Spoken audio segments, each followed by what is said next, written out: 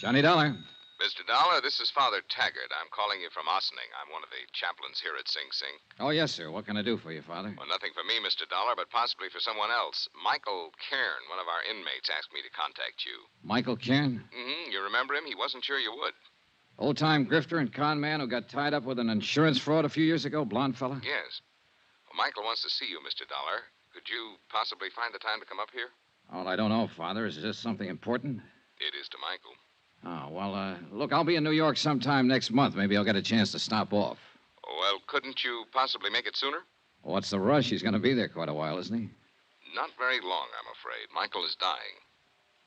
All right, Father, you can expect me.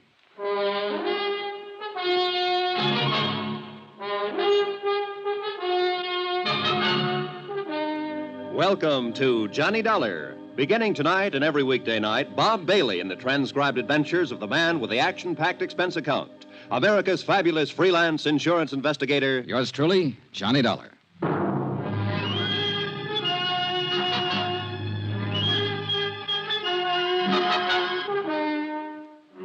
Expense account submitted by Special Investigator Johnny Dollar to the Allied Casualty and Insurance Company Limited, Markham Building, Hartford, Connecticut. Attention, Ed Barth, Controller's Office. This is an accounting of expenditures during my investigation of the McCormick matter. Though you didn't authorize the investigation, Ed, I'm sure that once the facts are out, you will honor the following. Expense account, item 1, $7.95. Train fare and incidentals, Hartford to Ossining, New York. I was admitted inside the prison and greeted by Father Taggart. He's a tall, mild-looking man, a Jesuit, I believe. He had a pass all ready for me, and he led me straight to the prison infirmary. Just in here. Michael will certainly appreciate your coming, Mr. Dollar. I hope it satisfies whatever's on his mind. I can't imagine what it would be. You know, it was my investigation and testimony that put him in here, Father. He told me all about that, and I'm sure it has nothing to do with why he wants to see you. See, his lungs started to go about 2 years ago, and there's just been no way to arrest the condition. Does he know how close he is? Oh, he is. And he's not afraid to die. Here we are, Mr. Dollar. Oh. What? Hardly the same man I remember, Father. He's had it bad lately. Lost a great deal of weight. Yeah. Asleep? Yes. Michael. Michael. Oh. Hi, Father. I brought someone to see you. What'd he say? Hiya, Mike. Oh, thanks for coming. Thanks, Johnny. Thank Father Taggart here. He's an all right guy, Johnny. He's just like you. I always said you were the best insurance cop. Here, what's all this? I'm kicking out, Johnny. Didn't you tell him, Father? He told me, Mike. Guess I didn't live right. I'll be back in a little while. Thanks, Father. You take it easy, Mike. A lousy place to die, prison. But I ain't got my choice, thanks to you. Well, it's just that you picked to do a couple of things that the law and some insurance companies didn't agree with, Mike. I don't hold none of that against you. The guy does what he does. I don't know how to tell you this. Maybe I better get the doctor. You shouldn't be talking so much. No, wait. Johnny, look, you know I'm no crybaby. When the doctor gave me the news, I got to thinking.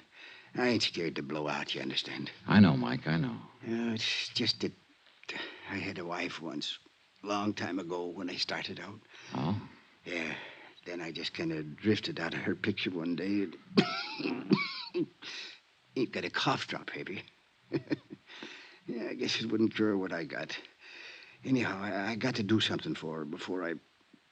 Well, Johnny, I lay here and I get myself an idea. Yeah, Mike? Johnny, if there was some real easy money lying around, would you pick it up for me? Depends on how clean it is, Mike, and where it's lying. Yeah, sure. Well, it's clean, all right. You can find that out for yourself. All right. Now listen. Till they moved me down here in the infirmary, I roomed upstairs with Jojo Penney. You know him? No, don't believe I do.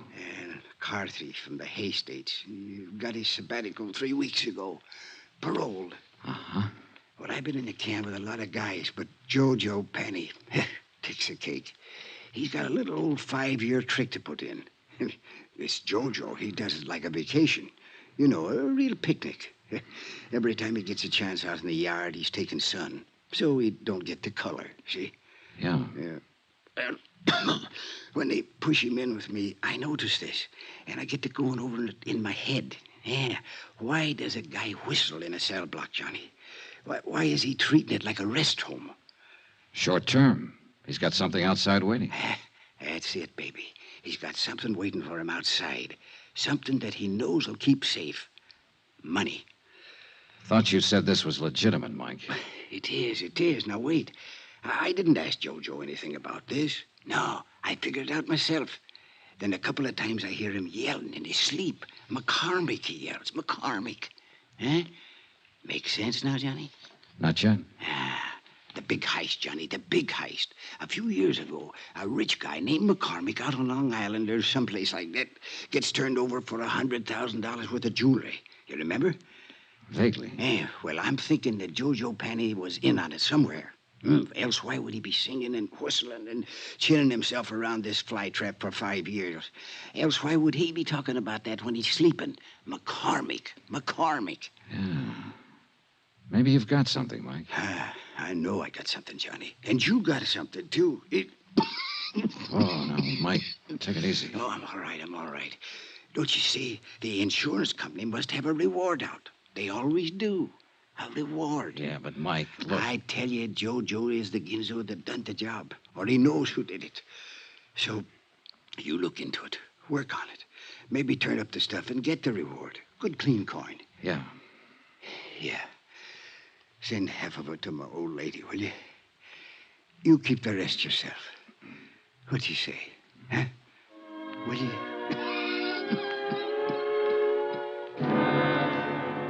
Ego facultati mihi ad apostolia, sedi tributa indulgentiam plenariam. Mike Kern died 3 hours later. Et Filii, The last living thing he did was Sancti. wink at me. Amen.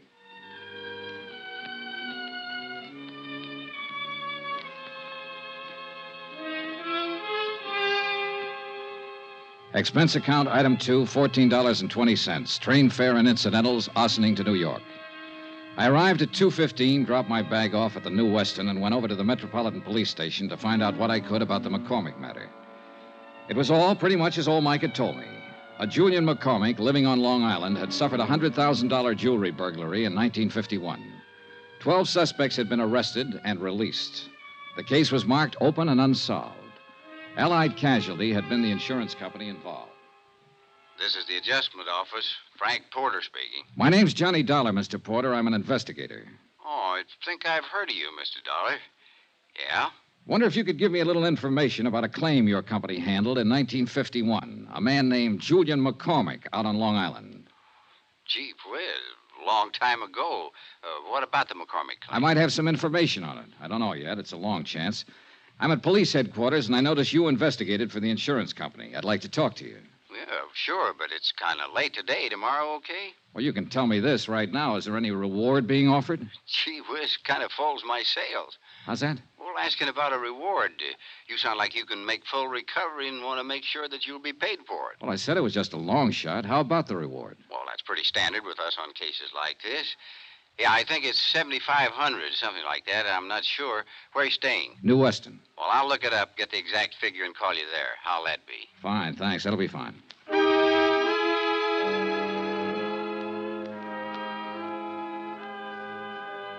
Before I left the police station, I turned out a mug on Jojo Penney. He was a big, broad-shouldered lad with plenty of beef, and a list of petty convictions, 4 of them in New York State. The last one was for carrying concealed weapons. His parole status was good, though, and the parole officer furnished me with his home address. The Allen Hotel, rates day, week, or month, 115th Street.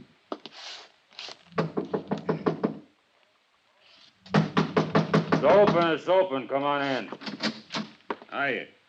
Looking for Joe Penney.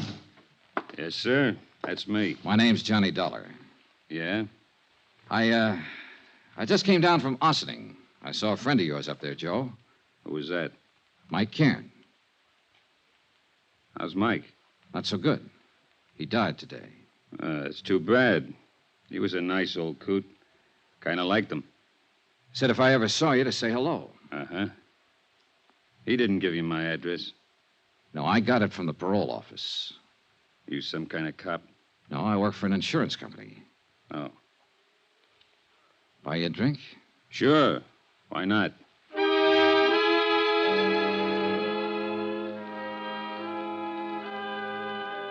Expense account, item 3, $4 even for drinks. I wanted to look at Jojo, Penney, and talk to him, and figure out how I was going to go about getting information from him.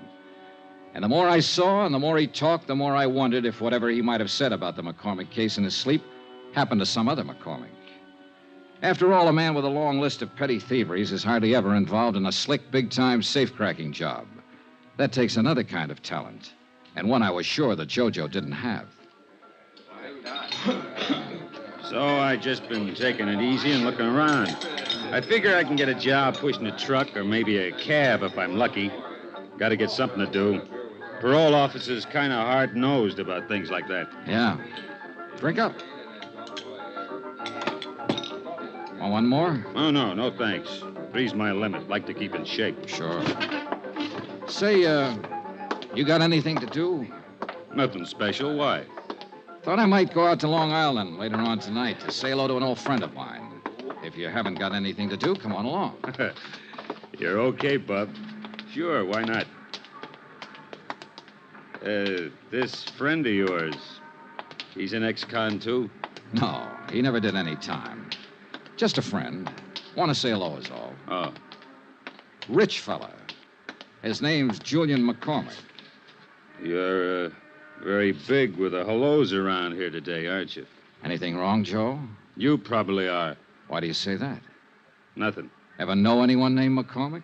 I knew a guy named Arnie McCormick once back in Salt Lake City. We were pals for a while. Oh. Yeah. Arnie was killed in the war. He'd got himself drafted in the infantry. Maybe he's related to my friend Julian McCormick out on Long Island. He wasn't related to anybody, not that bird. I'm leaving. I want to get up early tomorrow. Why not come with me? Thanks for the drinks. He drifted off down the street and left me standing there. And one thing I was sure of, he had the name McCormick on his mind. Whether it was the right McCormick or the right case, I didn't know. Anyhow, he was my one big lead. So I was back at his hotel early the next morning and talking to the desk clerk. Penney, did you say room 210? Yeah, that's right. Vamoose. What? He left bag and baggage last night. Well, where did he go? What's his forwarding address? He didn't say. Just left.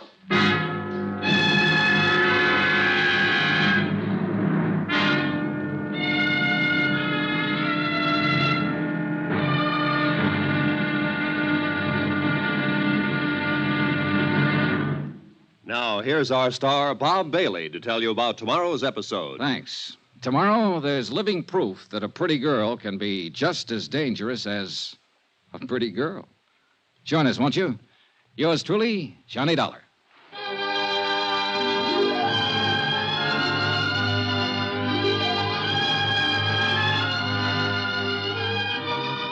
Yours truly, Johnny Dollar, is transcribed in Hollywood. Written by John Dawson, the entire production is under the direction of Jack Johnstone. Be sure to join us tomorrow night, same time and station, for the next exciting episode of Yours truly, Johnny Dollar. Roy Rowan speaking.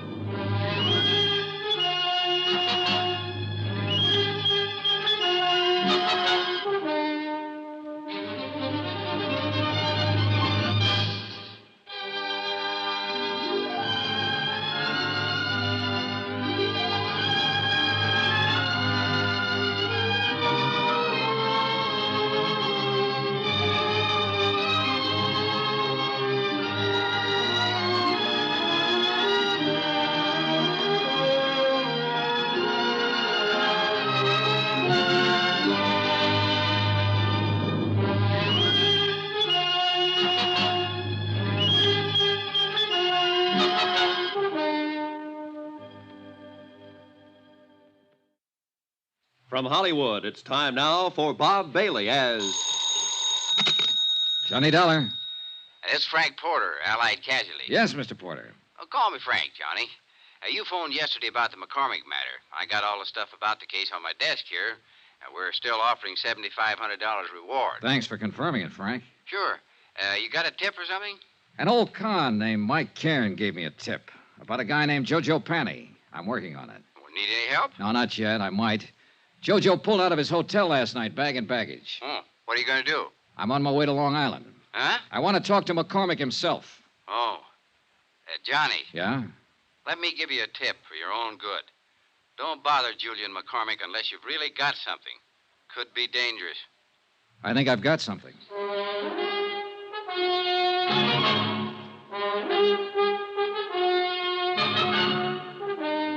Tonight and every weekday night, Bob Bailey in the transcribed adventures of the man with the action-packed expense account. America's fabulous freelance insurance investigator. Yours truly, Johnny Dollar.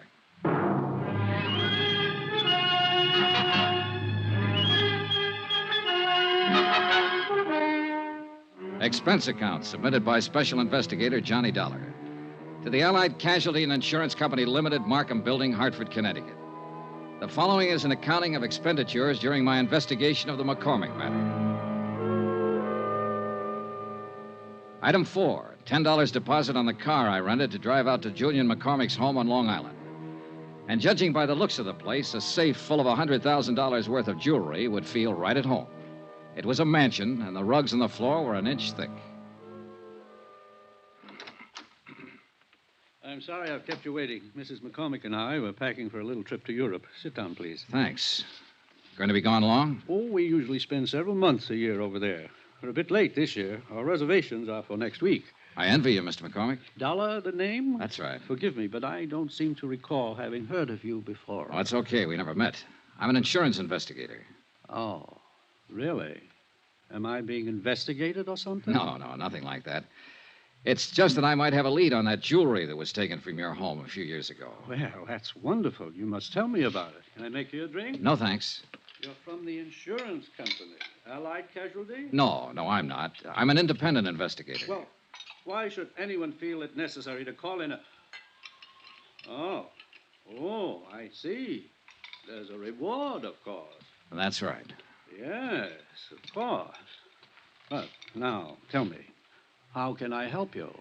Well, I'm just checking a few things, Mr. McCormick. I haven't even gone over it with the man who handled the case for Allied. Possibly I have run into something that'll help. I don't know.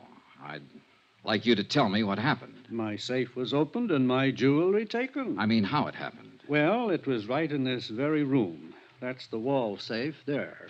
Uh-huh. Mrs. McCormick and I had just returned from our honeymoon. 5 years ago it was. Yeah?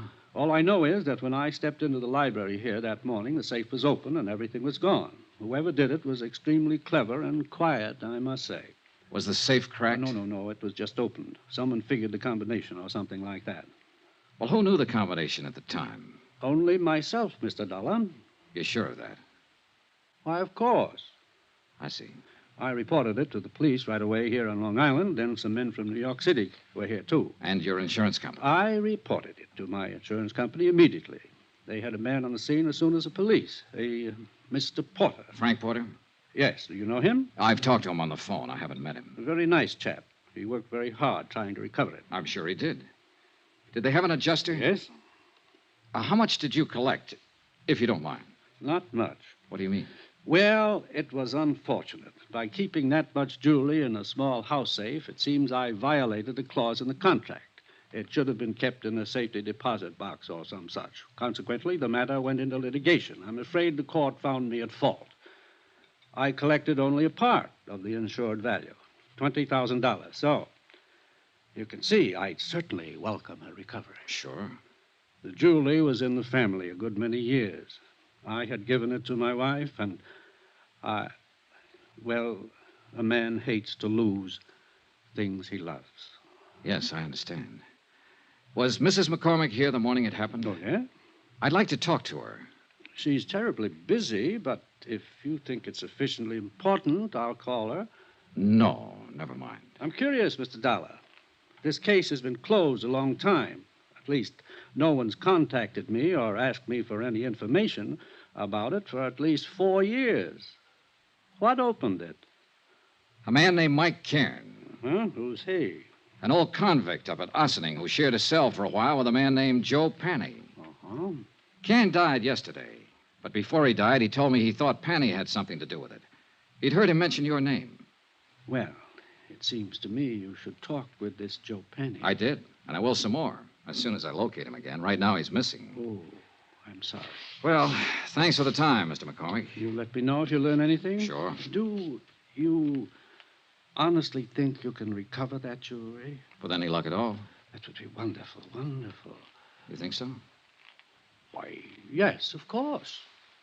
Mrs. McCormick might be glad to know about it, too. Huh? You said it was her jewelry. I don't know why I said that to him, just a sudden impulse. But he wasn't smiling when he walked me to the door, shook my hand, and patted me on the shoulder. I had a funny feeling that Mr. Julian McCormick was scared like a rabbit of me. I drove back to the city, had lunch at Walgreens, and dropped into Allied Casualty's New York office to pick up the folder on reward information. I met Frank Porter and liked him right away, a big, red-headed man in a tweed suit. Well, gee whiz, Johnny, it makes me feel older than ever doing this. How come? Well, I weighed 15 pounds less when this case started, June 1951. Here we are. These are pictures of the stuff. Uh-huh. Now, that one they call Tierra del Fuego. Huh?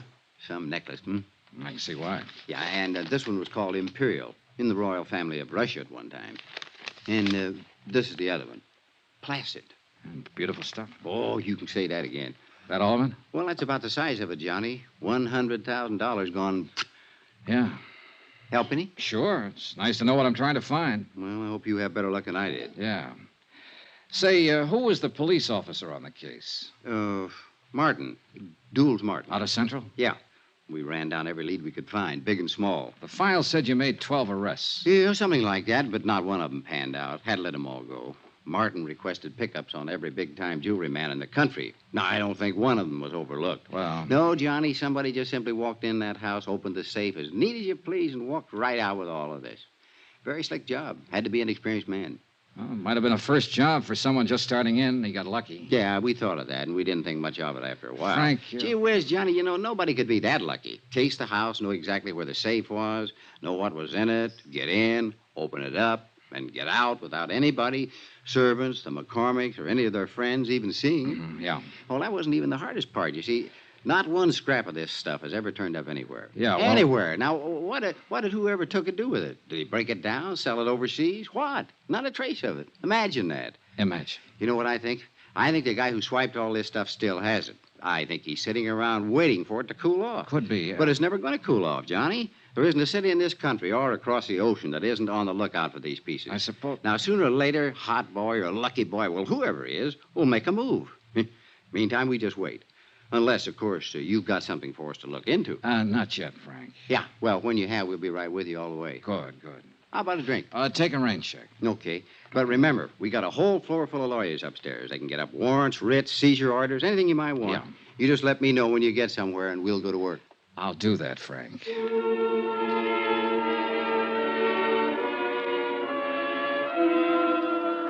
I left Frank Porter and went back over to the parole office to see what had developed with Joe Penney. After all, if he didn't report in, he'd be in violation of his parole, be in real trouble. But nothing had developed. He hadn't put in a change of address, nothing. So I went back to my hotel and had some dinner. Then I shaved, changed my clothes. Expense account, item 5, $1.50 cab fare.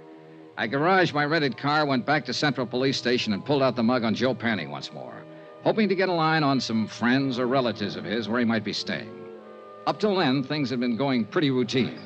Then a clerk from the parole offices stepped across the hall. Hi, Mr. Dollar. Hi. Thought it was you I saw in here. I wasn't sure. How's it going? Fine, fine. Talk to your friend Jojo Penney yet? Not today. Why?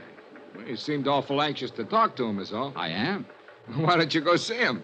You playing games? I've been trying to find out where he is all day. And I already told you. You what? Sure, I gave it to you half an hour ago when you phoned. When who phoned?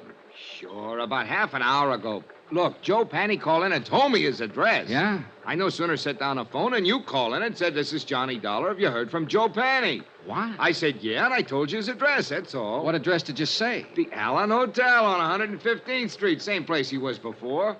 What's the matter, you forget? It took me 10 minutes to get from the police station over to the Allen Hotel. 10 minutes of wondering who'd put in that call and used my name. I went up the stairs, 2 at a time, up to the second floor. And right at the top of the landing, I bumped into a dark-haired woman wearing a silver fur piece. Oh, Oh, I'm sorry. I didn't see you. It's all right. You hurt? No, not at all. Please, let me go past. I'm in a hurry. Yeah, I'd be in a hurry, too. What do you mean? The gun. What? You should carry it on the inside of your purse. Oh, I didn't... Suppose I take it. No, let go of me. Fingernails, huh? Give it to me. All right, take it. She'd given it to me, all right on the side of the head. It didn't knock me out, but it did knock me off balance, so I tangled up with the hall table. And that gave her plenty of time to scurry down the stairs while I got out of the furniture and back on my feet. By the time I got down the stairs and out on the street, she was nowhere in sight. No one yelled, "I'm shot." No one did anything but what they were already doing.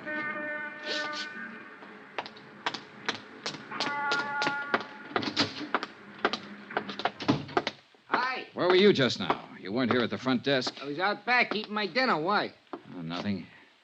You happen to see that woman who just ran through here? No. Tall, dark-haired woman, about 30, wore a mixed stole? Me? Yeah. Oh, you're kidding in this joint. Oh, brother. You still looking for Joe Penney? He lives here again, doesn't he? Yeah. Have you seen him? Where is he? Out. I sat down with myself and waited. A half an hour later, when the clerk went back to finish his dinner, I stepped over to the desk and borrowed his passkey and went back up the stairs to room 210.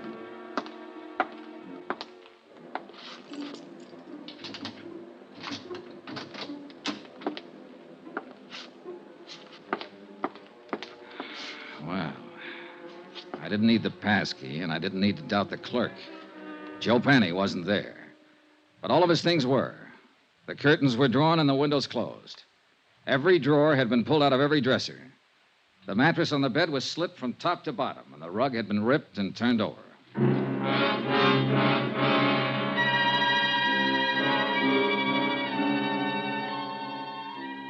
Expense account, item 6, $1, one drink. For me. I left Jojo's room, went to the nearest bar, sat down, and had a drink. A scared victim, a missing con, a dark-haired woman wearing a mink and a gun, and other things. Right then and there, I decided that Mike Cairns' tip had been pretty good at that.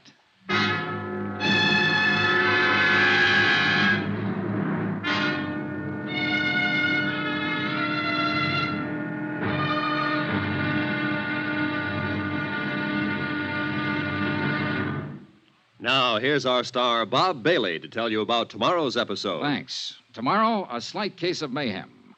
When the right guy turns up in the wrong place. Join us, won't you? Yours truly, Johnny Dollar.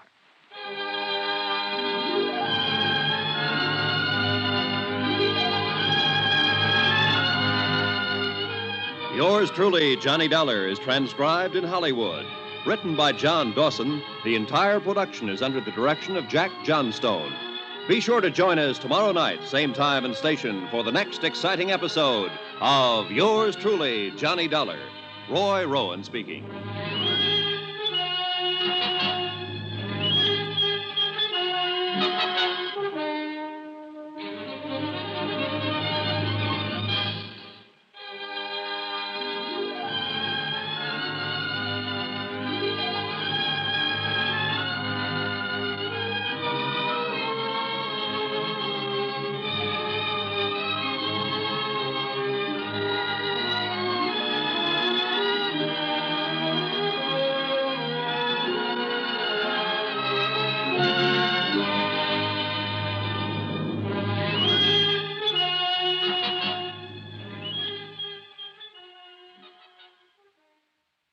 From Hollywood, it's time now for Bob Bailey as...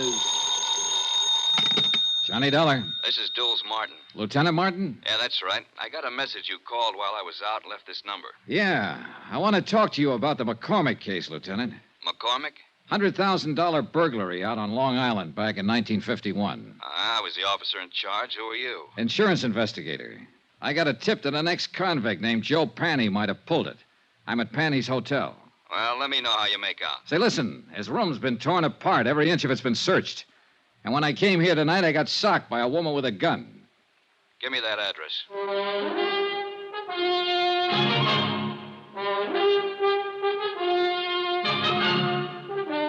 Tonight and every weekday night, Bob Bailey in the transcribed adventures of the man with the action-packed expense account. America's fabulous freelance insurance investigator. Yours truly, Johnny Dollar.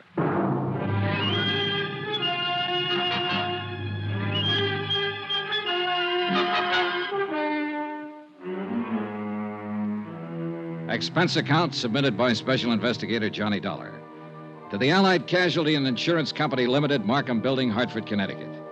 The following is an accounting of expenditures during my investigation of the McCormick matter.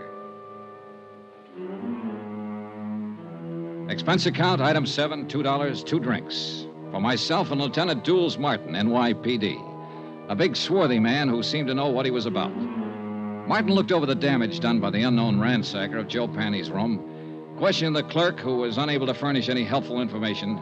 Then, because Joe Penney was officially a parole violator, ordered a general pickup.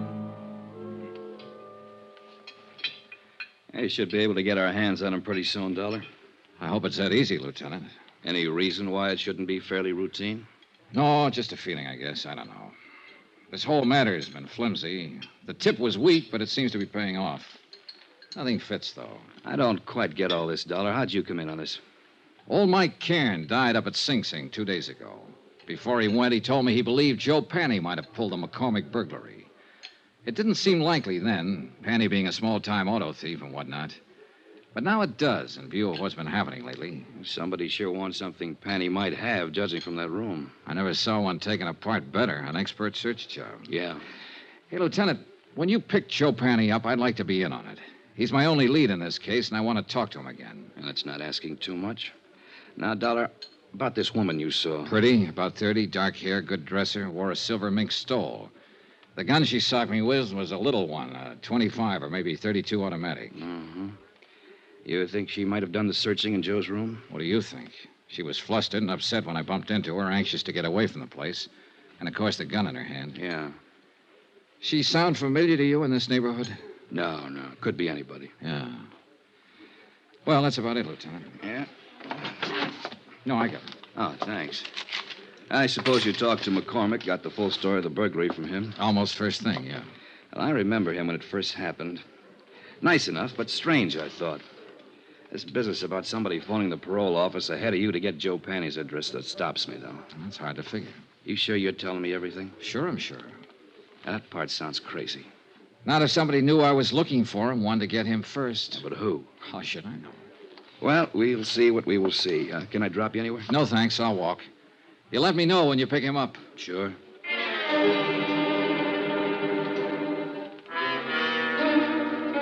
2 days passed, and I didn't hear from Lieutenant Martin. I finally phoned in, and a supplementary had turned up, no leads. Martin had men watching Joe's hotel. His former friends and acquaintances were being checked. Meanwhile, I decided to try and find out who the dark woman in the first stole had been.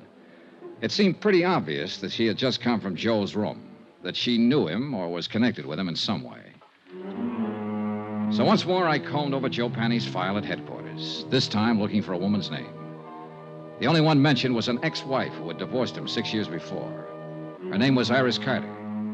At the Bureau of Vital Statistics, the marriage certificate and record of divorce proceedings gave me a composite picture of an unhappy and turbulent 3-year marriage. It also gave me a general description of Iris Carter that could very well fit the woman I'd seen briefly in the hallway outside Joe Penney's hotel room. There was a 6-year-old address to start on. Eunice? Is that you, Eunice? I said, is that you, Eunice? No, ma'am, I'm not Eunice. Oh, no, you sure ain't. You seen her? I don't know. I really don't know her. Oh. Well, what do you want? I'd like to talk to the manager. I want some information. What's your name? Johnny Dollar. What kind of information are you looking for? Are you the manager? Yes, sir, I am. Well, I'm trying to locate a woman named Iris Carter.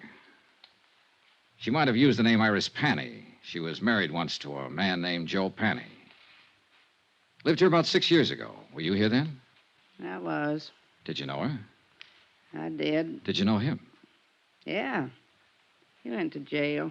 Does she live here now? She don't. Do you have any idea where I can find her? I don't. Well, do you happen to know if she ever Why worked do you want or... her? Just to talk to her. When did she move out? Oh, long time ago. 5 years, maybe. Uh-huh. What's your business? Insurance. Oh.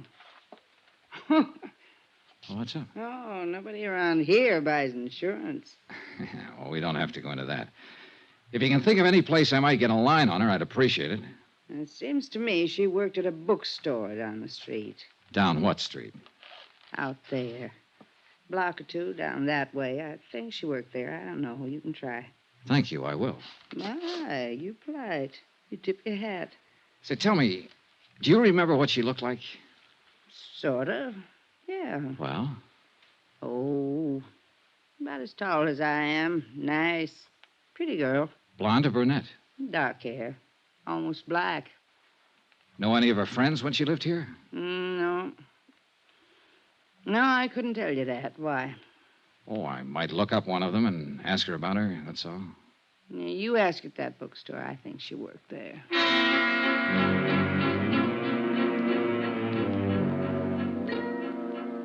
The bookstore Iris Carter Penney had worked in was as dismal as the neighborhood. The proprietor, a Mrs. Oles, yielded a little more helpful information than Iris Carter's former landlady.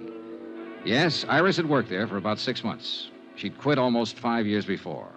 No, she didn't know where to find her.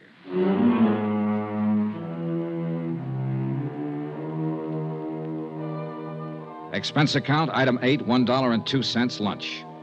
I had it in a neighborhood diner called the Showboat, a place where Mrs. Oles said Iris Carter had frequently eaten. The restaurant manager remembered Iris vaguely. She also remembered Iris's boyfriend. I asked for a description. She did better than that. She gave me his name, occupation, and address. An old rehearsal hall 2 blocks away.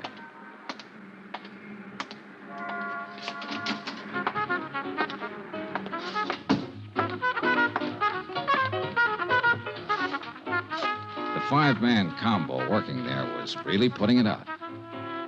Yeah, and the minute I saw him, I knew the boy wearing the trumpet was the one I was looking for. Just good looking and smooth enough to go with a girl Iris Carter sounded like. Smooth trumpet, too.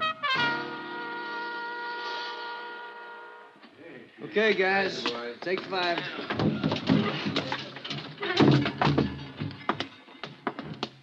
I'm looking for Jack Lang. You found him. I'm Johnny Dollar. Could we talk a minute? That's about all I got, Mr. Dollar. Want to smoke? No, thanks. Oh, man. Gets real tired out about this time of day. Yeah, imagine it does. The way you put it out. Well, everybody to his own racket. What's yours? Insurance investigator. Okay. Now what? Well, I've been asking around the neighborhood, and they tell me you once knew a girl named Iris Carter, or Iris Penney. Iris Carter. Go on. I'd like to find her and talk to her, and I thought you might be able to help me. Go on. I want to talk to her ex-husband most of all. I thought somehow she might know where to find him these days. He's in the can. He was released 3 weeks ago. No? Any ideas? No. I thought finding her might be a shortcut to him. I wouldn't think so. They were all washed up when I knew her. When was that? 5 years ago. She hadn't seen him for over a year then. Uh-huh. She didn't have much use for him. I don't blame her. How long did you know her? No, we went together for a while she worked at some crummy bookstore. Then she moved away, and I didn't see her after that. I think she said something about going back to Ohio. You think? I don't remember offhand. Well, let me put it this way. As far as I know, she's in no trouble. The one we want is her ex-husband. You'd be helping a lot if you could tell me where to find her. I don't know. I honestly don't know, and I sure wish I did. I'd like to find her myself. Why? Well, when she went with me, wasn't any good. I think she just walked out because she was tired of losers. Sick up to here, you know what I mean? Can't blame her. He gave her a pretty bad time. I didn't do much better. But now I got something. It's this little 5-piece outfit. Not much, but something. I'd like to show it to her and say, Iris, this is mine. You kind of had it bad, huh? Bad as a guy like me can get it. I know I'll probably never see her again as long as I live, but... boy, if another one like her ever shows up, I'm gonna be ready, Dad. Ever see her? No, she must have been something. Yeah. Take a look. Nice, huh? Yeah. I take it back. What back? About seeing her. I've seen her. When? Where? 2 nights ago in the hallway outside Joe Penney's room. You sure? I'm sure. She hit me with a gun before she left. The picture he had flipped out of his wallet was old and well thumbed. It showed a sultry kind of face that could have been 20 or 30 or 40. A wide, frank, smiling, happy mouth. Not the kind of girl I would imagine could ever be married to a Joe Penney. But there was no doubt about it. She had been married to him, and I had seen her. On my way back to the hotel, I dropped in to check with Lieutenant Martin. Hi. Hi. Doing any good? Any lead on Joe Penney? Nothing so far. This may take longer than I thought at first. Well, I've been out looking for his ex-wife. I didn't find her, but I found a few people who knew her. She was the one at his hotel the other night. Name's Iris Carter. You sure? Positive. I saw her picture. We better try to pick her up, too. I'll put it out right away. Fine. Well, I'll keep in touch. Oh, wait a minute. Don't go. Huh? We had some action here today. Sit down. Thanks. Julian McCormick called up, reported you. He said you came out there bothering him a couple days ago. He said he doesn't want to be bothered. Well, I only talked to him to get his story on the burglary. And I told him as long as you didn't break the law, there was nothing we could do to stop you from investigating. But he didn't like it. He seemed perfectly willing to cooperate with me when I talked to him before. Yeah, well, sometime these rich... Excuse me. Martin here. That's right. Well, how long ago? Okay. Well, they found your boy, Joe Penney. What? Yeah. He's on his way to the morgue. Harbor Patrol picked up his body a couple of hours ago, loaded down with slugs. Some case. And that ain't all, Johnny. Huh? His feet were burnt.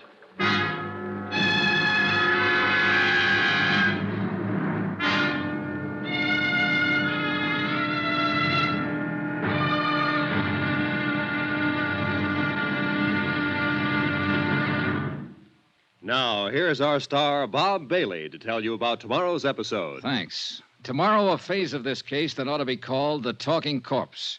For believe me, this one said plenty. Join us, won't you? Yours truly, Johnny Dollar.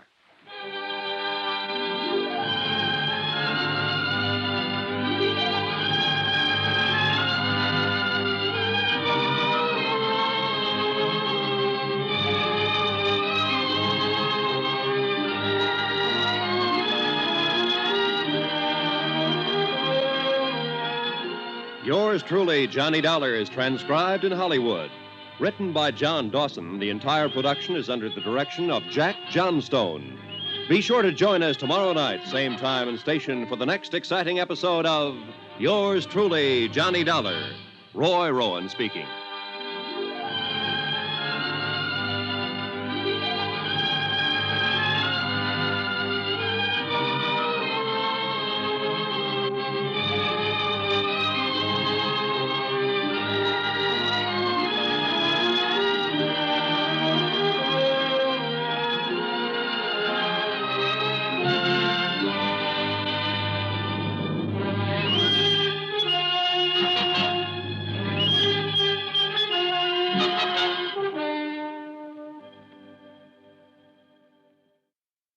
From Hollywood, it's time now for Bob Bailey as... Johnny Dollar. Frank Porter at Allied Casualty. How's it going, kid? I don't know. You ever find Joe Penney? The Harbor Patrol found him floating around the harbor. He'd been shot and his feet were burnt. What? Gee whiz, torture. Well, what can I do to help? Find a girl who was once married to him? Joe Penney had a wife? Yeah, she wears a mink stole these days and carries a gun. She's tied up with it somewhere. Her name's Iris Carter. Iris Carter. You've met her? Just long enough to get slugged with her gun. Well, wait a minute. I'd like to get it all straight. Can I come over? I'll be here.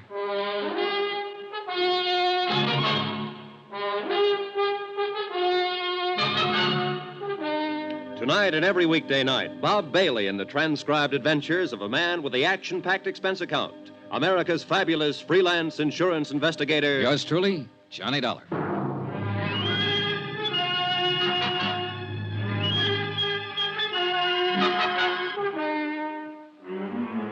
Expense account submitted by Special Investigator Johnny Dollar to the Allied Casualty and Insurance Company Limited, Markham Building, Hartford, Connecticut. The following is an accounting of expenditures during my investigation of the McCormick matter. Expense account, item 9, $14 even, secretarial services. I dictated a detailed report of the $100,000 McCormick case. I did it for two reasons. One, to make certain that Allied and the New York police were thoroughly informed of my part in the matter. And two, to review the case for my own benefit. One of the key figures, Joe Penney, was a murder victim. Attached is a copy of that report. I tried to cover as closely as possible my conversation with Mike Cairn at Sing Sing when he tipped me off that Joe Penney had something to do with the McCormick burglary of 5 years ago. Also, one conversation with Joe Penney, his subsequent disappearance, and murder. I had a copy for Frank Porter when he showed up at my room. He read it from top to bottom. Gee whiz, Johnny, if this isn't something. You come here for Joe Penney. It looks like he did the McCormick job. Now he's dead. You're stopped. What can you do? Find his wife, maybe? You're doing this at your own expense, aren't you? Oh, I think your company will pay for it in time. You have to recover the stuff. I know. You think you will? I think so, yeah. Well, your key man's dead. You'll have to start all over again. Maybe not. I don't really know whether Joe Penney was my key man or not. I still can't see a small-time auto thief working a big, slick safe burglary. Every indication is that he was the one. I know. I'd like to find that girl, Iris Carter, and talk to her about it. She's connected with it. Now, from what you say on the paper, yeah, very much. Oh, gee whiz, I feel like a fifth wheel. I'm not helping you a bit. You know, I handled this case for the company when it first broke. I worked with Lieutenant Martin for 6 months on it, and we didn't turn up a thing. You're on it 3 or 4 days, and you have all kinds of action. Well, I must have stepped in at the right time. Yeah. Johnny, Mm-hmm. somebody gunned Joe Penney down. Now, I know you like to work alone and do things your own way, but be careful if you stay on this. I get worried when somebody starts shooting. Oh, sure. I didn't get that, though. Why? If I keep on this, I wouldn't let it go now if my life depended on it. I'm going to find that woman, and I'm going to find the stuff. Sure. Well, gee whiz. Don't let anything happen to you. I won't.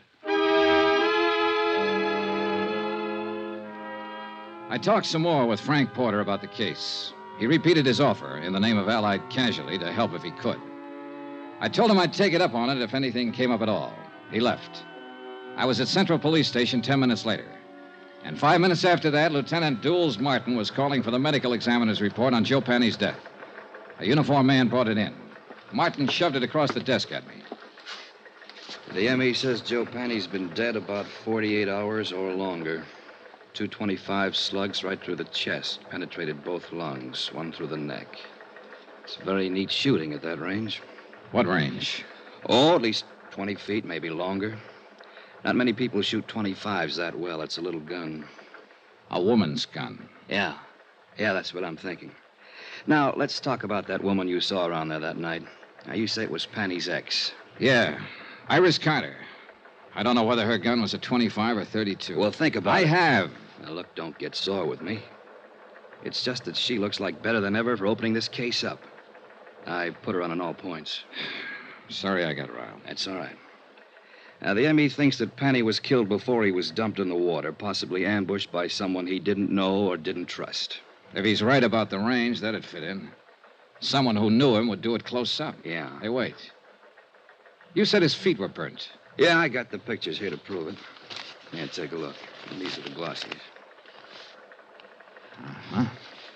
Now, these are the burns here, Dollar. Right here. Here and here. Yeah. Then he wasn't ambushed exactly. Look, I don't know what he was. But this is the crazy part. He was already dead when this happened. No rope marks on his legs or wrists. You don't sit still for burning, no matter how tough you are. It's fascinating, huh? Someone shot him down, then tried to make it look like he was tortured for information first. Cover up. He's supposed to look like he knew something or had something. And maybe he didn't know or have anything at all. Oh, how do you feel? Lousy. If the burning was cover up, then maybe the big search of his room was cover up, too, to throw us off. To throw you off. Not me. I wasn't in on it then. Yeah. Well, one thing that's genuine. What's that? The corpse.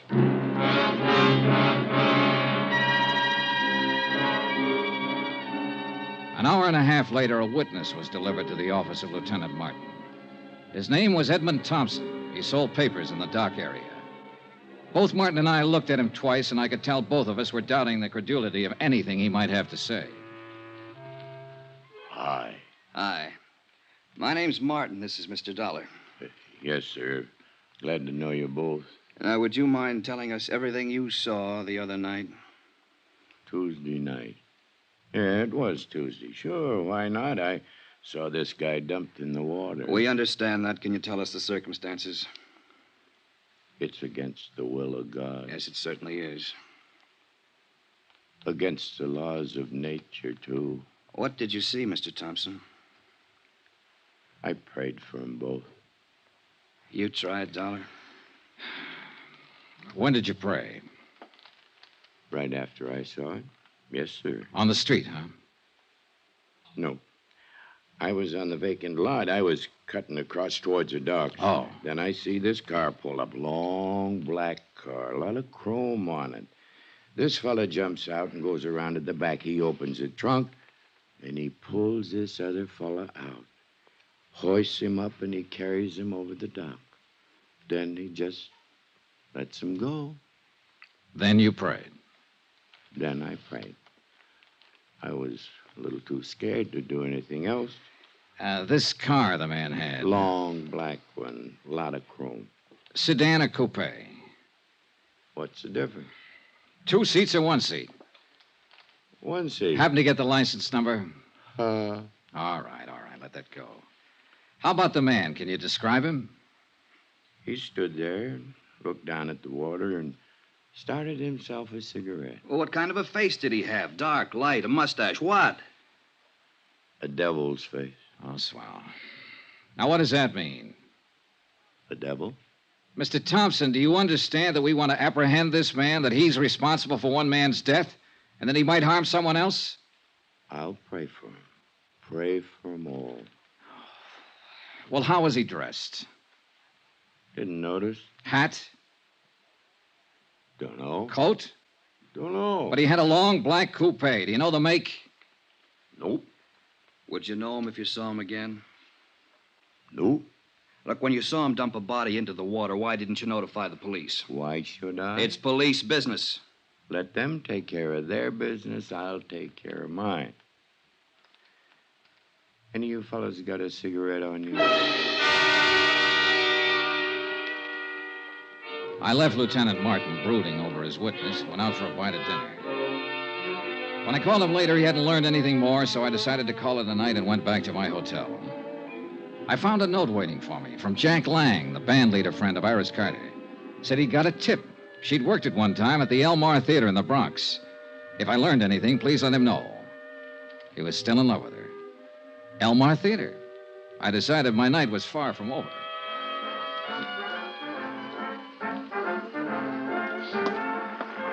Hey, you. Buy a ticket out front if you want to look at the girl. I only want to see one. Her name's Iris Carter. Does she work here? I just told you, go buy a ticket out front. Just tell me this. Does Iris Carter work here? Is the name familiar to you? Have you ever seen her or heard of her? You give me any more trouble, I'll clouch. I told you, go out front. Can't you answer a simple question? I'm looking for Iris Carter. Iris Carter. You don't have to yell at mister. He never heard of it. What? Call me a cop, Gloria. This Never mind, guy's Pop. giving me... Never mind. I'll take care of him. Come on, you.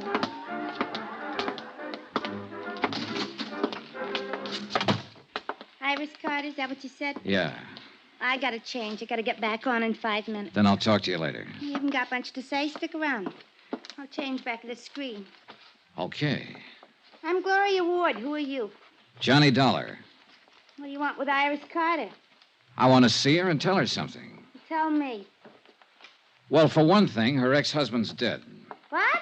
Oh, better watch that screen. Oh. Say that again. Joe Penney, her ex-husband's dead. No kidding. That no good bum is really dead. Yeah. Where can I find her? She don't work here no more. Hasn't worked here in 4 or 5 years. She quit. Well, where is she? You took over from the old man out there when you heard me mention her name. You've satisfied yourself that I'm really looking for her, so suppose Don't you... flip with me, mister. I'm not satisfied about anything. Where is she? She got herself married to a nice guy. Good for her. Is she in town? You sure you just want to see her and tell her Joe's dead? That's about it. I thought maybe she might be able to help me and the police find out who killed him. He was killed? 2 days ago. They found his body today. Well, you know, Are you a cop? I'm an insurance investigator. And you have to see her? You want it put in writing? Don't get in a huff. What I'm getting at is this. Quick change, huh? Now listen. Iris is good. You know what I mean? And she's married to a nice guy now. Will any of this make her trouble? Not if she hasn't done anything wrong. Well, I can tell you she hasn't. If it does make trouble, it'd be a shame. She's set up nice, and I like to see a girl set well, don't you? Certainly. Well, I haven't seen her almost since she left here, but... Well, you look like a right kind of guy. I believe you. Thanks, Gloria. She lives out in Long Island now. Her name's McCormick. Iris McCormick. By the time I said goodbye to Gloria and walked out the stage door and got out into the alley, I thought I had most of it again. The ex-wife of an ex-con married a wealthy Long Islander named McCormick.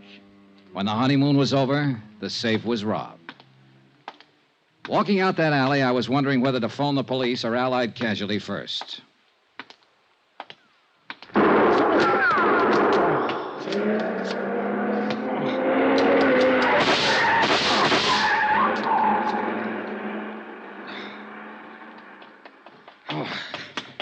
Shooting. You've been hit. Oh, it isn't bad. Did you see him? I didn't see nobody. The car. See the car, the one that just gunned out. Oh, the car we had, a long black coupe, a lot of chrome. A fella didn't have his lights on. Hey, that's against the law. Hey, you need help, mister. No, I'm all right.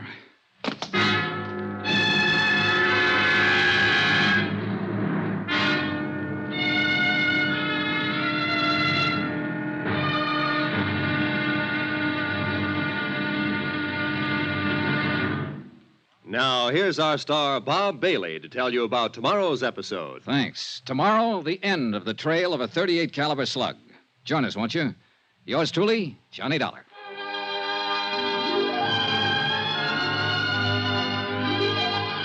Yours truly, Johnny Dollar, is transcribed in Hollywood. Written by John Dawson, the entire production is under the direction of Jack Johnstone. Be sure to join us tomorrow night, same time and station, for the next exciting episode of Yours truly, Johnny Dollar. Roy Rowan speaking.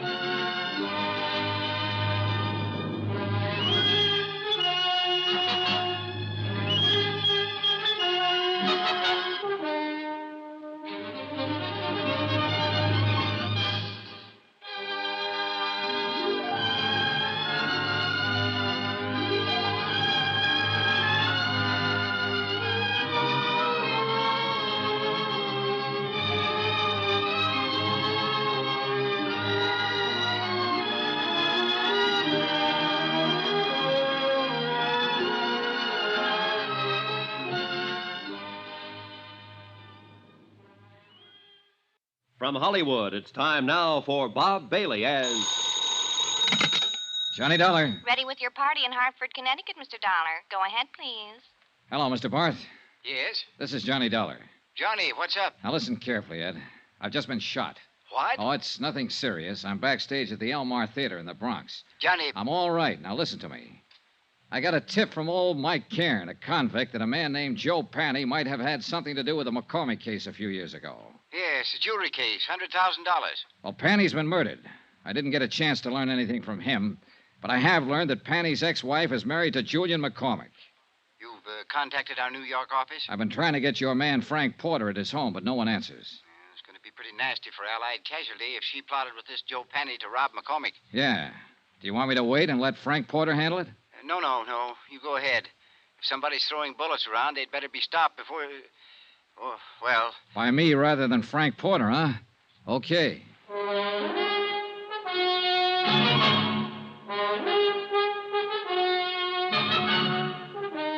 Tonight and every weekday night, Bob Bailey in the transcribed adventures of the man with the action-packed expense account, America's fabulous freelance insurance investigator... Yours truly, Johnny Dollar.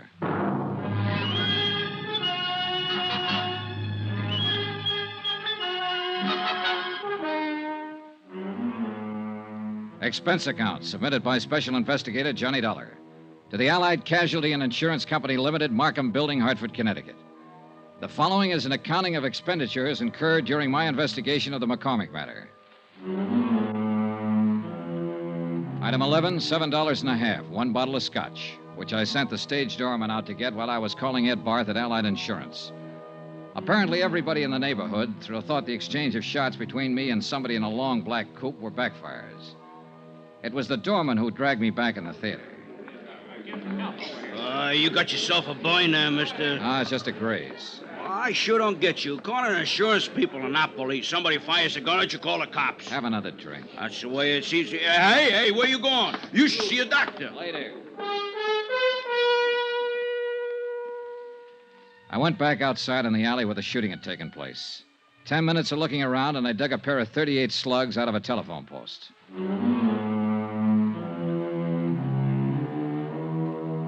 Expense account, item 12, $4.35, cab fare, Elmar Theater to Long Island. It was 12 o'clock straight up when I got to the McCormick home. There were no lights burning, and apparently everyone had retired for the night. I checked the garage first. A 55 Cadillac convertible and a 4-year-old Jag. No warm motors, no black coupes. I went to the house.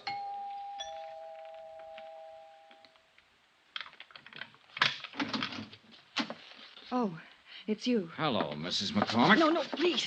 Please don't come in here. My husband. Oh, please. I don't know who you are, but I remember meeting you at the hotel the other day. I'm Johnny Dollar, an insurance investigator. Insurance?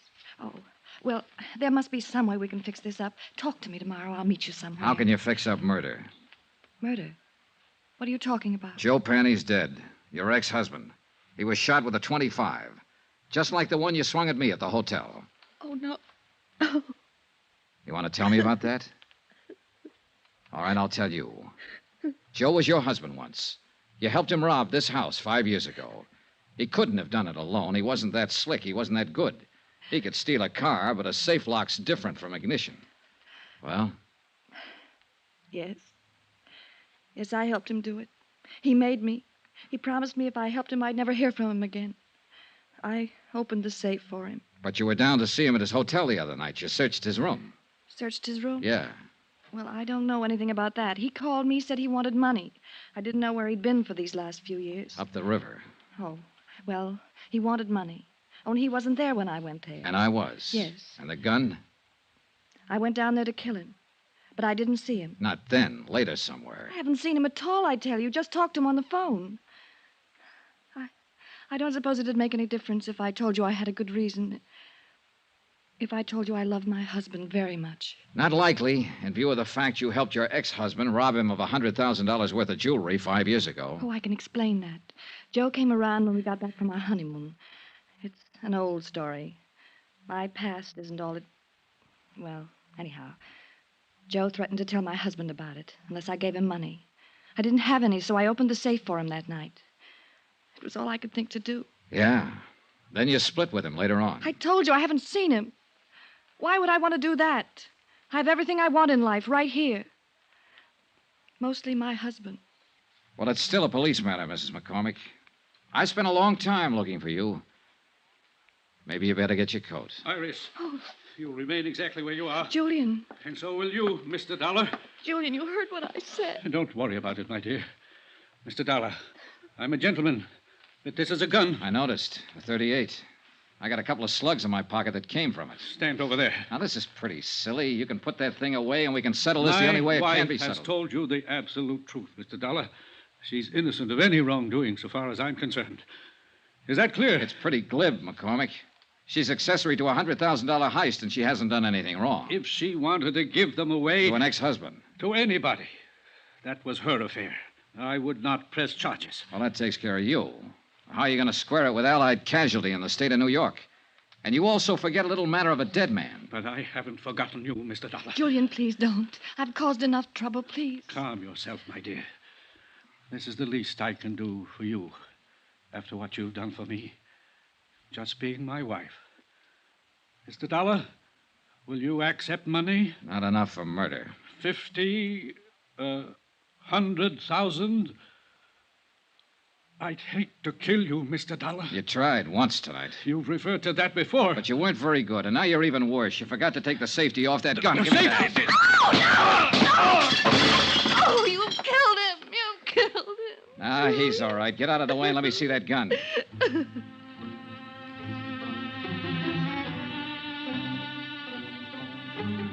I wasn't interested in either one of them for the moment.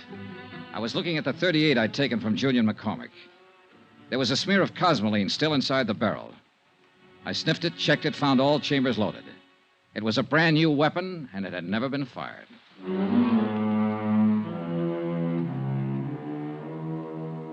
Expense account item 13, $5.50, cab fare again, this time from Long Island to an apartment in Queens. The man I wanted to see was Allied Casualties man Frank Porter. He lived in a very polite neighborhood. That's apartment 203, but Mr. Porter is not in, sir. I'll wait for him. Yes, sir. It's all right if I sit in your lobby, isn't it? Oh, yes, sir. Yes, sir. But I'd prefer that you waited somewhere else. You would? Well, this is a rather exclusive apartment building, sir, and we don't like people loitering in the lobby. Well, I'm on a pretty exclusive mission. But you don't like the mud on my clothes and the tear on my coat, huh?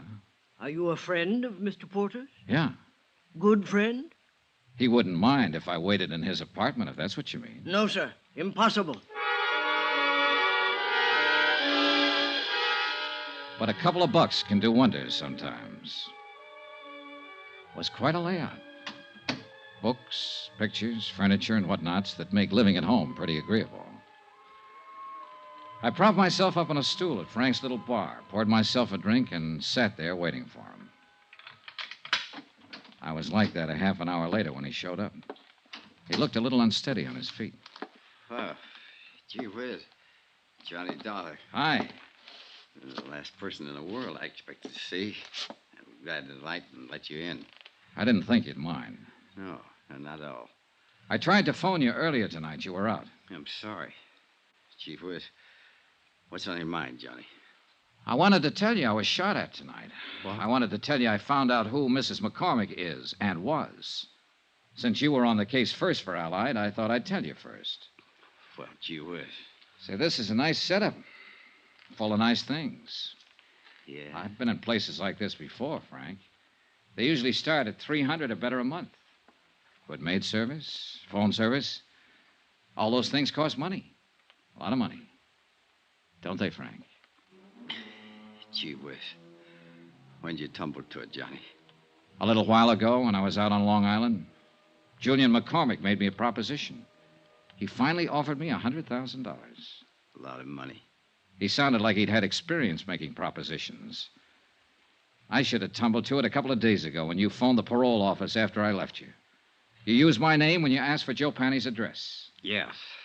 I wondered if your tip was on the right track. I didn't figure Joe Penney was eligible for parole so quick. I had to get to him before you did. He wasn't the kind to keep his mouth shut. You shut it for him, didn't you, Frank? Mind if I sit down, Johnny? Now, go ahead. They'll be strapping you down one of these days. Gee whiz. No $150 a week investigating claims by nice places like this. It was one of those lucky things, Johnny. When I was called to Long Island to investigate that heist 5 years ago, I met McCormick's wife. Happened to recognize her as Joe Penney's ex. And you knew McCormick was in love with his wife enough to pay you to keep quiet. I gave him service for his money. The cops would have broken that case in 24 hours, but I covered up all the tracks I could find. And I made it real safe by seeing Joe send up the river. How? Just tipped off the cops to some of his hot car deals, and they picked him up. He happened to be carrying a gun, so he got the works. Then you just sat around drawing blackmail from McCormick. Gee whiz. Don't look at me like that, Johnny. Every guy has his price. How about you? That's the second offer I've had tonight. It's a good one. Joe Penney was a dumb guy. He picked up that jewelry and went right downtown and plunked it in a safe deposit box. It's been sitting there all the time he was up the river. Still worth... Sorry, Frank. You sure? I'm sure. Chief Whiz. Chief Whiz, Johnny, you are a good dick. You don't buy off. I just wanted to see, I guess. Sure, Frank. Well, do we go in quietly? You'd be surprised, Johnny, how quiet. You better dial for an ambulance if you want me to go to the trial. What?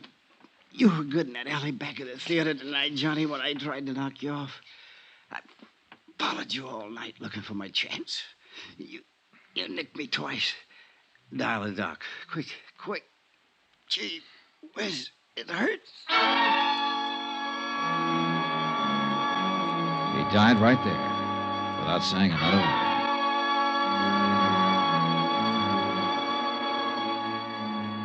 The disposition of the case and what to do about Frank Porter, an insurance adjuster who goes bad, is a matter I don't have to handle.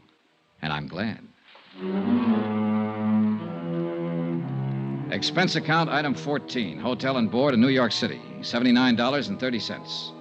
Item 15, $84, legal fees and incidental expenses involved in locating the widow of Mike Cairns, who it seems is still alive somewhere in Iowa and will accept half the reward as promised. Item 16, $14 even, transportation back to Hartford. Expense account total, $265.91. Remarks? Gee whiz. Yours truly, Johnny Dollar.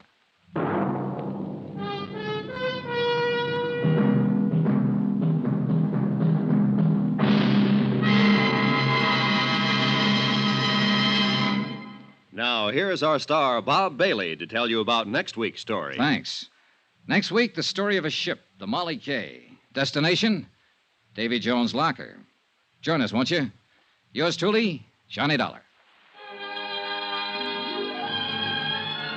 Yours truly, Johnny Dollar, is transcribed in Hollywood. Written by John Dawson, the entire production is under the direction of Jack Johnstone.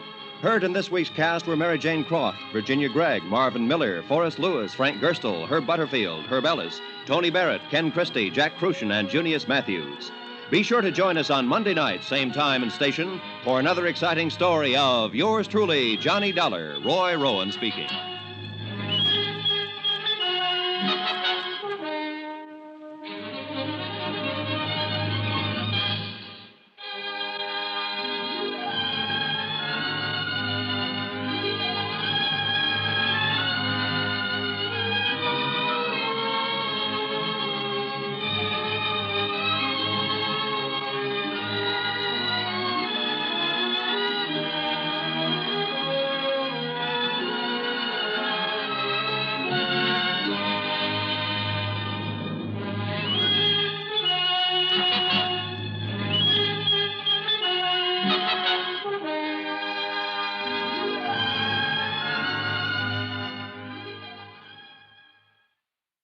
From Hollywood, it's time now for Bob Bailey as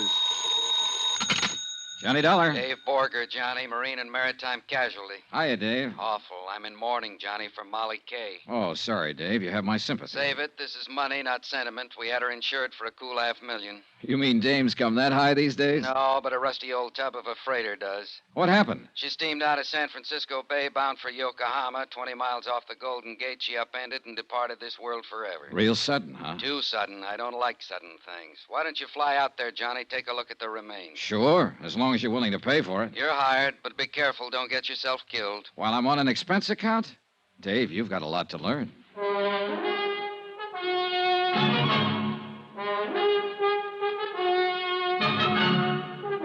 Tonight and every weekday night, Bob Bailey in the transcribed adventures of the man with the action-packed expense account, America's fabulous freelance insurance investigator. Yours truly, Johnny Dollar.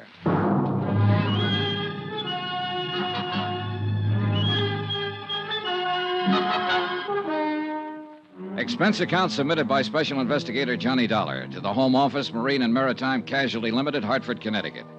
The following is an accounting of my expenditures during the investigation of the Molly K matter. Item 1, $164.50, plane fare and incidentals, Hartford to San Francisco.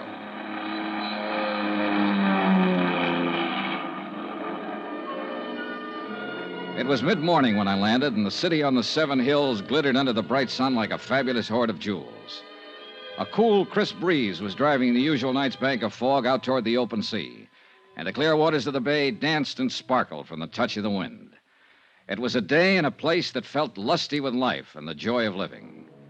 And yet 36 hours before, the freighter Molly K, with a crew of 43 men, had steamed out across this same bay, passed under the high arch of the Golden Gate Bridge, and disappeared into the gray oblivion of the Pacific, gone down to her death. Item 2, $1.55, local transportation. Limousine to my hotel, where I barely had time to check in, Then a taxi down to the foot of Market Street, where Harbor Master Tim O'Rourke, a grizzled old veteran of the port, was about to preside at a preliminary board of inquiry in the ferry building. All right, boys, all right. Let's have it quiet. Now, all of us know what we're here for, but just to make it official, I have to announce that this is the preliminary hearing of a board of inquiry investigating the loss by sinking of the vessel Molly Kay. Needless to say, for you that know me, the proceedings are going to be pretty informal. Yeah, you can be sure of that. All right. Now, the bare facts seem to go something like this. The Molly Kay cleared her berth at Pier 29 at 10:12 p.m. night before last. Destination, Yokohama. Primary cargo, grain. The Molly Kay was a steel-hulled Class C freighter, oil-fueled, with a steam turbine drive. She was under the command of her owner, Captain Edgar Brawley of San Francisco. Now, is Captain Brawley present? I am, but if you're expecting me to testify... Later, Captain, later. All right. At 10:38, the Molly Kay dropped her pilot and proceeded on out to sea. Fog conditions were reported at the time as medium to dense. Then at 12:49 a.m., the radio operator on duty at the Point Bonita Coast Guard station picked up the first distress signal. Now I'll call the first witness, the officer in charge of the rescue operation, Lieutenant Commander Barton Fields of the United States Coast Guard. Will you take the witness chair, Commander? Now raise your right hand, Commander. Do you swear the testimony The you are about inquiry to moved give along, is the whole truth but not and much nothing came but the out that truth, wasn't so help already known. The Coast Guard commander testified that 5 minutes after the first distress call, the Molly Kay had sent a second SOS, stating she was sinking rapidly by the bow. According to the message, the vessel had struck a submerged derelict. The captain and crew had taken to the lifeboats, and 2 of these were picked up immediately. A third boat, missed in the heavy fog, made shore and beached under its own efforts. Now, according to this report, 2 men, William Mack, machinist, and Benny Wong, steward, are still missing. Now, further search has now been abandoned, and these men are presumed to be dead. I think that's all, Commander. Thank you.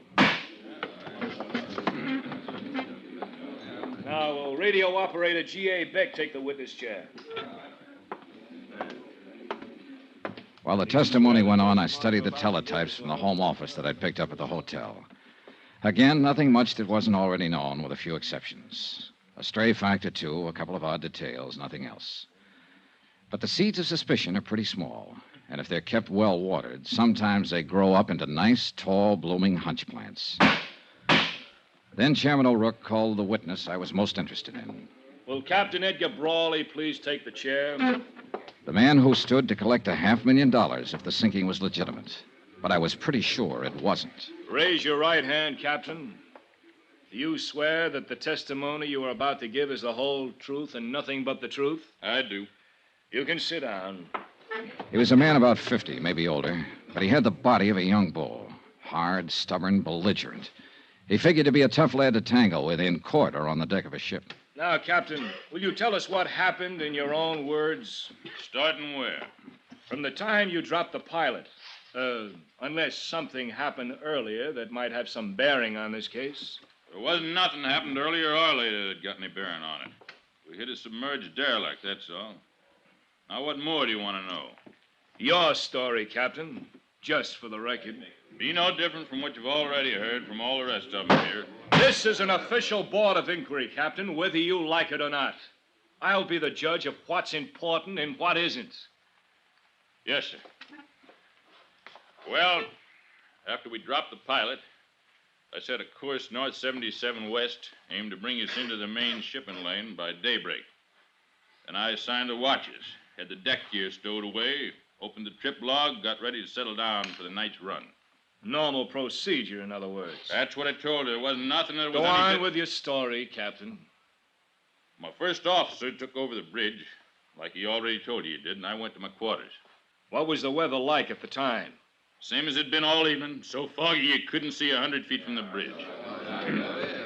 And you took all the usual precautions prescribed for such a condition? Of course. Go on. Well, it was a while before midnight. I was still in my quarters, awake in my bunk when she hit. It was a big crash, like a torpedo had took us, and the lights went out. We started losing the headway, and a couple of minutes later, the engineer cut the engines and pulled his fires. Water had busted right through number 1 and number 2 bulkheads and was rising fast in the boiler room. Must have ripped half the bottom out of her. What did you do next? I called the engine room gang on deck, and, well, then I give the order to abandon ship. She sank less than 10 minutes after we got the boats off. Well, I guess that's about the size of it. Submerged derelict in the shipping lane. It was an accident, pure and simple. All right, Captain. I guess there's nothing Mr. more Chairman. we can... Mr. Dollar? I wonder if I could have your permission to ask the captain a few questions. Well, it's kind of unusual, but like I said, this is an informal hearing, so, Captain Brawley, Mr. Dollar is a special investigator for the insurance company that holds the policy on your ship. His position here is unofficial, of course, and you're under no obligation. It's up to you. Well, I've told you all I know about it. I got nothing to hide, if that's what you're talking about. Not one single thing. All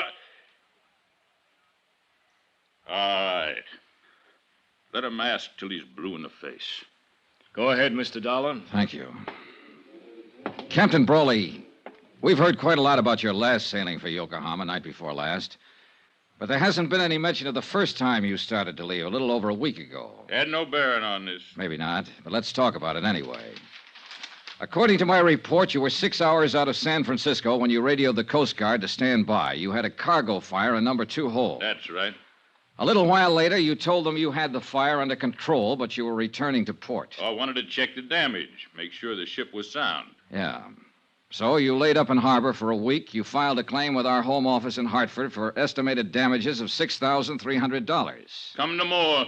But when the company appraiser called at your office on Pier 29, you refused him admittance to the ship, and an hour later you wired Hartford and canceled your claim. That's right. A $6,300 loss, fully covered by insurance, and you suddenly decided not to make any claim for it? I'd have lost more if I had claimed it. How do you figure that? Because I had found out that I'd have to lay up here for another 2 weeks while that sneaking company of yours checked the facts, as they called it. I had a cargo on board. I had a delivery date ahead of me. Couldn't afford to waste 2 weeks. What caused the fire? I don't know. Who found it and reported it? A man named Bill Mack. All right. He was one of the 2 men that drowned when the ship went down. What of it? What are you trying to make out of it? All right, let's quiet down now. Let's have order in here. Now, at the time of the accident, Captain, the sinking, we're led to believe that it was a little foggy out that night. You doubt it? No, not in the least. That's why I can't quite understand how you managed to see that submerged derelict. I didn't see it. Then who did? Nobody, as far as I know. That fog, you couldn't see your hand in front of your face. There was no fog the next day. The Coast Guard searched the area for hours, and they didn't see it either. Well, it probably sunk when we hit it. Just what are you getting at, Dollar? How do you know there was any submerged derelict, Captain? What do you mean? You said there was a big crash. All the crew members described the accident as a sudden hard shock. In fact, one of them, Mr. Hawkins there, who was up forward on bow lookout, said it felt like a blast, like something... No, you don't. Oh, no, you don't. Mr. Hawkins. I didn't say it was no blast. What I said was it just kind of felt like one. You ain't gonna go putting no words like that in my mouth, Mr. Dollar. You ain't gonna get me mixed up in this. Mixed up in what, Mr. Hawkins? In this here whatever's going on, or whatever you're trying to claim is going on. I just don't know nothing about it, about anything. And I just don't want anybody putting words in my mouth, that's all. Claiming I said something I didn't. Well... Just what exactly is it you're hinting at, Mr. Dollar? Not hitting, Captain. I'm saying it. I don't think there was a derelict.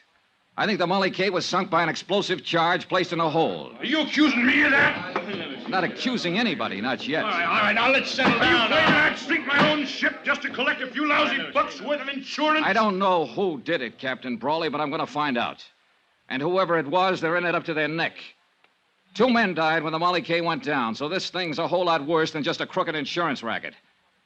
It's a case of cold-blooded murder.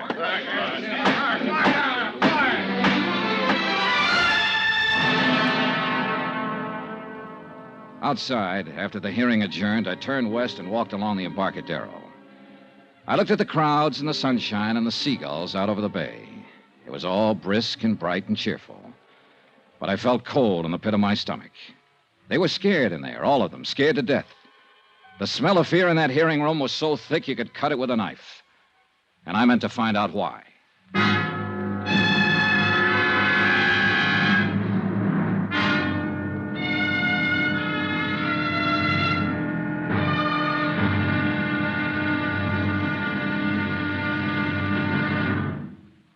Now, here's our star, Bob Bailey, to tell you about tomorrow's episode of this story. Thanks. Tomorrow night, a strange girl and a strange threat. And a promise that's stranger than both. Join us, won't you? Yours truly, Johnny Dollar.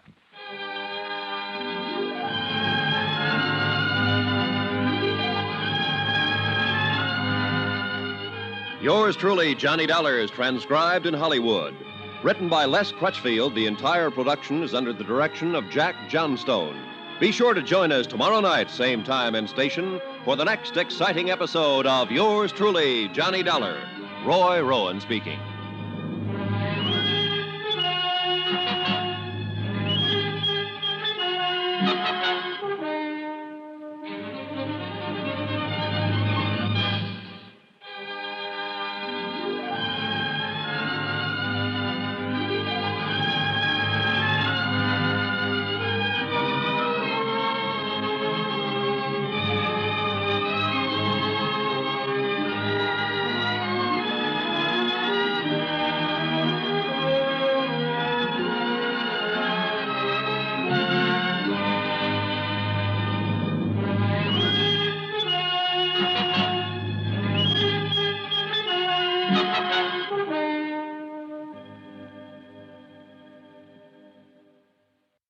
From Hollywood, it's time now for Bob Bailey as Johnny Dollar. You don't know me, Mr. Dollar, but you're going to. Well, I can hardly wait. You won't have to wait. I want you to meet me tonight. Where? On the waterfront. 9 o'clock. Yes? It's dark down there at 9. It might be dangerous. Are you scared? Strange women always scare me. Where on the waterfront? Pier 29. That's where the Molly Kay was birthed before she sank. Molly Kay was my mother. Meet me at 9? I don't know. Blind dates never work out for me. I'm always sorry afterwards. You won't be sorry this time. Is that a promise? That's a promise.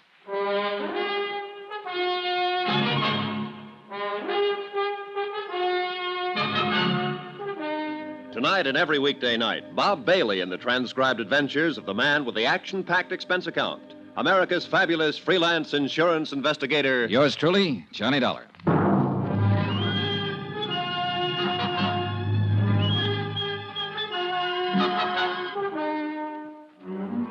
From Special Investigator Johnny Dollar, present location San Francisco, to the Home Office, Marine and Maritime Casualty Limited, Hartford, Connecticut. Assignment, the Molly Kay matter. Expense account continued. Item 3, $4.65. Food. I needed it. It had been a rough day, rough from the standpoint of legwork. I'd covered most of the usual sources and usual angles, and for all I learned, I might as well have stayed in bed. The freighter Molly Kay had sailed out of San Francisco Harbor and gone down in the Pacific, and nobody wanted to talk about it. They were all too busy shaking in their boots and looking over their shoulders, scared to death. I was even beginning to look over my shoulder. Item 4, 70 cents, taxi to the Embarcadero. Sure, I kept that blind date. I wouldn't have missed it for the world. Here, keep the change.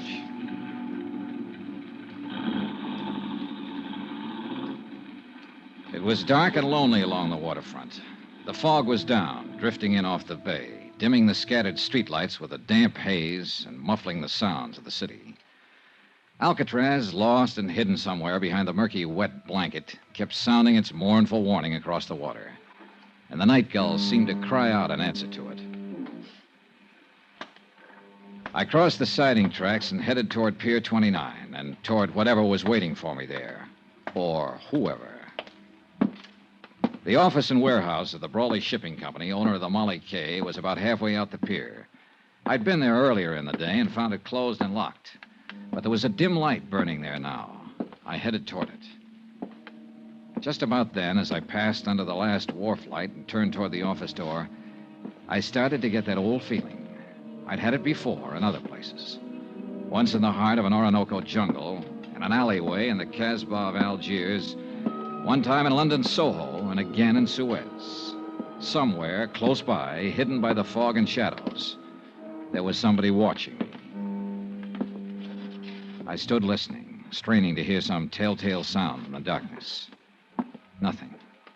But there were a dozen hiding places within a radius of 50 feet, and I wasn't fool enough to start searching them, not knowing what I'd find. I turned to open the door to the Brawley office. Get your hands up, Mac. He'd been standing behind a post right beside the door. Okay. Now, what are you prowling around here for? I was restless, couldn't sleep, and I love that foghorn. Wanted to get close to it. Knock it sort off, of... wise guy. This is a gun in your back, not a peppermint stick. Oh, don't say things like that. I faint easy. One more smart crack at... Wait a minute. Turn around toward the light. Sure. I'm always glad to oblige. Just sucker up. All right, come on, let go of it. Stop it. You Let go of that gun. You're going to break my... All right. Come on, get up, get up. Come on your feet.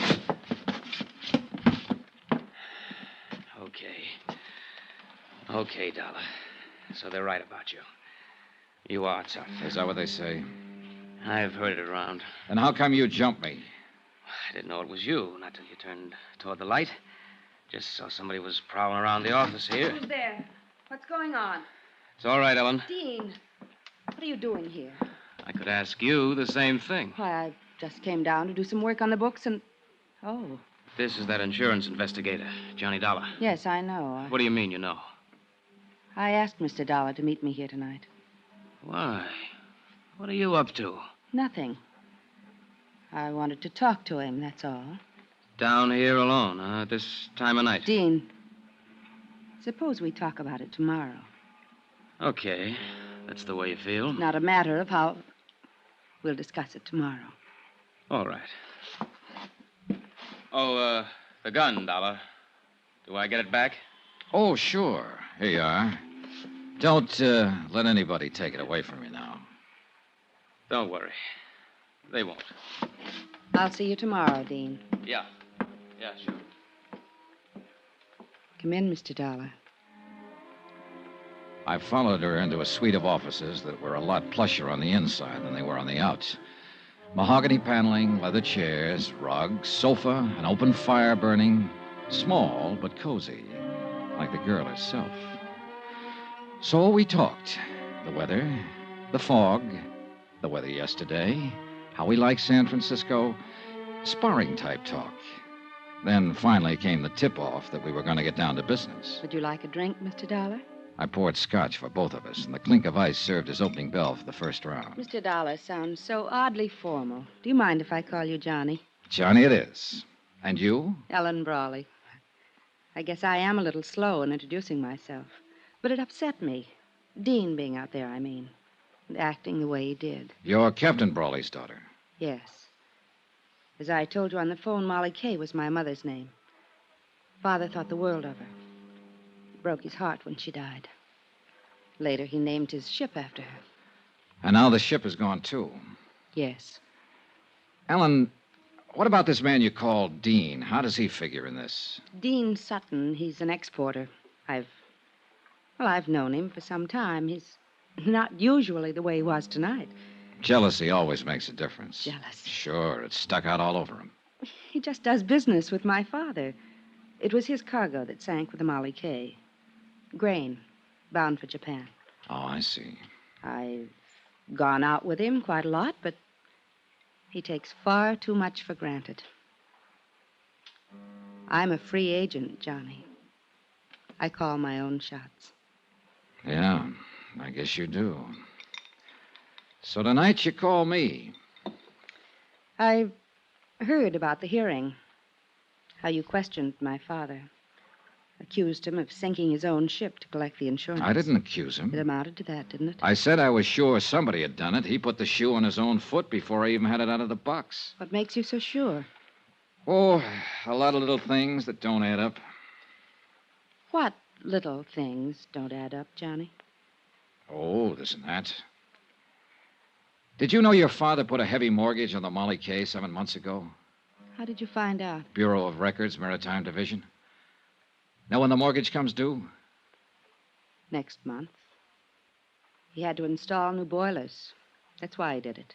And he'd have been able to pay it off after this last voyage. He'd also be able to pay it off after he collected the insurance and have a lot left over. You're wrong. You don't know my father. No, I don't. Do you know who holds that mortgage? A woman named Lu Tang. That's right. Better known as Shanghai Lou. She owns a nightclub up in Chinatown. Quite a girl. You know her? Very well.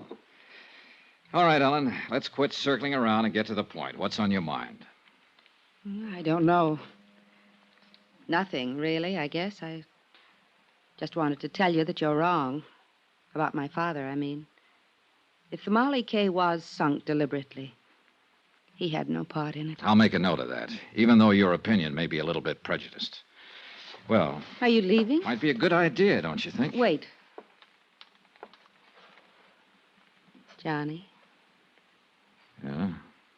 I was sort of hoping we'd be friends, maybe. Oh, I feel very friendly toward you. Do you, Johnny? As much as this. That much, Johnny? That's pretty friendly. I told you. I call my own shots. I know. But you didn't tell me you're engaged to Dean Sutton. I found that out from a newspaper It file. was all a mistake. It was his idea. And I thought you always called your own shots. Don't go, Johnny. I promised you on the phone that if you came, you wouldn't be sorry. I'm not. Good night, Ellen. Outside on the pier, the fog was thicker than ever. The wharf lights were dim glows in the swirl of mist, and sounds, even close ones, were muffled and hollow. I couldn't figure Ellen Brawley, at least not completely, where she stood in this and the reason for the pitch she'd made. I left the pier and turned west along the Embarcadero. Mr. Dollar? Huh? Over here. Get out of the light. Evening, sir. You're out late, Mr. Hawkins. Well, I was waiting around. I kind of wanted to talk to you. I saw you come in the taxicab earlier. All right, let's talk. I hope you don't hold it against me, jumping up in the hearing room that way, but I was scared. Scared of what, Mr. Hawkins? I don't rightly know. That's the trouble. But there's something strange going on, Mr. Dollar. And it ain't safe for a man to let on he notices. The whole crew feels the same way. That's why they ain't talking about it. About what? Things that's happened, things that ain't been brought out yet. And I wouldn't be talking neither if Bill Mack hadn't been a mighty good friend of mine. Bill Mack. He was one of the two men who went down with the ship. That he did. May he rest in peace. But you're wrong, Mr. Dollar. There wasn't two men. Bill was the only one. What? That Chinese steward, Benny Wong, he didn't drown. He was in that lifeboat that got to shore. Then the men in the boat knew it. Why didn't they say so? Well, they was scared to. He disappeared later, and they was all scared to say anything. I don't know what's happened to him since... Here, back of this wall. Keep your head down. I crouched behind the concrete tide wall, my gun drawn, and peered into the darkness, trying to catch some sign of movement behind the blanket of fog, listening for some faint sound that might be the giveaway. Nothing. And to go hunting in those shadows against somebody who knew the waterfront would be about as healthy as stepping out in front of a truck. I gotta get out of here, Mr. Dollar. I gotta get away from here. Hawkins, wait. I ain't doing any more talking. And it won't do you no good to ask. They know every move a man makes. I got nothing more to say. All I want is to stay alive. So that was that. Fear again. He was scared to death. And I couldn't very well blame him. That shot had come close. But there was one thing Hawkins hadn't thought of. I had. And I didn't like the thought. That bullet might not have been meant for him. It could have been aimed at me.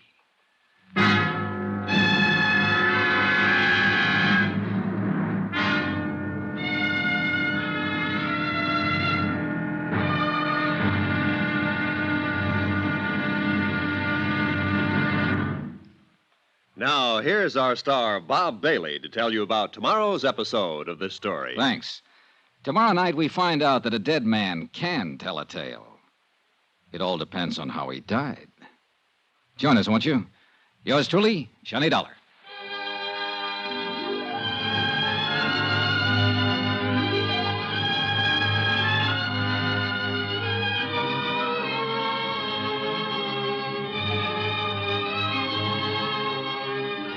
Yours truly, Johnny Dollar, is transcribed in Hollywood.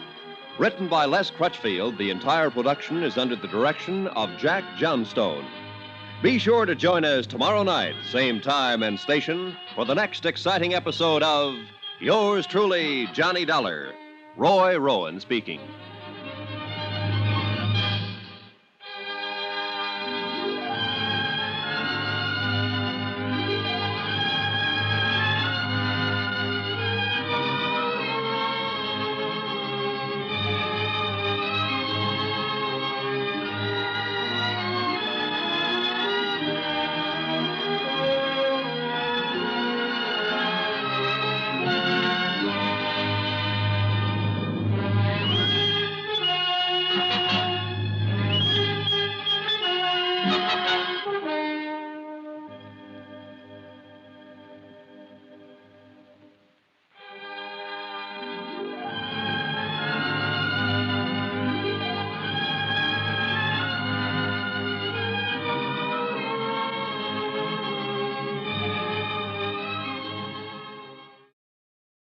From Hollywood, it's time now for Bob Bailey as Johnny Dollar.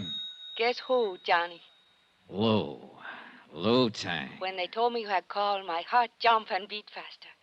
It has been a long time. Too long. Hey, look, I want to see you, Lou. Where are you? They only gave me a phone number. It's a waterfront bar, foot of Drum Street. Sailors hang out. Then I'll call a taxi. No, wait there. I've got a drunk on my hands. Well, get rid of him. Or of her. Can't do it, honey. This is a valuable drunk. You wait. I'll get there as soon as I can. And look, will you do me a favor, Lou? Anything you want, Johnny. Well, there's a man named Benny Wong. I think he's been hiding out in Chinatown for the last 2 days. Can you find him for me? So that is why you're here. The sinking of the Marley K. That's right, Lou. Too bad, Johnny. I'm sorry to hear that. Awfully sorry.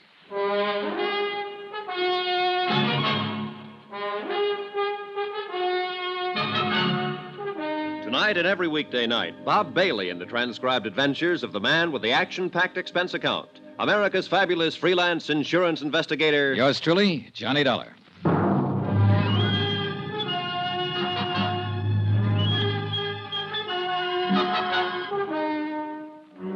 From Special Investigator Johnny Dollar, location San Francisco, to the Home Office, Marine and Maritime Casualty Limited, Hartford, Connecticut. Assignment, the Molly K matter. Expense account continued. Item 5, $11 even. Drinks. Consumed by one Josiah Hawkins, able-bodied seaman. Last berth, ship's carpenter on the freighter Molly K. And Hawkins was scared half to death. So the fear worked against the liquor, and the drinks weren't doing much good. Who was you talking to on the phone? A friend. You say anything about me? About me being with you? Nope. How about another drink, Mr. Hawkins? I had enough. What's the name of your friend, Mr. Dollar? Oh, you wouldn't know her. Just a girl I know here in town. Oh, a girl. Mr. Hawkins, did Bill Mack have a girl? Yes, he got himself engaged to a girl. I know what you're aiming at, Mr. Dollar. You're trying to play on my sympathy. He was your friend. That he was. One of the best. And now he's dead. Drowned in the Pacific when the Molly K went down. Whoever sank her is responsible for his death. You could help me if you would. It wouldn't bring him back. And I gotta think of myself. You're in more danger before you talk than you'd be afterwards. The whole idea is to keep you from talking. Huh? Sure, there's sense in that, all right. Somebody shot at you out there on the docks, tried to kill you. You'll never be safe as long as they're running loose. Well, Mr. Hawkins? The Molly K was sunk deliberate. We're sure of that, all of us that was aboard her. Things just wasn't right even before it happened. What things? Well, that fire, for one, 10 days ago, the first time we started out for Yokohama. Bill Mack was the one that discovered it. Did Mack think the fire had been set? That he did. He told the captain that. And you know what happened, Mr. Dollar? What happened? Captain Brawley knocked him down the bridge ladder. Told him to keep his mouth shut and not go around spreading wild rumors. All right. The second time you sailed, what happened? Well, as soon as we cleared the gate and headed out to sea, Bill and me was on watch. He had me cover for him while he sneaked down in the hold to see what he could find out. He still hadn't come back when it happened. I think you was right, Mr. Dollar, what you said at the hearing. What do you mean? We didn't hit no derelict. An explosion, that's what it was. In the bottom of the forward hold somewheres. I was on the bow deck right above it when it happened. What about that Chinese steward, the one who got ashore and then disappeared? Did you notice anything special about him? Benny Wong? Yeah. No. We was only a couple of hours out of port. I don't even remember seeing him. One thing, though, that seemed kind of funny at the time. What was that? The first mate done all the hiring for this trip, same as always, just one exception. Benny Wong was hired on by Captain Brawley himself. Uh-huh. And something else, Mr. Dollar. About Bill Mack being drowned. You was wrong about that. Bill Mack is alive? No, he was dead before the Molly K ever sunk. What? I went looking for him as soon as it happened. And I found him down on the lower boat deck, lying in a pool of blood. Somebody'd cut his throat. I'll have another drink now. I sat there looking at him across the table, not saying anything. There was nothing I could say. Bill Mack had been his friend. I thought over what he just told me, tried to fit it in with what I already knew. It didn't add up to an answer yet, not quite, but it was close, and it was getting closer all the time. Mr. Dollar, it's him. Huh? Captain Brawley over there. He just come in. Yeah, he's seen us, too. He's coming over this way. I gotta get out of here. Sit down, Mr. Hawkins. He won't start anything. You don't know him. You don't know how he is when he gets mad. No, but it looks like I'm going to find out. Well, Hawkins, seems like you're not very particular about the company you keep. Neither am I, Captain. Pull up a chair. What are you up to, Dollar? Offering him a bribe to testify against me? Don't need to. There's enough against you already. Yeah, there will be, more than likely, when you and them smart company lawyers get through. You insurance people are all alike. You're right there to collect when it's due you, but you squirm when it comes to paying off. Well, now, that depends on the circumstances, Captain, and in this case, well, I wouldn't go spending that money yet if I were you. That's what you've been telling them, huh? When I've got anything to tell, I'll tell it to the court. Yeah, along with anybody else you can turn against me. Like my own daughter, for instance. She even sneaked around and tried to turn her against me. Not that that took much doing. And Dean Sutton, owner of the cargo. But there's a limit to what a man will take, Dollar. And I took enough already. Now, you better quit pushing me. I'm warning you. Are you? Well, take your warning and stick it where it'll do the most good. You've been trying to block every attempt I've made to get to the bottom of this thing. You've dragged your feet every step of the way deliberately. Dollar, nobody talks to me like that. Then it's time somebody did. I think you're in this thing right up to your big fat neck. And if you are, I'm going to pin it on you. Not just for swindling. If you were behind the sinking of the Molly K, I'm going to see to it that you stand trial for murder, too. I warned you once. Look out, Mr. Dollar. Oh, no. Oh, all right, Captain. Learn it the hard way. Watch out, he's grabbing the bottle. Come and get it, Dollar! Sorry, the party's over right now.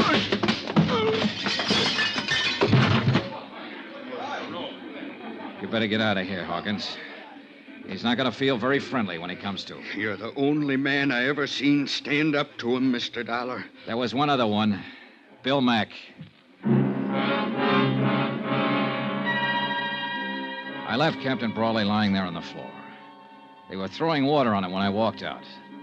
I hadn't wanted the fight, but there'd been no choice. And it had given me one new fact to fit in. The captain's coat fell open when he hit the floor, and I saw he was packing a gun. Expense account, item 6, 80 cents. A taxi fare to Chinatown and a rendezvous with Lou Tang. Shanghai Lou. A strange woman, this one. Wise, shrewd, and alert. Hard and tough when she feels that way. Soft as a kitten when she feels that way. Her nationality, history, age, nothing certain about any of that. But there's one thing that is certain. She's the most beautiful woman I've ever known. It is good to see you, Johnny. How long has it been? Last year, Lou, in Paris. How could you forget? I didn't forget. I only wanted to see if you had. Kiss me, Johnny. Oh.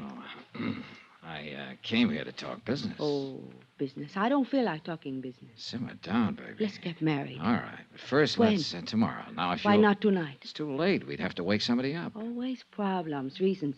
I don't think you even want to marry me. Sure I do. I've been mad, too, for years. Then why didn't you in Paris? Lou, it's no time to go into that again. Look, I'm on a case, a rough one. And it's just possible that you may be mixed up in it. Johnny, I did not sing Tamale case, so there you are. That takes care of the business. Let's get married. Will you sit back down there? That does not take care of the business. What more do you want to know? Several things. Benny Wong, for instance. That man you asked me about? Yeah, they said he went down with a Molly K, but I found out different from one of the crew. I have not found Benny yet, but I have people looking, so why don't you and I... Lou, I've known you too long. You're not fooling me. Fooling you? The patter is good, but it's not covering the fact that you're bothered. You've always bothered me, Johnny. That's not it. How do you figure in this thing, Lou? I don't really know what you mean by this thing, Johnny. You had a pretty heavy stake in the Molly K. $100,000 mortgage loaned to Captain Brawley. A sound business deal, that's all. I have investments in many ships that sail out of San Francisco. Ah. And of course, the investment was covered by insurance. Naturally. I made sure of that before I advanced the loan. Don't let the soft brown eyes fool you, Johnny. I'm a hard-headed businesswoman. Yeah, I know. It was a business deal, nothing else. Showed every chance of being a profitable voyage. He was carrying a cargo of wheat. The Tokyo grain market has been advancing steadily for 3 months. As to what happened, I don't know anything about it. I don't understand it. That's straight, Johnny. That's all I know. What about this fellow, Dean Sutton? Do you know him, Lou? I've met him. I understand he's engaged to Captain Brawley's daughter. But beyond that... Pardon me a moment. I'll see who it is. The visitor was a young Chinese lad.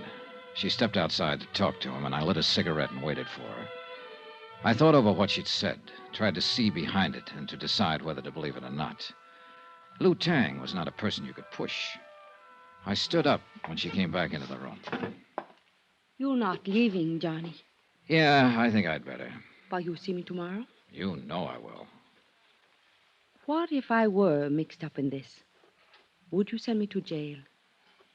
You know the answer. Yes. And you're the only man I know who would. I'd be gentle about it, though. I think you really would. You're sweet, Johnny. Awfully sweet. I'm a doll. I've made up my mind to take no part in this, to stay completely out of it. But I'm going to tell you something. What do you mean? That man who just came to the door, I've had him out looking for Benny Wong. Has he found him? Not yet. But he's found out something about him. Johnny, if the Malike was sunk on purpose, how do you think it was done? By an explosion in the bottom of the fort hold. Benny Wong was a demolition sergeant during World War II. He's rather well known as an expert on explosives.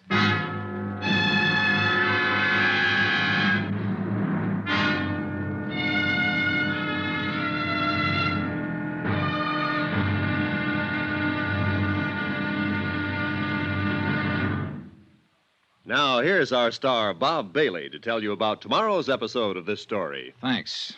Tomorrow night, a double cross, a double play, and a lovely girl forces the jealous sea to give up its dead. Join us, won't you? Yours truly, Johnny Dollar.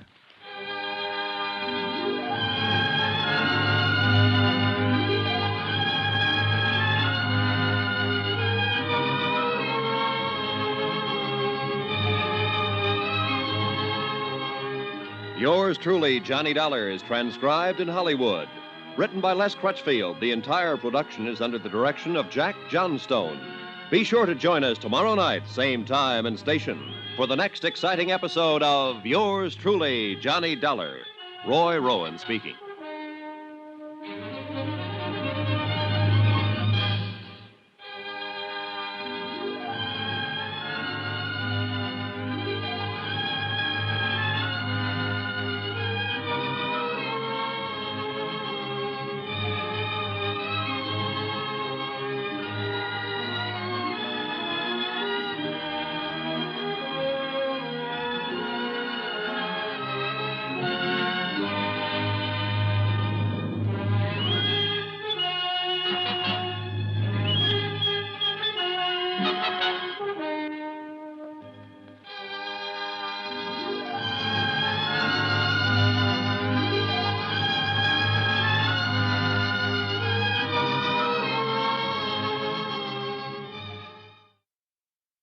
From Hollywood, it's time now for Bob Bailey as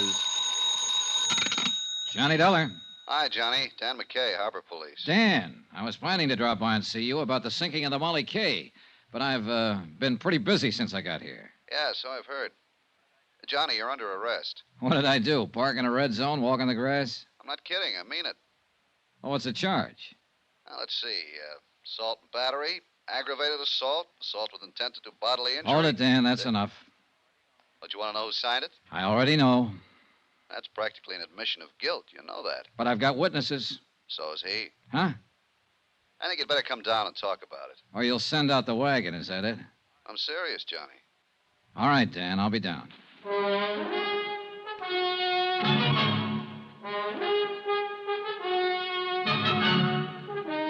Tonight and every weekday night, Bob Bailey in the transcribed adventures of the man with the action-packed expense account. America's fabulous freelance insurance investigator. Yours truly, Johnny Dollar.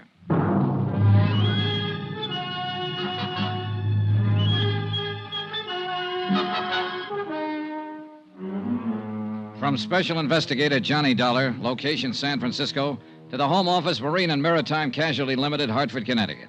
Assignment, the Molly K matter. Expense account continued. Item 7, a mere 60 cents. Taxi from my hotel to the foot of Market Street and headquarters of Inspector Dan McKay in charge of Harbor Police. I'd known Dan for years, well enough to realize that knowing him wouldn't make any difference. Not when he had a warrant to serve. I knew the charge wouldn't stick, of course, but it could slow me down. And I figured that was exactly why it had been filed. You may be right, Johnny. Maybe Captain Brawley did file charges just for nuisance value. Keep you out of his way for a day or two. That's exactly what he did. Nevertheless, the charge was filed, and a warrant has been issued. So what are you going to do about it? I know what I'd like to do about it. That's against the law, too. You know, you could be wrong, Johnny. Brawley may not be guilty of the Molly K sinking. I told you the whole story, Dan. The facts add up. What do you think? I think you've got an awful strong case, but it's still based on circumstantial evidence. Well, what else is there to base it on? The rest of the evidence is out past the harbor there, out beyond the Golden Gate, a mile below the surface of the Pacific. Yeah, I know. Most of the cases we handle here in the Harbor Division are like that. Well, then you can see the problem I'm up against. Yeah, I can see it all right. That's a big harbor out there, Johnny. Biggest natural harbor in the world. A lot of square miles of water. A lot of miles of shoreline. And a lot of ways of covering up a crime. As far as disposing of physical evidence, it's true. Body can be thrown into the bay, a weapon, so on. Sometimes we recover it, sometimes we don't. It's tough, Johnny. Yeah, I imagine. Real tough. Hey, that's the SS Maritonia, arriving from Ceylon, Java, the Philippines.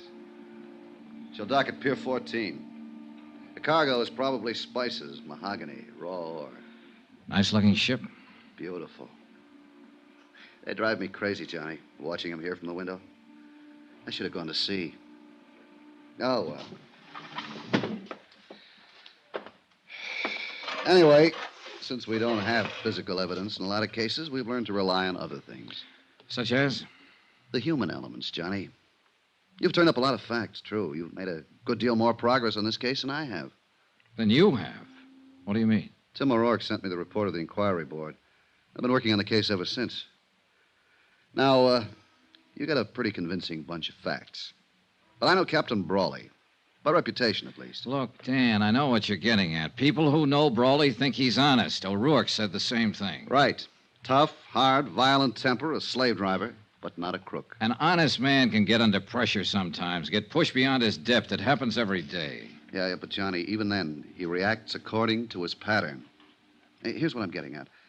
That murder on board the Molly K just before she sank, you said Hawkins told you the man had been knifed. Now, I can see Brawley slugging somebody with fist, club, or bottle, or even shooting a man. But not a knife. It's not in his nature. That's what I mean by human elements. And you're right, Dan. I agree with you. I don't think it was Brawley who killed him. Here's the way I see it. Brawley was pressed for cash. The mortgage on his ship was due in 30 days. He was carrying that grain for Dean Sutton on a contingency basis. He might not make any money, or at least not enough. He was probably doing it as a favor to his daughter. She and Dean Sutton are engaged. Yeah, I know, So Johnny. the first time out, he tried setting that fire on board. It didn't work. One of the crew, Bill Mack, discovered it before it got started. The Molly K returned to port, and Brawley filed an insurance claim. Then he got scared off an investigation and withdrew it. That's all guesswork, Johnny. So far, his second attempt, he contacted an expert on explosives, Benny Wong. And Benny pulled off the job for him, blew the bottom out of the ship and sank it. And what about the knifing? Well, Bill Mack was suspicious. He was prowling around the hold and caught Benny in the act of setting the explosive. Benny killed him, figuring the sinking would cover for him. But by accident, Hawkins stumbled onto the body before the ship went down. Well, that adds up, Johnny. It's hard to argue with you. I just can't see a captain sinking his own ship. It's been done before. Yeah, I know. Not everybody feels about them the way you do, Dan. And $500,000 is a lot of money. That's true. But 25 years of command means a lot, too. Deep sense of responsibility, integrity. Oh, pardon me. Inspector McKay. Oh, yeah. Just a moment. It's for you, Johnny. It was Lou Tang, Shanghai Lou. She'd called the hotel and found out where to reach me.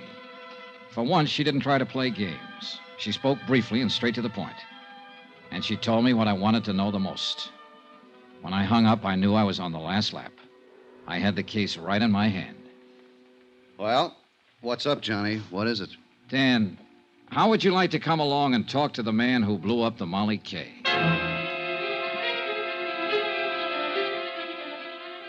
Item 8, 80 cents. Another taxi. A short run from the foot of Market to Fisherman's Wharf. Lou Tang's spies had told her Benny Wong was holed up in a back room of the Fa Song Fish Company out on the docks. And they said he was scared, armed, and dangerous. There's the Fa Song layout, Johnny. Right there, the warehouse on the end. Yeah. Well, let's go around the gangway. Lou Tang said the room was on the back corner. Say, Johnny, why don't you wait here? Let me take him. This kind of thing is part of my job. But he's my pigeon, Dan. I found him first. There's a door at the back. That must be it. Yeah, only one it could be. Besides, I'm under arrest. If you left me alone, I might escape. Yeah, sure. You got a gun, Johnny? Yeah. All right. Let's go. We moved quietly up to the blank wooden door opening onto the gangway over the water. There were no windows in the back wall, so we were certain we weren't being watched from inside. We stopped at the door, and McKay reached for the knob and tried it gently. It's unlocked. Good. You ready? You go ahead. Hey, what? Hold it, police officers. Drop that gun. Drop it fast. This doesn't look much like Benny Wong, Johnny. No, it doesn't. Now, look here. What do you do, Dean? Go around with a gun in your hand all the time? You're making a mistake, Dollar. I don't know any more about this than you do. Any more about what? What are you doing here, Never Dean? mind, Johnny. Here's what he means. Huh? Oh. Well. So we don't talk to Benny. Shot 3 times. Yeah. Any one of the bullets would have done the job. You weren't taking any chances, were you, Dean? I didn't shoot him. I just got here. How did you know where he was hiding? I didn't. I didn't know anything about him. I got a phone call. Somebody said to meet them here. Said they gave me the lowdown on the sinking of the Molly K. What somebody? Who was it? I don't know. Man or woman? Man, I think. Voice was muffled, so I came here to meet them. And we find you standing over a dead man with a gun in your hand. I found him like that. I figured it was a trap. I don't know anything about it. Oh, no, of course you don't. You're just a babe in the woods. Hold it, Johnny. Barking up a wrong tree. What do you mean? This man's been dead for several hours. Since early morning, I'd say. And he was shot with a .45. This gun of Sutton's is a .32. So that's that. Johnny, what was the caliber of the gun you saw Captain Brawley wearing? A .45, Dan. I'll put out a bulletin and we'll pick him up. Wind up. The bets were all in. There was nothing more ahead but the showdown. Dan tore up the warrant on me, of course, and I went back to my hotel room to wait it out. That seemed the safest place to be. Brawley would be desperate now, half out of his mind. And of all the people he hated most, I was number one. So I lay back on my bed and waited. I reached my gun from the lamp table, moved quietly over to the door, and took hold of the key. Who is it? Let me in, Johnny. Ellen. Just a second. Come on in. Has he been here, Johnny? Has who been here? My father. The last time I saw the captain, he was lying unconscious on a barroom floor. I just put him there. That was last night. Yes, I know. Well, what made you think he'd be here? I don't know. Guess I thought... I don't know what I thought. Oh, easy now, honey. I'm scared, Johnny. Hold me, please. I'm so lonely and scared. It's all right, Ellen. Easy now. He came home last night after he fought with you. He was furious. Then he left again, and I haven't seen him since. Does he have his gun with him? I guess so. I don't know. I don't know anything. Help me, Johnny, won't you? Of course I will. Hold me tight. Kiss me. Ellen, Last honey, night look. when you kissed me, I wasn't scared then. I was lonely. Look, honey, would you... Hold me, Johnny. Wait a second. Johnny Dollar. Dan McKay, Johnny. Yeah, Dan. We picked up Brawley on the waterfront half an hour ago. Thought you'd want to know. What's he say? Denies everything. Says he was home asleep all night. Says his daughter will back him up. I happen to know different on that. Yeah, I figured he was lying. We'd already been out to his house. Found his gun. It's been fired 3 times, Johnny. And the bullets match. When Ellen Brawley left my room a while later, I still hadn't told her about her father's arrest. I didn't have the heart. She'd tried her best to protect him, cover for him. She'd have done anything to save him. And yet, the irony was that every move she'd made helped tighten the case against him. The scent of her perfume still hung in the air after she'd gone. It was a strange scent, subtle, disturbing. I began to feel uncomfortable, on edge. There was something familiar about that scent. And finally, I tagged it. I'd noticed that same perfume in the room on the wharf, where Benny Wong lay murdered.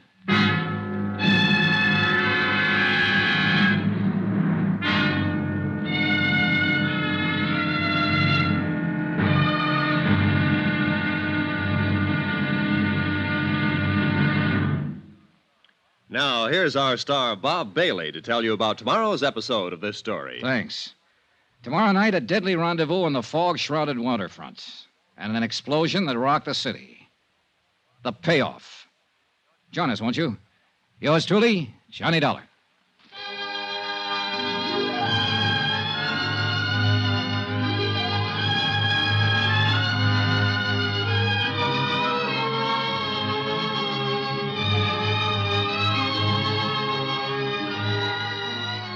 Yours truly, Johnny Dollar, is transcribed in Hollywood. Written by Les Crutchfield, the entire production is under the direction of Jack Johnstone. Be sure to join us tomorrow night, same time and station, for the next exciting episode of Yours truly, Johnny Dollar. Roy Rowan speaking.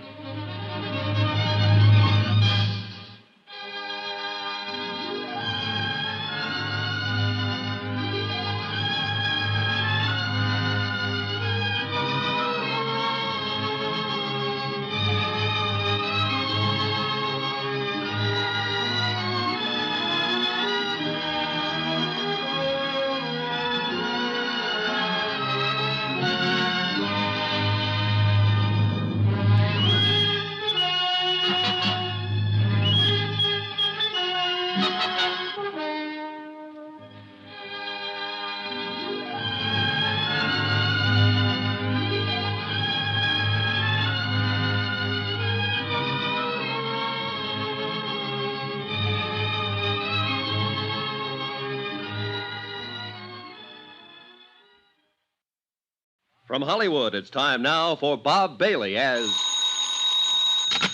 Johnny Dollar. Johnny, I've got it for you. Blue Tang. Good. What did you find out? That prices on the Tokyo grain market did break suddenly, about 3 weeks ago. 3 weeks. Uh-huh. Reason, oversupply. The price has been holding since, at about 60% of the peak. A 40% drop, big enough to cause the damage. What damage? The sinking of the Molly K, a double cross, a frame-up, murder. It's as clear as crystal, Lou. Come see me later tonight. Tell me all about it. All right. Or at any rate, come on, tell me about something. About a certain night in Paris, maybe? I think I'd like that very much, Johnny. Wait for me, Lou. I'll be there later. You can count on it.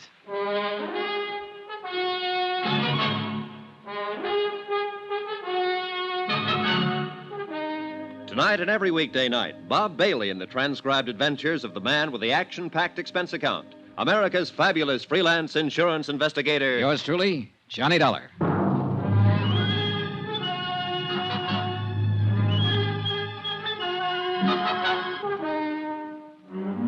From Special Investigator Johnny Dollar, location San Francisco, to the Home Office, Marine and Maritime Casualty Limited, Hartford, Connecticut.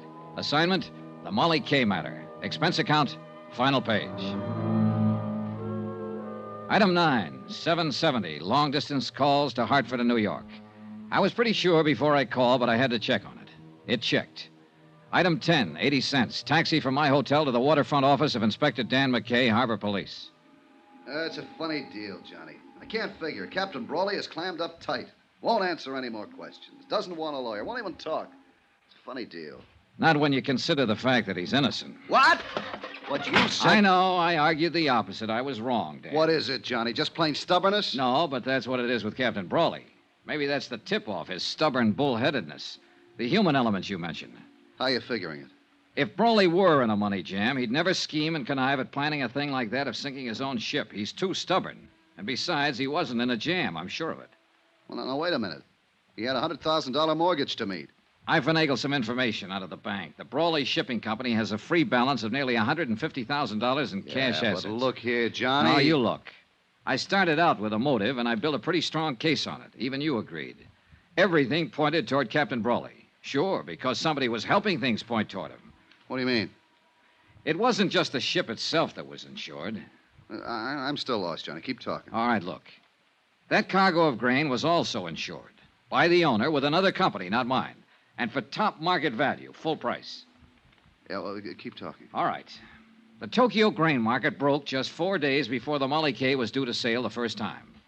The shipper stood to lose nearly half his investment if the grain reached Yokohama at that time. Well, it didn't reach there. It's lying out there on the bottom of the Pacific. Net result, instead of taking a loss because of price, the shipper gets full price from the insurance company. It adds up, Dan. Yeah, it sure does. The shipper. I think Captain Brawley suspected him, too. That's what kept the old captain on the prod. His ship gone, under suspicion for the sinking, yet not wanting to hurt his daughter. He was caught right in the middle. But keep on holding him to make it look like we still think he's the guilty party. Well, it's that girl of his I feel sorry for, Ellen. She's the one caught in the middle. Yeah, I know. And it's going to be rough on her when she finds out. Engaged to a killer who's been using her to smash her own father. Great setup. Yeah. Well, I'll get a bulletin out. We'll pick up this Dean Sutton and bring him in. Yeah, but you know something? It's going to be awful hard to pin it on him. Need evidence, something definite. Look, why don't you let me have a go at him first? Well, it's out of the question, Johnny. Of course, if you should happen to find him before we do, well... Yeah, I might just do that, Dan. In fact, I've kind of got a hunch I will. It was a hunch, but it might be a good one. I left Dan's office and walked east along the waterfront, following the long curve of the Embarcadero with its miles of docks and wharves. The night had settled down over the bay and the city, and with it a dark, damp blanket of fog, even heavier than the night before. And because of that and other reasons, I felt cold and lonesome and alone.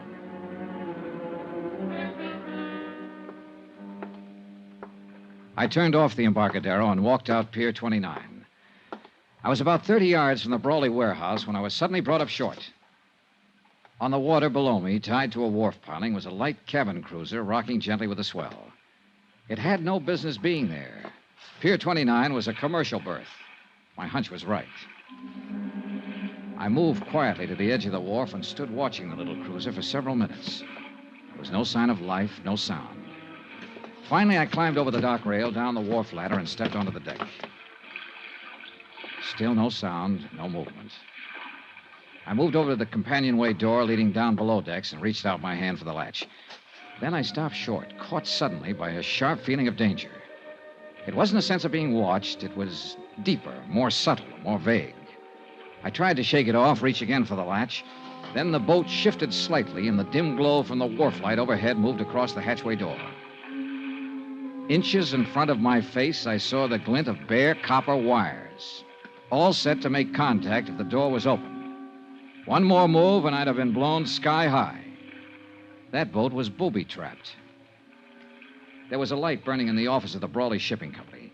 I knocked on the door, drew my gun, then I stepped back and waited. I leveled the gun on the door. Johnny. Are you alone, Ellen? Yes, of course. Come on, let's get inside. What is it, Johnny? Have you seen Dean Sutton tonight? I tried to find him, but I couldn't. My father's been arrested, charged with murder. Yeah, I know, honey. I came here to go over the company records to see if I could find something that might help him, anything. Ellen, Johnny, look. Look at this mess. Somebody's been here. Files dumped in the middle of the floor, papers all over the place. Yeah, looks like they're planning to start a bonfire. Say, tell me something, Ellen. Does Dean Sutton own a boat? Yes.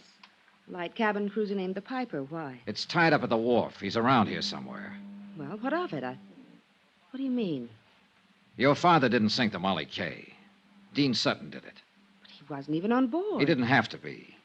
He hired an explosive expert named Benny Wong to do the job. He got your father to take Benny on as steward. That's the man they're accusing Father of murdering. Dean is the one who did it, using your father's gun. But why? To collect the insurance on that cargo of grain. Oh, look, I know it's a rough deal, honey, and I know how you feel. But I guess your best bet is to chalk it up to experience. At least your father's in the clear now. I think I sensed it, Johnny. That something was wrong with Dean. Badly wrong. I guess that's why I felt like turning to you instead of him. Why I still feel that way. I think I'm going to cry. Then cry. Cry it out and get it over with. Come here, Ellen. I held her close and tried to comfort her. She pressed her face against my chest and whimpered like a hurt kid. I kept stroking her hair, breathing in the scent of her perfume. Perfume. The same perfume that had hung in the air of the room where Benny Wong was killed. The pieces shifted, fell into place again. The puzzle was finally solved, but too late. Because I could feel the muzzle of the gun she was pressing against my side. Easy now, Johnny. Turn around slow and get your hands up. That's the idea.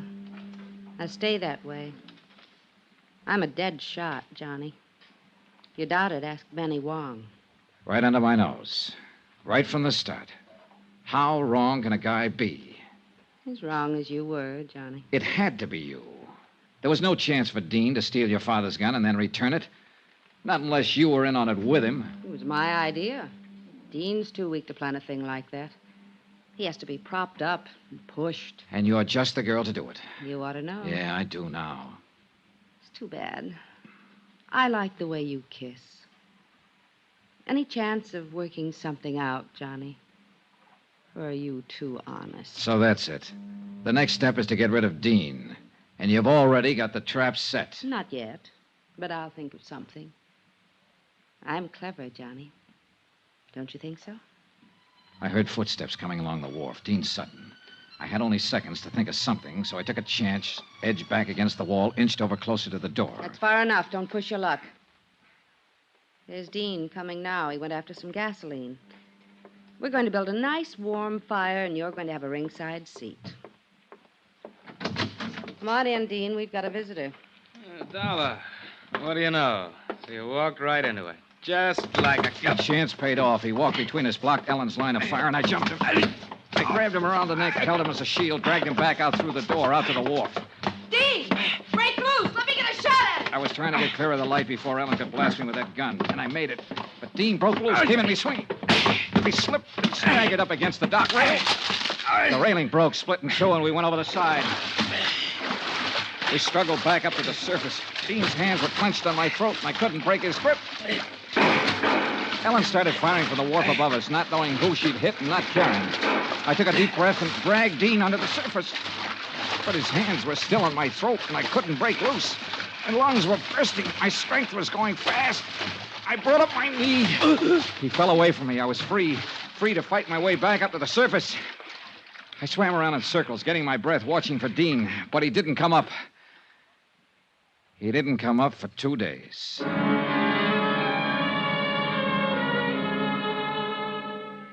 When I climbed up the ladder onto the wharf, Ellen was nowhere in sight.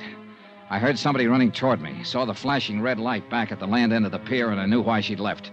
Dan McKay and his boys. Johnny! Johnny! Hey, over here, Dan. Are you all right, Johnny? Yeah, I'm all right. Do you see Ellen Brawley? Well, some girl ran up the wharf there toward that cruiser. That boat's got a booby trap on it. Come on, Dan. All right.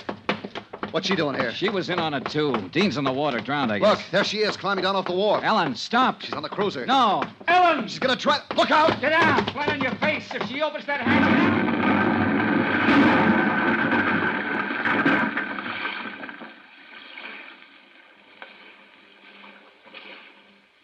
Blown to bits. Booby trap. They had it rigged for me, and she... No. She didn't know about it. That wasn't meant for me. They were both pulling a double cross. Dean set that trap for her. End of expense account, except hotel and plane fare back home. Total $547.60. Well, it looks like the company pays off on this one, Dave. The ship owner was innocent. But you'll make it back. I really feel sorry for Captain Brawley. He commanded his own quarterdeck for 25 years. Strong and proud and unafraid. He had a wife once named Molly Kay, and a ship named Molly Kay. And he had a daughter, too. And now the sea has taken all of them away from him and left him cast up on the beach, a broken old man. Bitter, beaten, alone. Yours truly, Johnny Dollar.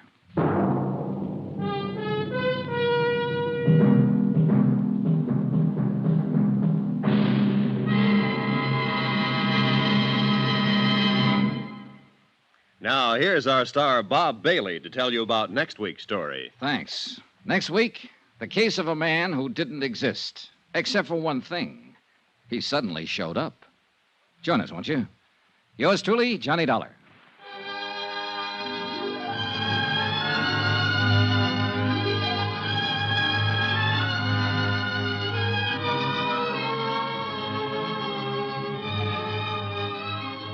Yours truly, Johnny Dollar, is transcribed in Hollywood. Written by Les Crutchfield, the entire production is under the direction of Jack Johnstone. Heard in this week's cast were Virginia Gregg, Peter Leeds, Barney Phillips, Victor Perrin, James McCallion, and Hy Averback. Be sure to join us on Monday night, same time and station, for another exciting story of Yours truly, Johnny Dollar. Roy Rowan speaking.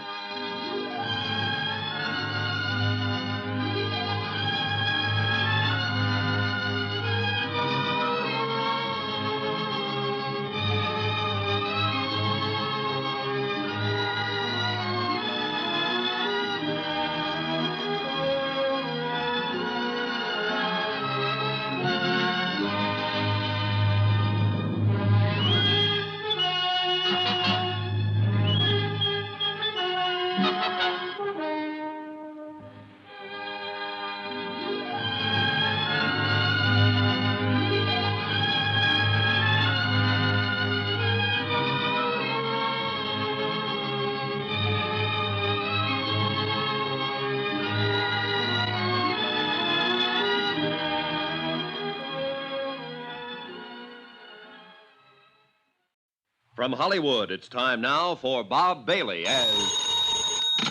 Johnny Dollar. Hi. Pat Kelleher, Universal Adjustment Bureau. Good to hear your voice, Patsy. Thought you were transferred to Baltimore. That's where I am. Say, John, can you handle one for me? What kind of one? It's a life and accident policy Eastern Fidelity paid off 5 years ago. A man named John Reardon was the insured party. He died in 1950. Wife was a beneficiary. It's a crazy one. Well, go on. Eastern wants us to look into the matter QT. One of their officers has reason to believe Reardon is still alive Why would he think that? because he saw him 2 days ago. I'll get the first plane.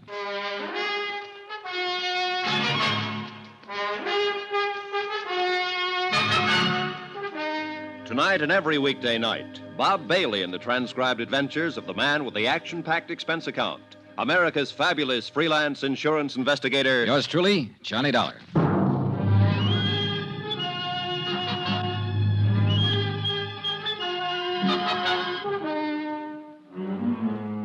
Expense account submitted by Special Investigator Johnny Dollar to the Universal Adjustment Bureau, Baltimore, Maryland.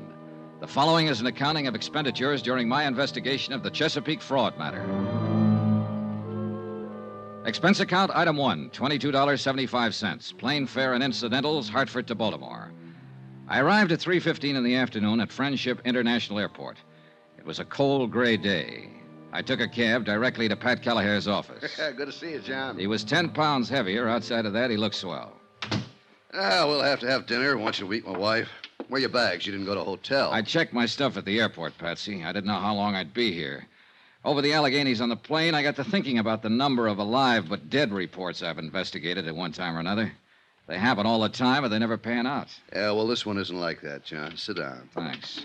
You know, when a man like Paul Coombs, chairman of the board for Eastern Fidelity, not to mention vice president of 2 oil companies and 1 construction company, when he romps in here and says somebody's still alive, it's supposed to be dead, we got to listen to him. Sure you do, Pat. It's your job. Your job now. Coombs claims he not only saw Reardon, but talked to him. I'll go into that later. Policy was issued in 1944. Mm-hmm. My wife's the beneficiary. Yeah. Elizabeth Jane Reardon, $10,000. 20, John. Double indemnity on the accident clause. Oh. Well, look, I'll look at this stuff later. Maybe you better tell me about that first. Okay. John Reardon was lost in a boat accident out on Chesapeake Bay. When? August 13th, 1950. There were 4 people in the party. They went out for the afternoon on a power cruiser, and the thing exploded in the middle of the bay. Oh, yeah, I may have read about it. Was there a man named Sharpston involved? Yeah. Sharpston owned the boat. He and his wife were aboard, and another man named Blaine.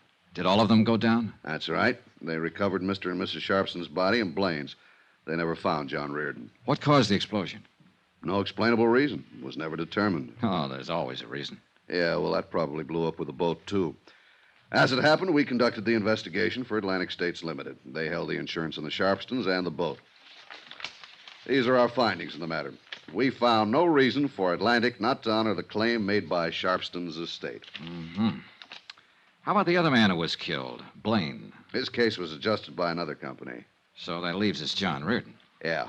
About a month after the accident, his wife filed claim for payment. Our investigation was ended by then. We notified the insurance commission of the circumstances of his death and requested a judgment. Routine. Did it go through all right? Yeah. The appellate court declared John Reardon legally dead after the required 3-year waiting period. Pretty standard when there's no body. Sure. Eastern honored the claim and paid Mrs. Reardon $20,000. So, that's about it. Except that now somebody thinks he's alive. Not just somebody. Paul Coombs. Yeah. And if that's so, Eastern's been swindled for $20,000. Tell me about the beneficiary. Miss Reardon? Mm-hmm. Nice woman. Met her a couple of times. She didn't need money, I can tell you that much. Oh? Yeah, worth over $200,000. Never married again. You say she didn't file her claim until a month after the accident. That's right. She ever give any reason for waiting that long? Well, she was pretty broken up about it. The money wasn't important particularly. Maybe she just forgot. Pat, I've got a question. What's that, John?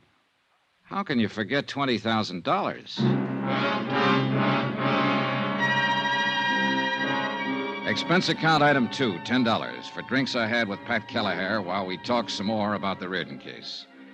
At 7 o'clock that night, I had on a fresh shirt and a press suit. They seemed to impress Paul Coombs, vice president, chairman of boards, etc. Dollar? That's right, Mr. Coombs. Universal Adjustment. Oh, yes, of course. Come in. I talked with Mr. Kelleher there. He sent you? Yes, sir. Yes. Oh, yes. I recall your name now. Yeah. Mm-hmm. Well, we can sit here, Mr. Dollar. Now, you hear about John Reardon, of course. That's right. I'm glad they sent a man like you. I'm glad you're the one who's going to look into it. You puzzle me, Mr. Coombs. No, I don't. And that's a compliment to your perceptive abilities, young man. As a matter of fact, you're here because you're only curious about me. You want to have a look at the man who thinks he saw John Reardon alive, right? I suppose so. You don't believe he is alive? I didn't say that. I admire your caution. I'm glad you're the one who's going to look into it because, well, John Reardon was a close friend of mine. Oh, I didn't know that. Yes, I knew him for a number of years, and Mrs. Reardon. He was a fine, sensitive man. I'm sure you'll know how to handle him when you meet him. You sound very certain that I will meet him, Mr. Coombs. There's no doubt in my mind about that. 3 nights ago at the Brown Palace Hotel in Denver, Colorado, I saw John Reardon. I walked up and spoke to him. I talked with him for 15 or 20 minutes. I know it was him. He didn't admit it. He denied it completely. He told me his name was Frank Bauer and that he had lived in Denver ever since the war. Frank Bauer? Yes. I was so certain it was John Reardon, I insisted.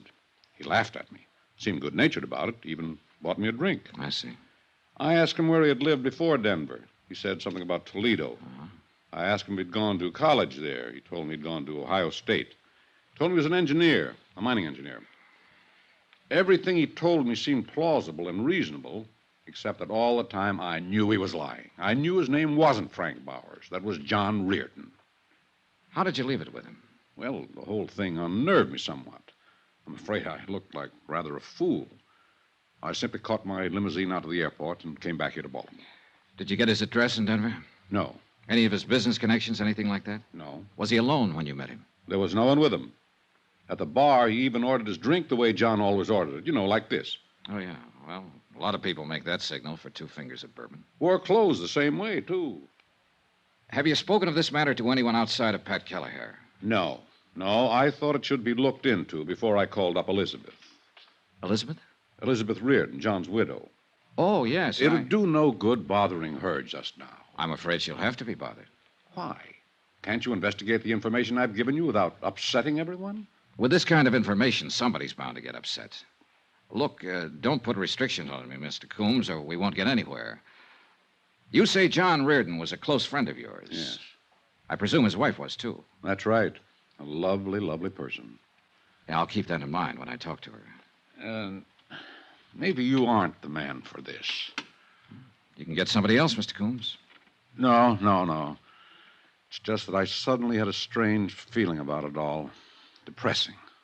If John Reardon is alive, and you seem to be certain of it, then I understand your feeling. How's that? Your friend's party to a $20,000 fraud, not to mention his wife. Possibly he's not as sensitive and she's not as lovely as you thought.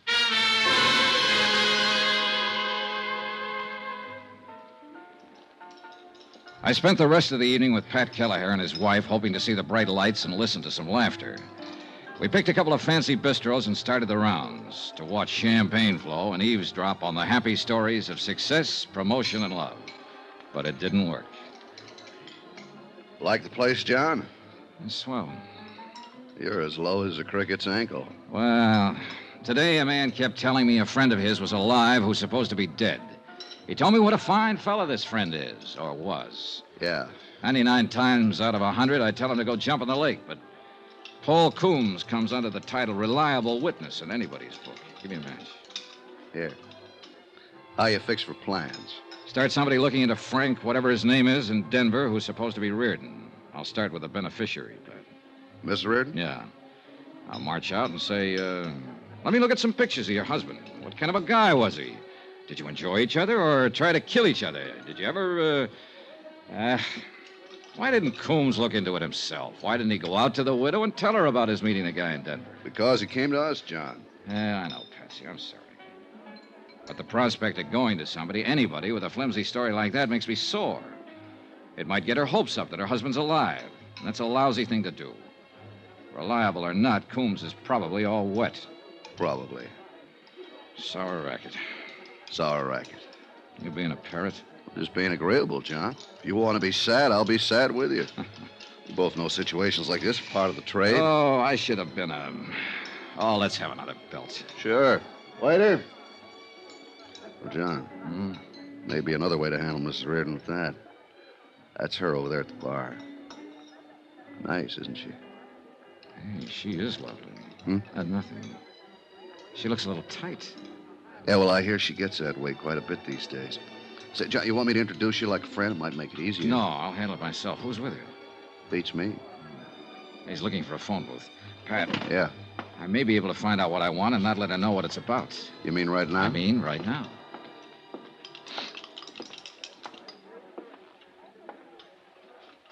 Hello. You're Elizabeth Reardon, aren't you?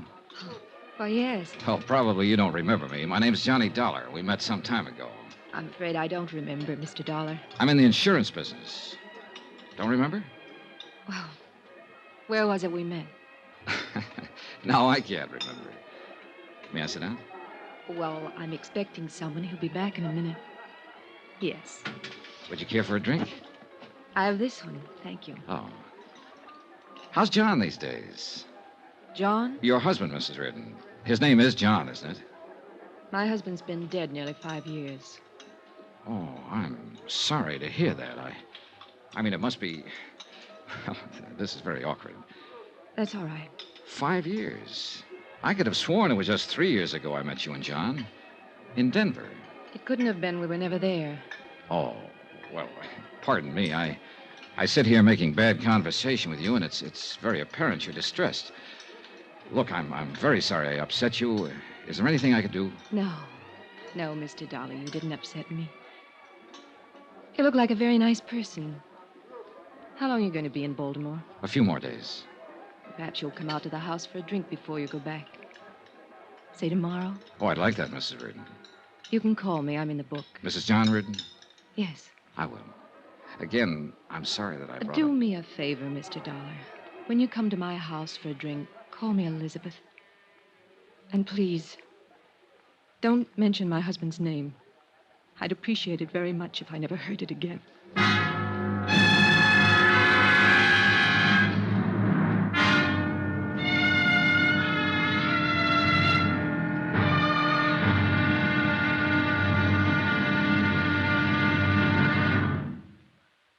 There'll be another exciting episode in our story of the Chesapeake fraud matter tomorrow. Tomorrow, a little talk to a widow who might not be a widow at all. And a strong feeling that a smile can sometimes be more dangerous than a gun. Join us, won't you? Yours truly, Johnny Dollar.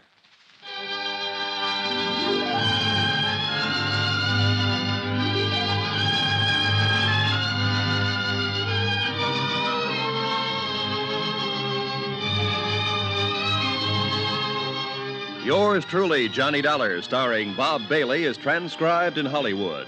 Written by John Dawson, it is produced and directed by Jack Johnstone. Be sure to join us tomorrow night, same time and station, for the next exciting episode of Yours truly, Johnny Dollar. Roy Rowan speaking.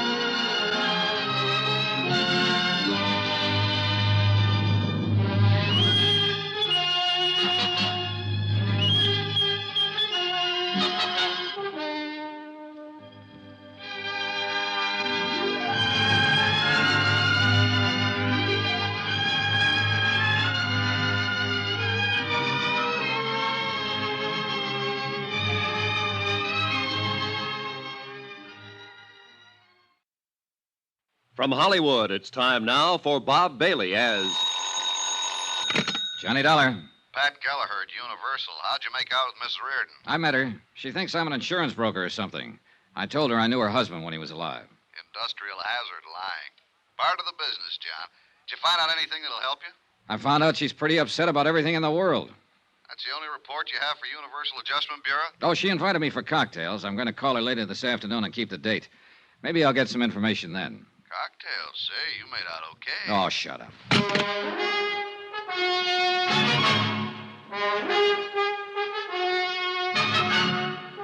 Tonight and every weekday night, Bob Bailey in the transcribed adventures of the man with the action-packed expense account. America's fabulous freelance insurance investigator. Yours truly, Johnny Dollar.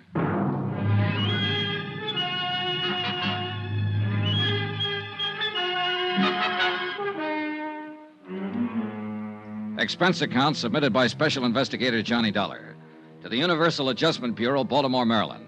The following is an accounting of expenditures during my investigation of the Chesapeake fraud matter.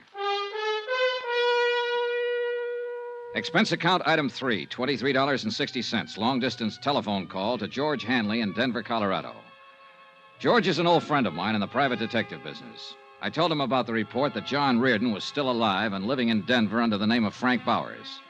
I requested him to gather information that would help in determining whether Bowers was really John Reardon or not. I spent the remainder of the day reading over the facts of the case as supplied to me by Pat Kelleher of Universal Adjustment. Expense account item 4, 10 cents, another phone call. This one to John Reardon's widow.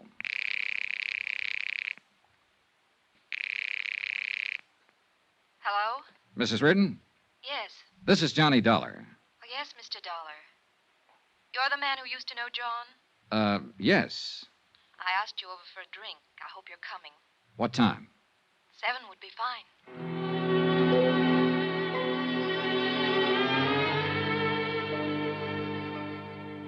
I was at her home at 7 o'clock, knocking on the door. It was a nice home, and she seemed like a nice person. Even nicer than the night before. I asked you to call me Elizabeth, Mr. Dollar. I remember her. Yes, you also asked me not to mention your husband's name. I wish you'd forget that. I was upset last night when we met. Forgive me? How's your drink? That's swell. I don't know why, but I feel I should explain myself a little more about saying what I did about John. I was very shocked at his death. I suppose I still am, even though it was 5 years ago. It always disturbs me when I'm reminded of it. Yet it's good to be reminded, I suppose. To know that he really is dead. That he won't come through that door anymore. That he won't telephone me from the office or make any plans with me. Does that make sense? I suppose so. Oh, we can drink another one. Sometimes things make more sense with a few drinks. Sometimes they don't make any sense at all, Elizabeth. That's right, too, Johnny. You know, I like you. I like you. Tell me about your business. You said insurance? Yes. You're a broker? Well, not exactly. A salesman? No. I'm an investigator. That must be terribly interesting work. I suppose you travel everywhere. Have you ever been to... She had a nice mouth. Soft, frank, wide-open eyes. A couple of times I was on the verge of telling her exactly what I was working on and why I was talking to her. But I didn't. Somehow I felt comfortable in the house. Over the drinks and music, we eventually got around to John Reardon. She told me of their 4 years' marriage that ended with his sudden death. Gave me everything I could possibly want to have. Why do I tell you all this? I never talked to anybody about it. Oh, I don't know. Possibly because you just want to talk to somebody about it. You're easy to talk to, Johnny. I was 19 when I was married. I'd never known another man. It was wonderful at first. Wonderful all the time, I suppose. I just wasn't grown up enough to realize it. Can I ask you a question? Surely. Did you really love him? Yes. I'm not convinced. Why? Oh, just a feeling. Well, I did. I'm not so sure he loved me. That's an awful thing to say. No, I don't think so. It's probably been on your mind a long time. You don't know me from a load of coal, but we've sat here and talked an hour. I think I know you. I think so, too. You still seem very despondent about his death. Yet you aren't sure he loved you. I loved him. Oh. Here I am explaining things again, I suppose because they sound so foolish. Once, we both loved each other. Very much. But we kicked it away. We just didn't get along. He was out spending his money on other people, and I was taking up this pastime. Can you tell when I've had too much? No. Thank you. Thank you awfully. Oh, Hugh. Elizabeth. Johnny, this is Hugh Bryan. This is Mr. Dollar, Hugh. Hello, Mr. Dollar. How's your drink, Liz? Fine. Now tell me again, who is this? This is Mr. Dollar. What's your business, Mr. Dollar? I haven't seen you around before. Obviously, you just met Miss Reardon, or you'd never start drinking with her. I wouldn't. No. That's true, Liz, isn't it? He was a friend of John's, Hugh. Well, that's nice. I don't think I ever heard him mention your name. I was a friend of his, too. As a matter of fact, his attorney. Hugh, you don't have to do this in And front since of John is no longer here, I've undertaken to look after some of the problems he left behind him, as an old friend would. Elizabeth, say good night to Mr. Dollar. Now, look here, say good Hugh, night to him. He's just leaving. Maybe it's better right now, Johnny. Good night. Do you want me to leave? She just said it would be better. I'll call you at your hotel. Good night. Good night, Mr. No, you still have something in your glass. Finish your drink. Okay. An old friend of John's. That's good. Very good. It is? She picked you up in a bar last night. I saw her. I was with her. You never knew John Reardon in your life. You have no business being here, and I don't like cheap opportunists invading her home. Evidently, you can talk to her any way you want to, and she'll take it. Why, I don't know. But don't talk to me that way. I don't have to take anything. You were just leaving, weren't you?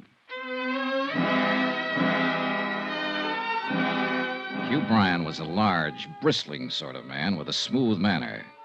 I didn't like him, and he didn't like me. Expense account item 5, $18. Even cab fares, lunches, etc., in and about Chesapeake Bay, talking to the principals connected with the boat explosion death of John Reardon. One of these was Lieutenant Jack Halverson, United States Coast Guard. You want some coffee? If I have to go out in that wind to get it, no. Make it right here for just such occasions. Just a sec, I'll plug her in. There. Brother, someday. It's nice in the summertime. Now, what can I do for you? Tell me about the boat going down. You made out the report for the Coast Guard. You mean the Sharpston's boat? Yeah. We have a reliable witness who thinks that one of the passengers, a man named John Reardon, didn't go down with it at all, that he's still alive. You said you had my report. Those are the facts. But you picked up 3 bodies. Why not the 4th? Why not Reardon's? Well, we searched the bay for a solid week looking for his body. We used every piece of equipment at our disposal. We did everything we could. But you didn't find him. First you come in here complaining about our weather, now you're mad about the way we run the Coast Guard. I'm sorry. It's a very lousy-sounding apology. What do you want to find out? How that boat exploded? Why you couldn't find Reardon's body if you found the others? Now, look, if a bunch of rich jerks want to take a high-powered boat out and they don't know the first thing about high-test fuel or engine running, they're doing it at their own risk. That help? Yes, something. I wish you could have put it on the report. That's my ideas, buddy. The report just has the facts. Now, for the other, about finding Reardon, I don't know why. He blew up, went down, or drifted out to sea. If his body had been in the bay, we'd found it. Was there a chance he might have survived and been rescued? All we had left of the boat was pieces of wreckage. And if he was rescued, it was never reported, and I wouldn't know about that. Could that have happened? Sure. I could be an admiral tomorrow, too. It was 4 o'clock in the afternoon when I got to Elizabeth Reardon's house. You? Hello, Mr. Bryan. Is Mrs. Reardon in? No. Then I'll wait. It's important that I see her. I thought I made it clear to you last night I didn't want her being molested. You did make it clear and cruel, Mr. Bryan. Now, I'm here Any business for her comes to me first. I'm an insurance investigator. I know that. She told me. But she didn't tell you because she didn't know, and I didn't want her to know, that I'm working on a case that involves her. What? I have a report that her husband might still be alive. Come in, Mr. Dollar. I'll have to admit that Hugh Bryan's concern was as genuine as his surprise. He led me into the house and we sat at the bar. Only this time, no one had a drink. He listened while I told him about the report of Paul Coombs, that John Reardon was living in Denver under the name of Frank Bowers. Do you think there's any truth to it? It doesn't matter what I think, Mr. Bryan. I have to investigate it. Yes, of course. And if he were alive, it'd be the best thing in the world. Would it? Of course. She's been lost without him all these years. She needs him, Mr. Dollar. She always needed him. This little bit of drinking has been going on too long. These tearful little episodes with one man or another. Oh, yes, I mistook you for one of those last night. I apologize for that sincerely. Actually, Mr. Dollar, she's been quite a task. Uh-huh. Well, maybe I better talk to her now. Do you have to? There's certain information I'd like to get. I think she's the only one who can give it to me. You'll have to tell her about the report? Yes. And there's probably so much talk, but it'll give her a terrible kind of hope. All right, I'll get her. Oh, you'd better mix one for her. She'll need it. Wait a minute. Yeah? I need vital statistics on Reardon. Pictures, handwriting samples, everything. Could you help me gather them? I'll do anything I can. Well, then there's no need to bother her, is there? You're a gentleman, Mr. Dollar. I don't know why. I do. You don't want to hurt her any more than I do. An hour later, I was back in my hotel room. The next day, I had an appointment to meet Hugh Bryan and get all the material I had asked for. I was more depressed than ever about the case. About then, the phone rang. Johnny Dollar. Johnny? Yes. This is Elizabeth Reardon. Please. Please don't look for him. What? Just forget it. Did Hugh Bryan tell you what I was about? I overheard you two talking. Don't bother with it. John's dead, and that's that. Promise me. Promise you won't do anything else. I'm sorry, Elizabeth. I have to investigate it. Johnny, is that final? I'm sorry. I don't have any choice. Elizabeth? Elizabeth!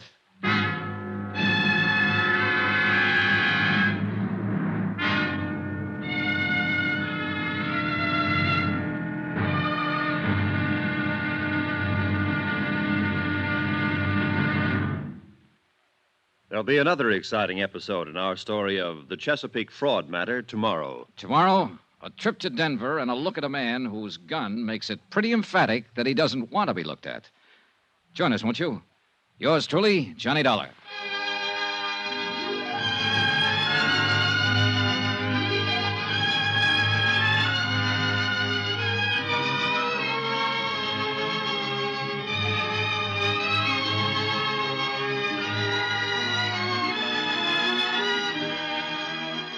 Yours truly, Johnny Dollar, starring Bob Bailey, is transcribed in Hollywood.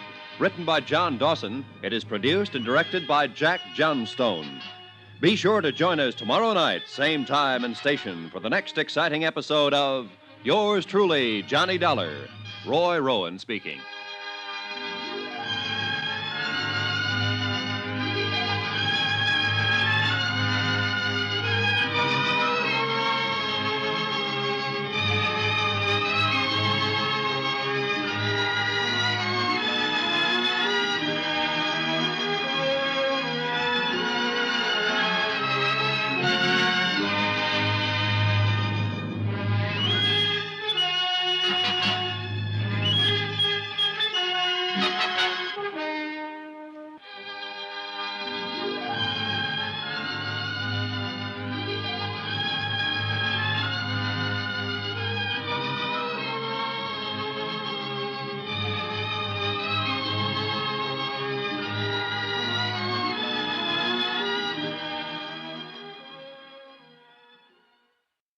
From Hollywood, it's time now for Bob Bailey as Johnny Dollar. Hugh Bryan, Mr. Dollar. How are you this morning? Not so good. I didn't sleep very well. How'd you do? I think I have about what you want on John Reardon. Well, if you haven't, I can get it from Mrs. Reardon. What? Well, I thought you didn't want to tell her about the report, that her husband might still be alive. She knows. She overheard us talking last night. Oh. Well, what do you want to do? I might as well look at what you have and get this over with. How about an hour from now? I'll be waiting for you.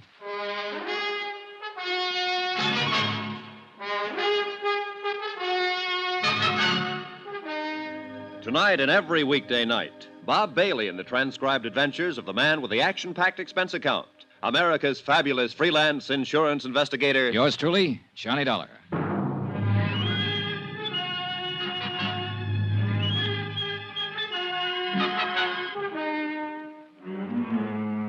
Expense account submitted by Special Investigator Johnny Dollar to the Universal Adjustment Bureau, Baltimore, Maryland. The following is an accounting of expenditures during my investigation of the Chesapeake fraud matter. Expense account item 6, $1.50. One collect telegram from Denver, Colorado. I've located Frank Bowers as per your request. Cursory investigation discloses little evidence that would lead me to believe he might be the John Reardon of Baltimore. Looks like a ham bone to me, Johnny. What do I do now? Signed, George Hanley, George Hanley Investigations Incorporated, Denver, Colorado. Item 7, $2. Same thing. Telegram from me. Things are about the same way here. Sit tight. I'll see you in a day or two. Love, Johnny. Once the telegrams were out of the way, I walked 3 blocks from my hotel to the office building of Hugh Bryan. It was an impressive place full of lawyers and doctors. Hugh Bryan looked a little haggard when I saw him. It took me a while to get all this together. Half the night. There wasn't that big a rush. Oh, get it out of the way. The sooner you have what you need, the sooner you can make sure, and the sooner I won't worry about it anymore. Did you talk to Elizabeth yet today? No, just last night. Oh, I thought maybe she might have called you this morning. I'm so sorry for that girl. Well, don't feel too bad, Mr. Bryan. We both did everything we could to keep the report that her husband might be alive from her. Awkward as it was. Yes, I know. I still don't understand it, I guess. Well, a man named Coombs, an insurance official, thinks he saw Reardon in Denver last week using the name Frank Bowers. He's sure that Bowers was Reardon. If he turns out to be Reardon, the insurance company's been taken for $20,000 they paid to Elizabeth Reardon, just to set you straight. That'd make Elizabeth party to a fraud. And John. Lord knows that's silly. Well, silly or not. Yes. Well, here's what I have. Now, this is one of the last pictures taken of John Reardon. Mm-hmm. Have the negatives? Yes. Here. And these are some vital statistics on him. The physical part I got from his doctor. Mm-hmm. He stood an examination about a month before the accident. This the doctor's name here? Yes.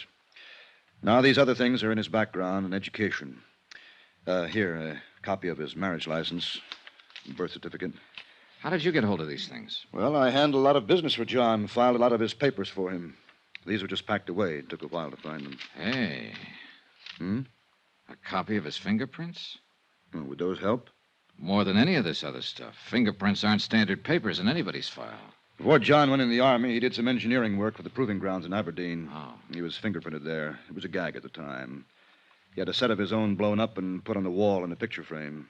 You know, just a joke. Yeah. I dug them out of his personal things. Now then, here's a copy of his financial records, tax returns and whatnot. I spent about an hour in Hugh Bryan's office going over material that would help me in the investigation. The pictures and fingerprints were the most helpful items. After I'd finished, I went back to my hotel, packed my bags, and checked out.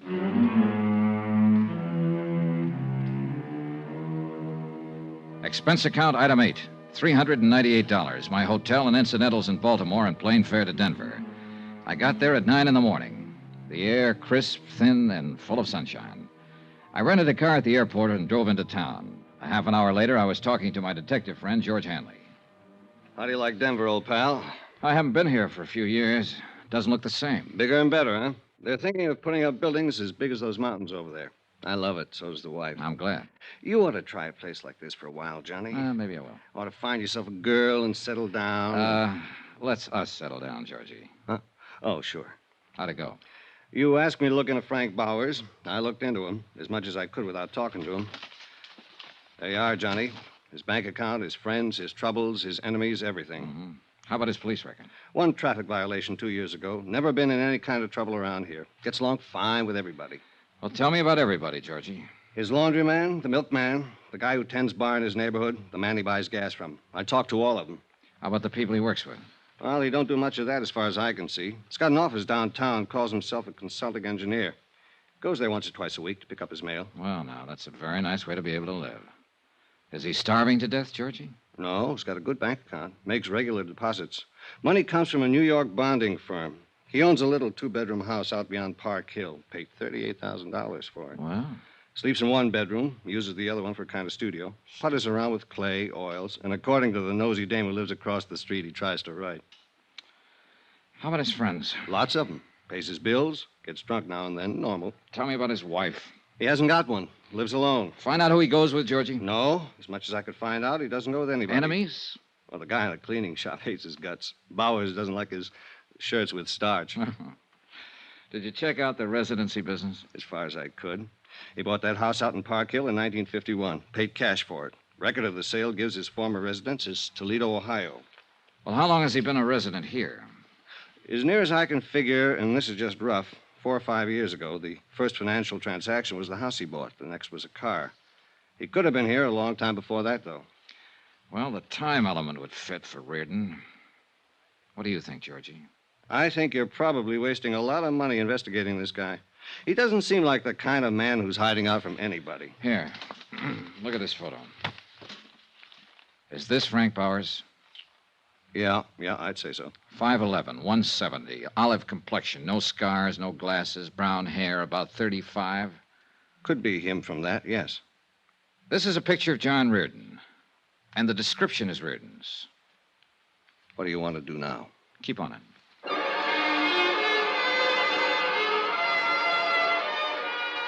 I got George Hanley busy making a check with some people in Toledo who could find out whether or not a Frank Bauer had once lived there.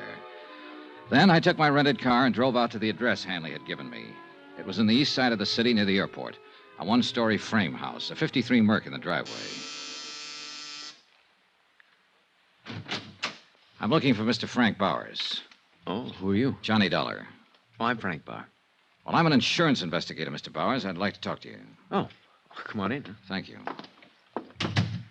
Take chair anywhere, huh? What's on your mind? Just making a routine check, Mr. Bowers. Thought perhaps you could help me. I don't know anything about my neighbors, if that's that kind of thing. No, I'm running down a report that came across our office in Baltimore. Baltimore? Ever been there, Mr. Bowers? No. Swell place on Chesapeake Bay. Well, I like Denver. What's this all about? Huh? Well, do you happen to remember a few days ago when you were at a place called the Ship's Tavern? Well, that's in the Brown Palace. This was last Friday, to be exact. Should I remember? What'd I do, steal an ashtray or walk out on a check? Well, a man from Baltimore was there that day, Mr. Bowers. His name was Coombs. Paul Coombs. You met him. Well, did I? Yes, right at the bar. You had a drink or two with him. Well, I might have. I don't know whether to admit it or not. What are you getting at? I don't understand this. I know it seems confusing. Maybe this will help. Take a look at this. Mm-hmm. Now, you must admit you look a great deal like the man in that picture. Yeah? Yeah, I suppose I do. Well, I'll be darned. Hey, I'd do it that. You know, this could be a picture of me. That's why I'm here, Mr. Bowers. You see, the company I represent insured the man in this picture for quite an amount of money. His name was John Reardon. He was lost in a boat accident in Chesapeake Bay 5 years ago. The Mr. Coombs who met you at the bar here last week thought you were John Reardon. Well, I don't blame him. But I'm not. Close, though. Now, want to smoke? Oh, thanks. Thanks. Sure. Mr. Coombs was a lifelong friend of John Reardon's. I have his sworn statement here about that meeting with you and the certainty of his identity. You do? Yes, right here. Would you like to see it? Well, not particularly. I understand you went to Ohio State. What year did you graduate? I didn't go to Ohio State. Look, what is this, huh? Well, that's what you told Mr. Coombs. It's in the statement. Oh, I remember that bird now. Oh, I might have told him anything, Mr. Dollar. You know, he's one of those inquisitive kind, real sure of himself. Yeah, I remember. Look, don't tell me they sent you all the way out here from Baltimore. They did. On that guy say so? Mm-hmm. That's funny. Did you go to college, Mr. Bowers? What? I'd like to clear up that detail. Did you go to college? Well, yes. I went to Carnegie Tech, 36 through 40. You haven't lived all your life in Colorado, then. Where else have you lived? Look, do you have any right to ask me questions like this? No, but you'll help me a lot if you'll answer them. Well, why not? Okay, I've lived in New York, Pittsburgh, Kansas City, Toledo, around the country. Came here a few years ago with my health. Seemed good for my asthma. Ever been married? Once in 1942. It didn't last long. Oh, what else you want to know? Well, look, you in a hurry? I can come back later. No, it's not that. Well, look, you seem like a nice guy, Dollar, but it just makes me uncomfortable answering these questions of yours. I appreciate the time you've given me already, Mr. Bauer. Please understand, it's a matter of establishing identity. But you know who I am. I just told you. That's true.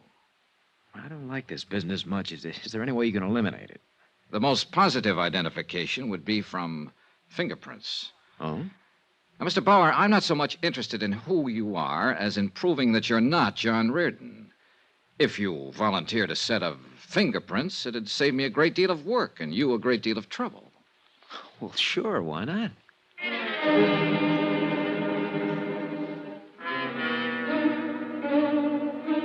We drove downtown together to George Hanley's office and used the portable fingerprint kit. I took a complete set of Frank Bauer's prints he attached. I thanked him for his time and trouble, and he left. If he was trying to cover something, it certainly wasn't apparent from his conversational reactions. There had been a moment when I was sure he wasn't Frank Bauer. On the other hand, I was sure that he wasn't John Ridden. That cuts it, Johnny. Right thumb and index prints don't match at all. Oh, not even close, George. And I thought I was getting somewhere. I found out he was never in Toledo, or at least never registered or licensed as an engineer. Well, these prints do it. When are you going home, Johnny? Oh, I don't know. There's no reason to stick around any longer. This is crazy. You proved your case with the prints. He was too anxious to help me prove it, Georgie. You ask any ordinary man on the street 2 personal questions about himself, and he'll tell you to go jump in the lake. You ask him for his fingerprints, and he's liable to smash you. So? Get on him. Stay with him 24 hours a day. Get a couple of other men. It'll cost you money. Get busy. Expense account item 9, $200, detective service. I didn't believe Frank Bowers. I didn't believe his background. And most of all, I didn't believe his fingerprints.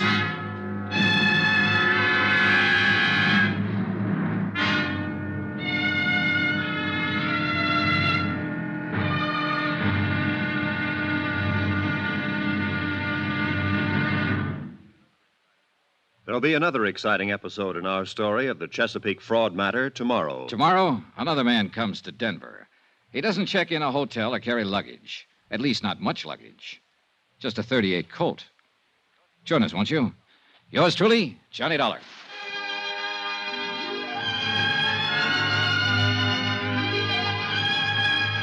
Yours truly, Johnny Dollar, starring Bob Bailey, is transcribed in Hollywood.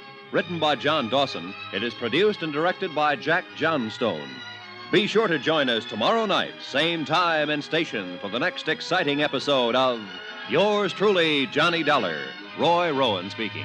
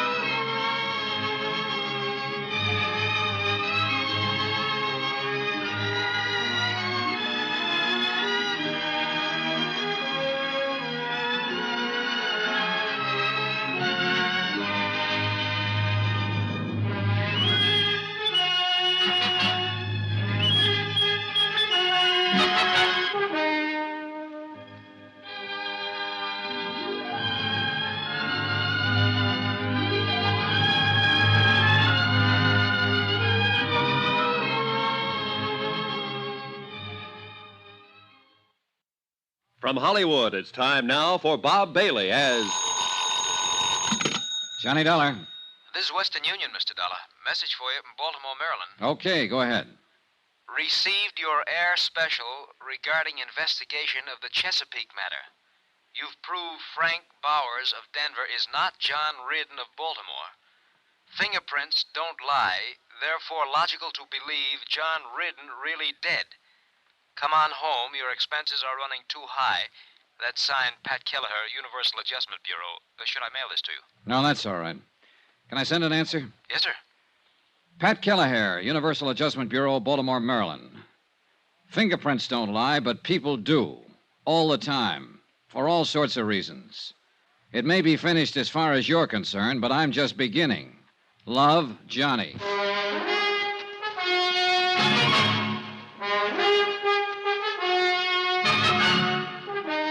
Tonight and every weekday night, Bob Bailey in the transcribed adventures of the man with the action-packed expense account, America's fabulous freelance insurance investigator. Yours truly, Johnny Dollar.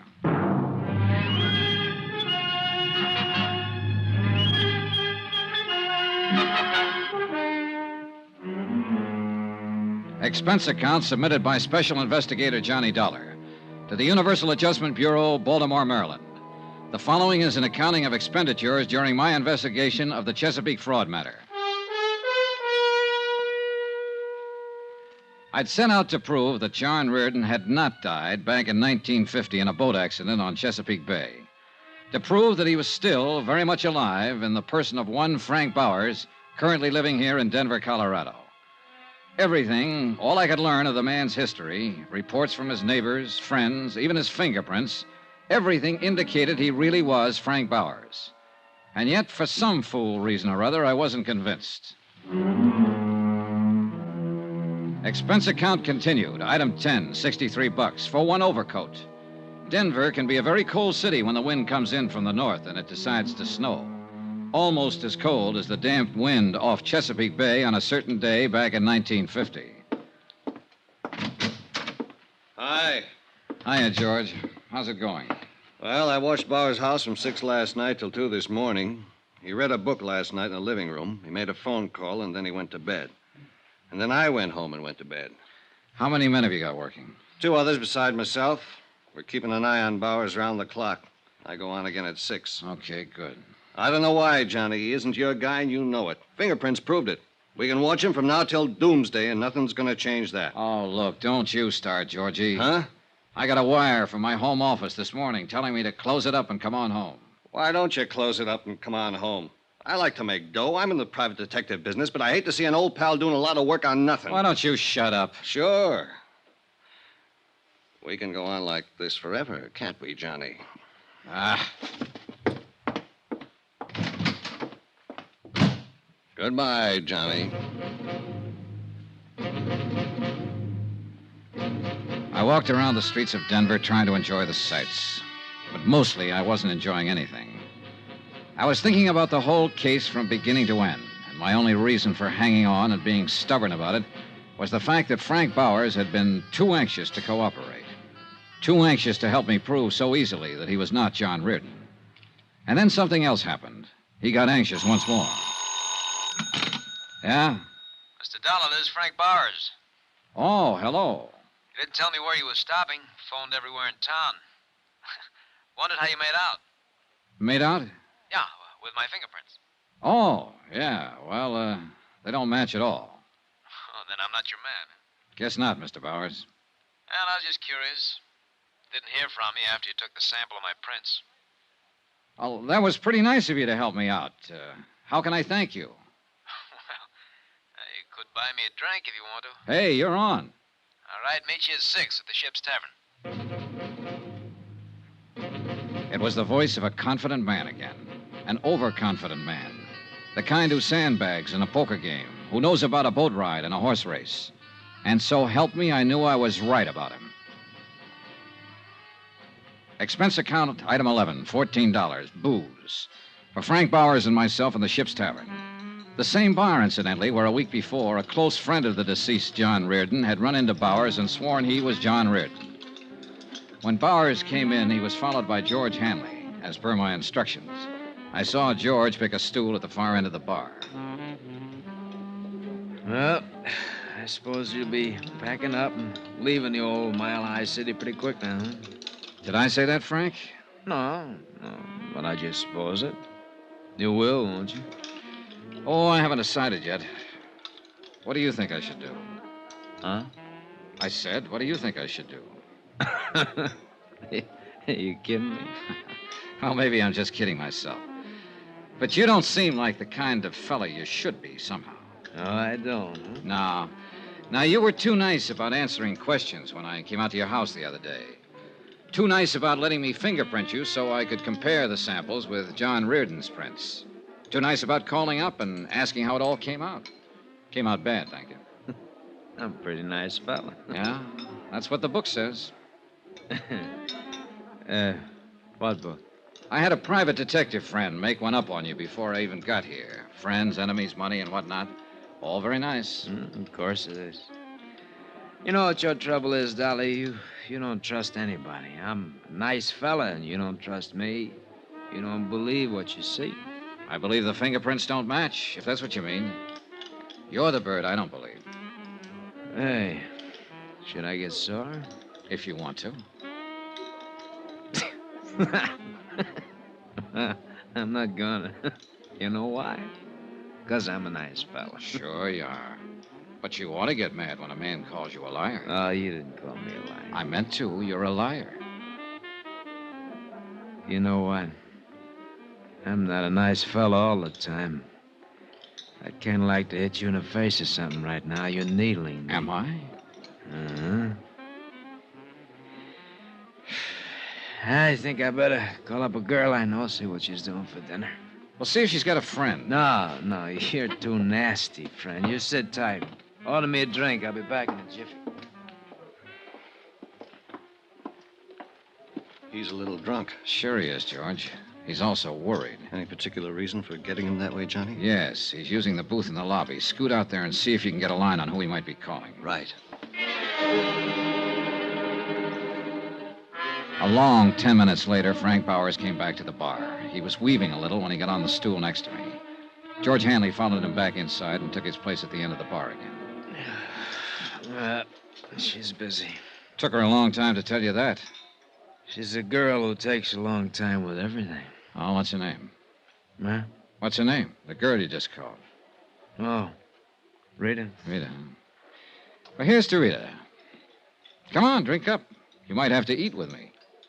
I don't want to drink to Rita, and I don't want to have dinner with you. What do you think of that? Huh? I thought you were a nice fella. Remember? God of blazes. Hold on. Hey! Johnny, you may have something with this bird at that. How come, George? That call he just made, long distance to Baltimore. I got that much. He said he'd never been there, didn't know anyone there. Keep an eye on us, Georgie. You betcha, pal.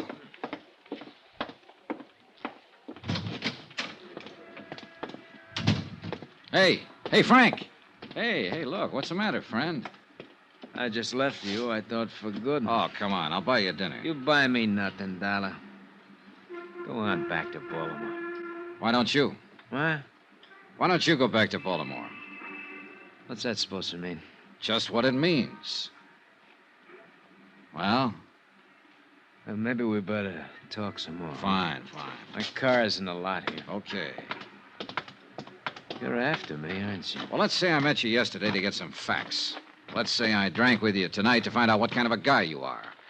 I've done most of the talking up to date. Now it's your turn. Uh-huh. Well? I don't know whether I got anything to say to you. Oh, make up your mind, will you? Look, suppose I were John Ridden. I'm not. But suppose I were. I can't tell you what a court would do about an insurance fraud. No, you're just a clumsy ox stumbling around for some answers and you haven't got any yet. Get out of my way. Wait a minute.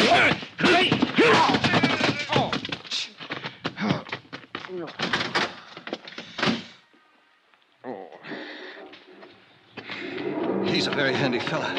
I didn't want to interfere, Johnny. Stay on him. See where he goes, what he does, Georgie. Hurry. You all right, pal? Sure. Hurry. I wasn't all right at all. Frank Bowers was not only big, but fast, and he caught me off guard. I went back through the hotel lobby up to my room and lay down on the bed, and I waited for the phone to ring. Sooner or later, it'd be George Hanley or Frank Bowers' tale reporting some development that had solved the whole case. But the phone didn't ring. Nothing happened. No one phoned, no one came by. I went to sleep about 1 o'clock.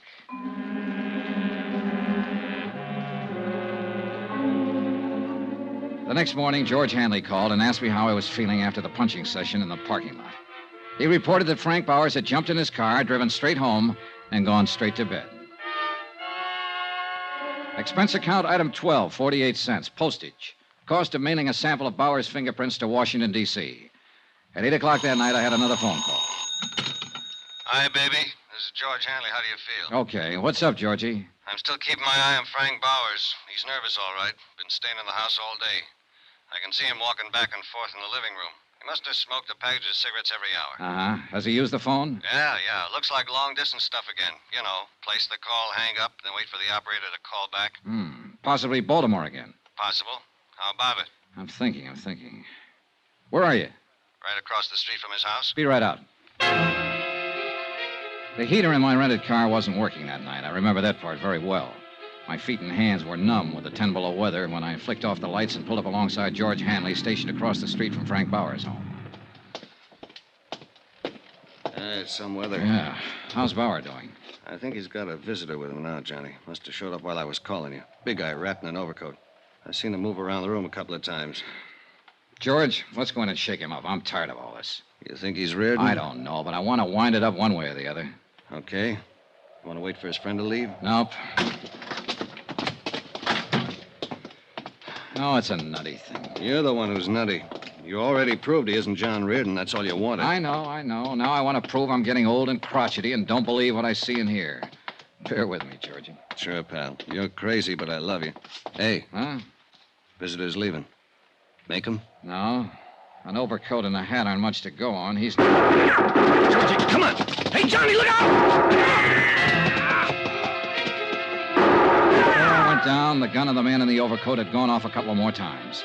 The nearest bullet came 6 inches from my head. Without my gun, all I could do was hug the ground for cover and try to stay out of his line of fire. The shots deafened me for a moment. When my hearing came back, I heard someone very close to me. It was Georgie. He was dying.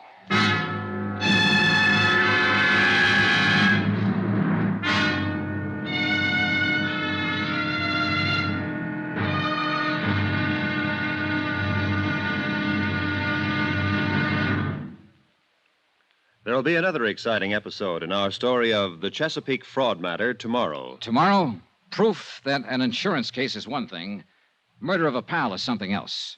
Tomorrow, the wind-up. Join us, won't you? Yours truly, Johnny Dollar.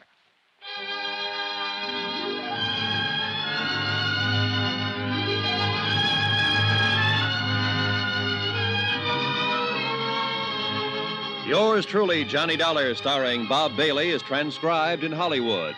Written by John Dawson, it is produced and directed by Jack Johnstone. Be sure to join us tomorrow night, same time and station, for the next exciting episode of Yours truly, Johnny Dollar. Roy Rowan speaking.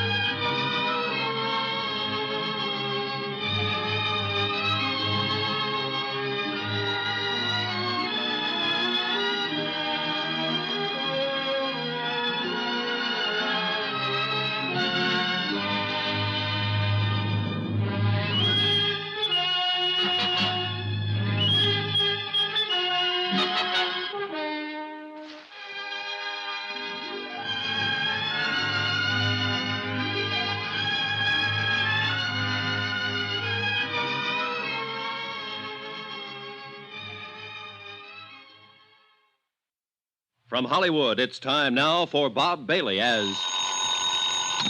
Johnny Dollar. This is the operator. Ready with your call to Mr. Pat Kelleher in Baltimore. Go ahead, please. Hello? Hello, Pat. I got your wire. What's all this? What happened? We're still trying to find out. The man calling himself Frank Bowers was killed an hour ago. George Hanley, one of the operatives I had watching him, was killed, too. We've got a vague description of the killer. Are you all right? Yeah, but I'm going to be tied up with the police here. Well, you need money for bail or anything like that, just draw a draft on the company. I'll confirm it. Thanks, Pat. Too bad about your friend. Yeah, he was a good guy. I want to find out who killed him.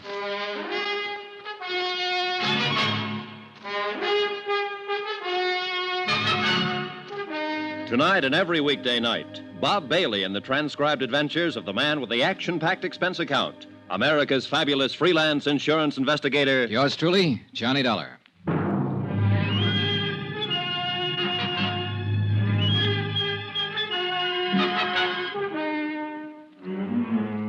Expense account submitted by Special Investigator Johnny Dollar to Universal Adjustment Bureau, Baltimore, Maryland. The following is an accounting of expenditures during my investigation of the Chesapeake fraud matter.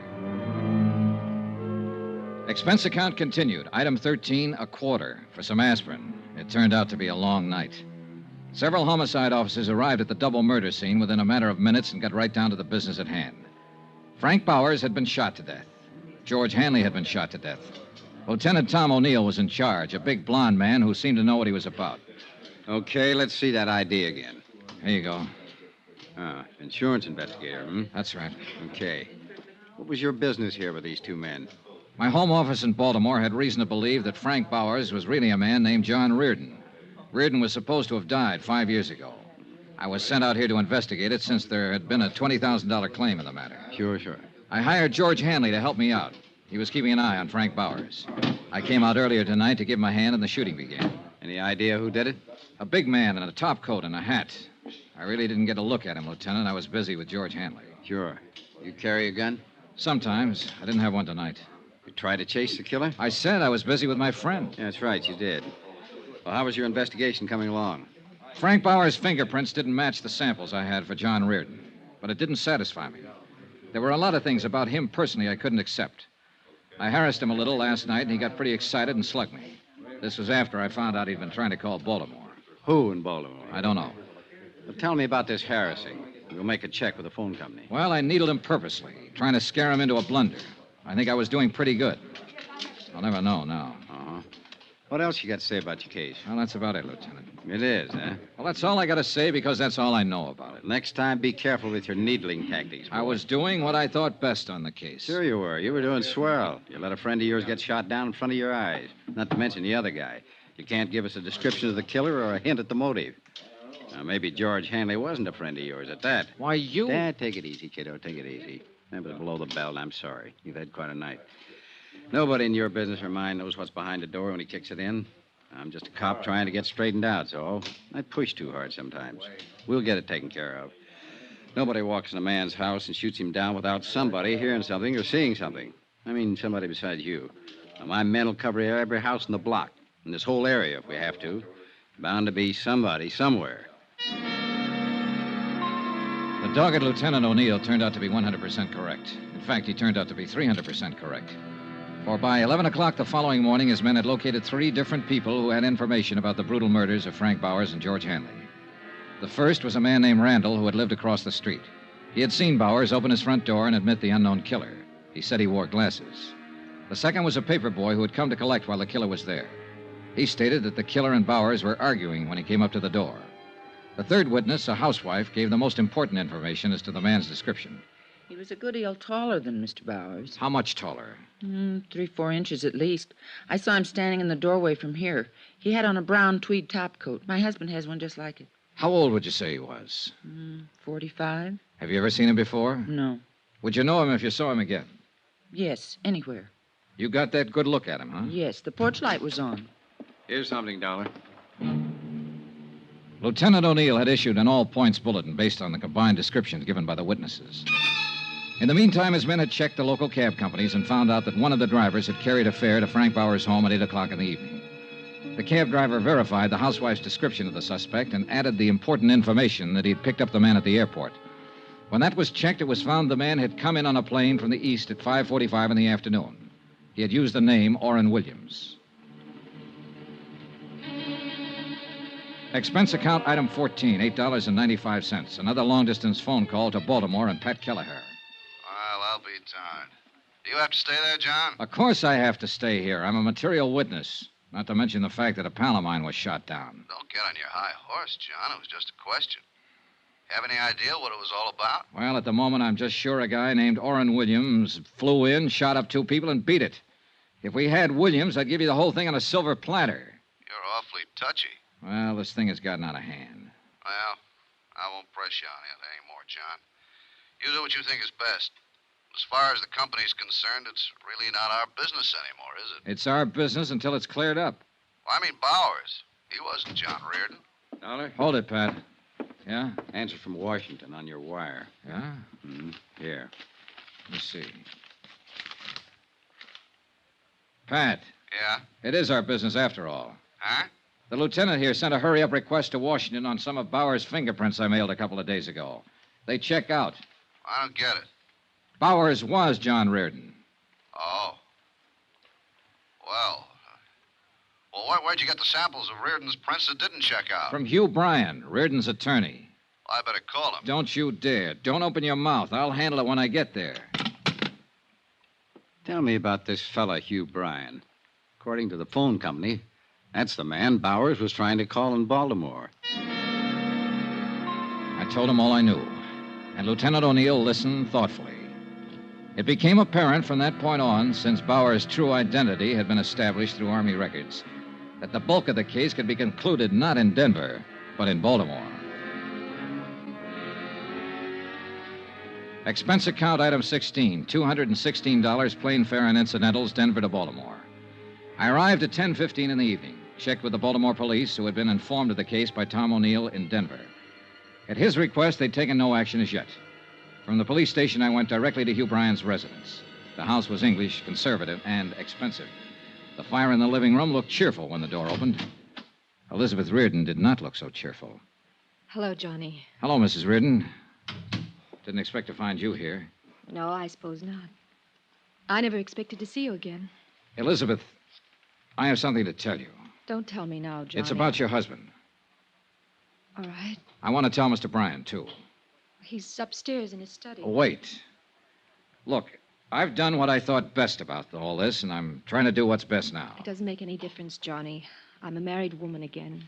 Huh? Yes. Hugh and I were married this morning. Excuse me.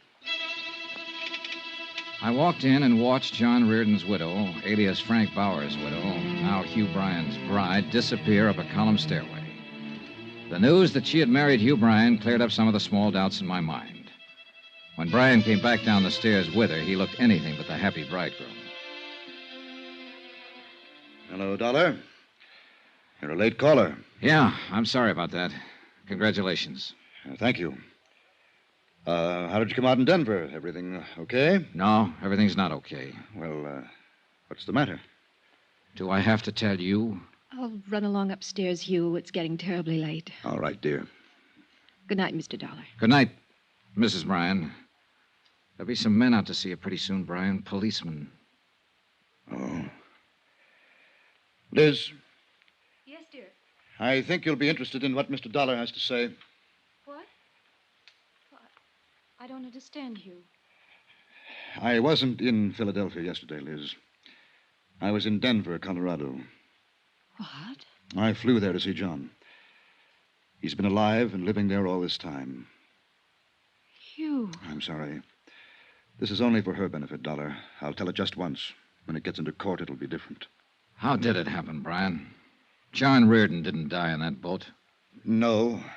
He was picked up in a bay by a fishing boat on its way to Florida. They didn't have a radio on the fishing boat. The first port they came to was Charleston. John phoned me from there and told me all about it. Now, this was 10 days after we all thought he was dead. That part was all accident. Sure. The rest of it was a little different. Liz, it was his idea. You've got to believe that. What was his idea? Not showing up ever again. Letting everyone think he was really dead. Making you a widow. I don't believe it. He hated his life here. Yes, everything about it. He was in debt right up to his ears. Of course, there was your money, but I flew down to Charleston to talk to him. He was like a crazy man, kept saying there was a way out. I didn't know what he meant at first. Then he came right out and said it was his chance to get away from all the things he hated. He knew how I felt about you then, how I feel about you now. He said I could have you for a price. What was the price? Those checks he got every week from a New York bonding concern? Yes. What did they come to? $25,000 a year, regular weekly payments. I could afford it. I could afford anything for you, Liz. Did he come right out and tell you he hated me? He just said he wanted to get away from everything. And it went that way for 5 years. I believe I asked you to marry me every 6 months. Yes. But that didn't work out either. And then, one day, along came Johnny Dollar. How does it feel to be so efficient, Mr. Dollar? We don't have to go into that, do we? No. I'll admit you did everything to throw me off. And it threw me off. Especially the fingerprints you provided. Didn't John Reardon insist his name was Frank Bowers and do everything he could to make you believe that was true? He did too much to make me think it was true. Where is he now? Where's John? He's dead, Mrs. Bryan. Oh. Truly dead now. He was shot to death last night by Mr. Bryan. Mr. Bryan also shot a friend of mine, didn't you, Bryan? Yes. John got scared, called me, said he was going to tell everything to Dollar, blow the whole thing. Hugh. All I wanted out of this was you, Liz. He didn't want you. I did. Last week, you decided to marry me. It took you 5 years to do that. And it took him one afternoon to decide he was going to come back to you.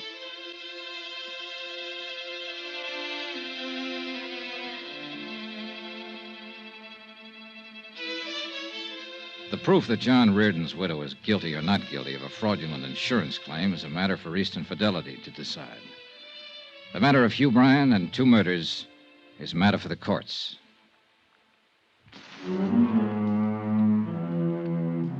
Expense account item 17, same as item 1, expenses from Baltimore to Hartford. Item 18, $89 even, car rentals, miscellaneous, etc. Expense account total, $1,124.98. Yours truly, Johnny Dollar.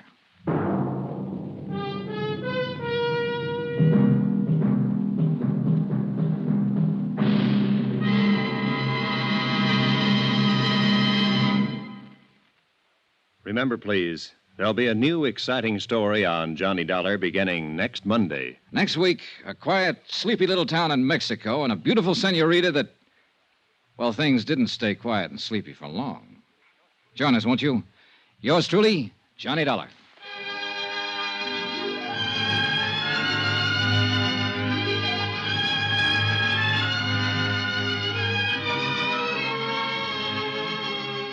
Yours truly, Johnny Dollar, starring Bob Bailey, is transcribed in Hollywood.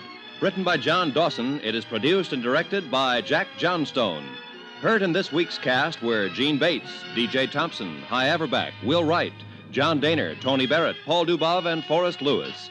Be sure to join us on Monday night, same time and station, for another exciting story of yours truly, Johnny Dollar. Roy Rowan speaking.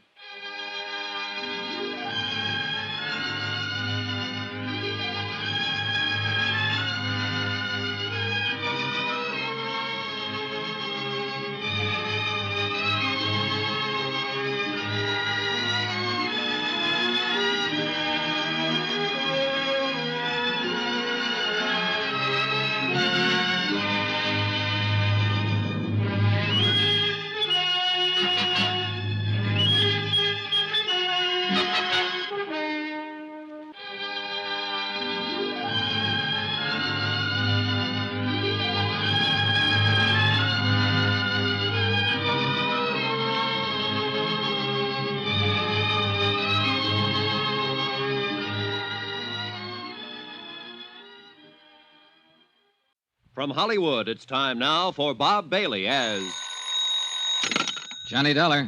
Fred Wilkins at Northeastern Fidelity, Johnny. Oh, hi, Fred. I got a case for you. Remember the Alvin Summers embezzlement? Sure, he took off with $75,000 about 6 months ago. Right. We held the bond on him, so we're stuck with it. So? This morning, a guy called from a little town on the west coast of Mexico, Santo Tomas. It was a bad connection, but I gathered he had some information on Summers and wanted somebody to go down there and talk to him. I nominated you. Then he's expecting me, huh? What's his name? I don't know. Well, how do I contact him in Santo Tomas? I'm afraid I don't know that either. You mean I'm supposed to go looking for somebody whose name I don't even know? How come he's so coy?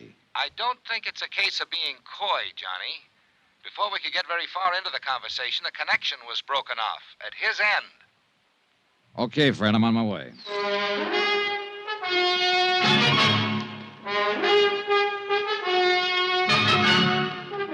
Tonight and every weekday night, Bob Bailey in the transcribed adventures of the man with the action-packed expense account, America's fabulous freelance insurance investigator. Yours truly, Johnny Dollar.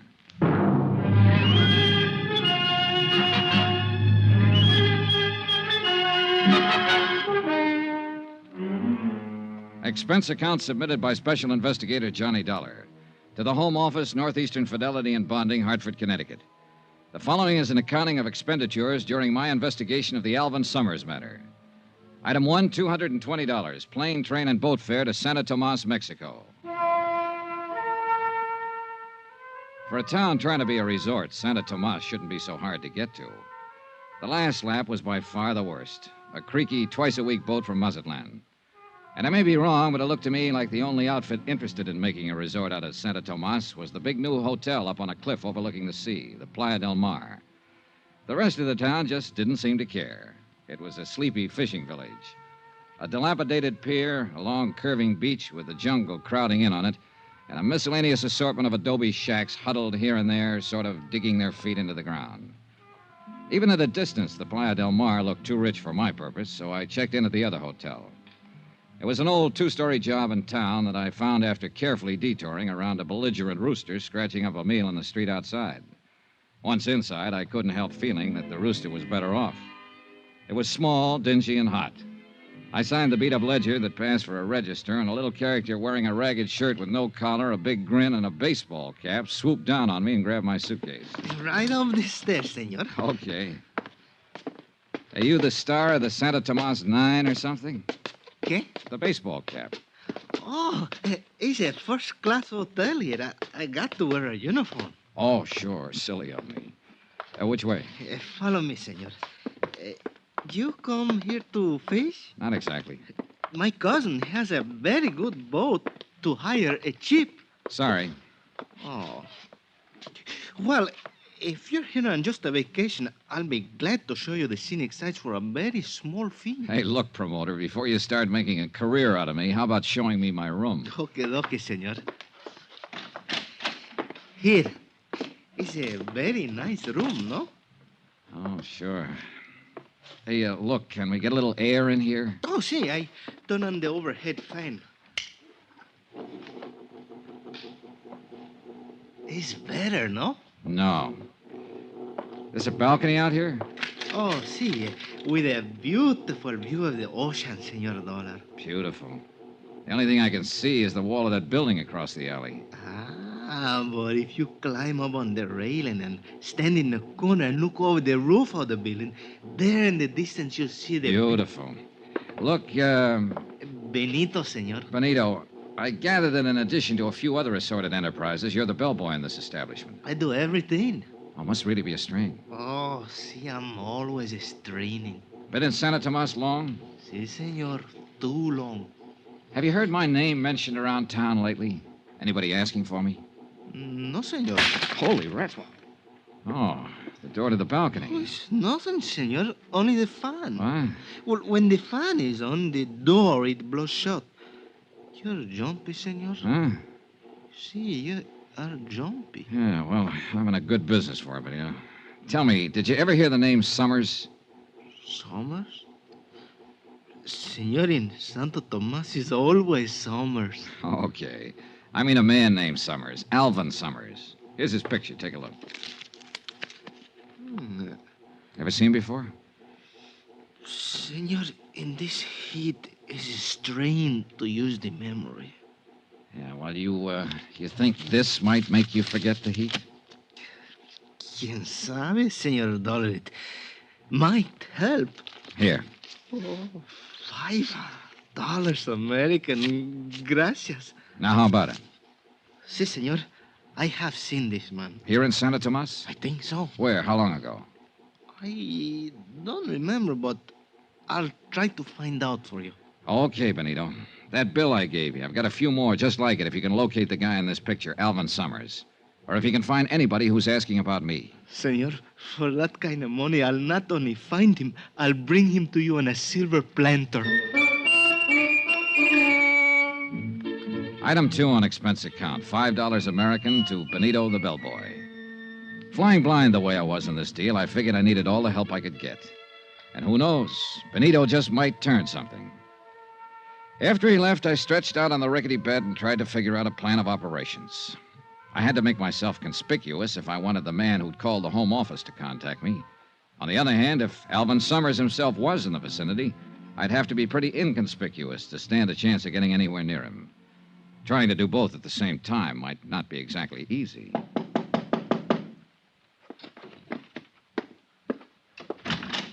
Yeah? Dollar? Well, yeah. Who are you? Carson's the name, E.K. Carson, and I'm sure glad I found you, friend. Hey, you the guy who telephoned and wanted to see me? I sure am. Well, my luck seems to be holding up pretty well. Not too well, I hope. Huh? Yes, sir. As soon as I saw you check in, I phoned the desk clerk to ask who you were. I says to him, he looks like an American to me. See, I'm in room Wait a 10 minute. downstairs. Desk clerk? I thought you meant that long-distance call. Well, the reason I hope your luck's not too good, friend, I'm sure hoping to get you into a little cribbage game. Cribbage? You play, don't you? No, I'm strictly the gin rummy type. Oh, I could teach you, friend. Wouldn't take a jiffy. Sorry, I thought you were somebody else. Oh, I sure wish I could get you into a little game, friend. Gets mighty lonesome making the rounds of these small towns. Are you in business here? No, I'm a traveling man. Regional sales manager for Hold Tight Zippers. Zippers? Down here? Sure thing. All a matter of education. As I often say, business is where you find it. Why, half the world is just waiting to be zipped up. Great thought, ain't it? Terrifying. Look, Mr. Carson, if you'll excuse What me. about that cribbage game, friend? Sorry, as I told Now, you. I'll bet if you just learned to play the game, you'd find out it was a whale of a lot of fun. I'll wait. Well, then, why don't we have us a good talk about business? Look, if you don't mind, I've got a few things to do around here, so... Sure, I know. To tell you the truth, I guess I'm just plain lonely. Daytimes aren't so bad when I'm out on the road, but nights I don't seem to be able to find anyone to talk to. Now that you're here... well, maybe we can have a drink sometime. Say, I'd sure like that. Then maybe we can get up a little game later. Well, maybe. I ushered E.K. Carson, the cribbage king, politely but firmly out of the door. I'd figured him for the man who wanted to talk about Alvin Summers, but all he apparently had on his mind was cribbage and zippers. I ambled on downstairs into the cantina next door. I cut my way through the smoke to the bar and looked around. A few tired-looking characters at the tables, and over in one corner, a little fellow bent over a guitar, eyes closed, in a world all his own. Then I saw the girl, 3 stools down the bar from me. But when I looked up again after a drink, she was only 1 stool away. Hi. Hi. Welcome to Santa Tomas. Thanks. Really something, isn't he? That guitar player. I saw you watching him. Oh. You know, those guys give me the creeps. They start playing, and all of a sudden they're gone. Real far away. I don't think he even knows there's anybody else in here. Lucky man, huh? Yeah. It's funny. A cheap, run-down bar like this. Nobody listening to him. Except us. And he's playing like he's on a cloud. Yeah. There's a flamenco singer like that up at the hotel. At night out on the terrace when she starts those wailing songs of hers. She gives me the creeps, too. Up at the hotel, the Playa del Mar? Yeah. Oh, you must be down here to see how the other half lives. You mean to see if anybody lives in this town. I sure picked me a great spot for a vacation. Pretty dull, huh? Real. At least, it has been. Oh? Say, do you know that guy over there? The American at the corner table? Yeah, the muscle man. I sure don't. You, certain? Of course I am. Why? Well, he's been staring at us. Oh. Never saw him before, huh? Mm-mm. Of course, I've never been in here before. Maybe he's the bouncer. He sure looks like he could qualify. Well, Look, he's leaving. yeah, I guess we made him self-conscious. I guess I'd better leave, too. Where to? Gloria. Johnny. Johnny. I think I'll go back up to the hotel and change. Then what? I don't know. There's a moon tonight. Got a date? Mm-hmm. Me? Mm-hmm. When? On the terrace. Half an hour. She left, and I sat there a drink or two, thinking her over and wondering what her angle was. I was pretty sure she was interested in me for more than my manly charms. And it occurred to me that it might not be too unpleasant finding out what was on her mind. Especially if it could help me locate an embezzler named Alvin Summers. I went up to my room to change. When I got there, I found I had company. Close the door. Well, my friend from the bar downstairs. I said close the door. Okay. Why the gun? Turn around. Face the wall. Okay. Hands against the wall. Hey, look, what are you... Shut up. Well, if you're looking for my gun, it's under my left arm. Thanks. Now turn around. So what's this all about? That's just what you're going to tell me. What's your name? Johnny Dollar. I'll bet. Cross my heart. We'll try again. What's your name? I told you, Johnny Dollar. You can think of a better one than that. Wise up, Buster. It sounds so phony, it's got to be legitimate. And speaking of names, what's yours? I'm asking the questions. You're answering.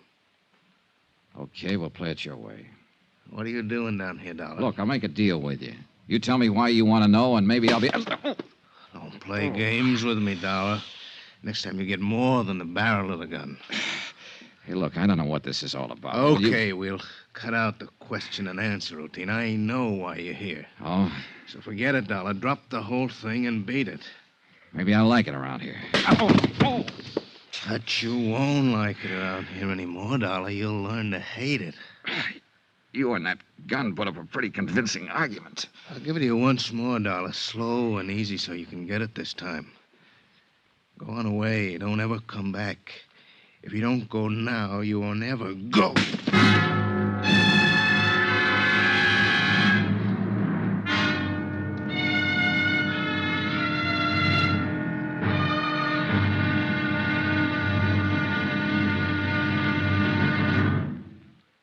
There'll be another exciting episode in the story of the Alvin Summers matter tomorrow. Tomorrow night, a threesome on a moonlit beach. A beautiful girl, me, and a guy with a knife. Join us, won't you? Yours truly, Johnny Dollar.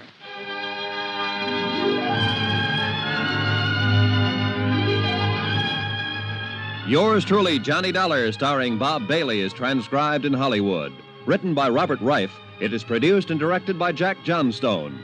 Be sure to join us tomorrow night, same time and station, for the next exciting episode of Yours truly, Johnny Dollar. Roy Rowan speaking.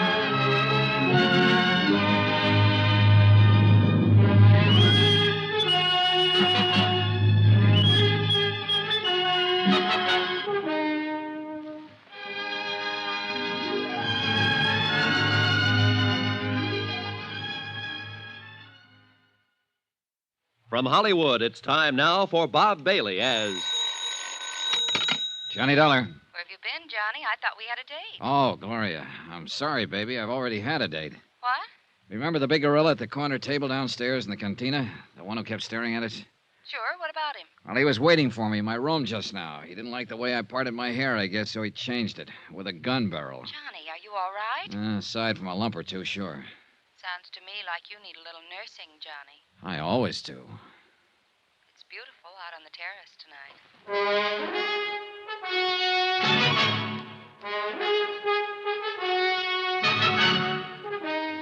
Tonight and every weekday night, Bob Bailey in the transcribed adventures of the man with the action-packed expense account, America's fabulous freelance insurance investigator. Yours truly, Johnny Dollar.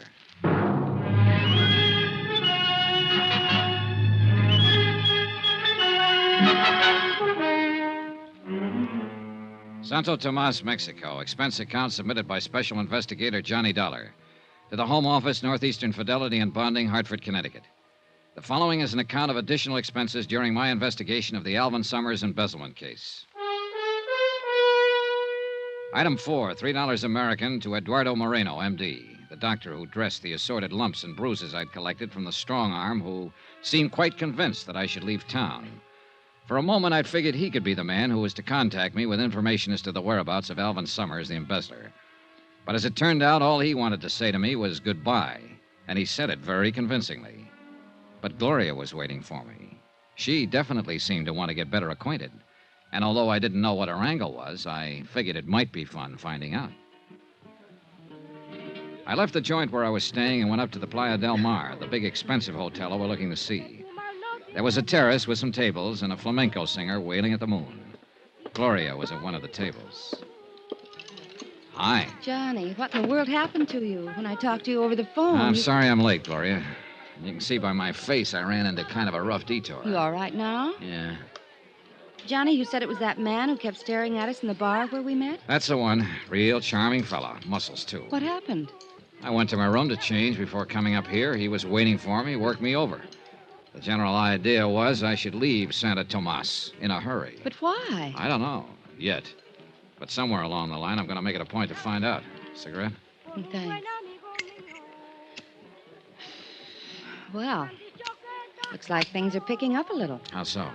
I told you I'd found this place pretty dull so far, but now, with you getting beat up and told to get out of town, it's beginning to sound a little more interesting. Well, I could do with more dullness and a few less bruises, believe me. You must be down here on a lot more than just a vacation, Johnny. Oh, I don't know.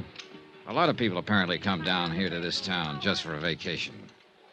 That's why you told me you came here, remember? There's only one difference. What's that, Gloria? I really am on a vacation, and I don't think you are. Oh? You're not the Santo Tomas type. Why not? Mexico City, maybe. Havana, maybe. But not Santo Tomas. No, I think you came down here to meet somebody. Or to find somebody. Okay. Suppose I did. Who would I be looking for? If you don't know, how would I? Looking for, you, maybe? Oh, now that's the nicest thing that's been said to me all day. If you are, it's too bad I didn't know it sooner. Why? It would have made this town a little more bearable. Waiting. Or maybe you've been looking for me. Well, let's not be blunt here. I thought I was being so subtle. You have been looking for me? Well, I must admit I've been looking for someone who's alive in this town. Of course, what I should say is that I've always been looking for you, that I... Okay. I guess that leaves me right where I started from. Skip it. So, we're just two happy people on a vacation. Yeah. Okay, Johnny. Okay. Hey, that music. That the flamenco singer you were telling me about? Mm-hmm. Sounds pretty weird, doesn't she? But I like it. You know something? Sounds even weirder from down below on the beach. Oh? Like to see for yourself? Yeah, I think I'd like to. Well, give me a minute. What's the matter? Speaking of people staring at you. That guy again? Where is he? No, it's a little man this time. Over at the end of the terrace, see him? Oh, that's Benito. Who? The bellboy at my hotel. Excuse me a minute. Be right back. Sure. Senor Dollar. Hiya, Benito. The desk clerk told me you'd come up here. What's on your mind? You told me you'd pay me money if I could get some information for you. That's right. I want to know if anybody's been trying to contact me. You turn up anything? Not about that, senor, but the picture you showed The me. one of Alvin Summers? See, I told you I thought I'd seen him here in Santo Tomas. Now I'm sure of it. Good boy. Tonight I talked to a friend of mine. I described Senor Summers to him. He told me he used to work for him as a houseboy. Good. Did he tell you where Summers is now? No, he could not tell me that. Couldn't or wouldn't? I do not know, senor, but he told me where the house is that Summers lived in. Where is it? You could not find it, senor. It's in from the beach in the jungle a little way. I would have to take you there. All right, let's go. Well, not now. I'm supposed to be on duty back at the hotel. I must get down there at once before the hotel clerk finds out I'm gone. When do you get off duty? At midnight. I'll come to your room then and take you to Senor Summers' house. Okay, midnight. Good boy, Benito. A real good boy, senor? Oh, yeah. Here. Oh, gracias, senor. But you should not have come here. Now, look, I've already had one guy tell me to leave town tonight. Don't you start. No, I mean you should not have come here to the Playa del Mar. Oh, why not? Because after you pay your check here, senor, you'll not have any more money left to pay me with. Well, don't worry about it, Benito. I'll bully it through somehow. See you later. Si, senor. Well, hello, Dollar. Oh, no. Carson, E.K. Carson, remember? Sure, the zipper salesman. What brings you up here? Oh, same thing as you, friend. Out doing a little stepping. I thought you told me down at the hotel that you figured half the world was just waiting to be zipped up. How can you afford to take the time off? All work and no play, friend. Haven't you heard? Yeah, well, I have a date. See you later, Carson. I'm still waiting to get you into a cribbage game, friend. Good. That's just what you do. You mean play cribbage? No, I mean keep waiting. When I got back to the table, Gloria was gone. I looked around, no sign of her. This I didn't get, and I didn't like. Why would she pull a disappearing act on me now? Johnny. Then I spotted her, just off the terrace on the path that led to the cabanas on the beach. I went over. She was carrying a scarf and wearing a one-piece bathing suit. The scarf looked bigger. Hi. Wow. I thought as long as we were going down to the beach, we might as well go for a swim. Why not? Be right with you. Item 5 on expense account, $7 for one pair of swimming trunks, $5 for the trunks, and $2 to get the hotel shopkeeper out of bed to sell them to me. After all, I figured I ought to stay close to Gloria. That's the way she seemed to want it, and I wanted to know why. She could have some information on the whereabouts of Alvin Summers I could use. Well, she might.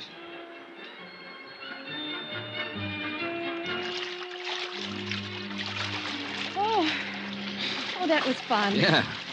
Come on, there's a place over against the rocks at the foot of the cliff. Okay. What do we do now? Build a fire and roast marshmallows? Oh, I'm sorry, I didn't bring any marshmallows. Oh, it's just as well. I'm strictly the hot dog and beer type anyway. Here we are. This is my place, Johnny. I come down here almost every night. Oh, that's nice. I told you there was a moon tonight. Yeah. And the flamenco singer. Music comes right down the rocks to us. Doesn't she ever get tired? Doesn't seem to. What's she singing about? Do you know? Uh-huh. It's about a man in jail in a little town. His sweetheart tosses a rose to him through the bars. It drives him crazy. Cheerful. There aren't any walls around you, Johnny. Oh? The only trouble is, I don't have a rose. Well, who needs a rose? Johnny. Darling. Gloria, look, You were saying. You know something? I forgot what it was. Good. Let's keep it that way, darling. Hold it. So, who's thinking of moving? Shh. What is it? They're in the moonlight coming along the beach. 2 men. Yeah. Take a good look at the one in front. Johnny. Yeah. It's the... They want to work me over in my hotel room tonight. And it looks like he brought along a stooge with a machete. They're looking for you? Look, get around behind the rock here, then back up the path to the hotel. No, Quiet, Johnny. get going. I'm not Look, going to will leave you Please, Johnny, please. Don't go out there. Now, stay out of sight. They can't see us here in the shadows. Gloria, sooner or later, I got a little matter to settle with that big ape. It might as well be sooner. No, please. I don't want you to get hurt again, Johnny. I'm not going to leave you. Okay, come on. Let's shift around to the other side of this rock and keep it quiet. Can you see them? Keep your head down.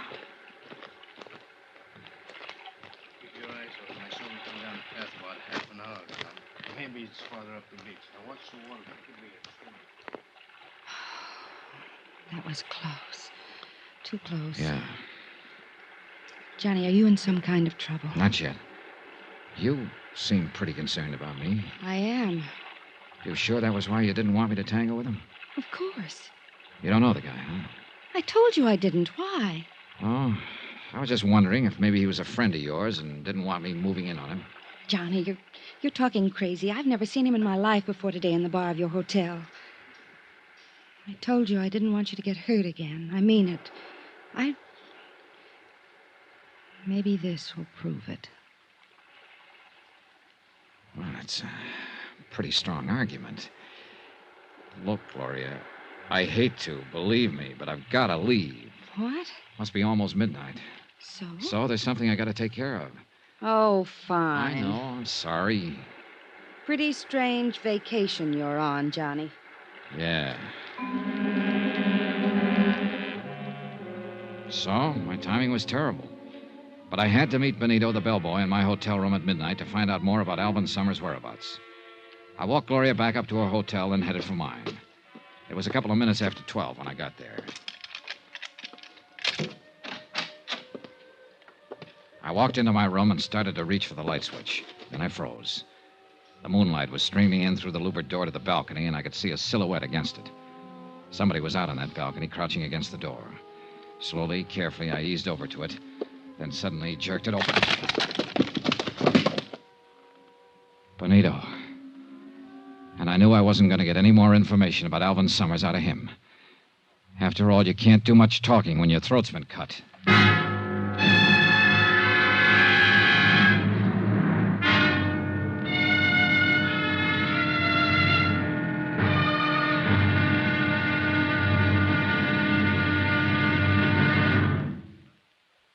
There'll be another exciting episode in our story of the Alvin Summers matter tomorrow. Tomorrow? Well, there are some people you just wouldn't want to meet in a dark alley. But sometimes it can't be helped. Join us, won't you? Yours truly, Johnny Dollar.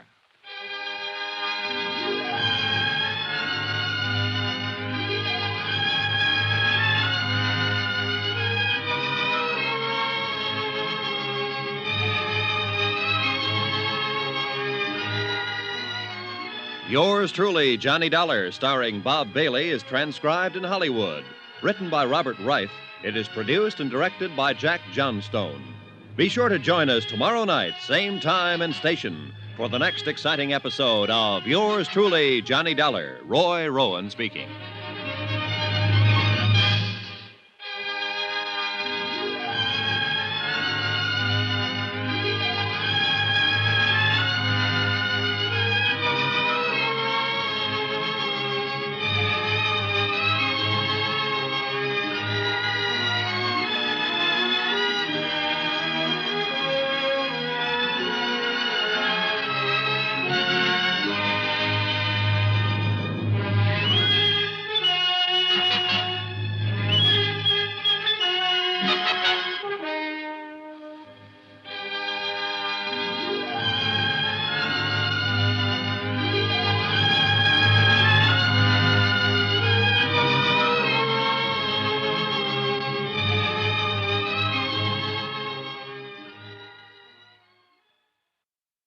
From Hollywood, it's time now for Bob Bailey as Johnny Dollar. This is Lieutenant Gomez of the Santo Tomas Police Department. Oh, yeah, Lieutenant. I have been trying to reach you for some time. Sorry, I was out making some funeral arrangements. It is about the dead man that I wish to speak to you, senor. Fire away, Lieutenant. What's on your mind? Precisely the question I was about to ask you. What do you mean? Surely I do not need to remind you that Benito Escanza was found dead in your hotel room earlier this evening. You certainly don't. But I've already told one of your cops the whole story. Perhaps. Perhaps not. I suggest that you come to see me so that we can discuss it further. Is that an invitation or an order? Let us call it an invitation. But if you do not accept, we will have to come and get you.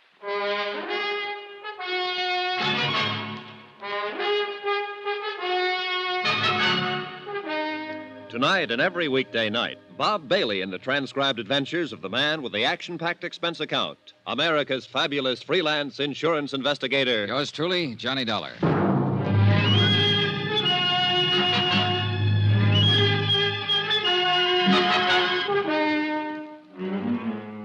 Santo Tomas, Mexico. Expense account submitted by Special Investigator Johnny Dollar. To the Home Office, Northeastern Fidelity and Bonding, Hartford, Connecticut. The following is an account of additional expenses during my investigation of the Alvin Summers $75,000 embezzlement case. Item 6, $25 American. Funeral and burial expenses for Benito the bellboy. Somebody had to do it, and he apparently had no family. After I made the arrangements with the town's undertaker, I went back to my room and received Lieutenant Gomez's polite but firm invitation to drop in on him. So I went on down to police headquarters. Sit down, Senor Dollar. Thanks, Lieutenant. So? So, the autopsy has confirmed the fact that Benito Escanza died from knife wounds. I didn't need an autopsy to tell me that. It was obvious. But what is not obvious is your part in all of this. Look, the story hasn't changed a bit since I told it to your Sergeant Romero. I went back to my room at midnight. I opened my balcony door and in rolled Benito. His throat had been cut. That is the story. As to what is behind the story, that may well be another matter. For instance? For instance, in a case such as this, everyone is a potential suspect. Everyone, including you. Isn't this being pretty ridiculous, Gomez? Is it? Then perhaps you would be kind enough to tell me if there was some legitimate reason Benito had his throat cut in your hotel room. Well, in the first place, if you're interested in alibis, I've got one. Indeed? Indeed. I was with a girl named Gloria Harris up at the Hotel Playa del Mar all evening. You can check that. Oh, you may be quite certain that I am checking on all your activities this evening, senor. In the second place, if you're interested in motives, I don't have one. No? Why would I want to kill Benito when I was hoping to get some information from him? Information of what sort, Senor Dollar? Oh, I guess I better start at the top, Lieutenant. Here's my card. You are an insurance investigator. That's right. About 6 months ago, a man named Alvin Summers up in the States embezzled $75,000 from the company he worked for. The outfit I'm representing in the deal wrote the bond on him, so they were stuck for the money. $75,000. A couple of days ago, they got a long-distance phone call from down here in Santo Tomas. The man who called claimed that he had information about Alvin Summers. That's why I came down here. Now, who was the man who telephoned? We don't know. I came on the chance that he might contact me here, or that I might get some kind of lead on Alvin Summers' whereabouts. And have you? No, on both counts. Benito said he knew about a place where Summers used to live.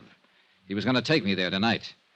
But apparently somebody had other ideas, and a knife to back them up. I see. Nobody has tried to contact you? Oh, sure. Several people have, but always for the wrong reason. First, there was a man named Carson, a zipper salesman. He contacted me for the purpose of setting up a cribbage game. Cribbage? What is this cribbage? Oh, now, that's something I hope I never find out. Hmm? Then there was a strong arm who bounced me around with a gun barrel and suggested politely that I wanted to leave town. Oh? What did he look like? Well, he was heavy in the shoulders, thick neck, low forehead, short dark hair, scar over the bridge of his nose. Scar? That would be Senor Kraus. You know him? I know him by sight. Well, who is he? What's his pitch? That is something I do not know. Senor, you must understand that Santo Tomas is a rather strange town and a dangerous one. Come in. Hey, Lieutenant. Can't you see that I'm busy, Sergeant Romero? What is about Senor Dollar? Oh?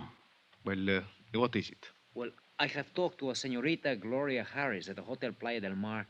She said that Senor Dollar was with her throughout the evening. Very well, Romero.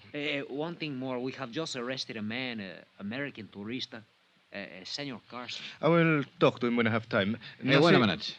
That's the zipper salesman I was telling you about. Indeed? Yeah. Hey, look, maybe he ties into this deal after all. What's the charge? Romero? It's disturbing the peace. Oh, great. Just when I thought I had a lead. What's the matter? He got a few too many under his belt, maybe? Well, Romero? Here's the report. The Senor Carson is outside. Gracias. That will be all. I will talk to the man. See you, Lieutenant. Senor Donald, if you know this man, perhaps you had better come with me. Okay. Dollar! Say, I'm sure glad to see you. Hiya, Carson. What seems to be the trouble? Well, it wasn't as much as they made it, Dollar.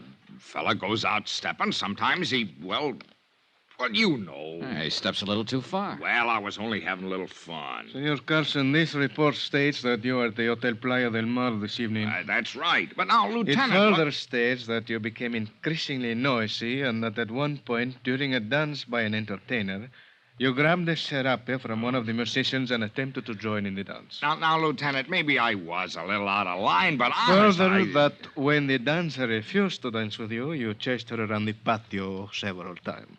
Trying to sell her a zipper, maybe? Oh, no, Dollar, let up on a guy, will you? And that finally, when the musician attempted to get his serape away from you, you broke his guitar over his head. Say, when you get going, you're a real tiger, aren't you? Are these things true, Senor Carson?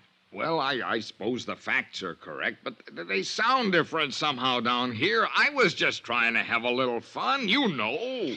See, Sergeant Romero will conduct you to the magistrate. Romero! Well, Dollar, you're just going to stand there and not do anything? After all, we both live at the same hotel, and...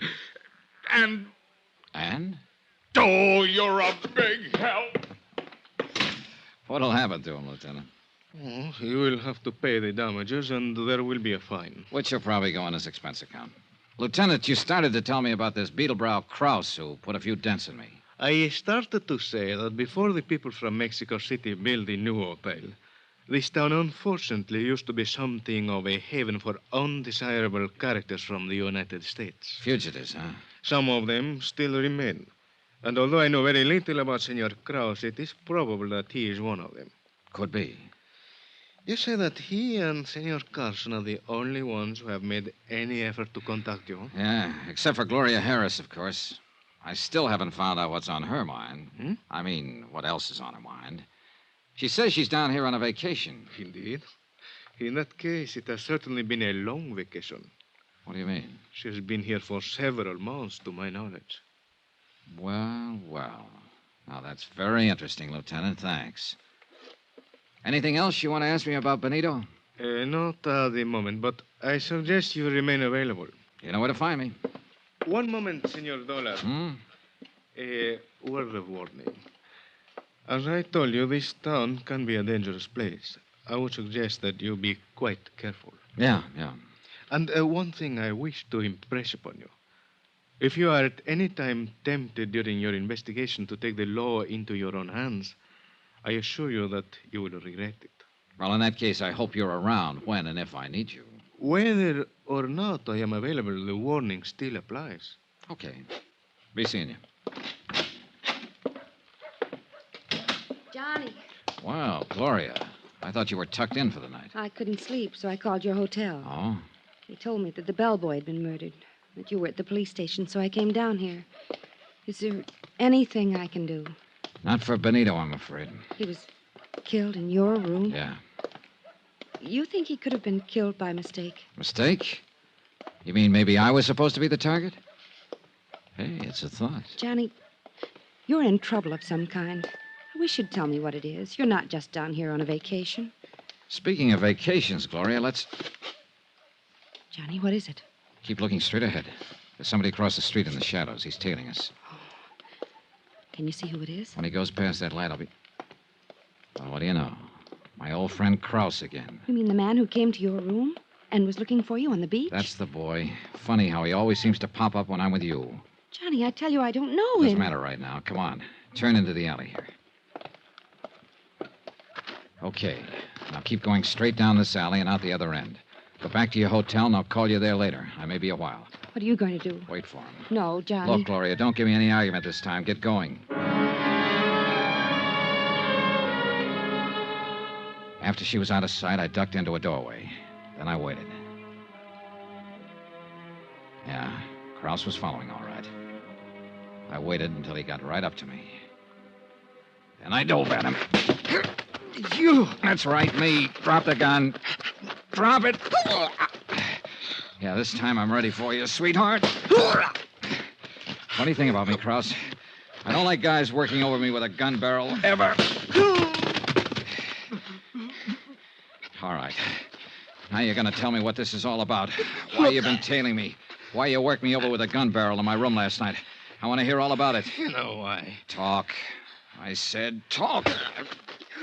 You're not taking me back. Taking you back? I know you came down here after me, but I ain't going back. What are you talking about? I know what happens to a three-time loser. Three-time? Want me back home, you gotta carry me. Hey, wait a minute. You ever hear of a man named Alvin Summers? Oh? How about Gloria Harris? No. You sure about that, Krause? Look, daughter. Look, I'm telling you the truth. Yeah, I guess you are. You're too punchy right now to give me a routine. Yeah, I think I get it. You're wanted in the States. You figured I was a cop and came down here to make a pinch. Brother, right now, I sure wish I was. You mean you... No, I'm no cop. Oh.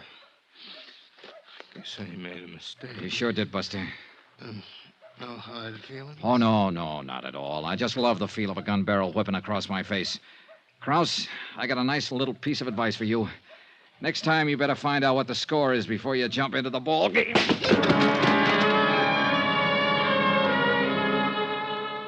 I left him there in the alley and went back to my hotel. Then, just as I was about to open the door to my room, I heard someone moving around inside. I went quietly down to the end of the hall, out the window, then eased along the balcony back toward my room.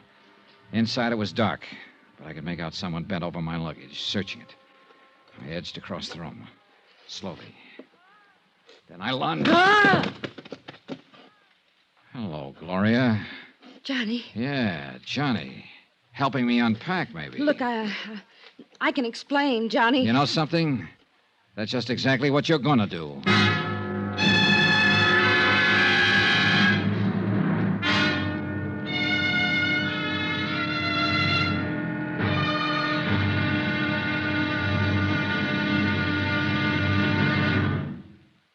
There'll be another exciting episode in our story of the Alvin Summers matter tomorrow. Tomorrow night, how to fall into a trap in one easy lesson.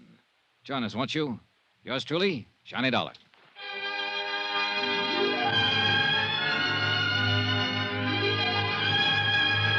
Yours truly, Johnny Dollar, starring Bob Bailey, is transcribed in Hollywood. Written by Robert Reif, it is produced and directed by Jack Johnstone. Be sure to join us tomorrow night, same time and station, for the next exciting episode of Yours truly, Johnny Dollar. Roy Rowan speaking.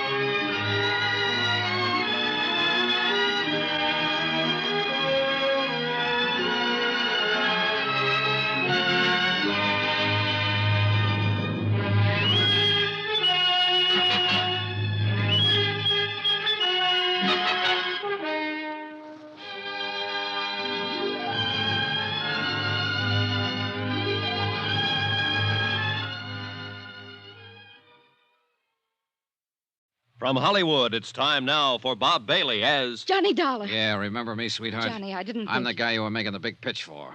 Dancing, moonlight on the beach, the complete routine. Oh, I gotta hand it to you, baby. That was real nice acting. No, it wasn't acting, Johnny. I meant it, all of it. Oh, sure, Gloria, sure. That's why I catch you here and searching my room. That's all part of the big romance, huh? I can explain. And that's just what you're gonna do. Hey, look, Gloria, one guy has already wound up dead on this deal. I've got a strong hunch I'm number 2 man on the list. And this baby I do not want.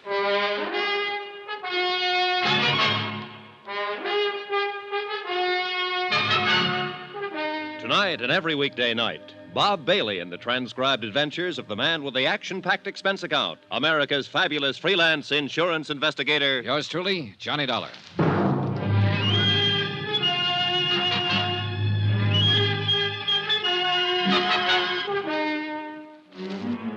Santo Tomas, Mexico. Expense account submitted by Special Investigator Johnny Dollar. To the Home Office, Northeastern Fidelity and Bonding, Hartford, Connecticut. The following is an account of additional expenses during my investigation of the Alvin Summers embezzlement of $75,000. Item 9, $17.60, business entertainment for one Gloria Harris. Believe it or not, I wasn't going to put that item on the account because I figured it might just possibly be a private romance. But when I caught Gloria searching my hotel room, I knew she tied into the deal somehow. That she could give me information on Summers' whereabouts. Johnny, please. Oh, no, you're not leaving, Gloria, not yet. I'm not trying to get away. Oh, what's the use? You'd never believe me. Why should I? You lied to me. I lied to you once. Only once. When I told you I'm here on a vacation. I'm not. Surprise. The truth is, I'm stranded down here. Stranded? Oh, sure. That's why you're staying at the Playa del Mar, the most expensive hotel in town. I don't mean no money. I mean no passport. Oh. It's true. You got a cigarette, Johnny? Yeah, here. Thanks. Yeah. I've been stuck in this ratty town for 4 months now. Just hoping every day that I could figure out some way or find somebody to help me get back to the States. How come you picked this town? Assuming I believe you. Because I heard that fugitives from the States sometimes came here. I've been drifting around for a year, from place to place. I guess I thought my luck had changed here. Well, it hasn't. How'd you lose your passport in the first place? I'll tell you if you really want to know, Johnny. Personally, I'd rather skip it. It's a long story, and not a very pretty one. And it's all in the past. Let's just say I made a mistake about a guy. Okay, Gloria, okay. But there's one little item you haven't told me. Why you were searching my room just now. Because I was trying to find out something about you, Johnny. The reason why you're down here. Why? So maybe I could make a deal with you. Deal? You help me get a passport, and I'll help you. How can you help me? You're looking for Alvin Summers, aren't you? Oh, am I? 6 months ago, he embezzled $75,000 up in the States and took off. Go on. You came down here to find him. You're an insurance investigator. Keep talking. That's all. That's it. Now maybe you wouldn't mind telling me how you know all of... Oh, sure. That report in my suitcase. And the picture. Alvin Summers, I know him. I can help you, Johnny. Where is he? First, I've got to know if you'll help me. The passport? The passport. Well, what do you expect me to do about that? In your business, Johnny, you must meet a lot of people, all kinds. Maybe one of them has an extra passport or two for a price, maybe. All right, I'll see what I can do. That the best you can say? That's the best. Take it or leave it. All right, I'll take it. I haven't any choice. Now, about Alvin Summers. I'll take you there, to Summers' place. Where is it? Down the beach, about a mile below town. Then into the jungle a little way. How come you know where it is? I met Alvin Summers a couple of months ago. Here in Santo Tomas? Yeah, I went there once for dinner. Okay, you take me there, Gloria. First, I'd better go up to the hotel and change. The country's pretty rough on clothes. Okay, I'll meet you at your hotel in half an hour. Johnny, I only lied to you about one thing. The reason I was down here. The rest of it I meant. Last night, on the terrace and on the beach. I meant all of it. Really, Johnny. And I mean this. You know, I'm kind of glad you told me that. See you in half an hour.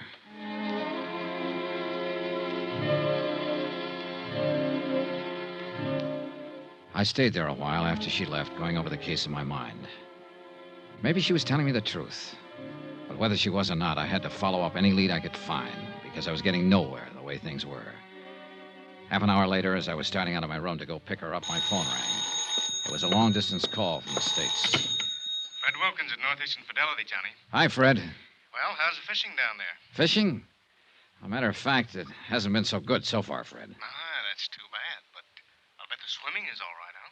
Whoa there, what's eating you? I didn't send you down there for a vacation. Well, you got a great sense of humor. You should see this place vacation. Then what have you been doing down there? Well, what do you think I've been doing? I've been looking for whoever it was that telephoned you and said he had information on Alvin Summers. You couldn't have been looking very hard. He called me again this morning. He what? That's right. He wondered if I'd sent anyone down there yet. Hey, look, Fred, this guy is not easy to find, believe me. And I think I know why. Obviously, somebody doesn't want him to talk, and that somebody could be Alvin Summers, about one jump behind him. Summers, you think he's around there? Could be. I'm leaving right now to find out. I've got a lead on where he lives. There's somebody at the door. I'll call you when I get anything. Do that. Brother. Fishing. Oh, Lieutenant Gomez. Well, look, I'm in sort of a hurry right now. This will not take long. Okay. What is it, Lieutenant? Early this morning, one of my men found Senor Krause in the alley. How is he feeling? He had been badly beaten. He would not tell us anything, but it was fairly obvious who had done this to him. So? So, the last time we talked, Senor Dollar, I warned you not to attempt to take the law into your own hands. Now, listen, Gomez, if you think I want to take a pistol whipping like he gave me and not do anything about it, Do you gotta... not misunderstand. I care nothing about Krause personally or what happens to him. I'm thinking about something more important. For instance? You are looking for Alvin Summers, a man who quite obviously does not want to be found. So? So, when you find him, it is quite possible that there will be trouble. Granted. But let's face a few facts, Lieutenant. You and your boys can't help me. You're in charge of the Santo Tomas police force, all 2 men. And I imagine you've got a few other things on your mind besides an ambassador from the States and an insurance investigator. That may So well that be means true. I've got to do it on my own. Very well, Senor Dollar. This morning I attended the funeral of Benito Enscanza, who was killed because he had information about Alvin Summers. If you find Summers and take the law into your own hands again, I fear I may have to attend another funeral. Yours. That's what I liked about Gomez. He was the cheerful type. Well, I picked up Gloria at her hotel and we headed for Summers' place. We walked down the beach about a mile below town. The beach kept narrowing as the jungle crowded closer and closer to the water. This place is in from the beach a ways. There's a little path pretty soon that leads in. You could walk right by it and never see it. Here it is. And that's just what we'll do. Hmm? Walk right by it. I don't want to lead anyone else here. There's nobody else on the beach. I'm not talking about the beach. That's a regular jungle in there. 20 people could be watching us, so we'd never see them. Oh, I guess so. Okay. Now we'll go in here, then work our way back to the path. Brother, this is pretty thick in here. Yeah. Oh, you're walking through thick brush like this. You always feel like somebody's watching you. Imagination gets pretty strong sometimes. I think it's a little more than imagination. What do you mean? Stop a minute. Listen. I don't hear him. Johnny. Yeah, somebody's tailing us again. Look, keep moving straight ahead. I'm going to circle and see if I can intercept him. All right, but be careful. Gloria moved on, and I started circling to the right. Every few seconds, I'd stop and listen. Yeah, he was still there. I pegged the direction of the sound and started edging toward it slowly. Then my foot caught on a butt. I scrambled to my feet and kept going in the same direction. There was a small clearing ahead. I reached it, stopped, and listened. Nothing. Whoever I was chasing seemed to know the country better than I did. He'd disappeared. I caught up with Gloria a couple of 100 yards farther along the trail. Any luck, Johnny? No. Whoever it is pretty good at keeping out of sight. Are you sure it was a person?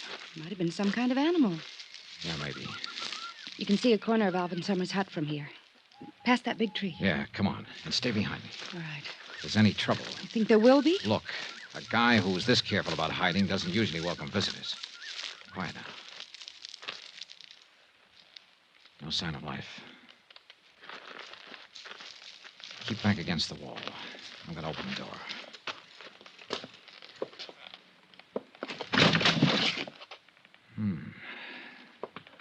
Okay, Gloria. Nobody home, huh? Nobody home. Well, he seems to have a pretty comfortable place here. You like to live in jungles.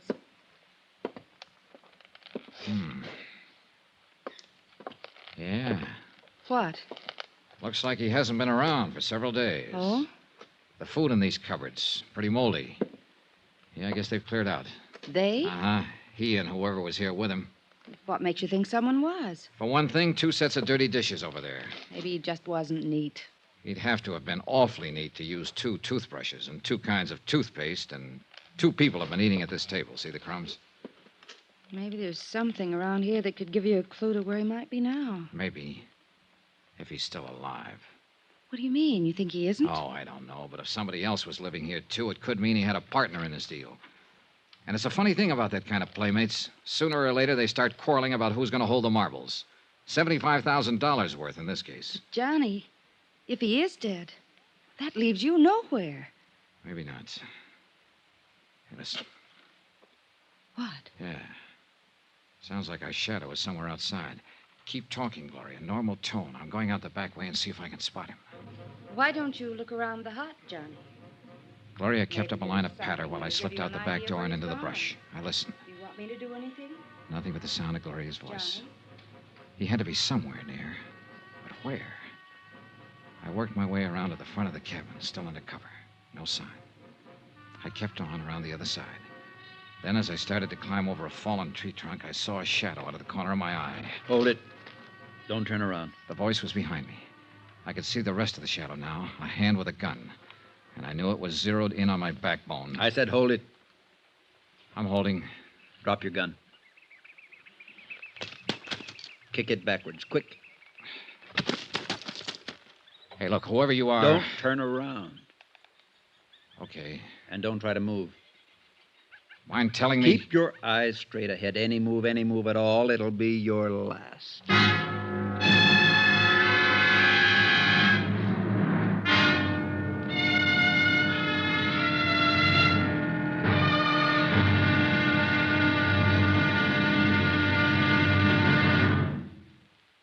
There'll be the final exciting episode in our story of the Alvin Summers matter tomorrow. Yes, tomorrow, how to find out what you've been looking for the hard way. Join us, won't you? Yours truly, Johnny Dollar.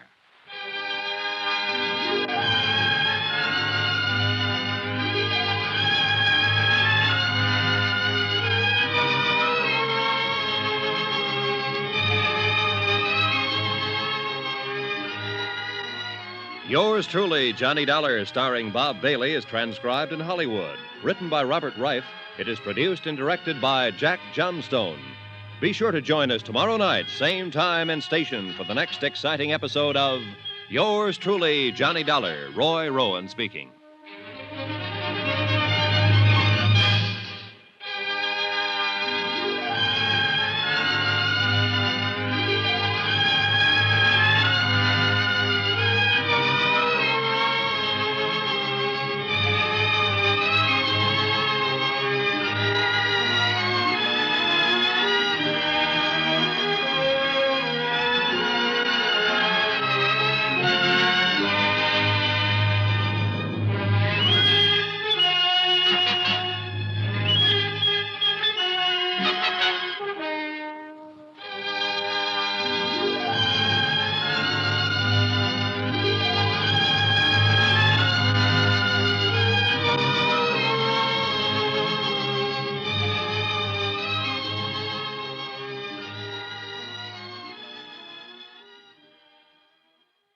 From Hollywood, it's time now for Bob Bailey as Johnny Dollar.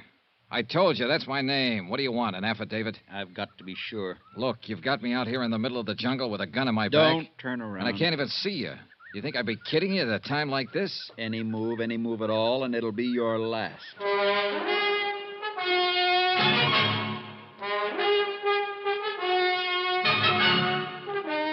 Tonight and every weekday night, Bob Bailey in the transcribed adventures of the man with the action-packed expense account, America's fabulous freelance insurance investigator. Yours truly, Johnny Dollar.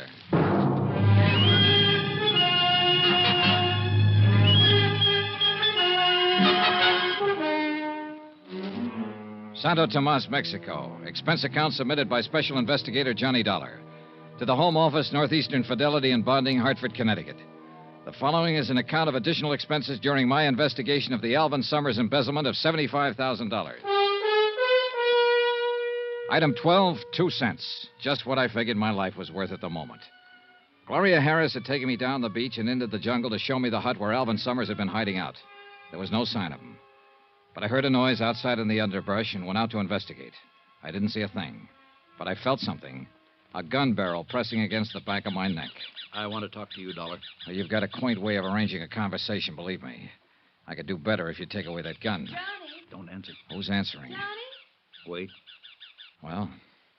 Be in your hotel room in exactly 1 hour. Look, what's this all about? You're looking for Alvin Summers, aren't you?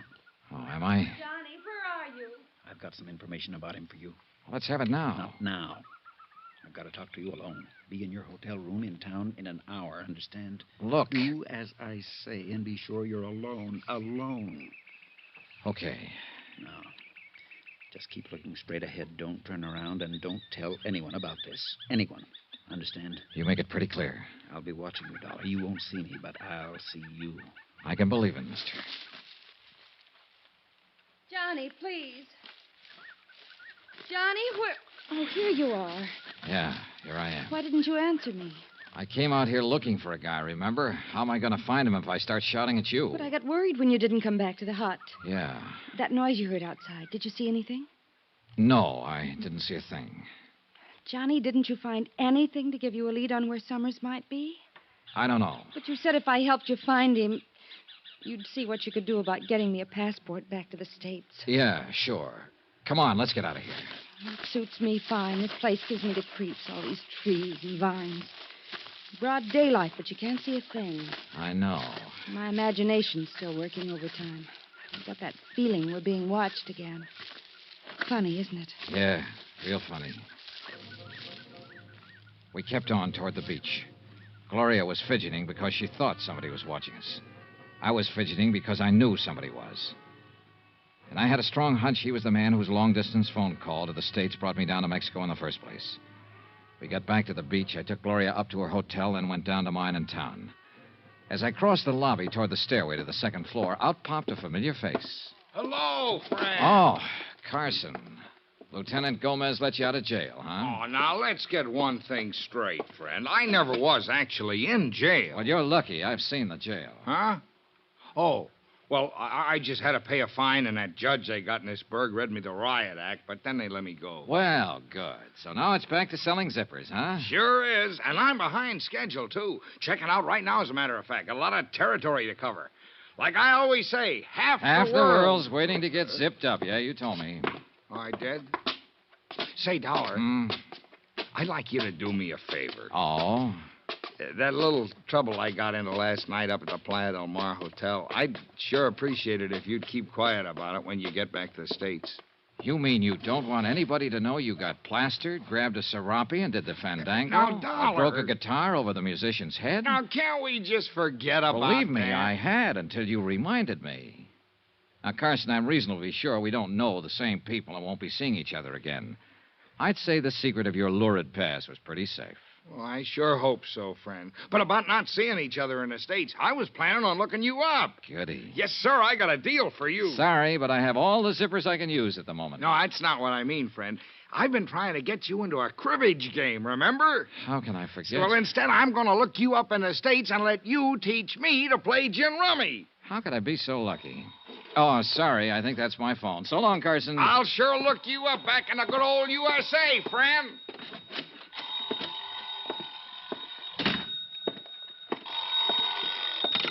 Hello? Hello? Hello?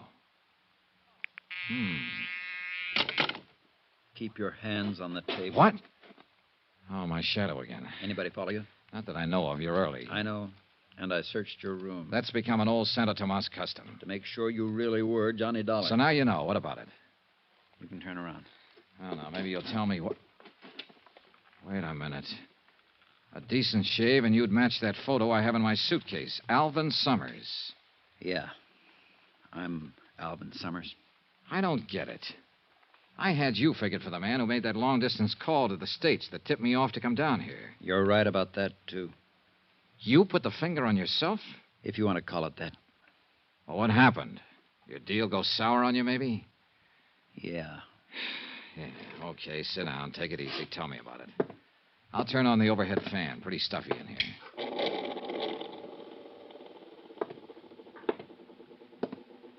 Dollar, that phone call you got just now. Hung up.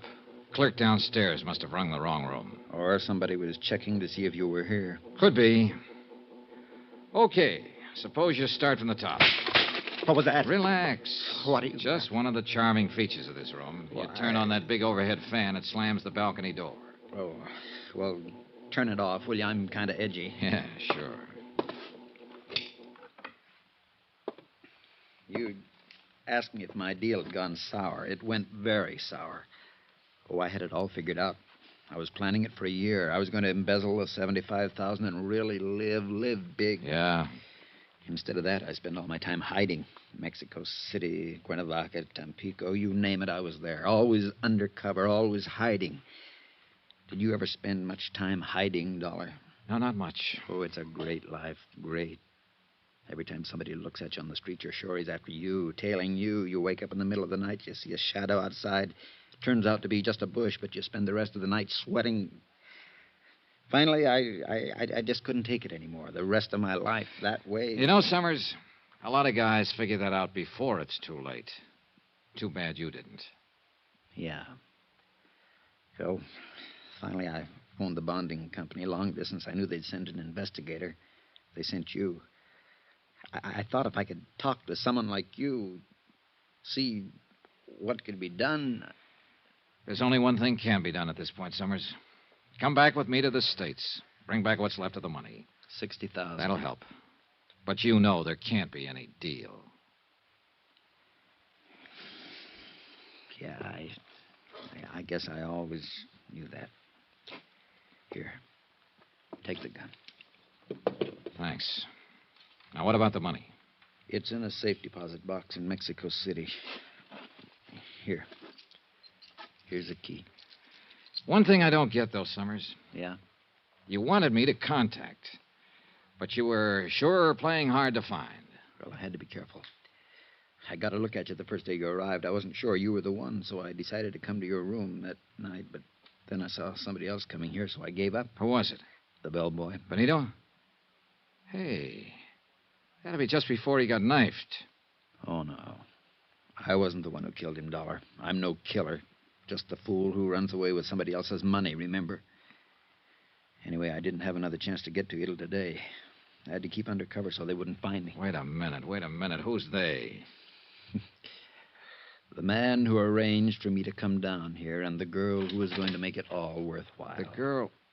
Summers, don't... Me, Johnny. Gloria. Hello, baby. Here, let me... Leave the gun right where it is, Johnny. Put that safe deposit key on the table. I guess you're calling them. Thanks. And it all adds up. You found out Summers here was planning to turn himself in. You didn't want that money to slip through your fingers. But Summers disappeared from his hideout. You couldn't find him, so you figured you'd let me find him for you. That's right. And it worked. And you're so right about that money. You think I'd give it up now? Gloria. Keep out of it, Alvin. If you want to go back and be a Boy Scout, that's your business. The money stays with me. Johnny. Yeah?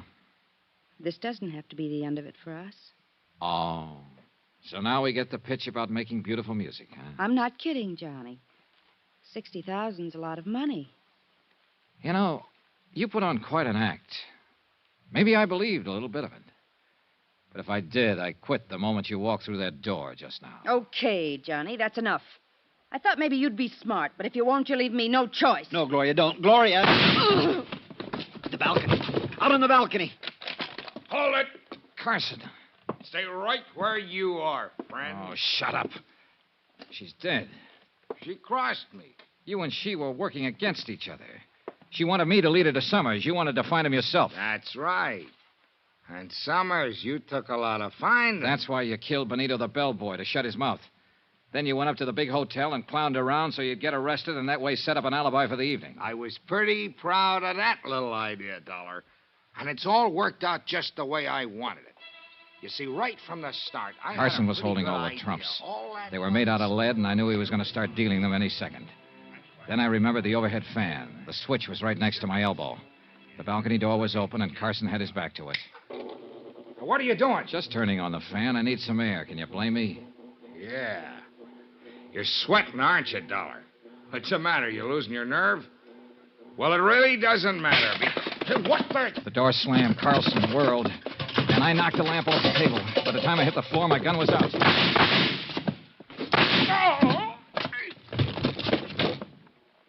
I picked up the lamp and lit it again. Summers was crouched in a corner. Across the room, sitting on the floor, was Carson, staring stupidly down at the red bullet hole in his side. I picked his gun up off the floor. Dollar! Summers, call the police station. Lieutenant Gomez. Yeah, all right. Help me, Dollar. It hurts. Yeah, it hurts. But not as much as it hurt Benito and Gloria. You finally got me into a game, didn't you, friend? And you lost. Expense account item 13. Double the amount of item 1. $440. Transportation back to the States for Alvin Summers and me. And you know, I turned him over to the authorities as soon as we got back. That's the way he wanted it. Gloria? Well, once in a while I get to wondering if she really meant some of the things she told me. Not that it matters. Conclusion of report. Expense account total $923. Yours truly, Johnny Dollar.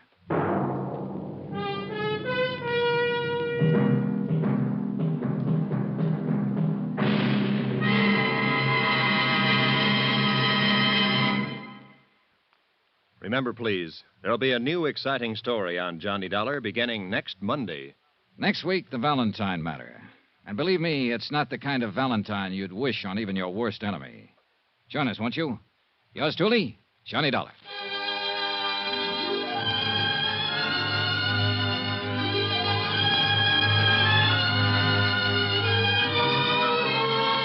Yours truly, Johnny Dollar, starring Bob Bailey, is transcribed in Hollywood. Written by Robert Reif.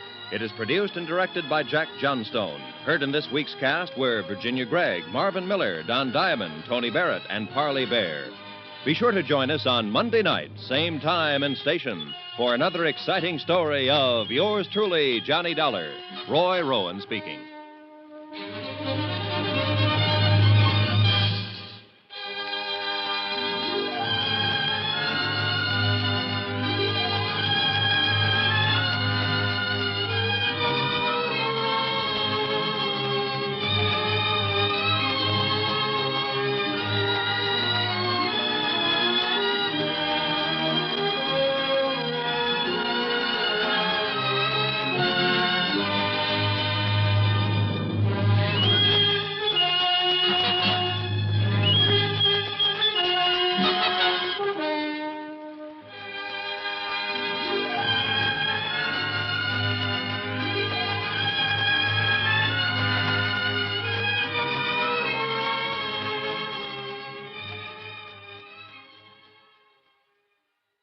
From Hollywood, it's time now for... Johnny Dollar. Roy Vickers, New Britain Mutual, Johnny. Hi, Roy. How'd you like to try some Creole cooking? Okay, what's up? One of the bellhops at the St. Agnes Hotel in New Orleans had quite a time last night. He opened the safe and walked out with $7,500 in cash and a diamond necklace worth a cool $25,000. So help me, Roy. I didn't know bellhops had so much fun. That isn't all. He also stole a station wagon belonging to the hotel manager, not to mention the manager's wife. What do you want back? Mainly that necklace. It's the property of one of our clients. She was stopping at the St. Agnes and had it stowed in the hotel safe. Any line on the bellhop? Not a trace so far. The wife? Don't be funny. Can you hop a plane down there and see what's happened for us? Sure, Roy.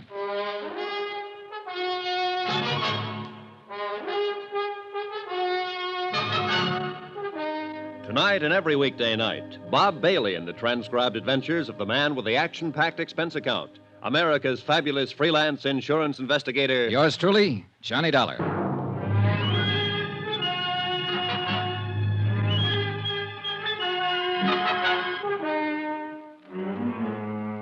Expense account submitted by Special Investigator Johnny Dollar to the New Britain Mutual Insurance Company, Hartford, Connecticut. The following is an accounting of expenditures during my investigation of the Valentine matter. Expense account item 1, $175 and no cents. Airfare and the incidental costs it takes to get from Hartford to New Orleans. Once there, I was more than surprised to discover the police had wound up the whole case. The prodigal bellhop, along with the $7,500 in cash, the diamond necklace, the station wagon, even the manager's wife, had all been recovered. Everything and everyone tearful, but intact. I reported this development to all parties concerned, phoned the airport for a reservation back to Hartford, which they said would be the following afternoon, and then looked around for something to do. I found a spot on Burgundy Street that seemed to be less crowded than the others and settled down for the evening. That's where it happened. He was sitting alone, tall, gray-haired, rugged. A face full of some 50-odd years, I guessed, and full of some other things no one could guess. It was 3 drinks at the bar before I made out who he was, who he had been. A man who was once big, in a way that only Prohibition made them big. This seat taken? No. Mind if I sit down, Mr. Valentine? Well, you can't be that old.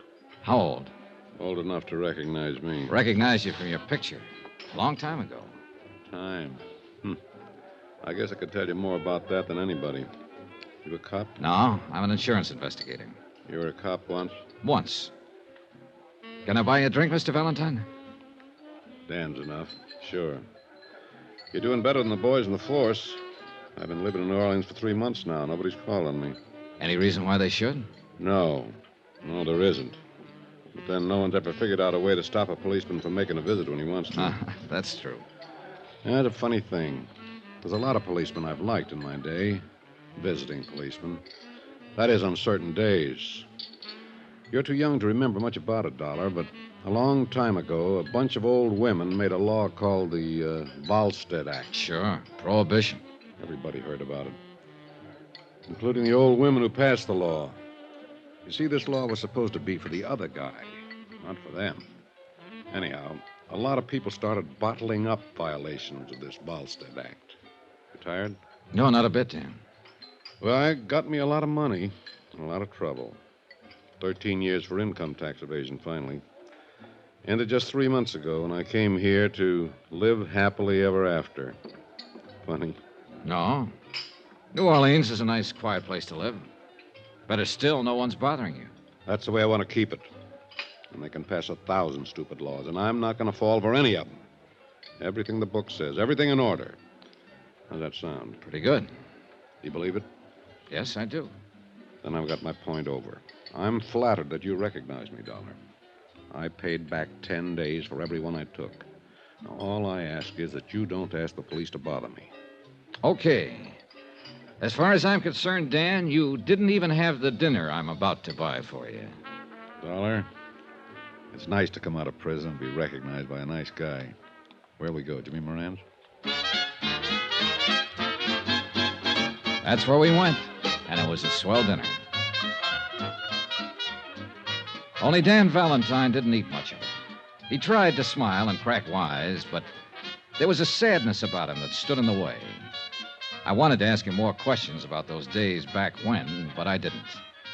We dropped into a couple of other places. The Absinthe House, Joe Glorioso's. We listened to some jazz and drank Sazeracs and walked along Canal Street. Finally, we shook hands and said goodnight. Expense account item 2, $26.26. Hotel, board, and miscellaneous. The next morning, I packed my bags, checked out of my hotel, and was about to take a limousine out to Mobile Airport. Oh, Mr. Dollar? Yeah. A message for you. Oh, thanks. It was from a police officer on the New Orleans force, an Inspector DeBaca. Could I drop by before I left town? I went right over and met DeBaca, a tall, lean, gray-haired man with 30 years' service who kind of puzzled me at first. Thanks for coming by, Dollar. Sure. Sit down. What's up? The bellhop take back his confession on that necklace theft? No. This is something else, Dollar. Dan Valentine. Oh. You met him about 6:30 last night. You had 2 drinks with him, and you went over to Moran's and had dinner. You went to 2 other places. You left him at 11:30. Yeah, I also brushed my teeth when I got back to the hotel, but I bet you can't tell me what color my pajamas Now, take it easy. Just take it easy. Maybe I'm saying this bad. He doesn't know it, but we've been keeping an eye on Danny ever since he showed up in New Orleans. Just so happened you were with him last night, and you did business with us here yesterday afternoon. So? We want to know if you had any business with Dan Valentine. Don't be funny, Inspector. Okay. Now, don't get huffy. Let me put it this way. Dan came to New Orleans 3 months ago, bought a house out in Jefferson Parish. He hired a housekeeper, bought himself a little car, took up fishing every afternoon or just walking. Nothing wrong with that? No, of course there isn't. We liked it fine. The boys in the car drive by now and then to look at him. Just look. No questions, no knocking on the door. When we see Danny in town, we turn the other way. Just look, you see? Sure. Now, he doesn't have any visitors. No old pals from Chicago or New York or Detroit come to see him. He lives alone. And he likes it. That's what he told me. You're his first visitor. Now, I just wondered. You wondered wrong, DeBaca. Okay. I had to ask about it. You know how it is. Yeah. Excuse me. Yeah? Okay. Right on cue. Your pal just stopped a couple of bullets. Huh? Danny Valentine. Come on. According to the uniformed officer who had put in the call, a newspaper boy had found Valentine lying on the sidewalk and aroused the neighborhood. One of the residents had carried him inside. The ambulance crew stood by the bed as we came in. Valentine was lying on his back, the white chenille spread under him changing to a deep red. 2 bullets had ripped ragged holes in one shoulder through flesh and bone. But he was just as self-contained as ever. I got the idea you were going to stay out of trouble, Dan. I didn't know I was in any trouble. Hiya, Dollar. Okay. You went to the police after all? No. The inspector called me in. About you, Dan, but let's forget that for now. How'd this happen? This? Cleaning my gun. You're a loser, Dan. You're not supposed to have a gun. Oh, you know me and the law. We sometimes didn't hit it off. Odd, where is the gun? What gun? The gun you were cleaning when you were walking down the street and shot yourself. I swallowed it. Now, look. Somebody's taken a couple of shots at you, Dan. Nobody can tell us anything about it but you so far. We don't want you murdered. Well? Okay, boys. Get the ambulance back. Wait a minute. You're hurt. You're going to the police hospital. No.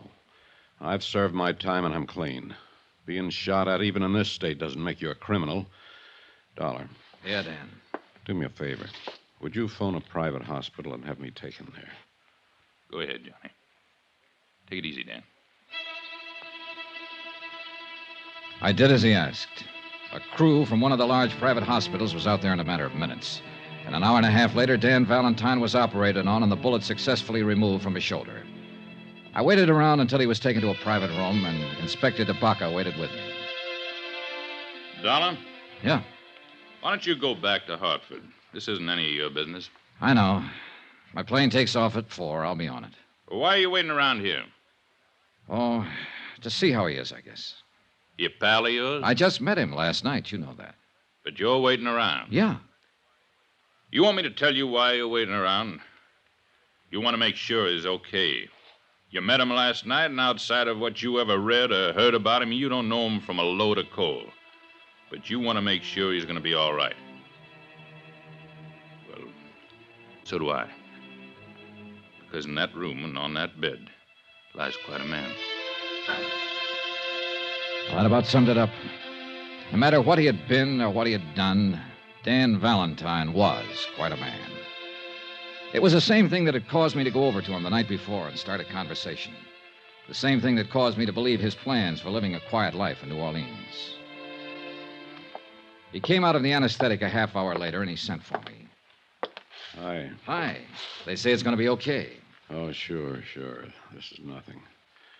I just wanted to thank you for giving me a hand. DeBaca could probably help you more. All you have to do is tell him who shot you and why. I shot myself, and just for something to do. Look, Dan, I have a fair idea of how tough things were for you and how tough they can be now. But Inspector DeBaca understands it, too. He'll do everything he can to help you. But you have to help him, Dan. DeBaca's a good boy. You're right. You'll tell him who shot you? If there was any way he could help me, I'd let him know first. I'll handle this myself. Guess you'll want to be getting your airplane. Yeah. Good luck, kiddo. Same to you.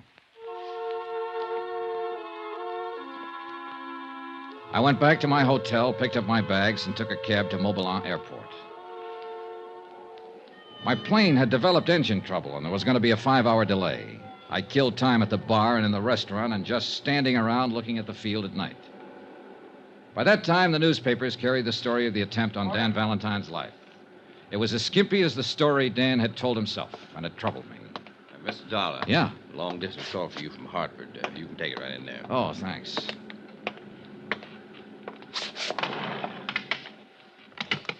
Johnny Dollar. Roy Vickers, Johnny, at New Britain Mutual. Glad I caught you. Just waiting for my plane back to Hartford now.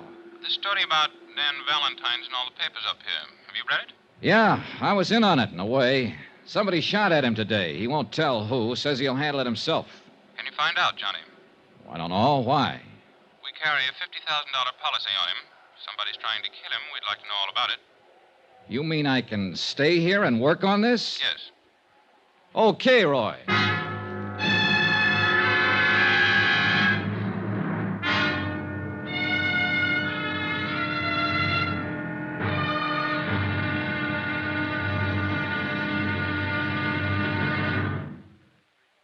There'll be another intriguing episode in our story of the Valentine matter tomorrow. Tomorrow, all the King's men that could be the New Orleans police force try to keep one man alive. And they almost do it. Join us, won't you? Yours truly, Johnny Dollar.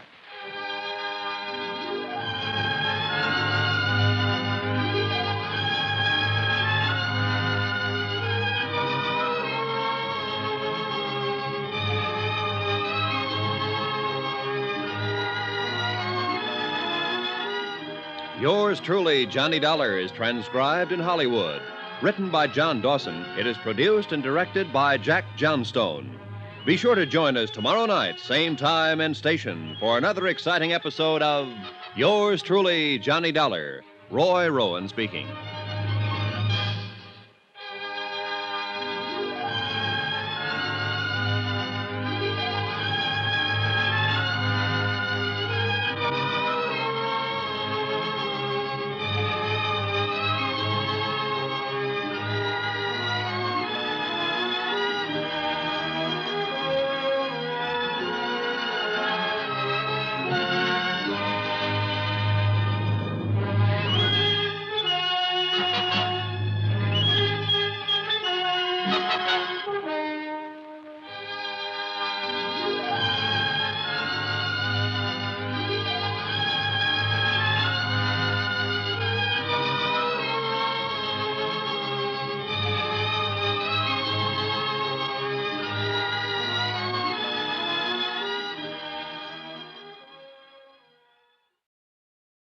From Hollywood, it's time now for Johnny Dollar. This is Charlie DeBaca down at headquarters. You left a call for me? That's right, Inspector. Thought you went back to Hartford. What now? The company I represent happens to hold an insurance policy on Dan Valentine. They asked me to stay here in New Orleans and look into this attempt on his life. How'd they hear about it so fast? Well, it was in all the papers and on the wire services. Valentine's always been news, ever since Prohibition. Yeah, a guy like him would be. Well, you know as much as I do, Dollar. No leads yet. He's still quiet about the whole thing? Just like a mouse who won't open up, except to say he'll take care of it himself. Maybe it'll help matters when he finds out the insurance company's interested. You know something? What?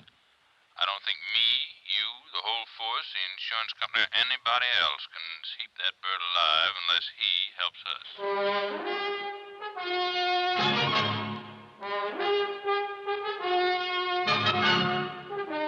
Tonight and every weekday night, Bob Bailey in the transcribed adventures of the man with the action-packed expense account, America's fabulous freelance insurance investigator. Yours truly, Johnny Dollar.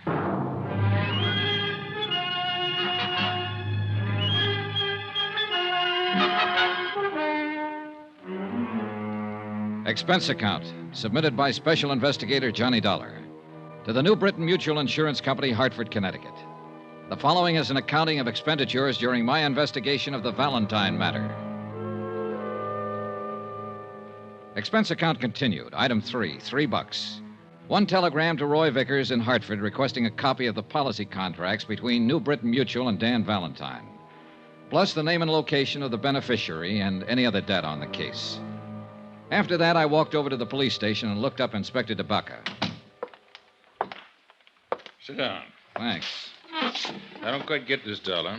What's your part? Well, the insurance company would like a full report on everything that's happened, that's all. You could give them that on the back of your thumbnail, couldn't you? Not quite, Inspector.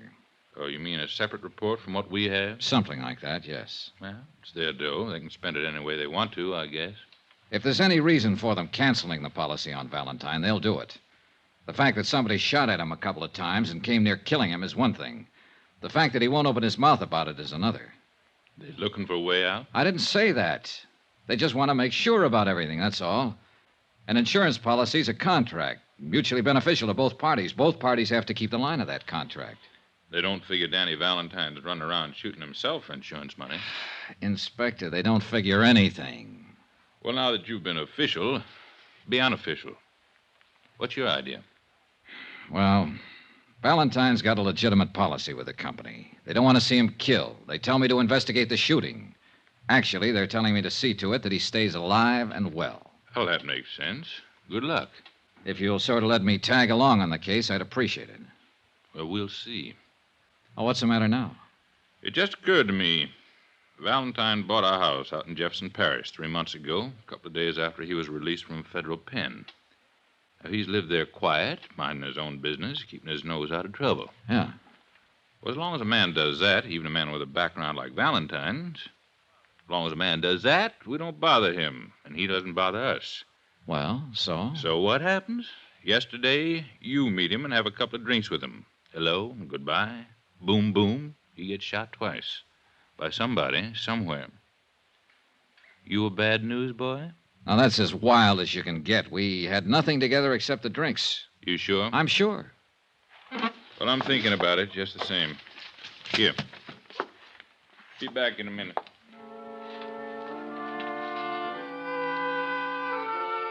The bulky, thick folder Inspector DeBacca shoved across the desk at me was marked Valentine Daniel. It started in 1915 and was fat with yellowed clippings all the way through 1942. There was a pretty good history of Dan Valentine and the age he lived in. He was born in Ireland and had fought in the Irish Rebellion. He was regarded as both hero and scoundrel. For his own good, he came to America. Somehow, he started out in the wholesale drug business. And understandably, it was an easy step to making prohibition alcohol. And an even easier step to make prison on an income tax evasion charge. The folder mentioned a wife and a daughter who seemed to have successfully avoided most of the newspaper headlines that had involved Dan Valentine. There was one picture of Mrs. Valentine taken in 1928. That's about as far as I got when DeBacca came back into the room, not alone. Interesting stuff? Very, Inspector, very. Well, here's something more interesting. My men have been covering the neighborhood where the shooting happened yesterday afternoon. This man's a witness. This is Mr. Dollar. He's an insurance investigator. It's Willie Blakely. Oh, how do you do, sir? Hope you can help us, Willie. Well, I can try, I really didn't see too much. You see, I was on my milk truck, and I saw this fella, this big fella, walking down the street. What's his name? Dan Valentine. Yes, sir. Well, he was just walking, like for an early morning walk, and then I saw this car come around the corner, and there were a couple of men in it. What kind of car? I think it was a Buick sedan. I'm not sure. It was a black car. You happen to get the license number? No. All right, go on. Well, sir, this Mr. Valentine, he looked up when he saw it coming, and he stopped. You know, kind of funny. No, I don't know. Tell me. Well, you know, like he was surprised. Do you think he was surprised at who was in the car? Yes, sir, that's it. He sort of smiled. Not a hello kind of a smile, Sort of a sad smile. Didn't wave, just stood there. I couldn't see the men in the car by then, so I don't know how they were looking at him. Did you see them as they rounded the corner? Yeah, just a couple of fellas, dark coats and hats. Would you know them if you saw them again? I don't think so, Captain. Okay. 2 men. Yes, sir. So this Mr. Valentine stopped and looked at him and given this kind of smile. He recognized them, you think? Oh, yeah. And then I heard a noise, something like whack, whack. And Mr. Valentine fell down, and the car drove off. Did Valentine go for a gun? No, sir. What did you do then? Well, I got out of there. Why? I didn't know what was happening. I didn't want to get hurt. You didn't even try to help him? No, sir. I was scared. I didn't know what that whack, whack was, sir. And it took you all this time to tell us about it. Sorry, Captain. Dollar. Yeah. You got something to worry about. Hmm? That noise he was talking about didn't sound like regular gunshots, or he would have said so. Silencer. What else?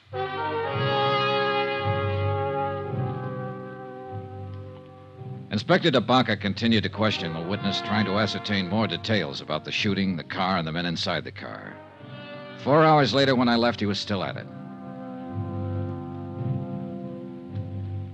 Some more expenses. Item 4, $2.50. Cab fare from police station to hospital. I thought I'd drop in and take a chance on Dan Valentine coming across with some information. Sorry, no visitors. It's pretty important. I'm a friend of his. I'm sorry. Well, when can I see him? That's hard to say. Mr. Valentine's condition is not too good. What? Well, nothing to be alarmed about. He lost so much blood that he's in a weakened condition. The doctor's ordered a transfusion. Oh. You can phone in later if you like. Excuse me. Yes, ma'am? I should like to see Mr. Valentine, please. I'm sorry. I was just telling this gentleman. That's impossible. How is he? He needs rest. The doctor feels he'd be better off without visitors at the moment. Thank you. I had a feeling about the gray-haired, well-dressed woman, and I hurried after her down the long corridor outside the hospital. I was just in time to see her take a cab that had been waiting at the curb. I managed to hail one myself, and we tagged along Canal Street behind her until she paid off the driver in front of the Roosevelt Hotel. I was right behind her when she stopped in the lobby and got a key to room 1016. I gave her 5 minutes, then I knocked on her door.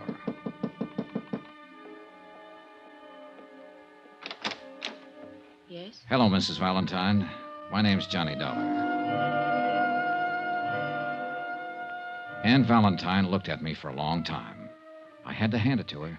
There were no tears, no frowns or screams, just a wide, frank look from a woman who, by any man's standards, had once been beautiful.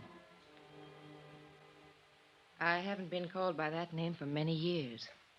You're a reporter, of course. No, I'm not. I'm an insurance investigator. In a policeman's office today, I saw one of the few pictures ever taken of you. At this hotel, I'm registered under the name of Ann Ward. Ward is good enough for me, Mrs. Valentine. May I come in? Yes. Now, what is it you want, Mr. Dollar? Possibly the same thing you want. To keep your husband alive. I believe that's up to the doctors, isn't it? Not quite. If he was shot at once and he won't help the police find out who did it, there's a reasonable chance he'll be shot at again. Do you know who did it? Well, who it might be. Look, the police have found a witness who describes 2 men as having done the shooting.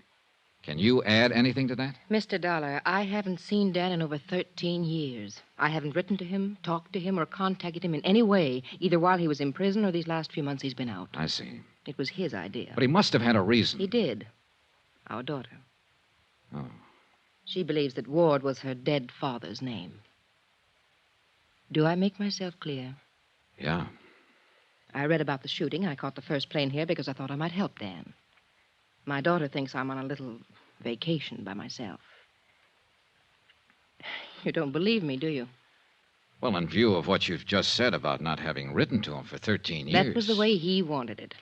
I was never ashamed of Dan, never. He was ashamed of himself and how his activities might affect us. He gave me everything I ever had out of life. In New Salem, that's where we live, and live very well because Dan saw to that part of it before he went to prison. We are considered very proper people, Teresa and myself. Dan sacrificed a great deal for that consideration. I think that you've sacrificed a great deal yourself, Mrs. Valentine. When I go back to the hospital to see him tonight, he'll probably tell me to pack my bag and go home, that there's nothing to worry about. But there is something to worry about, isn't there, Mrs. Valentine? He won't talk about it, and you won't talk about it, and both of you know all about it. Oh, Mr. Dollar, you're a very young man. I'm sorry if I sound like I could help you. I can't. Please go. I went back to my hotel and had some dinner. Then after a while, I put in a phone call to the hospital and found out I could talk to Dan Valentine between 7:30 and 9. About then, a special delivery came for me. It contained the information I wanted regarding the policy on Dan Valentine. I noticed that the beneficiary was a dual affair, wife and daughter, Ann and Teresa Ward. I had to check with Inspector DeBaca just once more. No luck.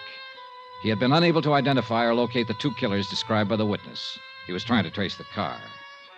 7:30 on the dot, I was at the hospital. The reception desk seemed reluctant to talk and referred me to the head nurse, who happened to be out to dinner, who referred me to the surgical nurse, who took me aside and told me to find a crystal ball. Mr. Valentine's gone. We have no idea where. How could he be gone? We started to give him a transfusion. He jumped up suddenly, knocked down one of the male nurses, grabbed his clothes, and ran out of the hospital. Just as simple as that. I thought he was in a serious condition. Shh, keep your voice down. He was in a serious condition, and it's going to be critical pretty soon. Running around town bleeding from 2 bullet wounds. If you want to keep him alive, Mr. Dollar, you better find him and find him fast.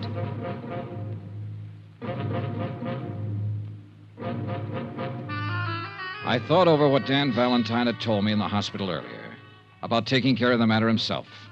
And the more I thought about it, the more I realized he was going to do just that, even if it killed him.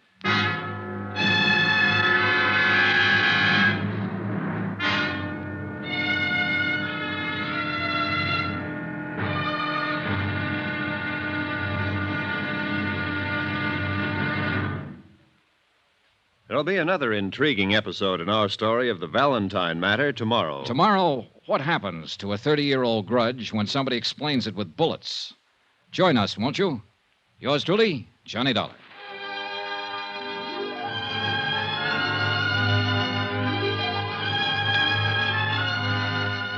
Yours truly, Johnny Dollar, starring Bob Bailey, is transcribed in Hollywood. Written by John Dawson, it is produced and directed by Jack Johnstone. Be sure to join us tomorrow night, same time and station, for another exciting episode of Yours truly, Johnny Dollar. Roy Rowan speaking.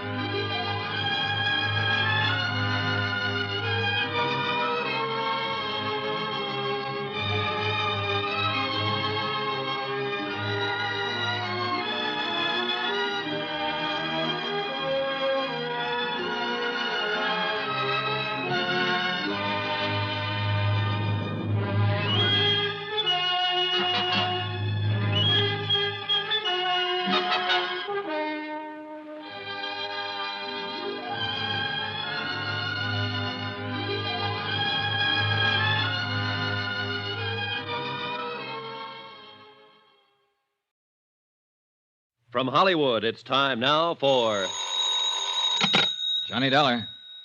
This is Ann Ward, Mrs. Valentine. Have you heard anything about Dan? Nothing, Mrs. Valentine. The police are looking everywhere for him. I went to the hospital tonight, and they told me he walked out. He might die, Mr. Dollar. I know, Mrs. Valentine. Did you tell anyone I was here in New Orleans? If you mean, did I mention it to the police? No. Thank you, Mr. Dollar. That was very kind of you. But it makes me mad that I didn't, Mrs. Valentine.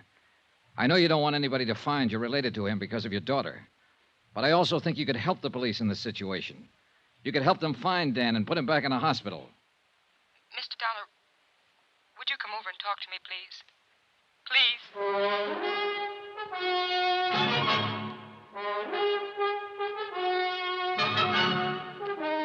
Tonight and every weekday night, Bob Bailey in the transcribed adventures of the man with the action-packed expense account, America's fabulous freelance insurance investigator. Yours truly, Johnny Dollar.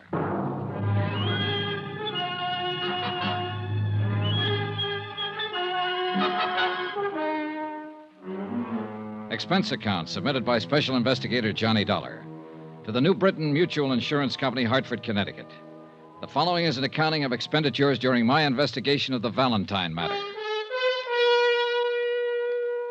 Some more expense. I believe this is item 5. Yeah, $4. 4 drinks for myself.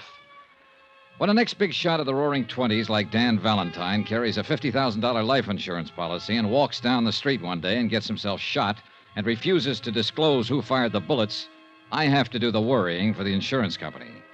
When he decides to leave a hospital bed minus a pint or two of blood, I have to worry some more. I needed those drinks.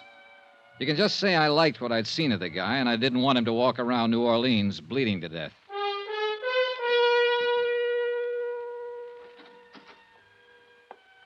In here, please, Mr. Dollar.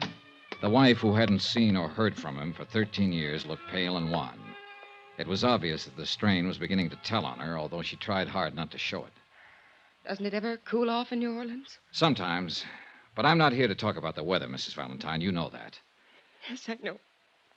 Well, don't just stand there and give me the tears, then. If you've got anything to say, say it. If you know anything that'll help, let me know about it. You're perfectly right in being angry with me. Mr. Dollar, I honestly don't know where Dan is. Well, do you know why he'd get up out of a hospital bed and endanger his life? I have an idea he might have wanted to see somebody. Who? I don't know. The 2 men who shot at him? Perhaps. I just don't know. We aren't getting anywhere, Mrs. Valentine. Look, I'm going to talk to you frankly. Why did he come here to live in New Orleans? Well, You live in New England with your daughter, Teresa. Obviously, Dan thinks a great deal of you and her. He's given you everything, provided for you with all of his troubles. Spent 13 years in prison. I can imagine his thoughts about you and her while he was in there. And yet he comes out and lives 2,000 miles away from you. he didn't want to interfere with Teresa in any way. Sure. But it seems to me he'd want to look at you, at her, certainly. Even if it was a matter of living in Boston and taking a bus to New Salem and standing on a street corner one day to watch the 2 of you cross the street. That sound reasonable to you? If you put it that way. Well, look, there's some reason he picked New Orleans. Some reason he didn't give himself the little gratification of just looking at you and Teresa. Why? Why here? I'm sure I don't know. And why is he running around now? I can't answer that either. But it must have something to do with you and your daughter. Obviously, you're the only ones he ever cared about. Well? I honestly don't know. Well, and I can't help you, and I can't help myself or him. You mentioned his having a reason to be in New Orleans. Maybe What? there was a man named Webster, Conrad Webster. He was a member of the Illinois Bar once in those days. Did a great deal of work for Dan and friends of Dan. I think he lived here. Wait a minute. I've seen that name. Yeah, on copies of the insurance policy. A man named Webster had the power of attorney. He bought the insurance. There's a trust in there for your daughter. Yes, Conrad Webster was an old friend of Dan's. I don't even know whether he's alive now or not. He drank a great deal later on. I think he lived here. Was he the kind of friend Dan would go to if he needed help? Yes, I think so. All right. What are you going to do? It's just something to look into. I'll try and find Webster, and maybe I can find your husband. Thank you for coming by. I needed somebody to talk to. What? I hope he stays alive, Mrs. Valentine. Item 7, $16. The money it cost me to find out the location of Conrad Webster. I started at his last known address, followed a series of bars, and finally got information from a bartender that led me to the crummier half of a decaying duplex on Gentilly Street. Everything was quiet for Gentilly Street.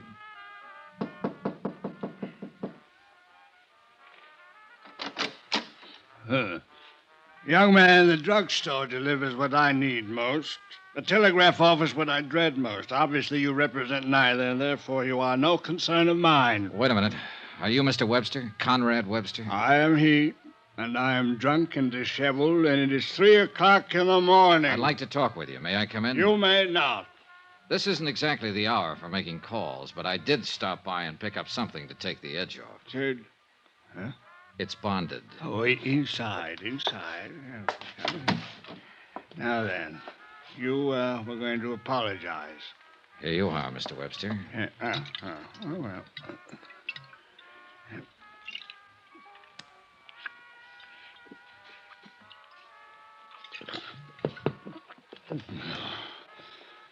Now then, as long as this lasts, you will last. All right. I'm looking for a man. The entire world is looking for a man. Just one man. A man they blindly presume will break off these shackles that bind us and lead us forth into eternal justice. Yeah, sure. But that's not what An ironic anticipation. I'm talking about Dan Valentine. You are? Yes, I'm a friend of his. No. No, you don't come from that place. The pallet is not with you. You lie. I didn't say I was in jail with him. And where else would he have made friends these long years? He's out of prison now. He's been out for 3 months. And I'm aware of that. Did you know he was shot at yesterday? 3 hours ago, he left his hospital bed. I thought he might have come to you. Is he here? He is not. Do you know where he is? I do not. Mr. Webster, if Valentine isn't back in the hospital pretty soon, he'll die. Why is the phenomenon of death so persistently alarming? So he will die. They all die. Usually from a bullet. And that's what's going to happen to him. 2 bullets he stopped yesterday. Do you understand me? Acutely. You've impressed me with the urgency of his situation. But Dan Valentine is not here, nor has he been here, nor has he contacted me, nor do I know where to contact him. All right, Mr. Webster, all right. I guess I believe you. Your concern for him is a distressing irritation. Well, what is the reason for it? I'm an insurance investigator, and it's my job to keep him alive. More than that, I like him. I told you I was his friend. I think he deserves to live. You, his friend? No. You are too young to be his friend. His friends, for the most part, are gone. Like the long years, like Homburg hats and the Charleston and Lime Ricky. The ones who are left are broken and tired and faded, with old faces like mine, like his. And we should be gone, too. Another age is here. This is my sadness. As for yours, Dan Valentine should never have lived in that age or this age. He was meant to be an explorer, a pioneer who conquered a wilderness, not a racketeer who conquered a west side. Are you sure you're his friend, Mr. Webster? I once thought so. He once thought so. Now, I haven't strength enough to be anyone's friend. What's your name? Johnny Dollar. Good night, Mr. Dollar. The look in Conrad Webster's eyes held the same sort of sadness I had seen in Valentine's eyes. But they were different, too. They held a weakness. The strong, sad eyes were somewhere else in the city, walking alone, probably looking for 2 gunmen, and the lifeblood was slowly draining from the body that sparked them. I went back to my hotel and tried to sleep, but sleep wouldn't come. I was still rolling and tossing at 7:30 the next morning when orange juice coffee in the morning paper came up. A nationwide syndicate had picked up the new development in the Valentine shooting and gone to work on it. Among other names they mentioned in giving a resume of Valentine's career were his wife and daughter, living in New Salem under the name of Ward. Hello? This is Johnny Dollar. I just read the morning paper, Mrs. Valentine. Oh, yes. I'm sorry it broke for you this way. That's very kind of you to say so. Maybe it's for the better, anyhow. For years I've been wanting to tell Teresa who her father is, what he's like. I'm going to call her later today. Tell her where I am, explain why I'm here. I think she can take it. You're doing pretty well yourself. Thanks again. Any word yet? No, we still can't find him. Mr. Webster, did you find him? Yes, he wasn't much help. The New England paper said that Mrs. Ward was out of town. Sooner or later they'll find out what town Mrs. Ward is in, I'm afraid. Well, maybe you'd better get another hotel. Use another name. Yes. All right, I'll wait to hear from you. Mr. Dollar. Yes? Thank you. I put in another call to Inspector DeBaca and asked him about developments. Valentine was still unlocated. They were covering drugstores and doctors' offices where he might seek assistance. The 2 unidentified men who had shot him were still unidentified. The police weren't able to dig up any more witnesses or get any line on the car. By 4 in the afternoon, Mrs. Valentine had still not called me to report a new address. I got worried and went over to the Roosevelt to see what was what. I was surprised to see Inspector DeBacca in the lobby talking to the bell captain. All right, son. If you remember anything else, call me here. Yes, sir, I sure will. Hi. Hi, Dollar. Well, you want to talk first, or you want me to? All right, I'll talk first. Mrs. Valentine's been staying here under the name of Ann Ward. You knew that. Yeah.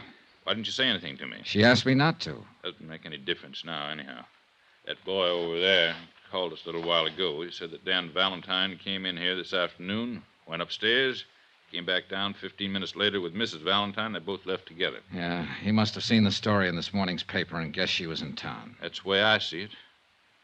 Well, we're right back where we started from, and I'm about sick of it. We're a little better off. 2 people are easier to find than 1. We found them all right at 7 o'clock that night, and it was easy. 3 squad cars were already drawn up in front of the little hotel, and I noticed with a sinking heart that a hearse was there also. Dan Valentine and his wife were dead.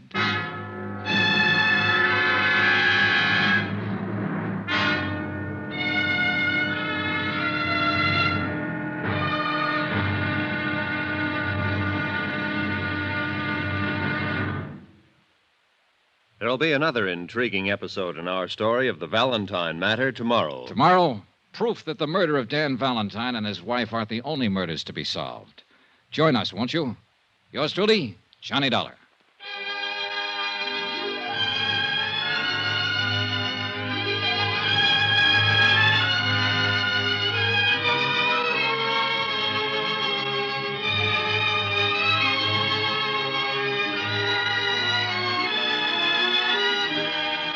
Yours truly, Johnny Dollar, starring Bob Bailey, is transcribed in Hollywood.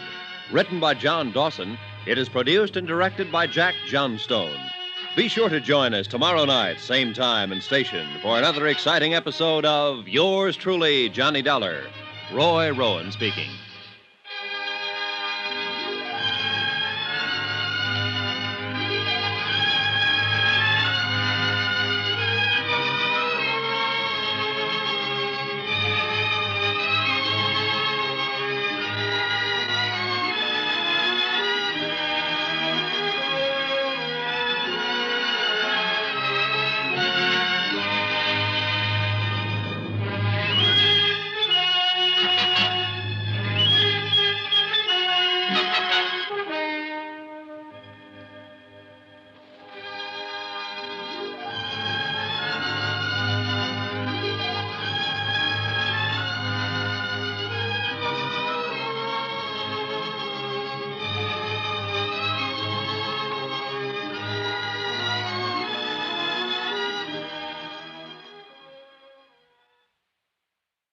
From Hollywood, it's time now for... Johnny Dollar. What is all this, Johnny? Who's this? Roy Vickers, New Britain Mutual. What happened to Valentine? He was gunned down last night going into a hotel with his wife. No. The police here are turning the city upside down, trying to get a line on 2 unidentified gunmen. Well, couldn't you keep him alive? I couldn't even find him. Well, this is no time to be yelling at each other. I just left his daughter. Huh? She filed claim already? Through that lawyer Webster? No. She didn't even know anything about him until the papers broke the story. Well, I'm sorry I got annoyed for a second. Do what you can, Johnny. They'll want a full report. Sure, Roy, sure.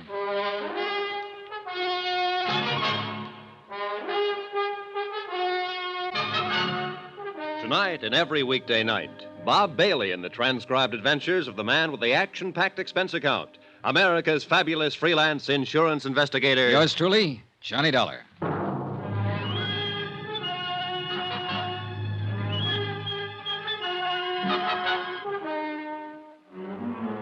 Expense account submitted by Special Investigator Johnny Dollar to the New Britain Mutual Insurance Company, Hartford, Connecticut.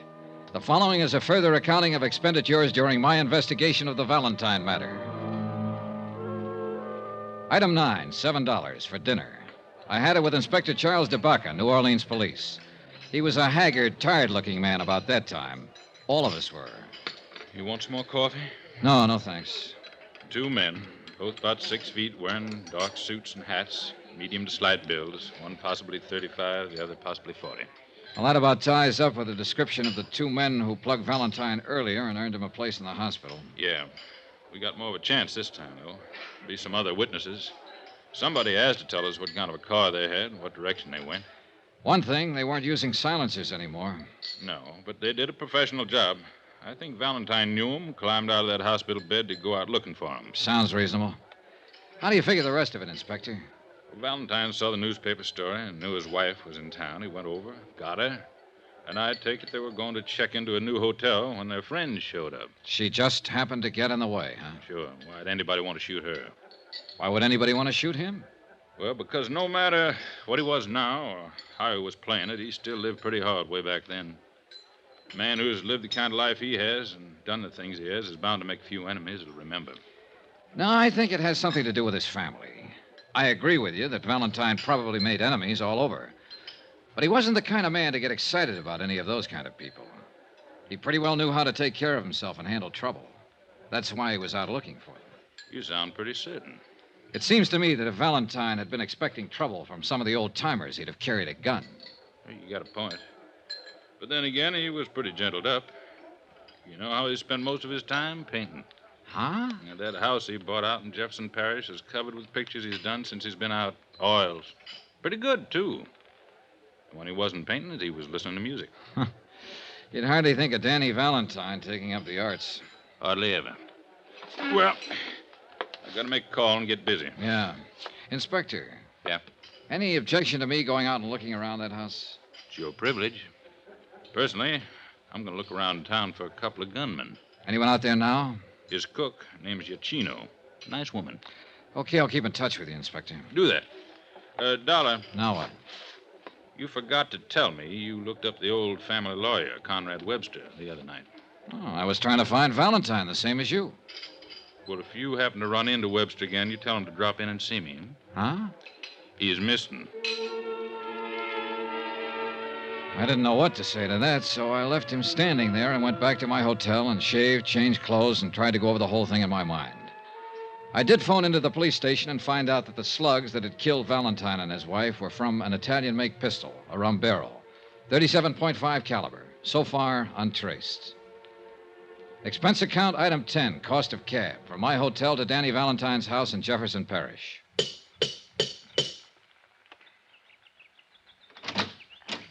Yes, sir. How do you do? Are you Mrs. Giacchino?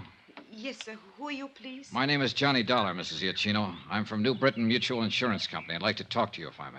About Mr. Valentine? Yes. Not right now, Mr. Dollar. Some other time, huh? Well, if you prefer it that way, Mrs. Giacchino, but... It's been a hard day here. I mean, Mr. Valentine's death and his wife being killed with him. All of these policemen in and out of here, and now Miss Ward and all. Miss Ward, his daughter? Yes, she's here. Arrived 2 hours ago. Stay here. Could I see her? You come tomorrow, Mr. Dollar, please. Huh? Tomorrow. Mrs. Giacchino. Yes, Miss Ward. Who is it?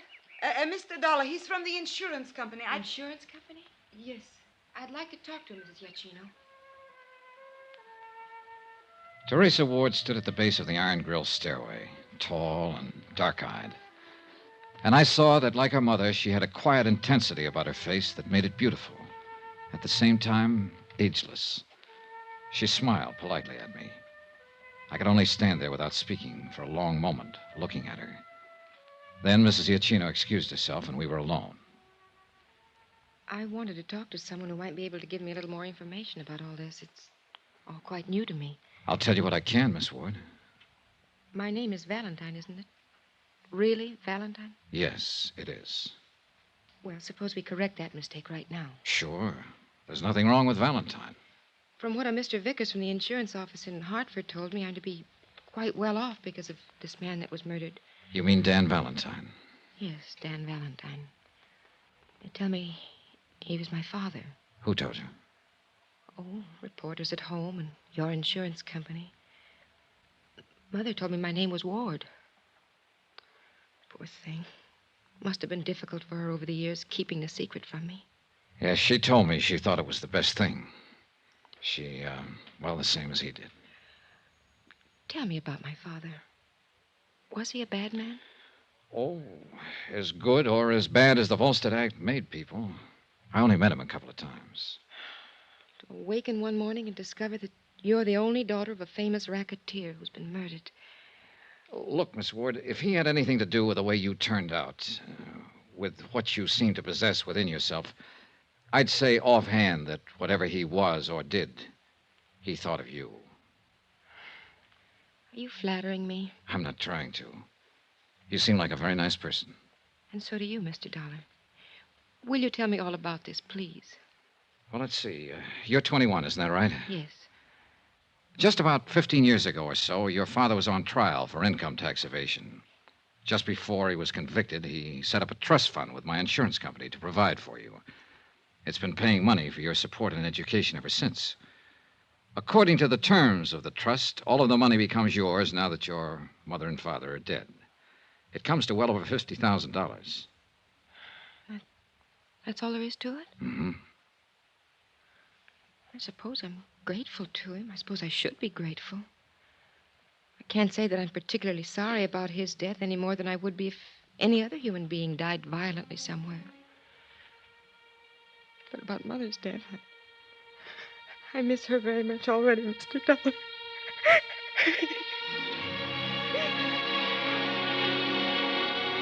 She was holding up pretty well until that point. Then she let go. I held her in my arms and I talked to her. I told her what I knew of her father's life and death. She told me how she'd been reared so far removed from anything that might have connected her in the least way with the Valentine name. Altogether, it was a revealing conversation for both of us. Mrs. Iacchino brought us some food and wine. How long will you be in New Orleans? Until all of this is straightened out? You mean until they find out who killed my mother and father? Yes. How about you? Oh, I really don't know. After the funerals, I suppose I'll go back. But I wanted to see him, to see what he looked like, what kind of life he led. He was just an ordinary man, wasn't he? You seen these pictures before? No, this is my first time in the house. Look like Italian landscapes to me. Very good. Mm-hmm. Must have been something he had with Mother. Hmm? She was from Italy. May I ask you something? Yes. How do you feel about him now? Is this for your report? For myself. Well, since you've been here, these last 2 hours, I've begun to think of him for what he was. My father, I mean. I'd like to know why he was killed and who did it. Will I see you again? I hope so. Terry. Yes? I hope so very much. So do I, Johnny.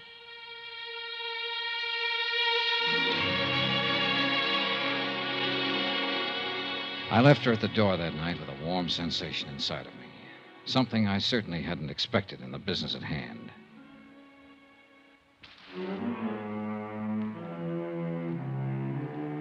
The next morning, I was back at the house talking to Mrs. Iacchino. She gave me all the information she could remember about Valentine's activities. All of it accurate, but lacking in any possible clue as to the identity of the two men who had killed him and his wife. I had breakfast with Terry there and helped her with funeral arrangements.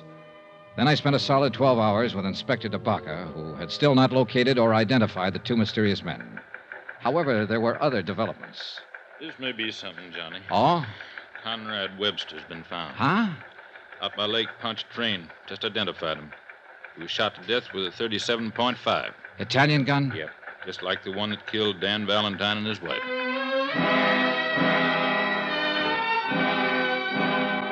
It later developed that the slugs taken from Webster's body, when compared with those that had killed the Valentines, were fired from the same weapon. The case took on proportions. Every available bit of information regarding the two ex-big shots of the 20s was located, read, and reread. It meant activity in cities like St. Louis, Chicago, Detroit, and New York. But no new information as to the identity of the killers. I went back to the house. Johnny. Here. What is this? You're shaking. Hold me, please. Sure.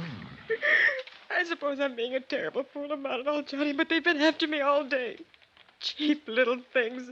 Newspaper syndicate wants me to write my exclusive story as the shadow daughter of Dan Valentine. Fairy princess of a racketeer. Take it easy. Take it easy. Even Hollywood called some producer. Oh, Johnny, I shouldn't have come here at all. Then what would I have done, Terry? And what would I have done? Make yourself a drink, Johnny. I'll go put on a new face.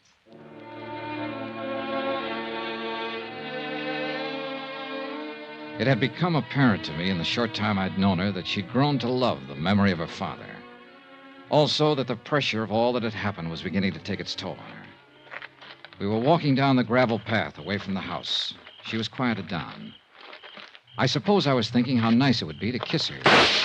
I twisted, trying for the gun inside my pocket, but there was nobody to shoot at. The two men who had fired the guns were already out of sight. I was alone with Terry Valentine, who was hanging on the gate. I caught her before she fell. Why me? Johnny. Why? She was dead before I could answer.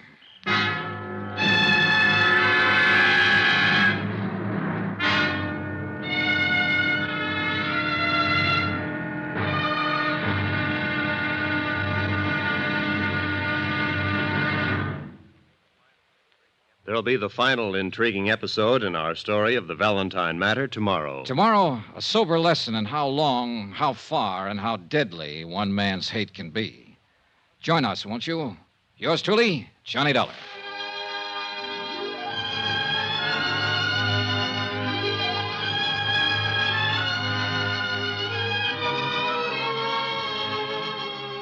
Yours truly, Johnny Dollar, starring Bob Bailey, is transcribed in Hollywood. Written by John Dawson, it is produced and directed by Jack Johnstone.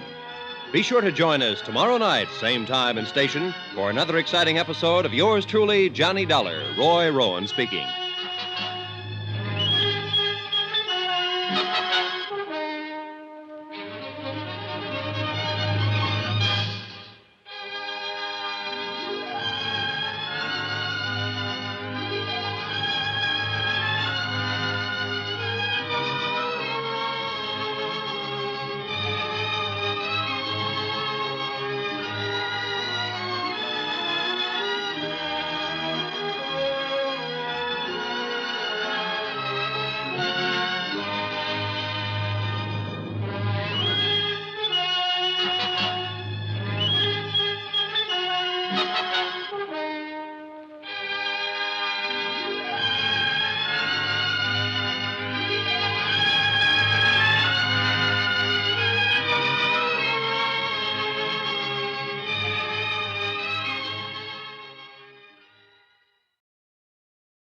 From Hollywood, it's time now for Johnny Dollar. Hey, what are you doing at the Valentine house? Get a car out here quick, Inspector. Terry Valentine's just been shot. Two guys showed up. Slow down. When did all this happen? A few seconds ago. Ambulance? No good, DeBaca. She died in my arms. Oh.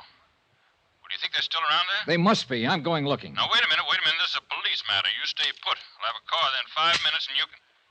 Johnny, I heard that. Your gun. Now, look, you're all wound up. Don't do anything.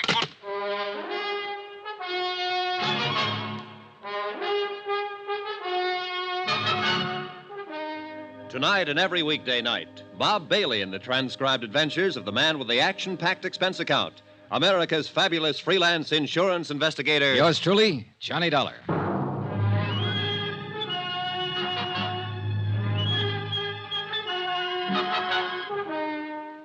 Expense account submitted by Special Investigator Johnny Dollar to the New Britain Mutual Insurance Company, Hartford, Connecticut. The following is an accounting of further expenditures during my investigation of the Valentine matter. Dan Valentine, ex-gangster, and, of course, your policyholder. But then his wife was killed, too. Then his lawyer. Then his daughter. The girl that I... 30 seconds after Terry Valentine died in my arms, I was stumbling down the gravel path that led from her house to the road. It had all happened so suddenly, I can't say that what I did from there on or what I felt was entirely rational. All I know is I hadn't heard a car leave the area, which meant the two killers were still somewhere nearby. Then, in the dim light, I saw the car. A man was climbing into it. Hey, stop! Stop or I'll shoot!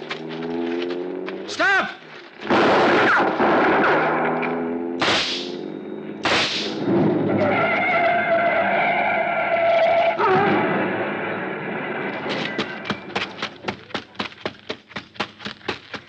Get out of there.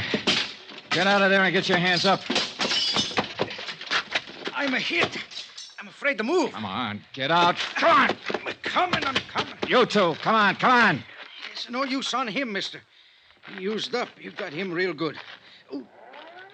I need a doctor. Help me get to a Stop right there. doctor. Stand still. You pretty tough fella. What's your name? Sisto. Sisto what? It's good enough for you. I need a doctor bad. Listen. Ooh. Tell it to me.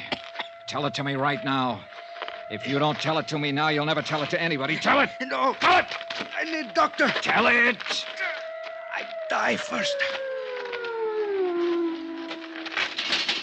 Johnny! Johnny! What is this? Who's he? He's going to kill me. He's going to kill me. Now, you better give me that gun, Johnny. Estate will take care of him. Thanks. I should have done it. I wanted to do it. I know, son. Come on, let's get out of here.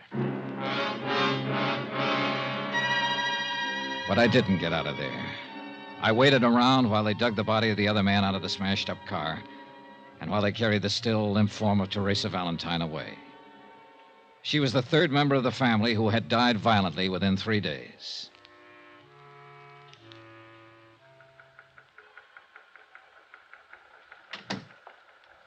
I'm sorry about it, Donna. Inspector, I was hoping I might have been wrong, that she wasn't dead. Oh, you weren't wrong. Which one shot her? Huh? The dead one or the one we still got in the hospital? Oh, I don't know. Both of them, I guess. You don't feel like talking to it. I'm just trying to pin it down. Well, what about him? Can't get much out of him so far. He's in pretty bad shape. Let me ask him some questions, Inspector. I'm no police officer. I don't have to obey any rules. Now, take it easy, kid. You were about to do that once, and we'd be holding you for murder if you'd have gone ahead. I know how you feel about Teresa Valentine. Has he said anything at all? Nothing. We found papers on him and the other one that makes them brothers, Sisto and Darby Chianti, from New York. So far, there doesn't seem to be any connection with the Valentines. But people like Valentine make a lot of enemies. But that girl doesn't figure. Yeah. I know you talked to her a lot these last couple of days, Johnny. What'd you say? Oh, nothing that had anything to do with this. You know yourself, she didn't even know her name was Valentine until her father got shot at. Yeah, that could have been an act. And you could have been 20 feet tall. Just trying. Try with that punk you got upstairs in the hospital. We will, Johnny. We will. Just... Pardon me.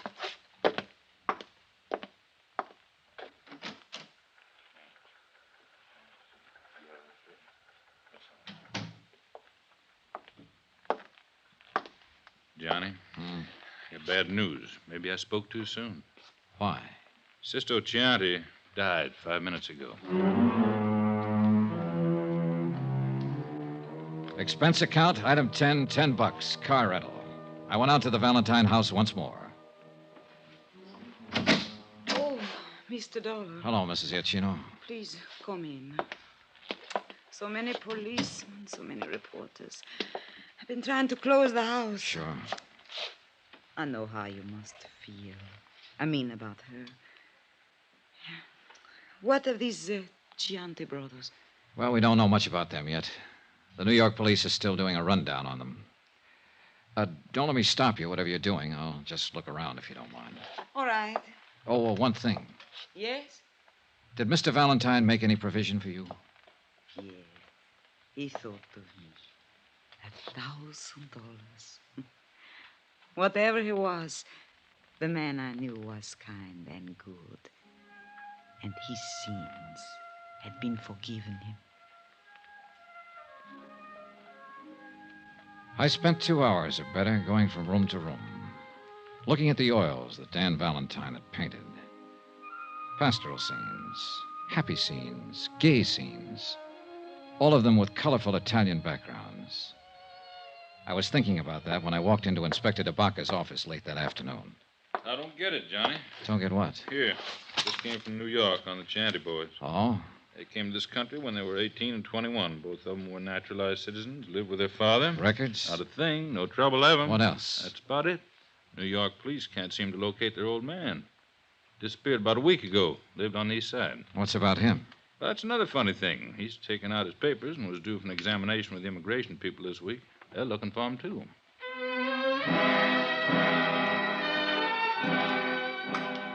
We went out and had dinner together and talked about the case. It had been a strange one. The deaths were useless, the motives unknown. I parted company with Inspector DeBaca and went back to my hotel to trouble it out with sleep. About 11 o'clock, I had a phone call. Johnny Dollar. This is DeBaca. Old man Chianti just showed up at our city morgue and wants to take his two sons back to New York for burial. 20 minutes later, I was standing in the coroner's office while Inspector DeBaca led a small, wizened old man into the room and sat him down on one of the chairs. Mr. Chianti, it's Mr. Dollar. How do you do? Mr. Chianti? I read about you. You killed my boys. Is it so? Yes. They'd killed 4 other people. I know. But why did they kill the Valentine family, Mr. Chianti? Why did they kill Conrad Webster, the lawyer? Do you know why? I know. Then tell me. They're all dead now. I'm still alive, Mr. Dollar. He refused to talk about his sons or any of their activities. DeBaca held him to answer to the immigration officials. He remained in his cell, silent and noncommittal to all visitors, including the chaplain. I appeared before the coroner's jury the following morning and was cleared of any charges. Pietro Chianti still had said nothing. And he looked at me as though he was going to keep on saying nothing. Mr. Chianti? I see you, Mr. Dollar. More questions? Dan Valentine's wife was your daughter, wasn't she? Wasn't she? All right, you don't have to admit it. I have a copy of the marriage license right here. It came from New York this morning. She was my daughter. Is that all you have to say now? I no talk. Then I will, Mr. Chianti. Because your daughter, Mrs. Valentine, had a daughter herself, Teresa. A lovely, wonderful girl that your 2 sons killed. I happen to know that girl. I might have been in love with her, I don't know. But I do know. She had to die, too. What? This Conrad Webster, Mr. Valentine, and my own daughter and granddaughter, they had to die. All bad. You? See, I order it. You ordered it?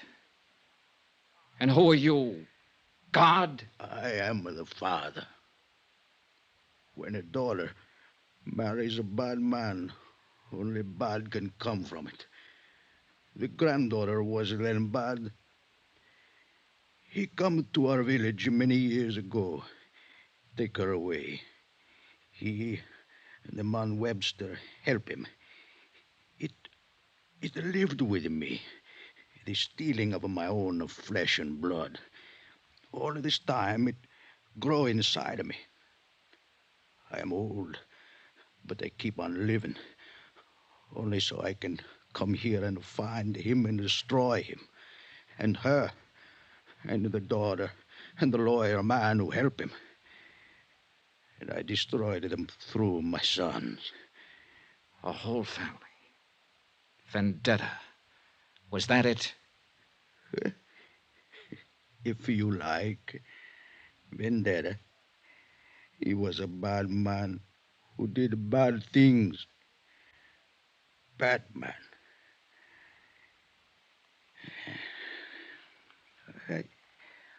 I smoke now.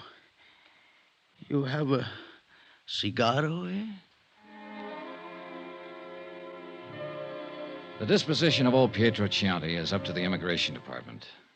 I didn't stay around New Orleans to learn the results of all the extensive examinations that would have to be completed to test his sanity. I'd had enough of the town. Expense account, item 11, $140.20, hotel and board. Item 12, $28, car rental miscellaneous. That includes flowers to the Valentine family. Item 13, same as item 1, $175. Transportation back home. Expense account total, $1,290.38. Remarks?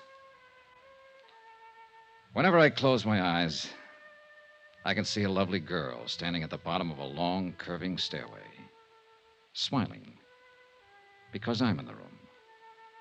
That's all. Yours truly, Johnny Dollar.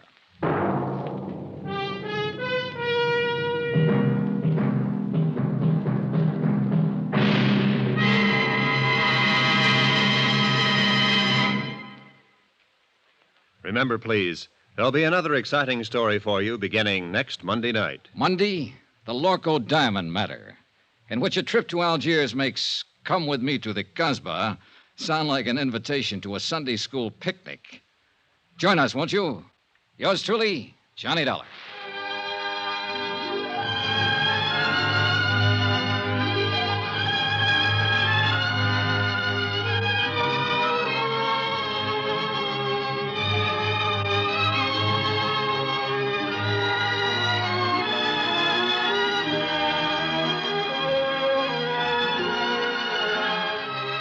Yours truly, Johnny Dollar, starring Bob Bailey, is transcribed in Hollywood. Written by John Dawson, it is produced and directed by Jack Johnstone. Heard in this week's cast were Lillian Baeff, Betty Lou Gerson, Barney Phillips, Will Wright, Forrest Lewis, Marvin Miller, Jay Novello, and Jack Boyles. Be sure to join us on Monday night, same time and station, for another exciting story of Yours truly, Johnny Dollar. Roy Rowan speaking.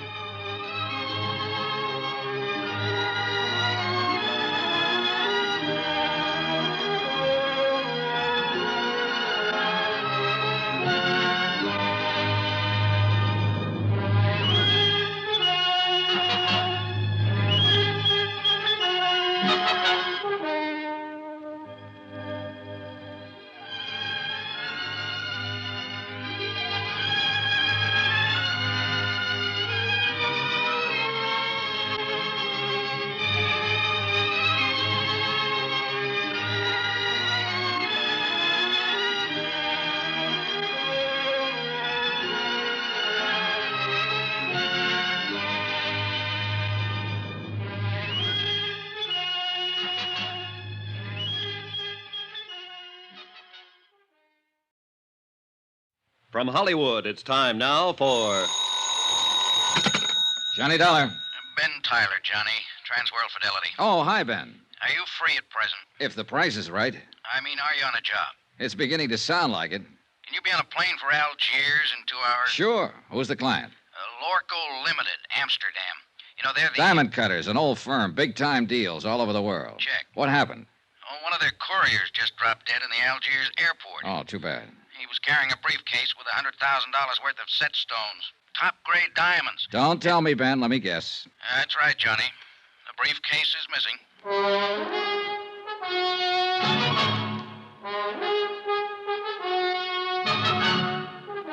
Tonight and every weekday night, Bob Bailey in the transcribed adventures of the man with the action-packed expense account, America's fabulous freelance insurance investigator. Yours truly, Johnny Dollar.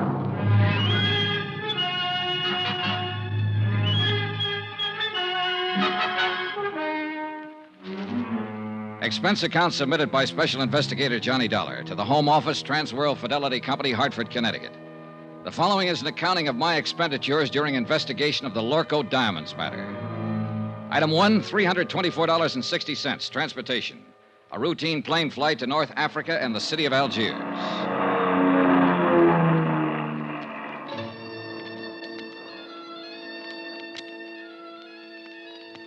It was an easy trip, and I felt relaxed and comfortable. A feeling that was rudely terminated about 10 seconds after I got off the plane. You are Monsieur Dollar, are you not? Yeah, that's right. I am Inspector Marcus of the Algerian Customs Police. Oh, how are you, Inspector? Oh, quite well, monsieur, and vastly reassured now that you have arrived on the scene of the crime. Oh? You see, I have implicit faith in special investigators. I have encountered them in the past, so I have no doubt, but this little affair will prove most simple to you, monsieur. I see. I feel that in a mere matter of hours, voila, you will produce the guilty culprit like un lapin out of a chapeau. Inspector, I'm beginning to feel a cold wind from the north. That's odd for this time of year, isn't it? A mere passing breeze, monsieur. I shall now assume my official attitude. And that is? Extreme courtesy, complete cooperation, and the devoted service of my meager talents. On orders, you understand, from my superiors in Paris. And now, monsieur, if you will accompany me to my office. Delighted to. After you, Alphonse. My name is Pierre. Oh, sorry. Just a whimsy. Oh, yes, I know. I have heard the joke. Both jokes. Uh-huh. This way, monsieur. A man from the local diamond firm is waiting for us, a special representative, so he informs me. And so, since you yourself are a special investigator, I could perceive a certain advantage in letting him give you the facts, as I believe you say it in the States. Tie our tails together, sit back, and watch the fur fly. Is that it? Well, he is a trifle excitable, but your metaphor, however, escapes me. Oh, I doubt that, Inspector Marcus. In fact, I doubt if much of anything escapes you. You are too kind. Except, of course, $100,000 worth I of diamonds. spoke too hastily. Vanished, disappeared, right under your nose. Well, but there were extenuating circumstances. Oh, I'll bet there were. Tell me something confidentially. Did your superiors in Paris really blow their tops? Monsieur Dollar, if I may borrow one of your more colorful expressions, they said I had probably goofed.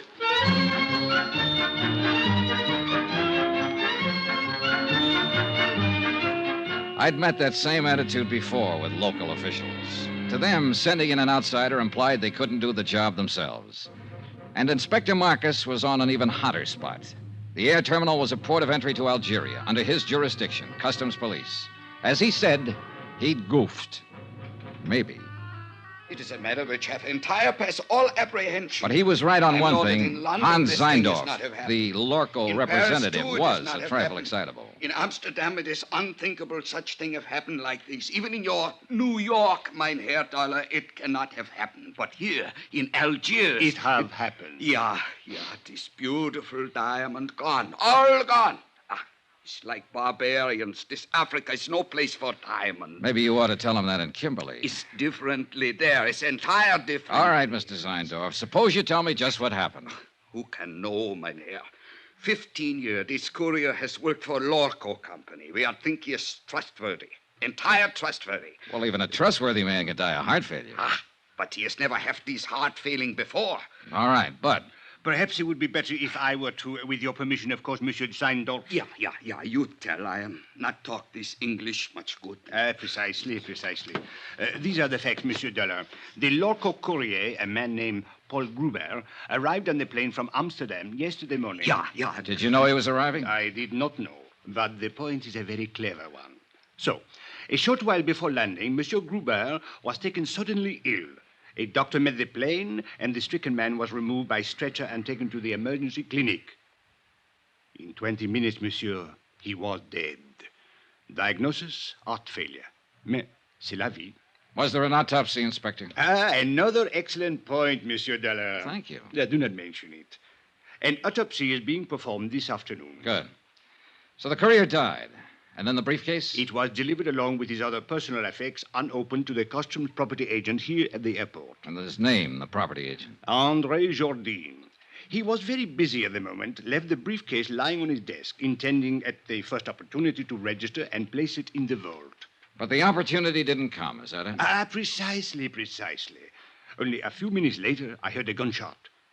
Monsieur, he was lying on the floor in a pool of blood. He had been struck on the head. The briefcase was gone. All gone. This beautiful diamond gone entire. Yeah. When did you find out what was in the briefcase, Inspector? Almost 2 hours later. I radioed the local firm in Amsterdam, informing them of the death of their employee. They replied immediately and stated that the briefcase contained $100,000 worth of diamond set pieces. Works of art. Beautiful. One brooch, one necklace, 2 bracelets. Precisely. Yes. The jury was being flown here on approval for examination by a prospective buyer. Name of the buyer? The Countess Maria de Tolia. What do you know about her? Monsieur Dollar, if you had seen her, you would not ask. She is exquisite, lovely, chic, charming, spirited, full of the joie de vivre. And no doubt loaded with potatoes. With a woman like that, who would ever inquire? I would. Since it looks as though she might be the only person in Algiers who knew that $100,000 worth of jewelry was coming in on that plane. May we. But she could not have known that the courier was going to drop dead in the airport. A good point, Inspector. Merci, monsieur. What about that property agent, Andre Jardine? Any chance of talking to him? But of course, if he is yet able to talk. Then I guess I'll... Talking is not enough, mein Relax, Herr. Mr. Zeindorf. You're covered by insurance. Insurances is money. It's not my diamonds. Oh, well, if you don't want the money, you can always waive your claim. Waive my... Mein Herr Dollar, are you think that I am crazily? That I am entire crazily? I talked to the plane crew who'd come in on the flight with the dying courier. I talked to Inspector Marcus's men, who'd been with him when he found the property agent lying on the floor of his office. I didn't expect much, and I got just that. But it didn't matter. I figured I may have had my man spotted already. The same old story. An ambitious and underpaid government agent opening a briefcase to register its contents and seeing the diamonds there for the taking. Hiding them quickly, then a fake slugging and firing a gun at a non-existent thief. Yeah, an old story.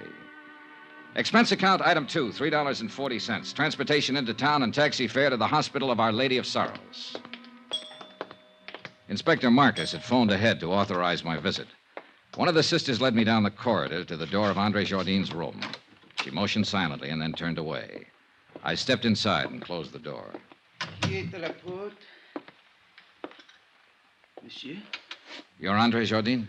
Mais oui, but yes. What do you want? My name is Johnny Dollar. I'm an insurance investigator. My company is the underwriter on the Lorco diamonds. Why have you come here? Well, to ask a couple of questions. Of course, if you'd like to consult an attorney before I have nothing to conceal, monsieur. What do you wish to know? Just exactly what happened when that briefcase disappeared. I have told it already to Inspector Marcus. Yes, I know. So now would you mind telling it to me? But there is no... Bien. I was working at the files when someone entered my office. I turned around and saw a man standing there, pointing a gun at me. Ever seen him before? No, monsieur. What did he look like? Well, he was quite tall. Heavy set? No, very thin, tall and thin. European, I believe. All right. What did he do? He ordered me to turn around, stepped up behind me, struck me with the gun. I fell against my desk. He grabbed the briefcase and ran to the door. You were still conscious? Oui, monsieur, but in terrible pain. I fumbled for my gun in the drawer of the desk and fired one shot. It is all I can remember. Uh-huh. You hadn't by any chance opened that briefcase? I had been too busy. And you didn't know what was in it? Not until they told me today. Andre, I wonder if you'd mind if I lifted a corner of that bandage and took a look at that wound on your head. If you are careful, it is very painful. Oh, sure, I'll be careful. Lie still now, please. It'll just take a second. I'll lift this edge and... I think I am lucky to be alive. Yeah, very lucky. Okay, thanks. It is nothing. Andre, do you happen to know the Countess d'Attolia? The Countess? Oh, monsieur, she is unquestionably... Yeah, I know. She's lovely, exquisite, charming, chic. Well, thanks for your cooperation, Andre. A pleasure, Monsieur Dollar. Take care of that head. It's the only one you've got. You Americans are so whimsical. Oh, yeah, we're all crazily, entire crazily. My pet theory was starting to limp. That slugging wasn't phony. It had taken 14 stitches to close the cut in Andre's head. Whoever hit him hadn't been kidding. They meant it for keeps. I walked down the corridor and stood waiting for the elevator, thinking it over, trying to figure it out. But no go. I needed more facts. And a moment later, I got more facts. Monsieur Dollar, I thought I would find you here. A clever piece of deduction, Inspector. Merci bien, monsieur. Don't mention it. What's on your mind? There should be something. Well, there's got to be some reason for that smug grin. What happened? Did the thief confess? Au contraire. I was on the point of asking what progress you were making on the case. You will be happy to hear none at all. Oh, that is too bad. Inspector. Eh? Extreme courtesy, complete cooperation, the devoted services of your meager talents. Remember? Touché. Actually, I came to tell you that I now have the report of the autopsy. the courier who died of heart failure. Ah? Only he did not die of heart failure, monsieur. Except, of course, in a very literal sense. Well, what did he die of? Poison. Well, that was the end of a good theory. The courier had started to get sick on the plane, so the robbery and the murder had been planned well in advance of his arrival. By somebody who'd known he was bringing in diamonds. And so far, only one person fit the bill. As lovely, charming, and chic a suspect as you could ever hope to meet. The Countess d'Etolia.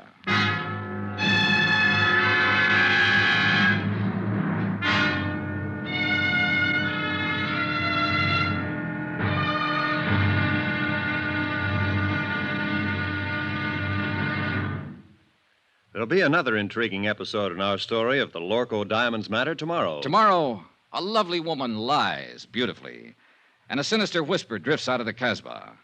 Join us, won't you? Yours truly, Johnny Dollar.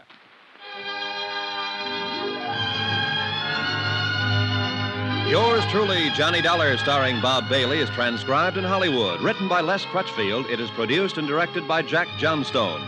Be sure to join us tomorrow night, same time and station, for the next exciting episode of Yours truly, Johnny Dollar. Roy Rowan speaking.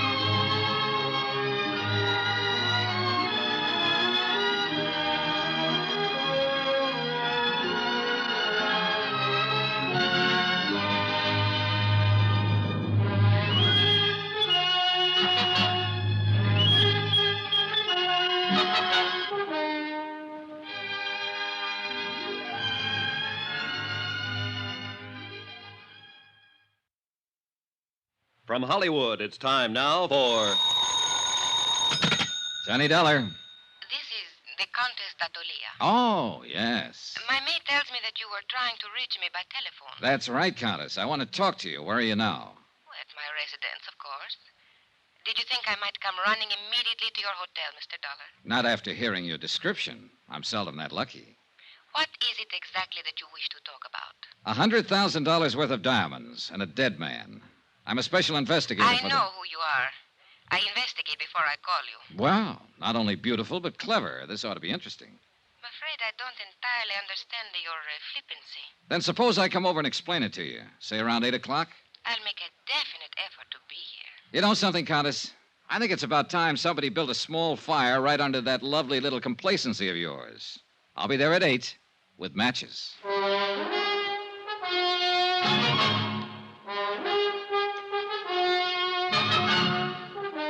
Tonight and every weekday night, Bob Bailey in the transcribed adventures of the man with the action-packed expense account, America's fabulous freelance insurance investigator. Yours truly, Johnny Dollar.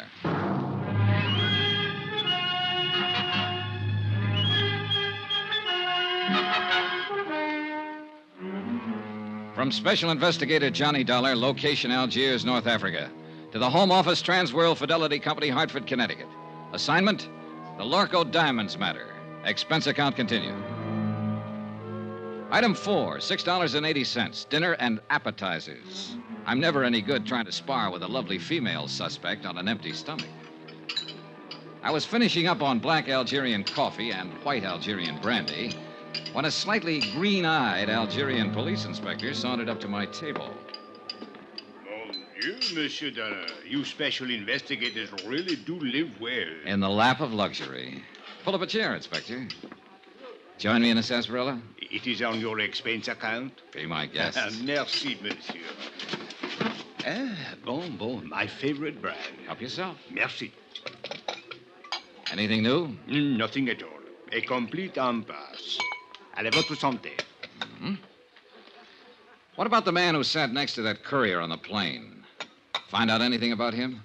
I'm still working on it, which is to say, of course, my men are working on it. You police inspectors really do live well. I have to do my own legwork. Ah, but the glory, Monsieur Dollar. To come into a mysterious affair which has all the local police baffled, and to solve it immediately in one brilliant feat of deduction, to leave everyone gasping with admiration, to make one's exit to the sound of great applause. Not so fast, Inspector. I'm still back there with that brilliant feat of deduction.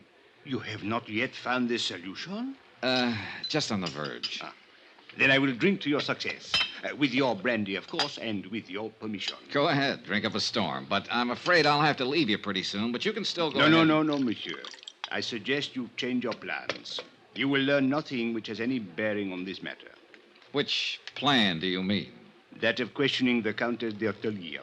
Now, who found that out? Well, as a matter of fact, she phoned me and inquired about you. Oh, so that's how she investigated me. Went straight to headquarters. Ah, mais oui. Ah, remarkable woman. Talented, beautiful. Et cetera, and so on. And along with it, it's 9 to 1. She's in it right up to her pretty neck. Ah, no. She's really not the type. This is an excellent brandy, monsieur. An Algerian brand, I notice. All right, Inspector. Let's bypass the byplay and lay him out face up. I think I prefer it to cognac. I don't know how she does it, but she's got you hypnotized. Just mention of her name and you go into a tailspin. Every cockeyed one of you. Exquisite. Lovely. Maybe so, but in my book, she's a real suspect. Elucidate, monsieur. Well, it's simple enough. She's the only person in Algiers, that we're sure of at least, who knew that a shipment of diamonds was coming in on that plane. Why? Because she's the one who ordered them. Monsieur, it is even simpler. She could not have poisoned the courier because she was not on that plane. She could not have stolen the briefcase from the customs property agent because it was done by a man. So, where is your case? An accomplice, a man, with the Countess calling the shots for him. What man, monsieur? Well, you got a good point there. Merci bien. Don't mention it. But from the influence she seems to have, it might be any man in Algiers. Inspector, it wasn't you by any chance. You raise a very interesting point. Now, suppose the Countess should ask me to kill someone for her. I wonder what I would do.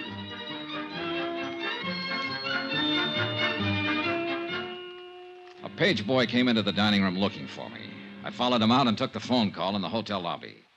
It was the American consulate with some information I'd asked for them earlier. I hung up finally and looked at my watch. I was already late for my appointment with the Countess. So I walked out the door of the hotel and flagged a taxi to the apartment of the Countess d'Ortelier. She lived in the swank genteel Bois de Louet, a residential district favored by top government officials and wealthy French businessmen. But the building she lived in was a little frayed around the edges, and the maid she'd mentioned was nowhere in sight. The pieces were starting to fit together. Good evening, Mr. Dollar. Countess? Since you are here, won't you come in? Thanks. This way, please. I'm rather surprised that you came. I was really not expecting you. Yes, I know. Did Inspector Marcus find you? Look, suppose we get it straight right now. You seem to have a lot of influence with the inspector, and probably with his superiors, too, from what I hear. Sit down, Mr. Dollar. Thanks. Well, do we play cat and mouse for a while, or do you want to give up right now, hand them over, and, as they say, throw yourself on the mercy of the court? I would like a cigarette. You could always claim that you fell in with evil companions, or that a man led you astray. They're in the box there by your elbow. A tall, thin man, for instance, with his collar turned up and his hat pulled down, carrying a gun when last seen after slugging a customs agent at the Algiers airport. Mr. Dollar, are you opposed to smoking on moral grounds? No, but I'm opposed to murder. Have a cigarette? Thank you. Light? Is there any other way of smoking, then? Mr. Dollar, I expected you to come here and be annoying, but I didn't know you were going to be insulting as well. That's just my mean personality. You seem to be under the ridiculous impression that I actually had something to do with this crime. I think you had plenty to do with it. A sort of arch criminal, perhaps? Or what is it you call them in the States? Big shot? Oh, Countess, you're a scream. I'll bet that courier died laughing. If you have a reason for these opinions, or believe you have a reason, I think you'd better tell me about it. Otherwise, good night. Oh, I have more than one reason. In the first place, I'm not certain that anyone besides you even knew the diamonds were being sent here. Except for the Lorco Company, of course, and they wouldn't be likely to advertise it. Mr. Dollar, all of my friends and most of my acquaintances have known for 3 weeks that I'd ordered that jewelry. Oh? Well, I have a copy here of a letter that was sent to you by registered airmail from the Lorco Company in Amsterdam a week ago today. According to post office records, you received it 2 days later. Remember it? Yes, I remember. It states the name, flight number, and time of arrival of that courier who was murdered. I said I remember. And it cautions you specifically not to give that information to anybody. So even if other people did know, you're the only one who knew the exact time the diamonds were coming in and exactly who was bringing them. All right. Perhaps I am at fault in a way. There was a cocktail party at the government club the same evening I got the letter. I forgot it for a moment and told someone about it. Who? Just a girl I happened to be talking What's to. her name? It doesn't matter. She was just stopping over on a world cruise. Anybody else hear you? I don't know. The place was packed. Government men, business people, Army, Navy officers. Anyone might have heard. Uh-huh. Was Inspector Marcus at the party by any chance? Yes, I spoke with him during the evening. Mr. Dollar, I'll admit I was wrong, but there is hardly grounds for... All right, let's get to point 3. The Countess Maria d'Attalia, Italian by birth, title inherited, old family. Goes back through one line, in fact, to Lucretia Borgia. I did not poison the courier. Your family estates were confiscated by Mussolini. Family migrated to Bizerte, and then to Lisbon for 3 years. You left them there and went on to London. Since the war, you've lived in Paris, on the Riviera, back to London, Mallorca, and finally here. Have you been following me, Mr. Dollar? The consulate was pretty thorough. Anyway, you're well known in the international set, accepted everywhere, and apparently able to get along fine on your title and your looks. It is not very pleasant to be dissected while one is still alive. As a matter of fact, you're flat broke. You've been living on credit for the last 4 months. I think you have gone about far enough. And yet 3 weeks ago, you ordered $100,000 worth of jewelry sent to you on approval. How did you plan to pay for it? Get out. Or did you know you wouldn't have to pay for it because it was never going to be delivered? Get out of here. I don't have to listen to this. I don't have to answer your insulting questions. My private affairs are my own concern. So the ice finally melted, and now you're going to blow your top. Get out, or so help me, I'll kill you. You mean me, too? You... Oh, no, hey, put that down. Don't throw that. Why, you little devil. Stay back. Now, let go of me. Settle down, then. And stop throwing things. I will do as I please. It is my house. So sorry. Oh, good Lord. A woman who can even cry beautifully. Leave me alone. Oh, you're unbelievable, baby. The boys were right. You're everything they said you were. Oh, it's too bad. Go away. All right. But before I do... What are you going... No, don't.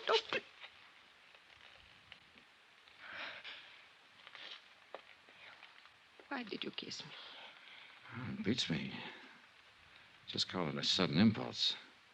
Then you have changed your mind? You don't really think I'm guilty? Oh, honey, I still think you're in this up to your ears. And I'll still bring you to trial if I can.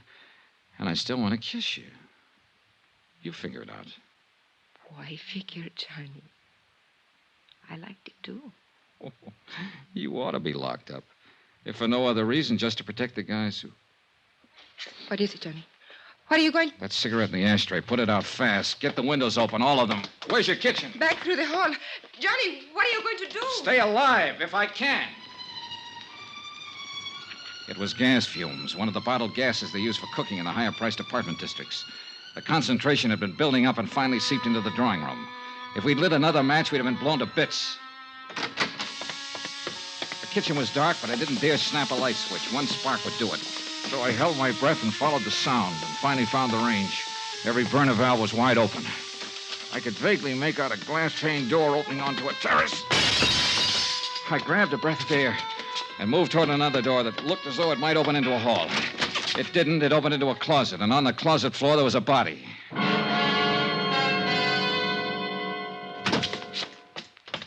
What happened, Johnny? Why did you go... Johnny, who's that? He's a man from the Lorco Company. Name is Zeindorf. Zeindorf? But where did you find him? Out there on the floor of a closet. But why? What was he doing here? You tell me. I don't understand it. He has no business here. What is wrong with him, Johnny? Well, right at the moment, he seems to be a little bit dead.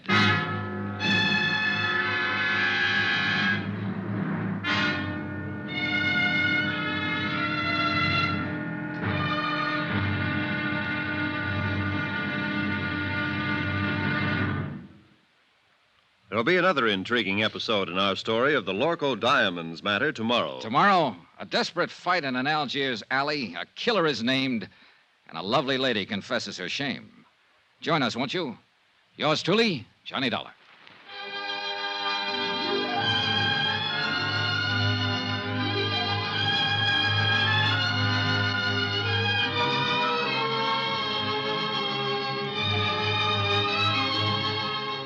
Yours truly, Johnny Dollar, starring Bob Bailey, is transcribed in Hollywood. Written by Les Crutchfield, it is produced and directed by Jack Johnstone. Be sure to join us tomorrow night, same time and station, for the next exciting episode of Yours truly, Johnny Dollar. Roy Rowan speaking.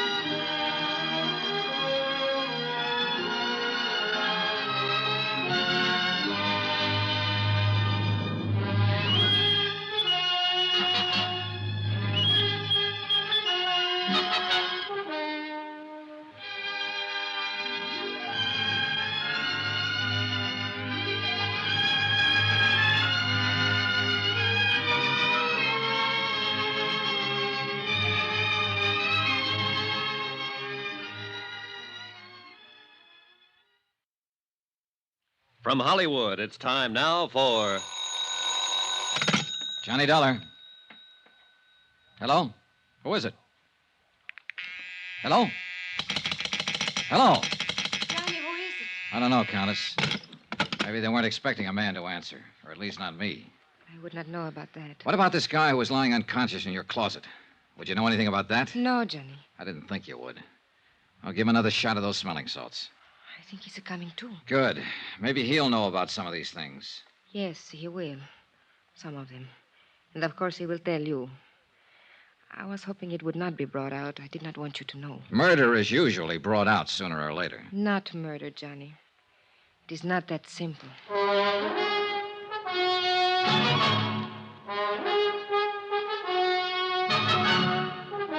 Tonight and every weekday night, Bob Bailey in the transcribed adventures of the man with the action-packed expense account, America's fabulous freelance insurance investigator. Yours truly, Johnny Dollar.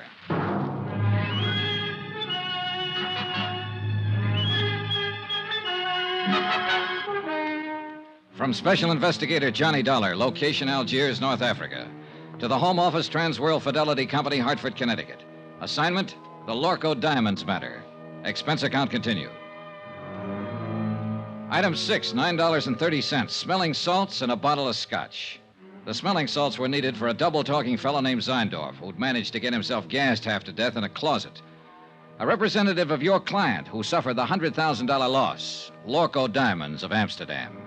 The scotch was for me. Johnny, he does not like it. Should I go on holding them under his nose? Yeah, sure. Keep shoving him at him until he's strong enough to fight you off. That's how smelling salts work. A person has to come to in sheer self-defense. Nine, stop. It's more too plenty already. My nose is killed, dead. No more. Maybe you've been poking it into the wrong places. What were you doing in that closet, Mr. Zeindorf? It's nothing. I can tell you the entire thing in 2 words. Use more if you need them, but make it good. Nobody has found this beautiful diamond. Nobody has do anything. So I'm come looking for my own self. In that closet? 9 is only for hiding. I am wait for everybody going away, going at sleep. Then I am going to looking. In my apartment. What made you think they would be here?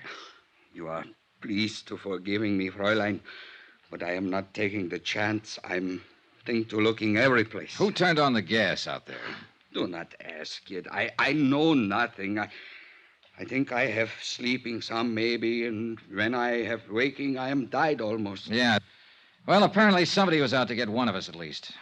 Hey, what about that maid of yours, Maria? Or is there one? Of course. She... You know, that is strange. She disappeared about the time you arrived, slipped out without a word. Does she live here? I think she lives up in the Casbah. I hire her through the agency. I see. Do you think she did it? Oh, the more I find out, the less I'm sure of. Maybe Mr. Zeindorf did it, trying to commit suicide over his missing trinkets. Nein. Suicide is one thing I am not. And I desist to listen no more. I am to leave here immediate. Oh, by the way, Mr. Zeindorf. Yeah, what is it? As I understand it, you boys in the international jewelry business are ordinarily pretty cautious in your dealings. Yeah, the prudence, mein Herr. Always the entire prudence. That's what I mean. You always investigate a new client thoroughly before you take any chances, is that right? Is entire correct? Johnny, no. Then why did you send $100,000 worth of diamonds here to Algiers at the request of a woman who doesn't have a cent to her name? Why, it is to me these things are always happen. Mein Herr Dollar, I am the highest ethic of business. I cannot give you answering. Well, one of you better give me an answering. Oh, it is all right, Mr. Zeindorf. Please, you tell Contessa. All right. What he is trying to say, Johnny, is this. It did not matter about my financial standing because I was not actually a client. What do you mean? You ordered the stuff? Yes, several pieces on approval, so I could make a selection. Anything up to $20,000. Somebody else was paying for it. It was being given to me as a gift. By whom? A fellow countryman of yours, a man named Charles Barrett. He's been here 3 months, lives on his yacht. Mr. Zeindorf, how did you know this man Barrett would pay for the diamonds? By the letter, mein Herr. What letter? When I wrote to the local firm, I took the liberty of enclosing a letter written to me by Mr. Barrett. His own authentical signings. We investigate immediately. What sort of a letter was it? He promised to pay for a gift of jewelry up to $20,000 of my own selection in return for certain considerations. What considerations? Romantic, mein Herr. It is a little present of the engagement. Is that what it was, Maria? An engagement present? Yes. I see. I think I go now. It's too much has happened in this place.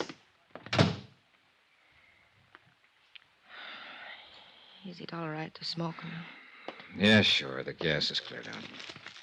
Here. Thank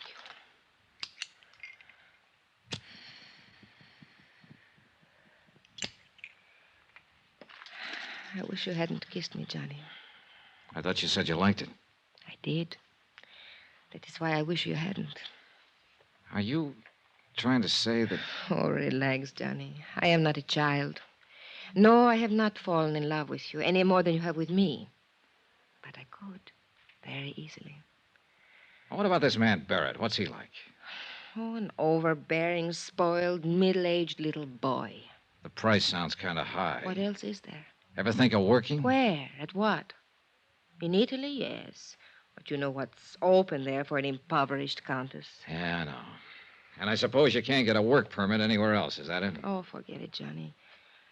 All I know how to do is be highly ornamental, say the right things to the right people, do the right things at the right time, and eat by stealing caviar at cocktail parties. You go hungry a lot that way. Yeah, I guess it's rough. Well, don't let it throw you, honey. You're not the first girl who married for money. What? I guess you don't understand. Nobody has said anything about marriage. Oh, I see. Well, Johnny, I imagine you will be leaving now.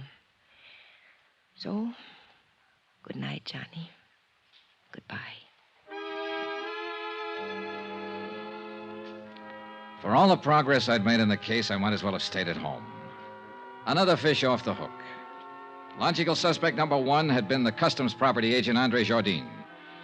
But the blow on the head that sent him to the hospital hadn't been faked.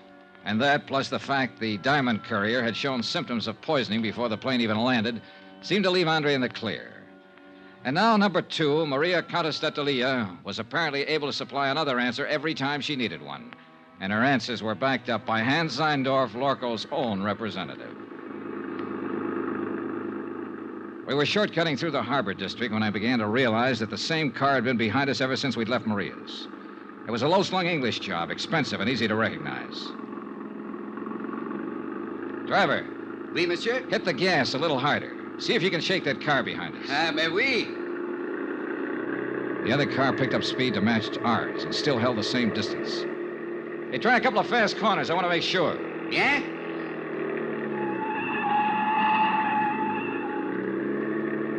The next place where the street narrows down. Stop fast.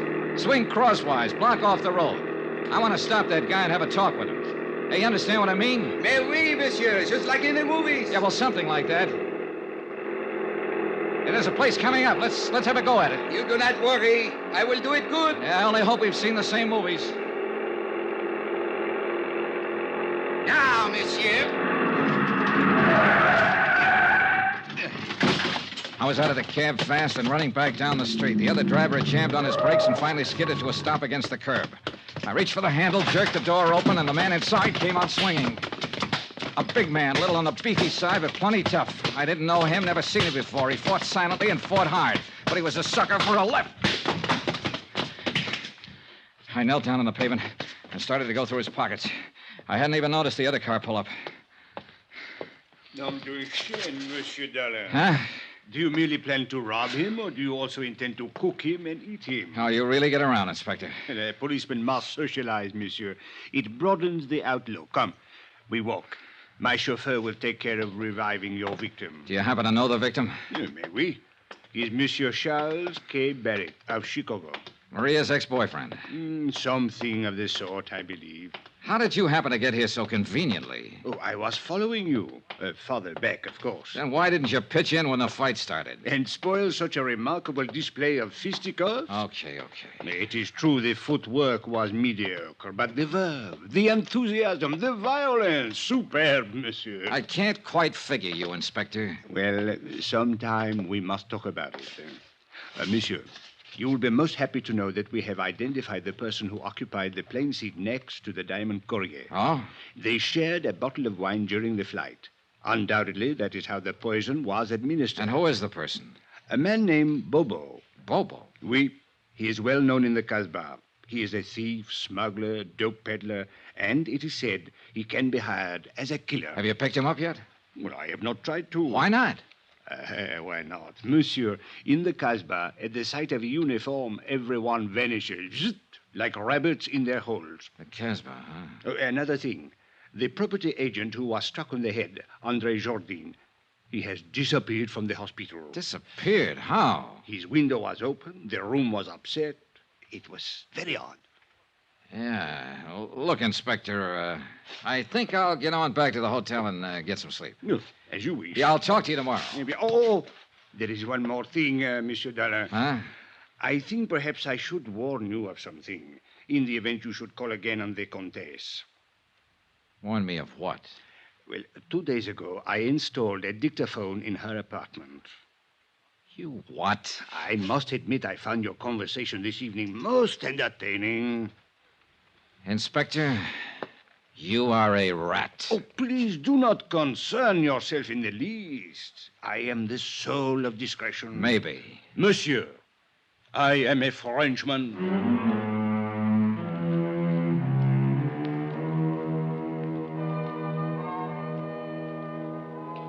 Twice tonight, the Casbah had been mentioned. The strange, mysterious native quarter on the steep hill behind the city. Maria had said her maid lived there. And now Bobo, who'd given poison wine to the diamond courier. I had an angle, and I had some ideas. The picture was finally starting to make sense. But I needed some more answers. And the trail led into the Casbah.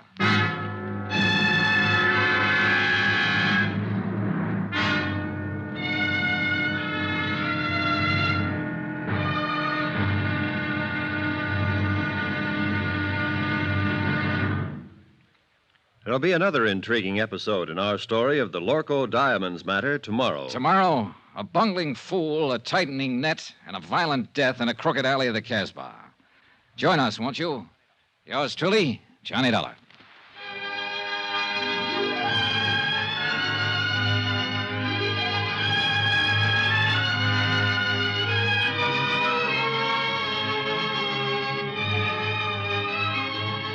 Yours truly, Johnny Dollar, starring Bob Bailey, is transcribed in Hollywood. Written by Les Crutchfield, it is produced and directed by Jack Johnstone. Be sure to join us tomorrow night, same time and station, for the next exciting episode of Yours truly, Johnny Dollar. Roy Rowan speaking.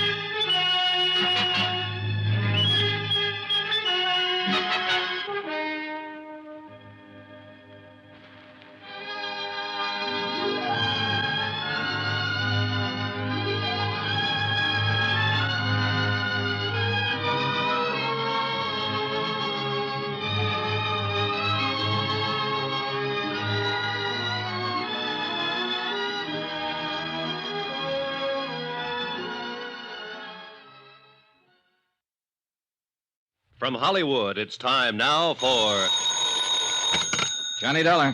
This is Abdul. Abdul. You don't know me. So? I have the little business. Well, I'm so happy for you. Hope it's doing well. Not bad. Okay, You what? don't know me, but you're looking for me. Now, look, Joe, Abdul. It is a business to get jobs for people, for servants. Oh, the employment agent. Ah. Have you got the address of that girl who worked for the Countess d'Atelier? Oh, sure. You're very lucky. She's very pretty. You've got the wrong idea, Abdul. I just want to talk to her. Sure. Where does she live? For $20, I will remember. I'll give you 10. No, she's worth more. Look, knock it off. I gotta find her and talk to her fast while I'm still alive. And while she is.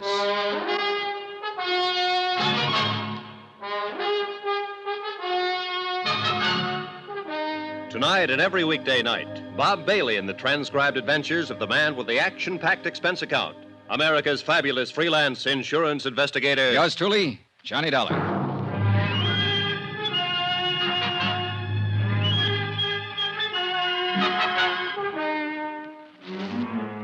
From Special Investigator Johnny Dollar, location Algiers, North Africa, to the Home Office Transworld Fidelity Company, Hartford, Connecticut.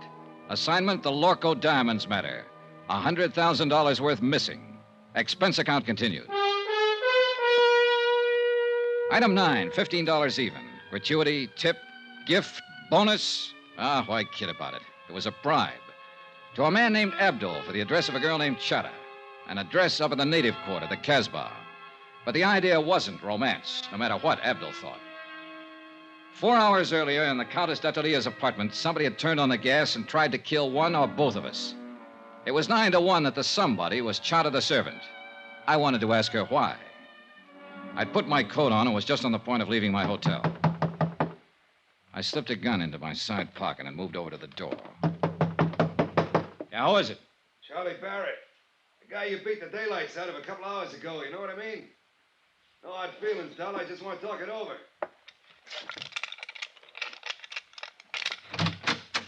All right, Barrett. What's on your mind? You object if I come inside? It's kind of personal, you know what I mean? Probably. All right, come on in. Much obliged. Hey, I didn't know who you were, but when we got in that little fracas, that cop told me about it afterward. Man, you really got a wallop on you. You make a fella know he's had it, you know what I mean? Is that why you're here, a postmortem on the fight? No. That's done and over. You whipped me fair and square, as far as I'm concerned. Hey, bygones. Barrett, if you've got anything to say, let's have it fast. I'm in a hurry to get out of here. Oh, well, I sure don't want to take up no more of your time than necessary. I know how it is. Of course, I'm on vacation now, but back in Chicago, I'm in the meat business. Look, Barrett, will you At please... least in a way I am. I'm in byproducts, actually. You know what they say? Use everything but the squeal. Well, I'm the fella that cans a squeal, you get it? Oh, brother. What I come here for was maybe to get it straightened out about that dame. Do you mean the Countess d'Atelier? Counters. Them titles are a dime a dozen. I can buy 'em, sell 'em like sausages. Well, what about her? Now, look, neighbor, I was figuring to come here and put it to you man to man. You know what I mean? I know what I'm beginning to think you mean. I figure when you seen my position, you'd want to do the square thing. Like anybody on the right side of the fence would. You with me, neighbor? You better drop that neighbor business. I've moved. Well, Dollar, the thing stacks up like this. Now, I already had my claim staked there before you even got in town. I got a lot of money invested in that dame. Barrett, so help me. I've been taking her around places, feeding her, buying her, one thing and another. Why, I was even going to kick through for a 20-grand chunk of ice for her. Well, she and I had that fight last week. You what? That dame's got highfalutin ideas. What fight? What are you talking about? Well, I just put it to her, cold turkey. I told her she had to quit Jenny flipping around with all those other fellas. Or I just wasn't going to have nothing more to do with her. Well, that made her mad, you understand? She lit into me. Man, you ought to hear that dame talk when she's mad. You'd think Hey, that look, she... when was this fight? Was it before the diamonds were sent here? Why, sure. Sure, I said if that's the way she was going to act, she could forget about them diamonds. Well, I ain't seen her since or talked to her, but I just can't seem to get her off my mind. Now, look, Dolly, you was in her apartment there for 2 hours and 40 minutes tonight, and I don't like it. It bothers me. Strictly business, Barrett. And I gotta get going. Now, wait a minute, Dollar. Just wait a minute. We still got something to settle here. Like I told you, I got money. Barrett, get out. You better hold your horses. I don't know if you know the name C.K. Barrett, if that means anything to you. But I got influence back there in them United States. So it's the hard way, huh? Look, you just work for that company of yours. You're nothing but an employee. And if you think you can talk to me like you can to some of these foreigners, then here, now. Still a sucker for a left. Hello, room service. This is Johnny Dollar. Some drunk just wandered in here and passed out. Would you send up a couple of boys to drag it out in the hall?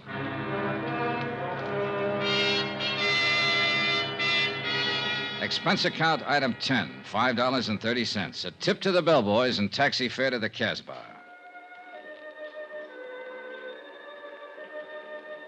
The taxi dropped me off at the end of the causeway, and from there on I walked. It was late, well after midnight, but the narrow, crooked alleys were teeming with life. Some of it out in the open, some of it under cover. Small groups of people met together here and there along the cobbled streets. Men of 24 tongues and dialects. And women, too, slipped silently in and out of the dark doorways, or crouched over tables in the dim-lit cafes and coffee houses. Groups usually fell silent when I passed and stared with hostile curiosity. The Casbah, backwash of North Africa. Little known, seldom bothered, and scarcely policed.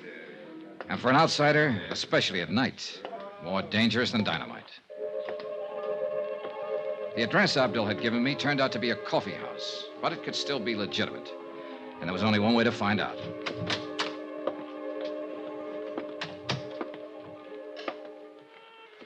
What do you want? I want to see Chata. What for? Private reasons. Chata's not here. Where can I find her? Take a seat. Table in the corner. Maybe she come. I took the seat, ordered coffee, and waited. A wrinkled old Arab squatted on a rug in the middle of the room and played strange, weird melodies. Gradually, the other patrons went back to their conversations, ignoring me completely. In fact, pointedly. 20 minutes passed. The girl didn't show. You will, of course, not object, monsieur, if I take the liberty of joining you? No, sit down. Merci. So, you wish to see Chat? Yeah, that's right. Do you know her? Oui, I know her very well. Know where to find her? But naturally, monsieur. I always know where to find her. She's my woman. Oh, so you're the man they call Bobo. Oui, monsieur. The man who poisoned the diamond courier. Oh, monsieur, it is true that I gave him some wine. A little, not much. But I think perhaps it was a bad vintage. Yes, most unfortunate. It was for him. Well, perhaps it was for the best. Life is so uncertain. But I do not wish to think of such unpleasantness. Instead, let us talk about diamonds. Let's talk about killing, or attempted killing. Is Chata the one who turned on the gas in the Countess's apartment? Well, it is possible that she did that. On whose orders? It was nothing personal, monsieur. I didn't even know that you were going to be there. I see. Then you really meant to... Diamonds, monsieur. That's enough of this foolish talk of killing. All right. All right, what about the diamonds? You were sent here by the company that has insured them. Is that not correct? Yeah, that's right. And this company would like very much to recover these diamonds? That's why I'm here. C'est bien. Now, I'm told that these companies sometimes give large rewards. Agree to an arrangement of a sort? Make a deal, you mean? With no questions asked. Yes, exactly. Now, is this thing true, monsieur? Is it possible that you would... Do you have the diamonds, Bobo? Well, let us say that I'm able to direct you to their location. You could almost call that a confession. What does it matter, so long as we are in the Casbah? Oh, yeah, sure. I imagine you have been spotted all over the place. At least 30, right in this room. I am in no danger here, monsieur. Tell me something. You didn't pull off this job by yourself. Who else was in on it? I only wish to talk about the diamonds. Well, can we come to an arrangement? Bobo, I don't make deals with murderers. It is better that you do not use such words, monsieur. It's true, though, isn't it? That is not the question. It is only that I resent the insulting way in Bobo! which you... Bobo, the gendarme! Why you coming here? Bobo! Wait. Did you arrange for the police to come here, monsieur? I'm as surprised as you are, Bobo. Consider this matter of the deal. We will talk more at some other time, eh? The patrons rushed for the doors, and in 1 minute flat, the coffee house was empty. Even the owner was gone. I was the only one left. 3 minutes later, the inspector, with a flying squad of 20 men, came bursting in from the street. Well, Monsieur Dollar, I'm happy to find you are still alive. Why don't you get lost somewhere? For you, I think it most fortunate that we arrive in time. Oh, sure, in time to foul up the only lead I had in this case. To lose a suspect is better than to lose one's life, monsieur. Look, Inspector, I was holding a gun in my pocket, covering Bobo from the second he sat down at the table. But, monsieur, So 30 men or not, if it had come to a showdown, he couldn't have done a thing. Because he'd have been the first one to get it, and he's smart enough to have known that. But I thought Let's face it, Inspector, you've done it again. You goofed. But I was only thinking perhaps... Mon Dieu, what is to happen next? The shooting was somewhere outside, but it hadn't been the police. All of the inspector's men were inside the coffee house. He gave them orders quickly, and they fanned out to search the area. The streets were empty now, dark and silent, not a soul in sight. We split up into pairs. I worked with Inspector Marcus for a while, then left him and searched alone along a narrow side passage. And that's where I found him. He'd been shot 3 times in the back, and he was dying. Monsieur Dollar. Yeah, Bobo. You can't forget that deal, I think. Yeah. It's a little too late for deals now. Who was in on it with you, Bobo? Look, you've got nothing to lose by talking. You know that, don't you? Accept my honor, monsieur. As a citizen of the Casbah. Who shot you? A dragon, monsieur. 12 feet tall, with fiery eyes. All right, Bobo, all right. But just tell me this. Just one thing. Are you the man who attacked the property agent at the airport? The man who slugged Andre Jourdain? Oui, monsieur. I do it very good. No. Almost I kill him. It's too bad.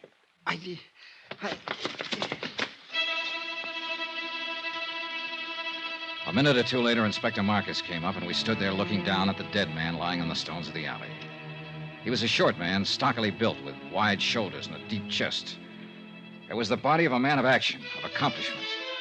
But he'd chosen to be a smuggler, dope peddler, thief, and killer. And now he had become the victim of another killer. Did he say anything, monsieur? Was he able to talk? Yeah, enough. Eh?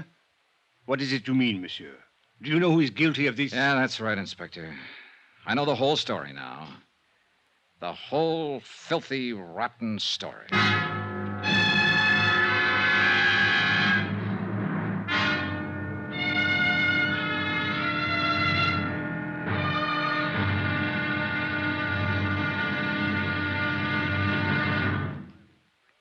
There'll be the final intriguing episode in our story of the Lorco Diamonds matter tomorrow. Tomorrow night, the odds are set. The last chip is down. It's the last spin of the wheel.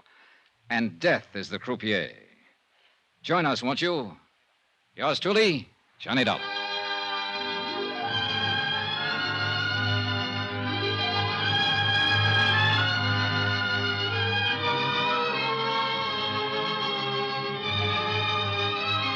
Yours truly, Johnny Dollar, starring Bob Bailey, is transcribed in Hollywood.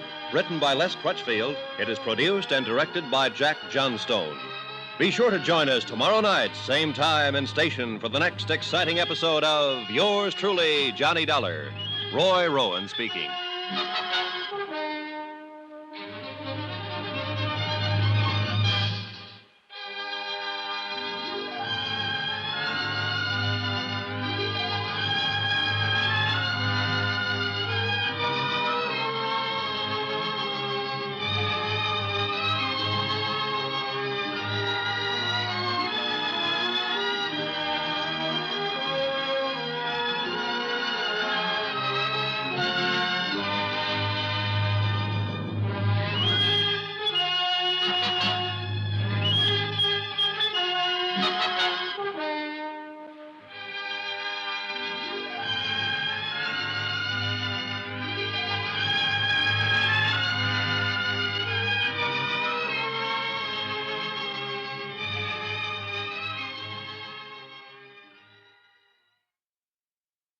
From Hollywood, it's time now for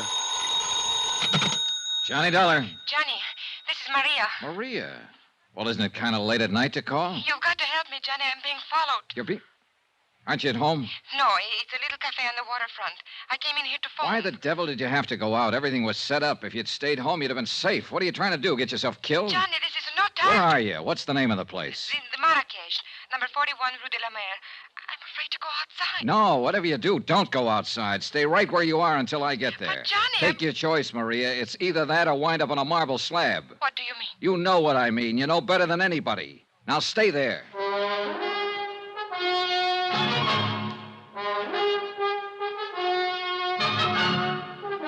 Tonight and every weekday night, Bob Bailey in the transcribed adventures of the man with the action-packed expense account, America's fabulous freelance insurance investigator. Yours truly, Johnny Dollar.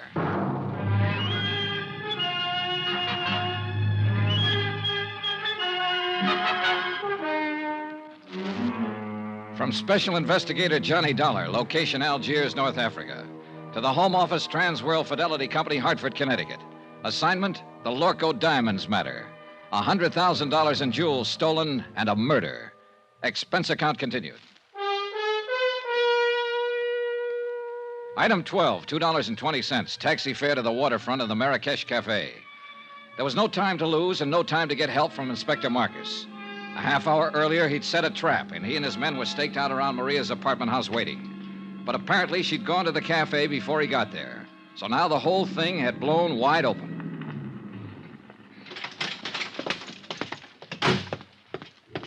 The Rue de la Mer was a dead-end street close to the water, deserted at this hour of night. A couple of dim street lights and a light over the door of the Marrakesh Cafe. Everything else was in darkness. There was no movement, no sign of life. Over here, Johnny. Oh, thank heaven you got here. No trouble so far. Huh? No. Except with that sailor over there. He finally passed out. Well, you're probably used to that kind of trouble. Cigarette? Yes, thank you. Now, what were you doing down here at this time of night?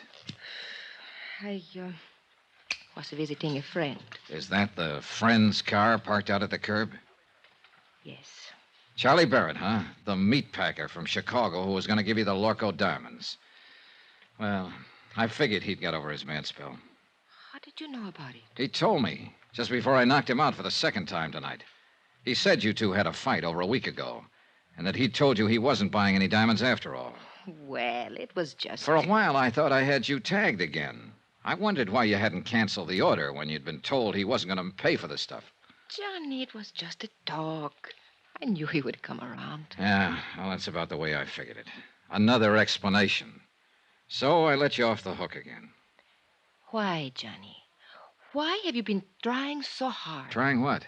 To find some way of involving me in this. Well, the facts just seemed to turn up. I wasn't trying to find them. It made a big difference, didn't it? Learning about Mr. Barrett. Learning what about him? That I was accepting a $20,000 gift from him. Why should it? Your life's your own. It did, though. Before that, you were... Well, seemed to be interested. Sure. You're a very beautiful woman. And that's all it was? What more did you want? All right, Johnny. Forget it. I don't blame you. Hey, tell me something. What about Barrett? Now that you've kissed and made up, is the engagement back on again? I haven't decided yet, Johnny. Ah. Well, come on. Let's get out of here. I'll take you home. Do you think it's safe? There was no sign of anybody around when I came in. Whoever it was probably got scared off. Oh, I was scared to death. When I saw the lights of the cafe, I jammed on the brakes and ran for the door. The other car was right behind me. Get a look at the driver? No. How'd you get hold of Barrett's car? Borrow it? He gave it to me. Not a bad night's work. It's a good car. Get in. You really play rough, don't you, Johnny? Sometimes. It depends on the... Get down, quick, back of the car. It came from across the street. It's pitch black over there. What are you going to do? Look, Maria, you're safe as long as you're back of the car here. What about you? I can't get a shot from here. I'm pinned down. I'm going to make a run for that stone curb. Try to draw a shot and see where the flash comes Be from. careful, Johnny. Oh, don't worry, kid. I'm the carefulest guy you ever saw. All right, now sit tight. Here goes. Are you all right, Johnny? Yeah, I think I got him spotted. Let's see just how close I can... There's somebody running away. Yeah, so do I. Now, where the devil? Why don't they get some streetlights down there? That car that's starting up. Yeah, I see it. They're getting away. One lucky shot might... Ah. Give me your keys. Wait here. I'm going after No, him. no, I'm going with you. Then pile in. Hurry up. Let's go. A few blocks away, I picked up the taillights of the other car and poured on the gas to keep hanging on. We roared through the empty streets along the waterfront, then swung into the coast road and headed out of the city. The model I was driving had been built for road racing, and barring accidents, I didn't figure the car ahead had much chance of shaking me. There was a narrow, winding road following the rocky edge of the headlands, and the curves were sharp and dangerous, especially at the speed we were traveling. Finally, it happened. The car ahead roared up a steep grade and missed the curve at the top. It rolled over and over, the headlights cutting crazy patterns in the blackness as it plunged down towards the beach. I finally braked to a stop about 30 yards from the wreck, jumped out and started toward it, and just then... the gas tank caught and burst, and the car exploded into a tower of flames. I caught a glimpse of the driver, pinned in the wreck. Then the fire took over and covered him. And I knew one thing was certain. He'd had it.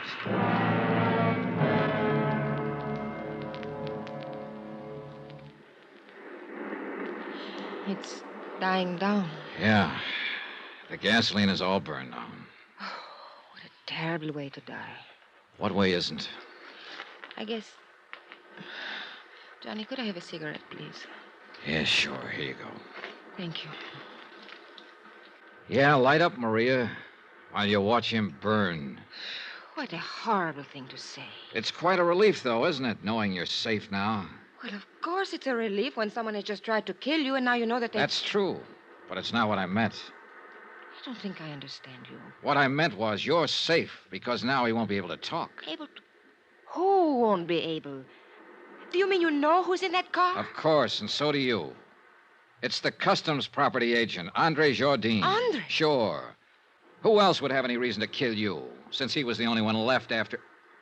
Oh, I guess you haven't heard about it yet. Bobo's dead, too. What? Who is Bobo? Your other partner. Andre shot him in the back earlier tonight up in the Casbah. So you're doubly safe now, Maria. They're both dead. And for everything else, you've got an explanation. With just one exception. I don't even know what you're talking Oh, about. now, don't be modest. Actually, it was quite a scheme, whether you thought it up or Andre Oh, did. you are out of your mind. The idea was to make sure the diamond courier died, either on the plane or at least before he got through customs. That way, the courier's briefcase would be sent to Andre's office. Then Bobo was to help Andre fake the stick-up. But Bobo turned out to be a tough cookie. This may be true, Instead but of sticking to plan, he decided to go for broke. When he slugged Andre, he tried to make it stick, but Andre managed to reach his gun, so he ended up in the hospital instead of the morgue. What has all this got to do with me? Then Andre got the idea of a double cross. He left the hospital, went into the Casbah to look for Bobo. He found him, and he killed him. I still don't see His what... next step was a natural, to knock you off and keep the whole take for himself. We expected it, and we were ready for him. Inspector Marcus is staked out right now at your apartment house, waiting for Andre to show up. We didn't know you'd already gone out earlier. Well, all of this may be true, Johnny. But why do you insist on trying to fit me into the picture? Because that's where you belong. I mentioned the fact that you'd been able to come up with an explanation every time you needed it, with just one exception. What exception? Both Andre and Bobo have tried to kill you this evening. Why? Unless you were in on this thing. What reason would they have? Well, I don't know. Of course. Why should I know? I don't know why they tried to kill me, Johnny. Oh, a good answer, Maria. And it'll probably work. Yeah, you figured that one out fast. I don't know what you mean. No, of course you don't. Well, Who has the diamonds? I will before morning. Johnny, why couldn't you... Knock it off, kid. You got the wrong guy. It won't work with me. It could. Sure, I know. You're beautiful, charming, lovely. And you're rotten. Rotten right to the core. What are you doing, Johnny? Going back to town. Well, wait for me. Goodbye, Maria. Johnny, wait! Johnny!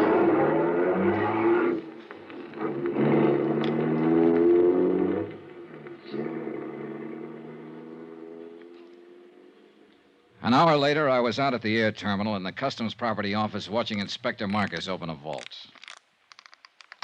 Mon Dieu, what a nuisance. Always they make these combinations so difficult. That's the general idea, Inspector. True, but still one would think... There we are. And now, if you are correct, Monsieur Dollar, we shall soon have our hands... There, that briefcase in the corner. Mais oui. It is the one. Good. Let's have a look at it. It will be necessary to force the lock. Here, pry it open with this. Looks like an easy one. It is merely a matter of... Voila. Beautiful, no? Yeah. Too beautiful. Tell me something, Monsieur Dollar. What made you know that Andre Jourdain was guilty? Something Bobo said just before he died. Hmm? Yeah. He confessed he was the man who had slugged Andre. But Andre had described his assailant as tall and thin. Bobo was short with a stocky build. Andre had lied. And all this time, the diamonds were right here in this vault to which Andre, as property agent, had access. Can you think of a safer place? Hey, Inspector, what about Maria D'Attoria? Well, I am inclined to agree with you, Monsieur Dollar, but, well... Yeah, I know. Nothing but suspicion. Yeah, precisely. If I were to file charges and bring her to trial on such evidence as this, well, she would cry a little, perhaps, and look very beautiful. And, monsieur, the court would hang me, not her. Yeah, you're right. You could never make it stick. C'est la vie.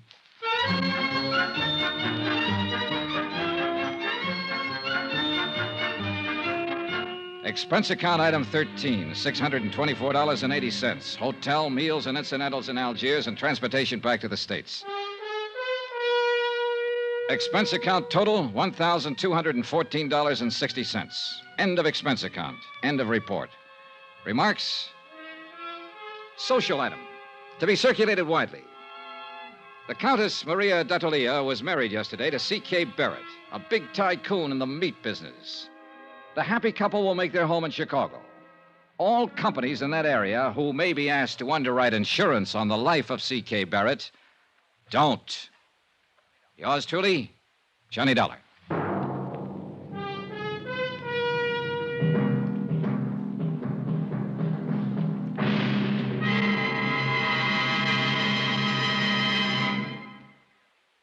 Remember, there'll be a new exciting story on Johnny Dollar beginning next Monday. Next week, the Broderick matter, an exciting chase after a charming, beautiful girl.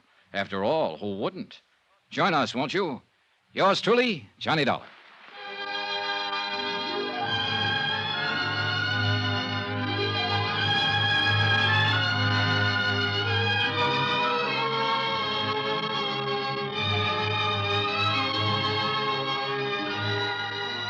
Yours truly, Johnny Dollar, starring Bob Bailey, is transcribed in Hollywood. Written by Les Crutchfield, it is produced and directed by Jack Johnstone.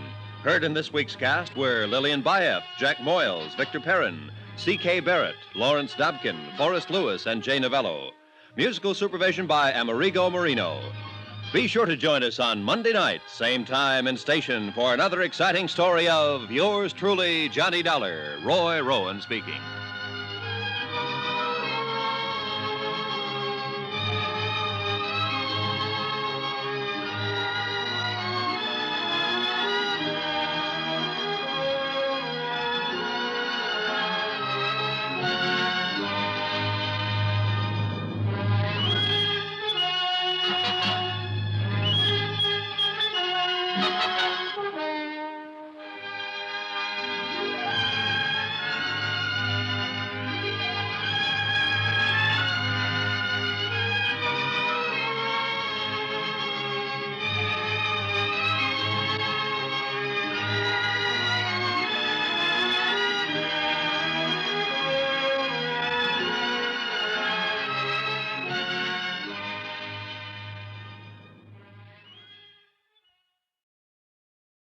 From Hollywood, it's time now for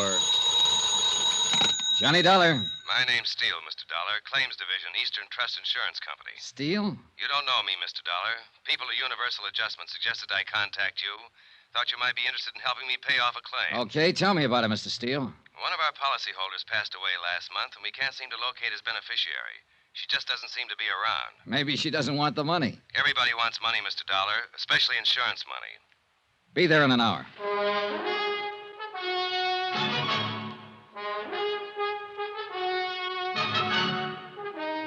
Tonight and every weekday night, Bob Bailey in the transcribed adventures of the man with the action-packed expense account, America's fabulous freelance insurance investigator. Yours truly, Johnny Dollar.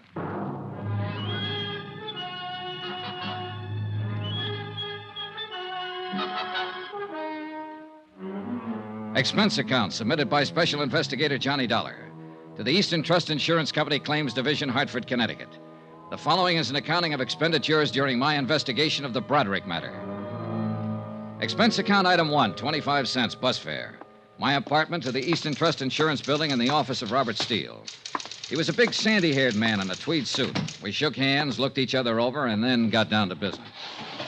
Now, Mr. Dollar, the deceased policyholder was named John Smith. John Adams Smith, age 67. Died in City Hospital, Charity Ward, 22nd of last month. Death certificate. Mm-hmm. Pneumonia. And other things. What other things? The intern who signed that certificate said Smith was pretty run down. Evidences of malnutrition, possible TB history. Not noted here, Mr. Steele. Doesn't make any difference. Smith was able to stand the exam for the policies when they were issued in 1943. Uh-huh. You got him there? Yes. 1,500 total. Beneficiary, Lorraine Broderick. She the one you can't locate? She's the one. Any other possible heirs, family or anyone? No, Smith was all alone. No problems there. Any other material that might help to find Lorraine Broderick? Well, this stuff here, it might help you. I don't know. I just don't know. Well, you sound discouraged, Mr. Steele. $1,500 isn't a lot of money, and the chances are Lorraine Broderick won't even remember John Adams Smith when you do find her. But I hope you do. I'm explaining this badly. Look here. You see? Mm-hmm. And here. And here. It's the same all through the book. Smith was absolutely religious about his payments. Never missed a one. Never let it slide one day. Now, I bet I've got the record of 20,000 policy buyers. But none of them reads like that. I'm impressed, Mr. Steele. Can you tell me why Smith died in a charity ward if he was this conscientious? He didn't have any money or friends or home. He made his living selling papers. Oh. We wouldn't have known about his death except for the fact that the coroner's office called us. What can you tell me about his beneficiary? Lorraine Broderick was just someone who stopped and talked to him one day while he was selling papers. She was 11 years old at the time. What? Yes. The agent who sold the policies used to buy his papers from the old boy. One day, Smith stopped him and said he wanted to do something nice for a nice little girl named Lorraine Broderick. So he began taking out the policies. The agent have any more background on that part of it? No. Lorraine Broderick met Smith that one afternoon and helped him sell his newspapers. Smith never saw her again after that. 1943. She must be 23 or so now. Well, I hope she grew up to be the kind of person he thought she was then. Oh, hardly any of us fill out the promise we have at 11 years, Mr. Steele. Then that isn't what I mean. I mean, if he met her that one day when she was a little girl and he made this gesture toward her, and it was tough for him to make those payments all those years. I hope she deserves it. The money doesn't mean anything, but that kind of endorsement from somebody, even an old bird who sells papers on a corner, is worth more than all the money in the world. Does that sound foolish, Mr. Dollar? Not a bit, Mr. Steele. Not a bit.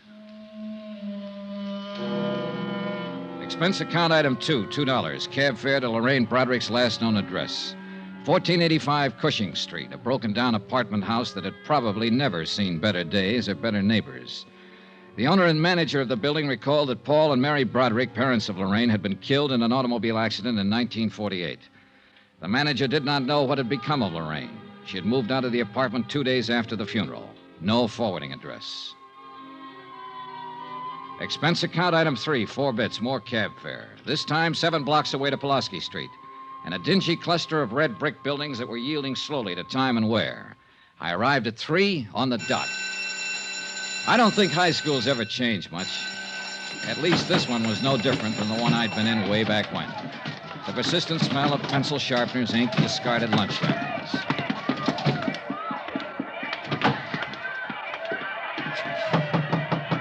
Yes? Sister Mary Regina? Yes, may I help you? Good afternoon, sister. My name's Johnny Dollar. I wonder if I could talk to you a moment.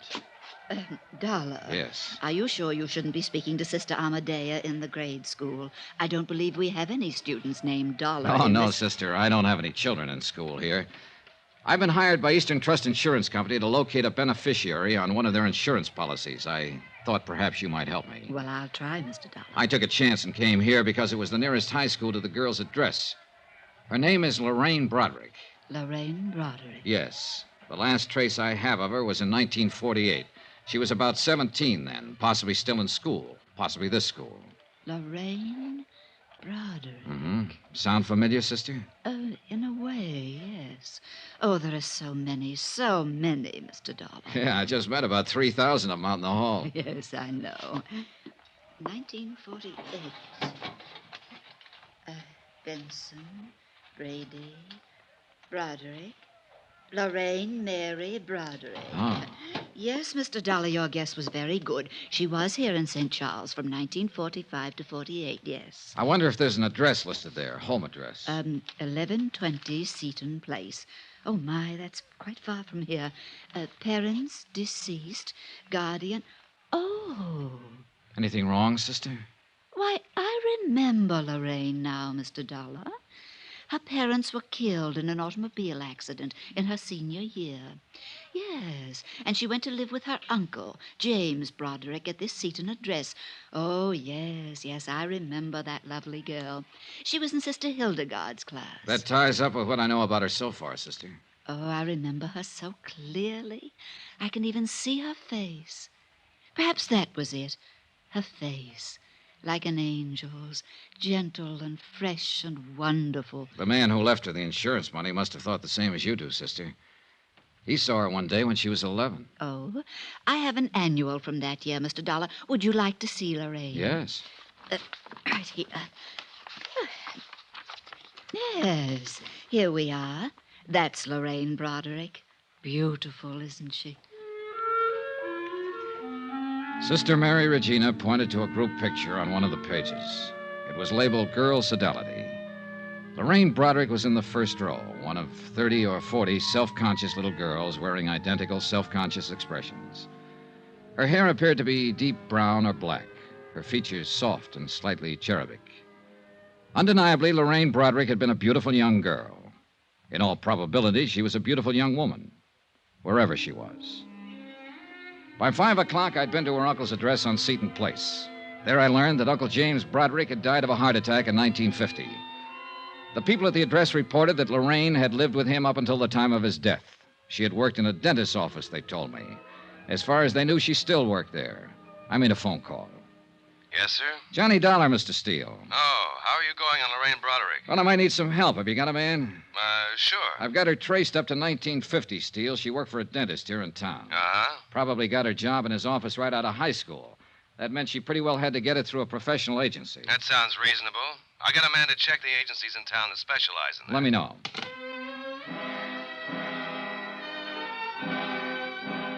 The next day, I was back in St. Charles High School making up a list of names and addresses belonging to students who had been in Lorraine Broderick's graduation class. Out of the 10 names I chose at random, I was able to locate only 2.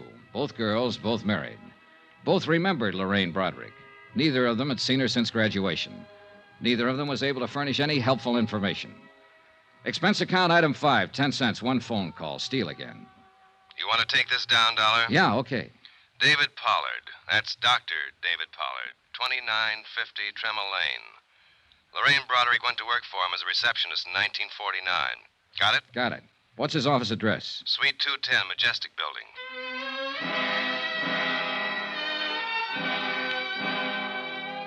I got there about 5:45. There was no receptionist on duty. As a matter of fact, no reception desk. A stern-looking nurse in a rumpled-white uniform knew nothing of a Lorraine Broderick who might have worked for Doctor. Doctor was working with a patient. If I cared to wait for Doctor... Yes, what is it? My name's Dollar. I'm with the Eastern Trust Insurance Company. I don't need any today, Mr. Dollar. I'm not looking for a sale, Doctor. What? That's right. I'm trying to find a friend of yours. Who are you talking about? Lorraine Broderick. Oh. How is Lorraine these days? I don't know, Doctor. I'd like to meet her and find out. Well, you're looking in the wrong place. I can't help you. She hasn't been around here for a couple of years. Goodbye. Oh, wait. Well, what now? Well, you've got an awful big chip on your shoulder, Doctor. You won't even let me explain my business. I'm not interested in your business. I can tell you mine's been going on since 8 o'clock this morning, and I'm pretty tired. You finished now? Well, yes. Can I take you downstairs and buy you a drink? Sorry. What is it you want to know? Where I can get in touch with her. I don't know. She quit without notice a couple of years ago. Just didn't come back. Too bad, too. Do you have any idea where she might have gone? Just what is this for? To pay her some money we owe her. We can't locate her anywhere. Well, I'm sorry, but neither can I. Are you still trying? Not anymore. All I know is she just left one day about 2 years ago. She had a little apartment over on the west side. The manager told me she'd pulled out bag and baggage, and I haven't heard from her since. Were you on good terms with her, Doctor?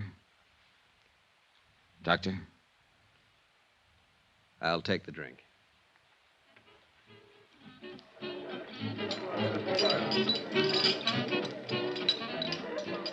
Don't misunderstand me, Dollar. She was a real sweet girl. But there was something about her. I don't know. I hope you find her. Or maybe I don't. What are you talking about? She had plans of her own, plans she never told me about. Look, I was in practice 3 years when she came to work for me, fresh out of high school. With all of it, she still made me feel like a little boy in knee pants. That smile of hers you could take two ways. And the look that went with it. I'm sure she's met a lot of men since she walked out on me, and I'll bet all of them have found out the same thing. What's that? That they've been taken. You mean money? Oh, it wasn't the watch or the necklace or the loans every now and then. It was being taken worse. You know, being used and knowing you're being used. I don't quite get it. And I'll make it clear. That sweet, fresh, beautiful little girl was out to do everything and everybody for all she could get. She's rotten, you know, just plain rotten.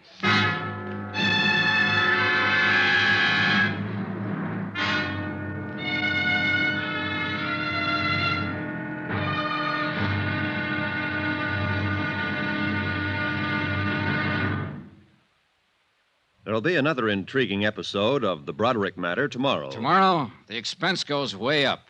Yeah, it costs money to prove how wrong one man can be. Join us, won't you? Yours truly, Johnny Dollar.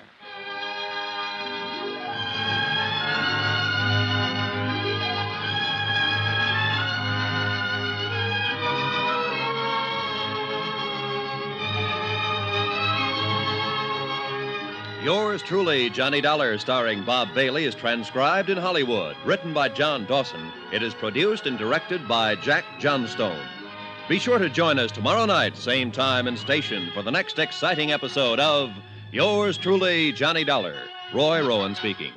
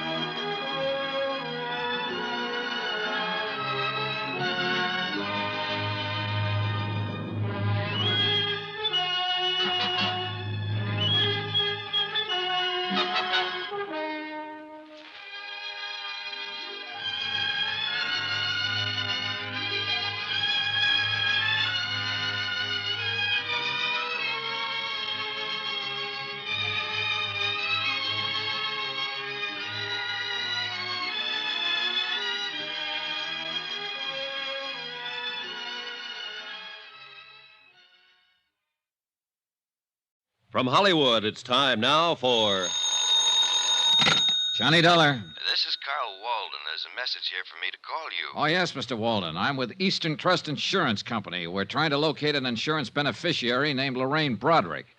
Understand she lived in your apartment building up until 1953.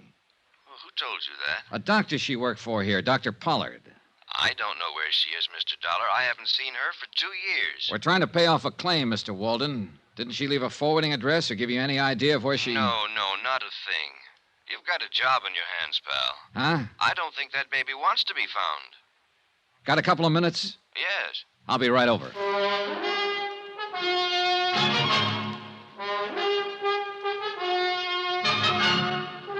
Tonight and every weekday night, Bob Bailey in the transcribed adventures of the man with the action-packed expense account, America's fabulous freelance insurance investigator. Yours truly, Johnny Dollar.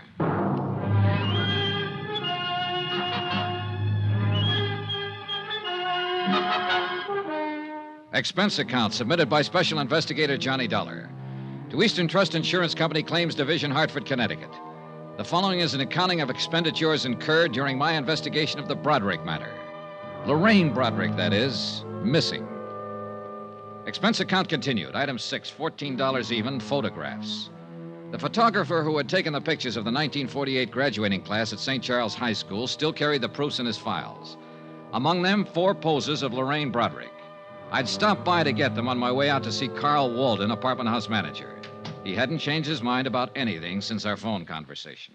No, sir, she doesn't seem to want anybody to know where she is. She'd have left a forwarding address or something like that. Instead, she pulled out in the middle of the night bagging baggage, and that's the last we ever saw of her. Just when was this, Mr. Walden? About the middle of December or so, 1953.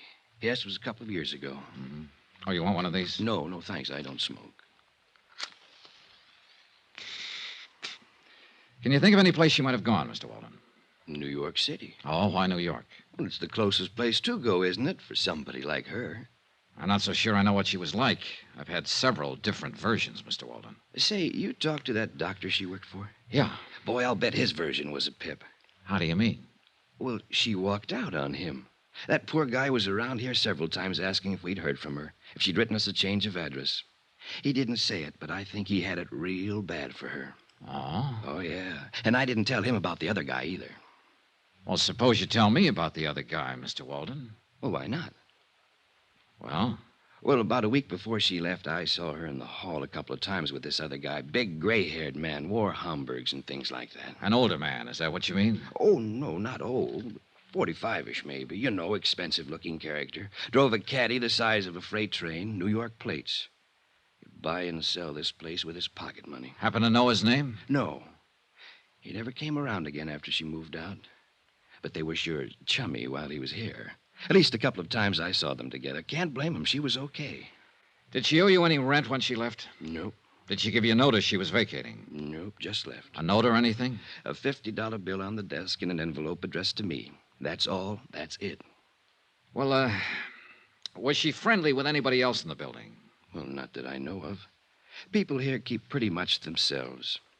You know, it's a funny thing. What's funny? That old boy with the Homburg. I wonder why he never came around looking for her. Good question.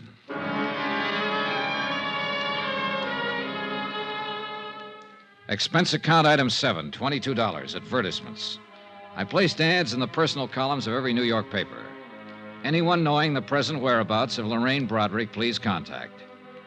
I spent the rest of the day interviewing the Cadillac dealers in town on the off chance that one of them might have serviced the Cadillac with a New York plate sometime in December of 1953. No one remembered the man Walden had described. I even tried the service records. Impossible to check. The case was stalemated that way for 5 days. Last Tuesday, things picked up. Johnny Dollar. Hello? Hello, who is this? Johnny Dollar? Yeah. Can you hear me very well? Johnny, I'm calling from New York. Hey, who is this? Why, it's Lorraine. Lorraine. Yes, I saw your advertisement in the papers, Johnny. I wondered what you wanted. Johnny. Yes, that's what I always called you, isn't it? You never met me before in your life. Hey, what is this? Why, just a moment. Go ahead, Mr. Dameron. Mr. Dollar? Yeah. Just what is your business with Lorraine Broderick? I want to find her to pay off an insurance claim. Now, who are you? I see. I'm sorry. I asked my secretary to say she was Lorraine. I've been listening on the extension. I'd like a little more explanation than that, Mr. Dameron, William Dameron, 424 East 47th Street. I know how all this must sound to you, Mr. Dollar, but I'm not trying to confuse you. Well, I am confused. Do you know Lorraine Broderick? Yes. Then let's take it from there, Mr. Dameron. Expense account item 8, $15. Transportation and incidentals, Hartford to New York, for the purpose of seeing Mr. William Dameron, whoever he might be, and trying to gather further information concerning Lorraine Broderick, wherever she might be. 424 East 47th was a 30-story job that housed, among other things, the Union Brokerage Company. This happened to be located on a ground-level suite. It also happened that Mr. William Dameron was president of same. He looked about the way I expected. Of course I knew Lorraine Broderick, Mr. Dollar. I apologize again for that awkward subterfuge on the telephone. You say you represent an insurance company? That's right. May I see your credentials? Well, sure. Here you are. Investigator. Thank you. We're trying to pay off on a policy, Mr. Dameron. A man named John Smith left Lorraine Broderick a small estate of $1,500. I see. Can you tell me where she is right now? I'm afraid I can't. Oh, sit down, Mr. Dollar. Sit down, please. Oh, thanks. I take it you knew her in Hartford. That's right, I did. She came here to New York with me. Oh? Let me assure you, there was nothing improper about it. I met Lorraine when she was working for a dentist there, a doctor, whatever it was. I happened to have had a little dental trouble on a trip there. I found the dentist and I met her. When I suggested she drive to New York with me, I did it with the understanding that we were to be married here. Uh-huh. You couldn't have known her very long, Mr. Dameron. A week. No one could have been more surprised than myself at my own conduct. And still more surprised when once we arrived here, Lorraine disappeared. Yeah, that seems to be a habit of hers. Tell me about it, Mr. Dameron. Look, you're talking to me, not the insurance company. Very well. It was Christmas Eve of 1952. Lorraine was staying with my sister Pauline up in Westchester County. I picked her up about 6 o'clock that evening to go to a party out on Long Island. Between here and Long Island, we stopped for gasoline. I left the car for a moment, and when I came back, Lorraine was gone. And, well, that's it. Did you see her or hear from her after that? No, I didn't. Did she leave a note in the car, a message of some kind? No. I don't quite get this, Mr. Dameron. You were going to be married after you knew her only a week. You brought her here to New York, and a few days later, she just stepped out of your car in a filling station and disappeared. It's quite reasonable from her point of view, I suppose. But not from mine. It doesn't make sense. Did you have a fight, an argument or something? Oh, no. Well, what was it? Nothing. I don't think I would ever have argued with Lorraine. Lovely, gentle, sweet. Yeah, I know. What about her things? What things? Well, her clothes out at your sister's. Didn't she send for them, or what? Oh, no, she only had 2 small bags. They're still there as far as I know. Well, what did you do? Did you call the police? No, why? Well, I would if a girl I was going to marry disappeared like that. No, I'm afraid a call to the police would have been, well, rather awkward, a man in my position. Let me ask you this. Do you have any idea why she walked away? Yes. Perhaps it's of no practical value to you, though. Any information I can get will be helpful, Mr. Well, all right, then. I think Lorraine was frightened. Of what? Of life, Mr. Dollar. Not people or circumstances, but life. Yes. You say that with a lot of conviction. Yes. Lorraine had always been, well, a poor girl. She lived with a rather decrepit uncle for a time after her parents were killed in an automobile accident, she said. And I think that I offered her the happiness and security she had always longed for. But I also think she was not mature enough or adjusted well enough to accept it. This is of no value, is it? Well, it might be. Can you tell me if she ever spoke of any ambitions? Maybe she wanted to go on the stage or become a nurse, something. Lorraine simply wanted to be my wife and live here. I can see you find that difficult to believe when I'm almost old enough to have been her father. But that is not the reason Lorraine walked away from the car that night. Believe me, Mr. Dollar, unless I'm terribly mistaken, she was very much in love with me and wanted to marry me. Have you tried to find her, Mr. Dameron? No, I have not. I waited around the filling station that night hoping she'd return, but I didn't report the matter to the police, as I said before. I intended to hire private detectives to locate her, but then I gave that up, too. I'm afraid I don't understand this. If you loved her. Would this make it more understandable? Lorraine was a rational, normal human being when I left her in that car. No one forced her away from it, or me. The man at the filling station said she merely stepped out and disappeared down the street. She left of her own free will, for her own reasons. I think I see your point. Thank you. I've hoped that one day she would appear at my door, contact me, come to me. But she hasn't. The most matchless woman I've ever known. Is there any way I can help you more concretely? If you could tell me the exact location of that filling station. Yes, I believe I can do that, but why? Last place she was seen alive. Oh, that word alive. Just a word, Mr. Dameron. Have you spoken to many people who knew her? A few. The dentist she worked for, an apartment house manager, principal in her high school. Mm-hmm. Yeah, I think they all told me the truth. The what? The truth. You know, how it actually was. What really happened. Oh, Mr. Dameron, she would have run out on you in Westchester, taken a cab from your sister's place with her luggage, or she could have come to you and called off the marriage. Mr. Dollar, Now, looking at you and talking to you, anyone would be impressed by the fact that you're a reasonable and understanding man. I am. She could have left you a dozen easier ways, Mr. Dameron, but it doesn't stand to reason that she'd step out of a car on Christmas Eve on the way to a party and disappear. With no luggage, with the clothes on her back, and no more. Women don't do things like that. They want an overnight bag, a change of clothes, somewhere to go to. It doesn't make sense. But that's exactly what she did. They don't do it that way unless there's a mighty good reason. A real gilt-edged reason, Mr. Dameron. Something that says what's ahead is better than what's being left. How much did she swipe? What? What did she take? How much? Close to $6,500. $6,500. Lovely, sweet, gentle. She took it from the wallet in my overcoat while I was talking to the filling station attendant. I would have given it to her gladly. All of this, everything. But she had to steal it from me. She had to steal it from me like some common little thief. There's truly no fool like an old fool. Is there, Mr. Dollar?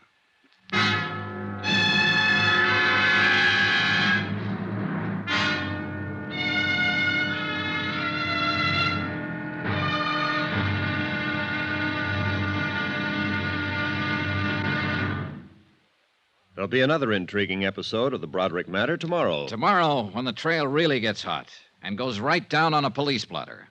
Join us, won't you? Yours truly, Johnny Dollar.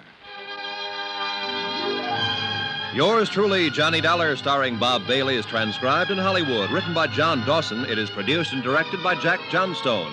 Be sure to join us tomorrow night, same time and station, for the next exciting episode of Yours truly, Johnny Dollar. Roy Rowan speaking.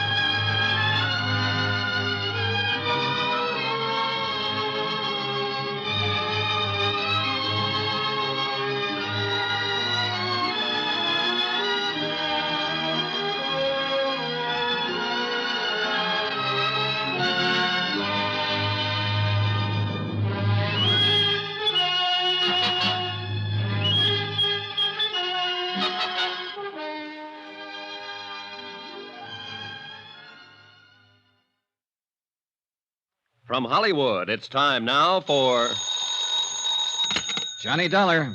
Bob Steele, Eastern Trust. How's New York? Fine, but I haven't found Lorraine Broderick yet. How about your lead? What was his name? Dameron? He hasn't seen her since Christmas Eve, a couple of years ago. She walked out on him with $6,500. What now? You, want to keep on with it, Mr. Steele? Sure, we have to pay her off, even if it is only $1,500. But you sound like this was all the farther you want to go. It might be at that. Oh, what did you say? Look, a sweet old man left a nice little girl $1,500. Apparently, I'm looking for a grown woman who isn't very nice anymore. Beside the point, isn't it? Yeah, I guess so. Okay, Steele, I'm still on the case.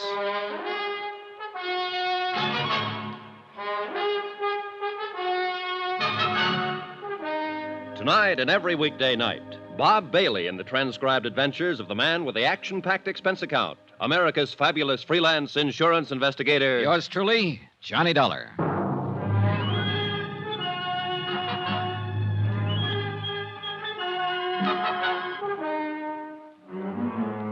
Expense account submitted by Special Investigator Johnny Dollar. Location, New York City, New York. To the Eastern Trust Insurance Company, Claims Division, Hartford, Connecticut. The following is an account of expenditures during my investigation of the Broderick matter. Subject, Lorraine Broderick. Object, to locate her and pay off claim. Results, disillusioning. More expenses. Item 9, $3 cab fare. From the plush offices of William Dameron to a filling station out on Long Island. To check his story of Lorraine's disappearance. A major oil company owned and operated the filling station where Lorraine Broderick had last been seen. Their payroll records named 3 attendants on duty, Christmas Eve, that is, in 1953. Item 10, $28, more cab fare, and don't squawk about it. I located and interviewed all 3. Enclosed fine statement of Edward Quinlan. Sure, I remember that chick. Better looking than this picture, I'll tell you that. She drove in with this old guy, Dameron, you said? Yeah. Well, he hadn't been away from the car 20 seconds before she was out walking down the street as fast as she could, long dress and all. When he come back and asked what had happened to her, I told him. So he went and sat in his car for maybe a couple hours waiting for her to come back. I knew she was gone for good. He knew it too, must have. But he waited. I felt sorry for him. Poor old geezer, even if he did drive a kid. She shouldn't have run out on him like that, Christmas Eve and all.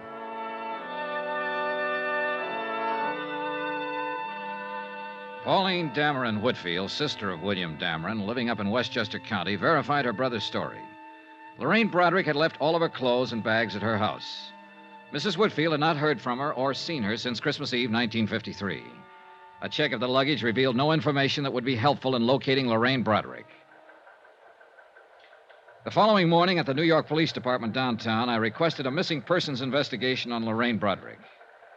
She was booked in under an alias, Jane Brown. When I got to court, she gave her right name, Lorraine Broderick. What was the charge, Sergeant? Misdemeanor, drunk, disturbing a peace. $25 in night court, April 25th, 1953. That the only time she made the blotter? Yep. What's the address, Sergeant? 1346 Yardley. 1346 That's 2 Yardley, years ago. Thanks. At the address on Yardley, I learned that Lorraine Broderick had moved 18 months before. Again, there was no forwarding address, but the landlady turned out to be quite talkative. I'm glad she moved away from here, Mr. Dollar. I'd like to help you find her, but I'm awful glad she moved away. Why do you say that, Mrs. Gaines? Noisy. Parties all the time. I run a quiet place, you know. Yeah, I'm sure you do. When she first come here to rent the apartment, I thought she was the quiet type. Nice. She looked like she was just out of finishing school or something like that. Oh, she couldn't have been more than 20 years old. Well, maybe a little more, 22. She told me she was a secretary and she worked in Manhattan. Well, I let her have the apartment, of course. She paid her rent in advance, in cash. But once she was in, it was a different story. Yeah. Did she tell you where she worked in Manhattan? No, she never quite got around to mentioning that. Anyway, she couldn't have worked very hard. All the dates she had, night after night, honestly. Do you happen to know any of them, Mrs. Gaines? I do not. Big, noisy parties. Well, did she go with any particular man? A smart little girl like that sticking to just one man? I don't know whether she was very smart at all. Was she friendly with anybody in the building? Nope. Any idea where she might have gone from here? Nope. All I can say is I'm glad she don't live here no more. I went back to police headquarters. It had occurred to me that hardly anyone is ever arrested for being drunk and disturbing the peace alone. I was right. The night court files revealed that Lorraine Broderick had been arrested with 5 other people, 3 men and 2 women. I took down their names and began to check them out. Number 3 down the line was a man named Tyler in the hosiery business. Yes, he remembered Lorraine Broderick very well. No, he hadn't seen her for 6 months, but he could tell me where she lived. He'd seen her going in and out of an apartment on 61st Street several times. He gave me the address. The boy will take your bags. Will he? Yes, sir. May I help you? I'm looking for a Miss Lorraine Broderick. Broderick? Yes. I'm sorry, sir. We have no one by that name registered here. That's funny. I thought at first you were going to say Lorraine Bradley. We had a Mrs. Bradley here at one time. Oh. Did Mrs. Bradley look anything like this picture? Yes, that's Mrs. Bradley. Bradley, huh? How long ago did she move out? 4 months ago, anyhow. Do you have her forwarding address? No, sir, I don't. I wish I did. Huh? Mrs. Bradley wrote us a bad check for her rent. We've been trying to locate her. Did you report it to the police? Yes, sir. I understand she's been quite active along those lines. They're looking for her, too. For the third time in one day, I was back at police headquarters, this time inquiring about a Lorraine Bradley. There were 5 wants on her for passing bad checks.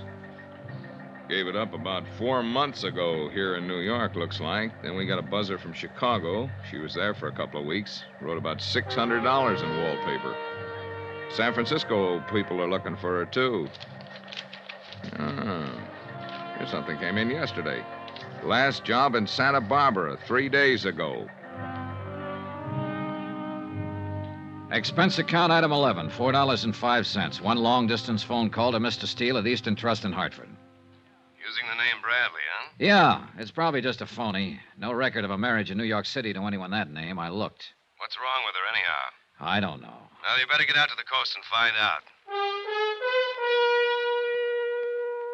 Item 12, $38, hotel, board, and miscellaneous while in New York City. Item 13, $258.60, New York to Santa Barbara. A little town by the Pacific that impressed me as not caring one thing about the rest of the world. Sun, sea, a pleasantly crowded harbor, some sprawling hotels, 2 lush green golf courses, and acres of smug, expensive homes.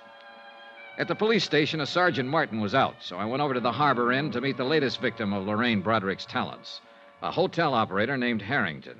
Tall, gray-haired, slack sport shirt, suntan, and sandals.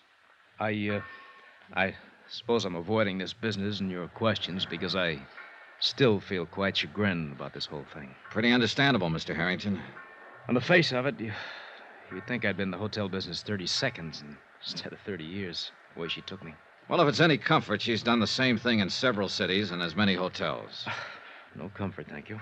She was that good, huh? Brother, she was the best. She pranced in here as big as life, probably didn't have a nickel in the purse.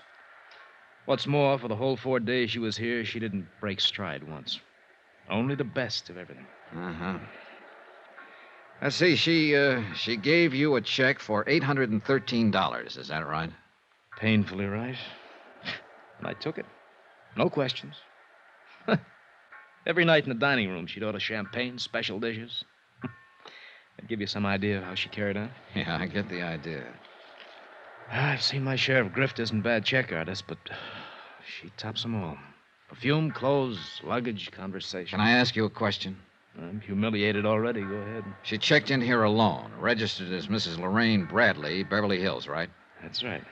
Well, now, didn't it strike you as odd that a woman would check in a place like this, a resort hotel, alone, stay 4 days, and meet no one, see no one? You're wrong. She didn't keep to herself. Became friends with at least half a dozen guests in the place. And the way she was throwing my money around, why not? She picked up all the tabs. She threw me off right from the start. Let's talk about that. Start at the top, please. Well, she showed up last Wednesday night in a cab loaded down with luggage. Probably wrote a bad check for that someplace. Probably. She came swinging into the lobby with the cabbie following her. Told the night clerk she wanted to see me. When I came down the stairs, she yelled, "Harry," ran up, kissed me, asked me how my wife was. You beat that. No.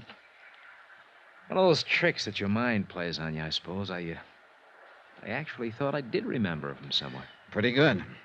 What was her story? She said she was on her way back from Lake Tahoe, wanted to rest up. Something about just getting a divorce, being awarded $3,000 a month alimony. That impressed me. It would impress anyone, Mr. Harrington. Did she make up any kind of a story about where she'd met you before? No story. But I got the impression, and of course she saw to it, that she had stopped here before. I wasn't altogether a boob. I did check her home address in Beverly Hills. There was a Robert Bradley listed there, same address she gave. Later on, I found out that he's in Europe with his wife and children. But his name was in the book. Oh, yes. Say, getting back to that part about her being familiar. That's just a good trick on her part, Dollar. Yeah, I did think I'd known her from somewhere, and, well, she also arranged it so that I was too embarrassed to ask her specifically. In all honesty, I suppose I wanted to have known her. Can you explain that? She was about the most beautiful thing I ever saw. She walked through that door right now and told me none of this was true. I'd probably believe her. Mm-hmm. Do you have a copy of her hotel account? I'd like to look it over. Why? Oh, the phone calls mostly. Maybe she contacted someone we can trace. Mm-mm. No phone calls. Here. This check was drawn on a bank in Beverly Hills. Was it personalized? No. Maybe I should have thought something of that. Huh? No, not particularly. Well, here's this much. I can't stand to look it over. It makes me kind of sick. $813. I spent another hour with Mr. Harrington as he distastefully covered the items on the bill she'd paid for with that bad check. Later that afternoon, I met with Sergeant Martin, Santa Barbara Police, who reported that a woman answering Lorraine's description had passed bad checks in Burlingame, Santa Maria, and Ojai, California. Expense account item 14, $102.85. Transportation to Monterey and Santa Cruz, where I interviewed two other hotel managers who had filed complaints. Their stories were pretty much the same as Harrington's, down to the pretended familiarity, the divorce, and alimony details. Item 15, $4.15. Long-distance phone call, Steele again in Hartford. That you, Johnny? Yeah, Mr. Steele. I've been hopping around all over the state. Policeman in Santa Barbara called here trying to find you, Sergeant Martin. He says he's got a line on her. Huh? He's done it again. Hop down to Malibu Beach. The man who runs the seaside inn there found out her check was bad 15 minutes after she left. Now get started. You shouldn't be more than an hour behind her. Mr. Steele, I'm on my way.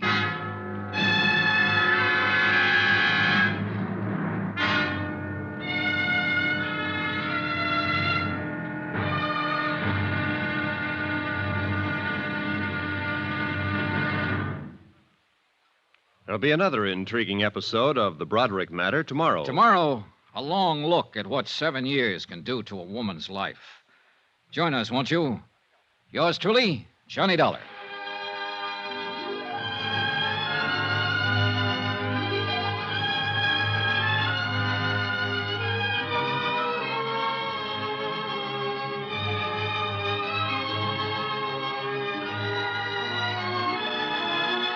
Yours truly, Johnny Dollar, starring Bob Bailey, is transcribed in Hollywood. Written by John Dawson, it is produced and directed by Jack Johnstone.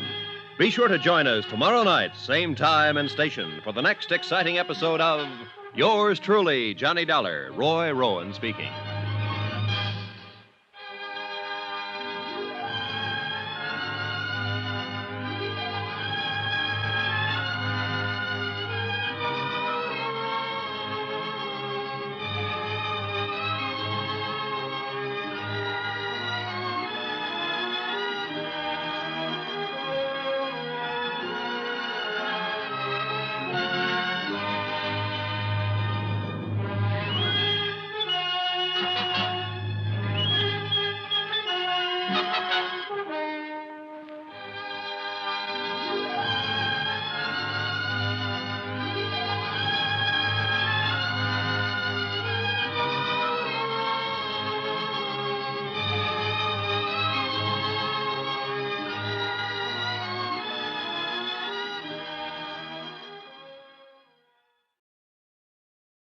From Hollywood, it's time now for Johnny Dollar. Dollar, my name's King, Malibu Sheriff Station.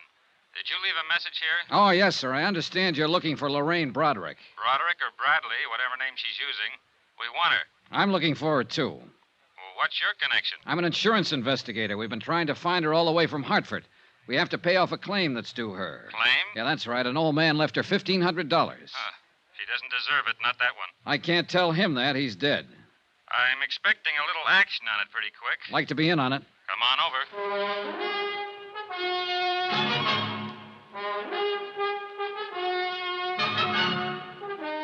Tonight and every weekday night, Bob Bailey in the transcribed adventures of the man with the action-packed expense account, America's fabulous freelance insurance investigator. Yours truly, Johnny Dollar.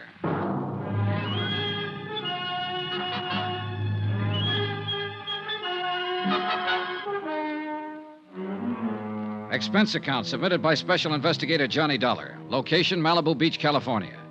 To the Eastern Trust Insurance Company, Claims Division, Hartford, Connecticut. The following is an accounting of expenditures during my investigation of the Broderick matter. More expenses, item 15, $38 even. More transportation. My trip here to Malibu Beach, where I didn't even bother listening to another disgruntled hotel proprietor repeat a bad check story I knew only too well. I went directly to the sheriff's station and Deputy King. Well, that's about the picture, Mr. Dollar. Lorraine Bradley was at the inn 4 days and checked out this morning. Used the name Bradley. Lorraine Bradley.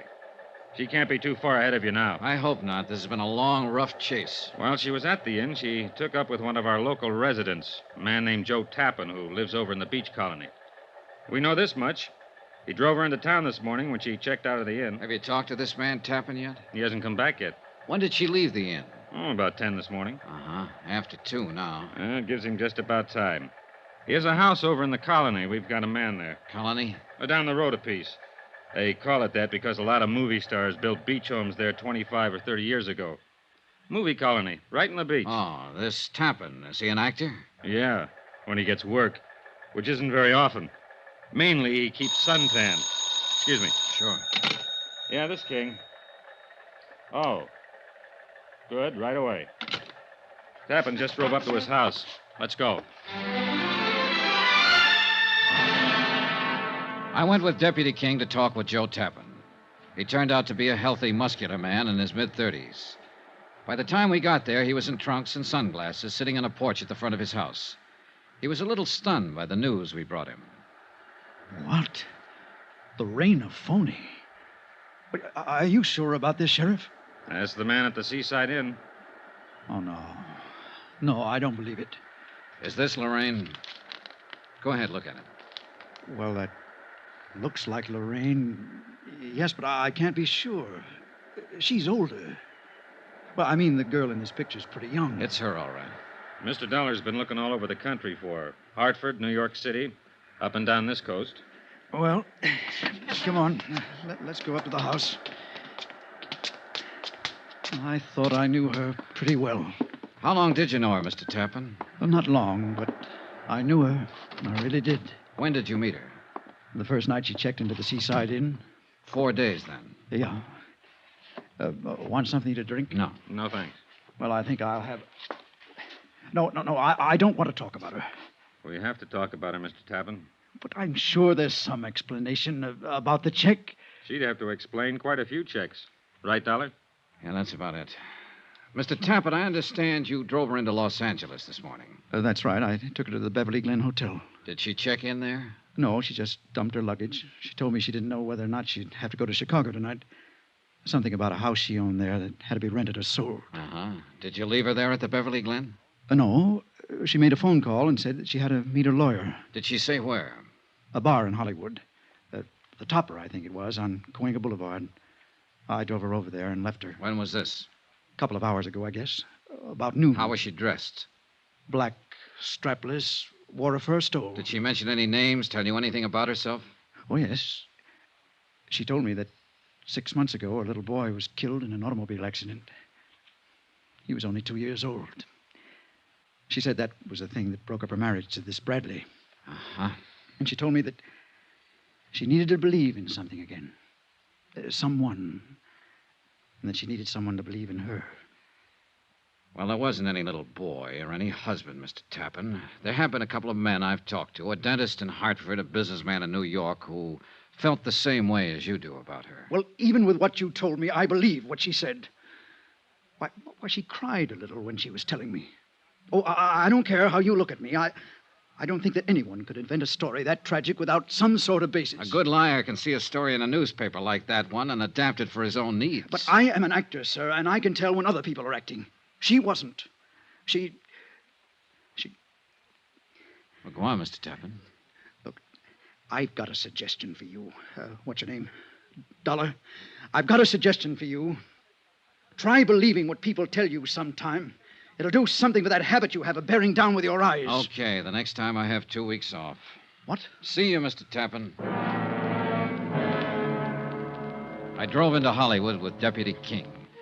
At the Beverly Glen Hotel, a worried clerk was still wondering what to do with the 14 pieces of luggage Lorraine Broderick had deposited there earlier.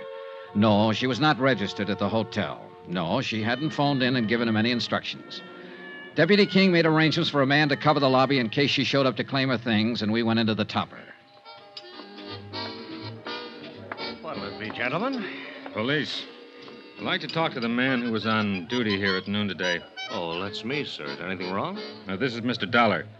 We're trying to locate a woman who's been using the name Lorraine Bradley.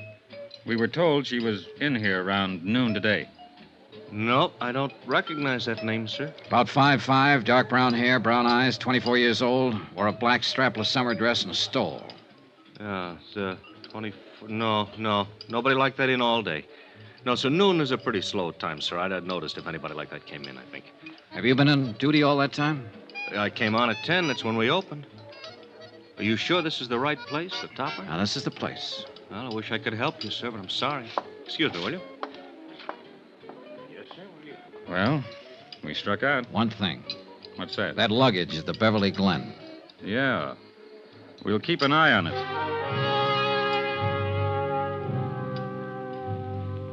Lorraine Broderick did not return to the Beverly Glen Hotel that day to claim her luggage. The lobby was watched around the clock. Her description was on the Daily Bulletin. Every policeman in Los Angeles was on the lookout for her. I spent my time thinking about the little girl who had helped an old man sell newspapers one afternoon years ago. A little girl with a face like an angel. I didn't feel good about this case. But Joe Tappan felt worse when I went to see him again. Well. Hi. Mind if I come in? What now, Mr. Dollar? Your girlfriend. What about her? I've been thinking about what you told us. So? So maybe you didn't understand what I told you. Now, look I'm here. not pushing my weight around, Tappan. But it seems to me you're a little stubborn in what you want to believe about her. How old did she tell you her baby was that she lost in a car accident? 2 years old. All right. 2 years ago, she was working for a dentist in Hartford, Connecticut. He was pretty much in love with her. She left him flat to take up with a man in the brokerage business in New York. She left him flat. Took $6,500 when she did it. There wasn't any baby in her life then. Her name was Lorraine Broderick. It still is. Now, would you like to see my file on her? I brought it along. No, thanks. I thought I'd better prove that part was a lie. So you proved it. Mind if I sit down? Help yourself. Thanks. Do you have anything else to tell me? I suppose I do, Mr. Tappan, since you don't seem to want to tell me anything. Now, just sit down, please. I've heard every man who knew her describe her, and I think I can understand why they feel the way they do. All I've got is a picture from a high school annual taken when she was 17. That was pretty good. She's 24 now. She must be 7 years better. Anyhow, you're my only hope now. What? Lorraine Broderick can get away from the police for a while. Oh, yeah, she's smart and clever, and she can go right on doing the same thing she's been doing all along, stealing, writing bad checks. But that's police business. My part is to find her and give her something one man left her, an insurance bequest. But it's become more than that now, to find her and stop her, maybe. Look, they'll get her eventually, Tappan. Do you know what 5 years in prison can do to a woman like her? Do you? Well, because I know her and she passed a few bad checks doesn't mean that I'm responsible in any way. You're right, it doesn't. But you're involved just the same. Oh, you're different from just some hotel man who's been tilted. You're a boyfriend. True, just a 4-day boyfriend. But a woman like Lorraine Broderick can do a lot of damage in 4 days' time. Why are you here? What do you want? I'm here to disillusion you, Tappan, because I don't think you're disillusioned enough. Now, just You're a perfect stranger to me. I don't know you from a Grand Rapids chair, but I'm doing you a favor talking to you about Lorraine Broderick. I'm doing you a favor telling you she's a crook and a thief and a forger, and everything she ever told you was a lie. Now and then a woman walks into a man's life that he'd sell his soul for. But all she'll do in return is write you a bad check for it. She's trouble in a great big way, Tappan. You know it as well as I do. Well, what do you want me to do? Apologize for meeting her? I'll be satisfied if you tell me where she is. What? And stop lying. Now, look here. I've listened to all I want to Lorraine listen to. Broderick never went to that bar in Hollywood you were talking about yesterday. You didn't drop her off there. No one there has ever seen her. And she's the kind who could walk around the polo grounds with 50,000 other people and still be seen. Now, where did you take her? Where is she now? Could it be fixed so she wouldn't know I told you. I suppose so. She's at the Wentmore downtown, registered under the name of Evelyn Brady. Oh, this beats me, Dollar. I just don't understand it. What do you mean? What you told me is true. I know that. But an hour ago, she called me up here and she said, Joe, I love you. Now, that sounded true, too. And I told her that I loved her. Now I'm turning her in. What kind of crazy world do we live in?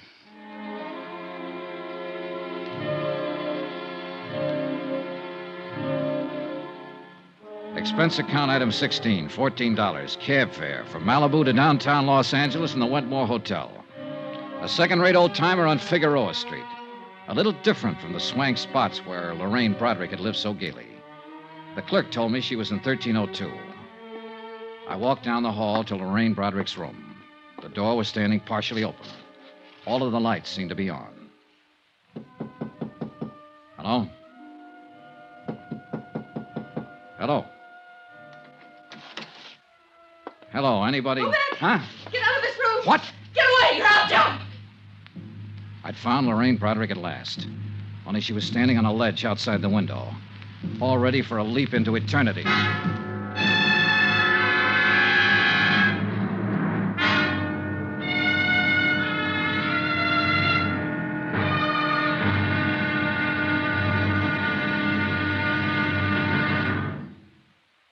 There'll be another intriguing episode of the Broderick matter tomorrow. Tomorrow, the end of the trail. For me and for Lorraine Broderick. Join us, won't you? Yours truly, Johnny Dollar.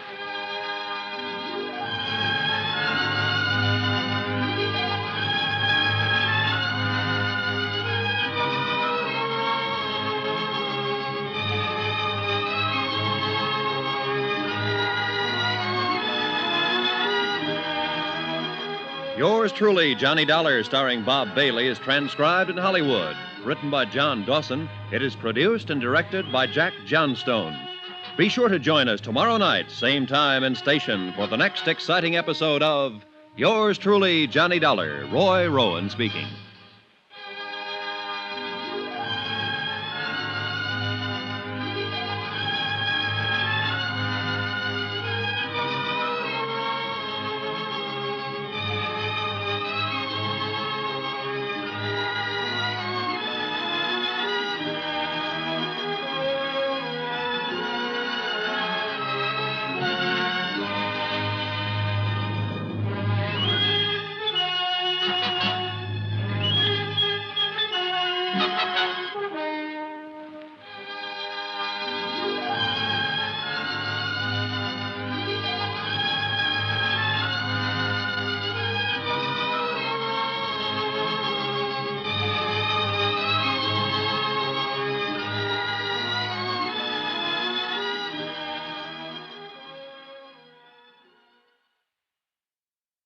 From Hollywood, it's time now for Johnny Dollar. Room 1302.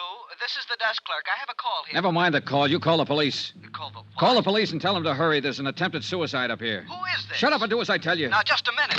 It won't do you any good. It won't do you any good at all. Wait a minute. Police, you, who cares? I'm going to jump anyhow.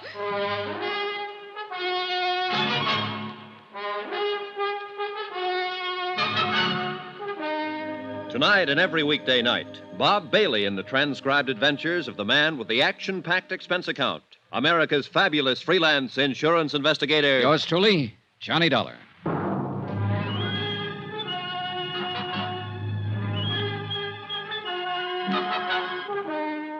Expense account submitted by Special Investigator Johnny Dollar. Location, Los Angeles, California. To the Eastern Trust Insurance Company Claims Division, Hartford, Connecticut. The following is an accounting of expenditures during my investigation of the Broderick matter. An old man in Hartford died and left $1,500 insurance money to a little girl who had been nice to him one afternoon back in 1943. My job, get the money to her. Even if she might take it and jump off the 13th floor ledge of a building. Don't come any closer. I'll jump. Lorraine. Don't come any closer. It's cold out there. Don't you think you should come inside? I'm going to jump. Stay away. away now. Don't try to grab me. All right. All right, I'll do anything you say, Lorraine. Okay. What are you doing? Taking off my coat. Standing out there, it must be cold. Here. You take my coat. Don't come close. I'm not. I don't want your coat. All right, Lorraine. I never saw you before in my life. How do you know my name? I've seen you. No, you haven't. I remember people. And watch out. Just going to light a cigarette. I can light a cigarette, can I? Do you want one? No. Can I have one? Suit yourself. Are you a policeman? No. Where did you see me? In a picture. In your high school annual at St. Charles. St. Charles? What do you know about St. Charles? What's your name? Johnny Dollar? Are you from Hartford? Yes. Let me see your face in the light. Over there. Don't come near this window. Don't come near, or I'll jump right down there. That's right there. No, you aren't from Hartford. I never knew you. You're lying to me. No, I'm not. As room clerk of this hotel, I'm entitled to know. Oh. Go away! Get out of here! Get out of here or I'll jump! What? Get out. Go on, go on, go on. Get out. Yes, yes. Did you call the police? No, but I will. I heard you tell him about the police. I don't care. They can't stop me. Nobody can stop me. No. No, I suppose not, Lorraine. You can jump any time you want to. I can't stop you. I wanted somebody to call the police. I want them all down there.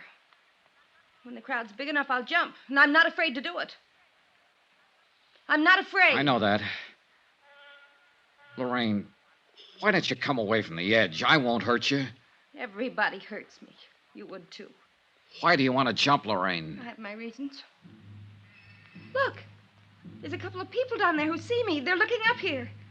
They'd like to see me jump. Look, they're stopping other people. They'd all like to see me jump. I don't think they'd like to see that at all, Lorraine. Oh, yes, they would. Those people down there would love to see it happen. You'd like it, too. No, I wouldn't. I want you to live, Lorraine.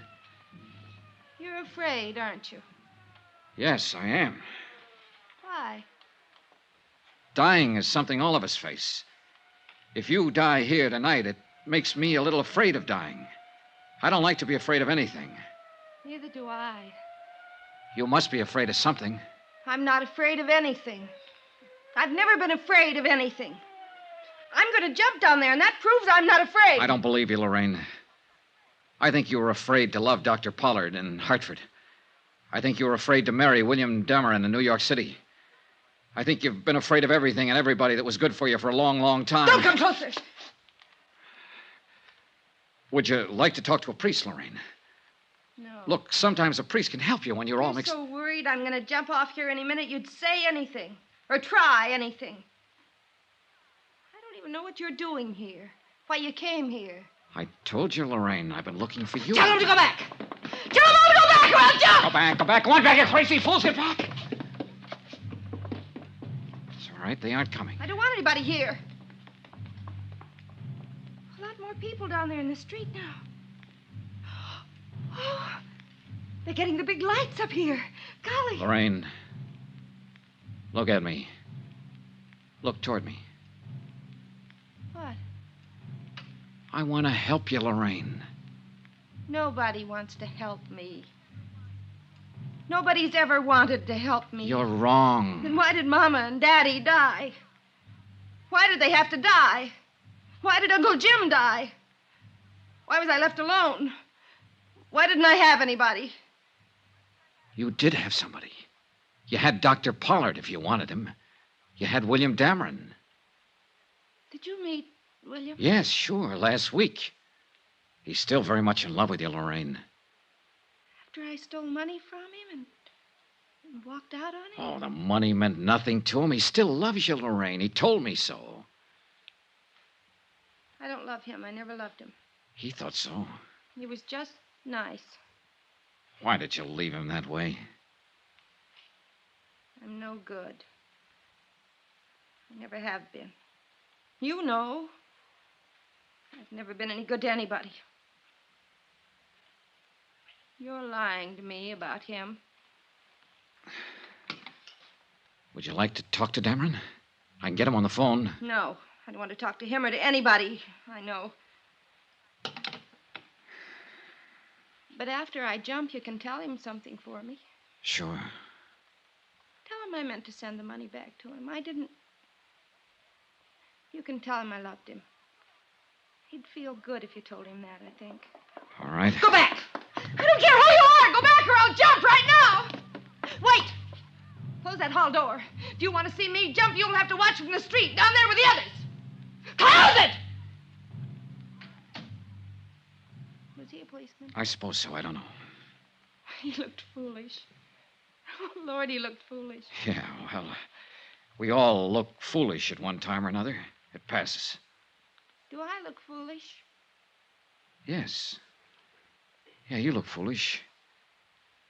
You're not going through with this. You know that for the first time in my life, I know exactly what I want to do, how I want to do it. I'm going to jump. Somebody's on the roof out here. They have a net. A big net. From what I know about you, I thought you always knew pretty much what you wanted to do in life. Oh, that's funny. Oh, that's very funny. I knew what I wanted in life. I never knew anything. And it's all botched up. Mama and Daddy died. I should have died, too. I should have been with Mama and Daddy when they were killed in the car. Well, it won't be long. I'll be with them. I won't be tired anymore pretty soon. Those men with a net up there. Lorraine, wait. Wait for what? You said you talked to people who've known me, who know what I was and what I am. Well, I didn't turn out the way they wanted me to, did I? I didn't even turn out the way I wanted to be. Look at me. Why should I wait? One man had more faith in you than anybody else. They're trying to lower that He was an net. old man named John Smith. He sold papers back in Hartford. Old John Smith. Lorraine, I think I'd better... you met him one day when you were a little girl. You helped him sell his papers one afternoon. It meant a lot in his life, an awful lot. Do you remember him? No. You were 11 years old. You lived on Cushing Street. Yes. I went downtown after school one day to look in the windows. I had a nickel and I bought a paper from that old man. He had tobacco juice on his lips. I talked to him. He told me all about selling papers. He said I was a very nice little girl. He asked me my name and where I lived. He talked about school and about growing up. He told me I'd grow up someday and be a lovely woman. He said, lovely woman. He was very nice. He was the nicest man I ever knew. And I only knew him that one afternoon. Where is he? He's dead, Lorraine. Dead? He left you all his money, insurance money. It comes to $1,500. You're lying. No, Lorraine. He wanted you to have it. He worked very hard and sacrificed a great deal to make sure you'd have it. You're making all this up. It's all a lie. Only that afternoon. It was an important afternoon. Here, look. What? Don't come closer. These prove I'm from the insurance company. Here's the check. Throw them over.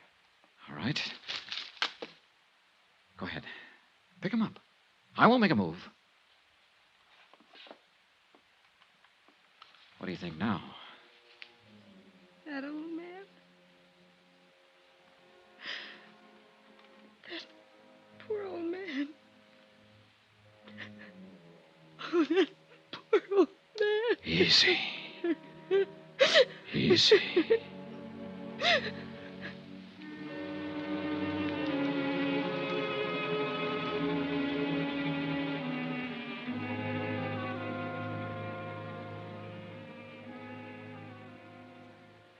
Expense account item 17, $5.50, martinis. I needed them. It was my first and I hope my last half hour with an intended suicide. Attach find insurance check payable to Lorraine Broderick for $1,500.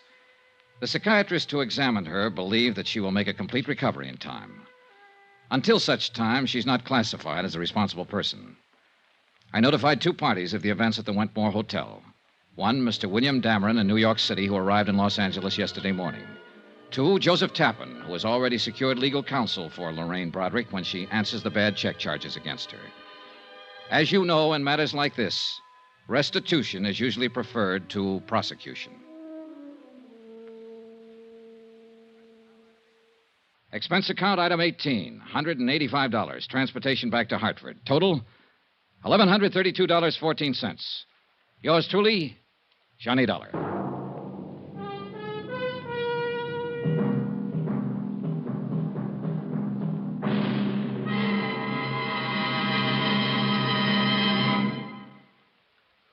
Remember, please, there'll be another intriguing story for you beginning next Monday night. Next week, the Cronin matter. A matter of keeping a sweet old lady from carefully and deliberately losing her life. Join us, won't you? Yours truly, Johnny Dollar.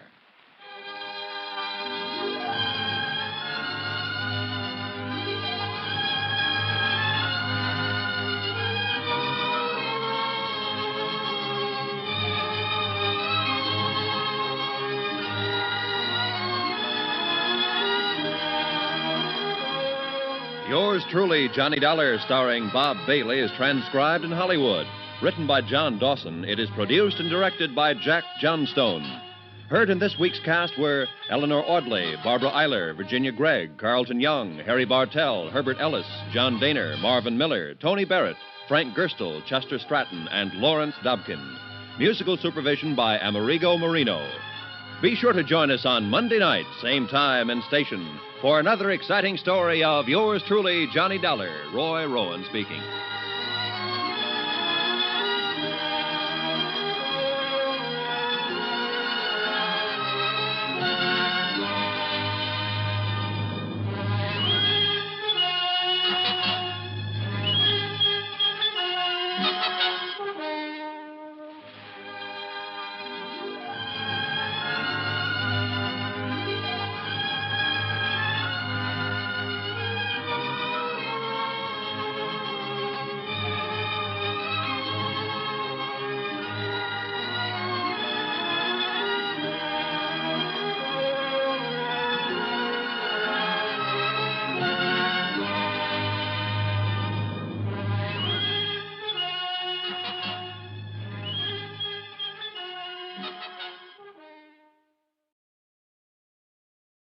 From Hollywood, it's time now for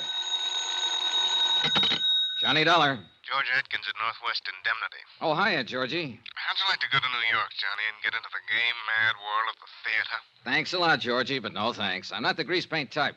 I know, but Amy Bradshaw is. Amy Bradshaw? Yeah, we wrote a policy on her a couple years ago.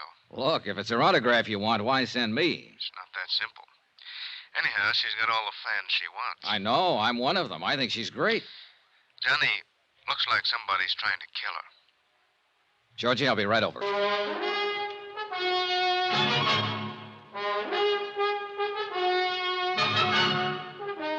Tonight and every weekday night, Bob Bailey in the transcribed adventures of the man with the action-packed expense account, America's fabulous freelance insurance investigator. Yours truly, Johnny Dollar.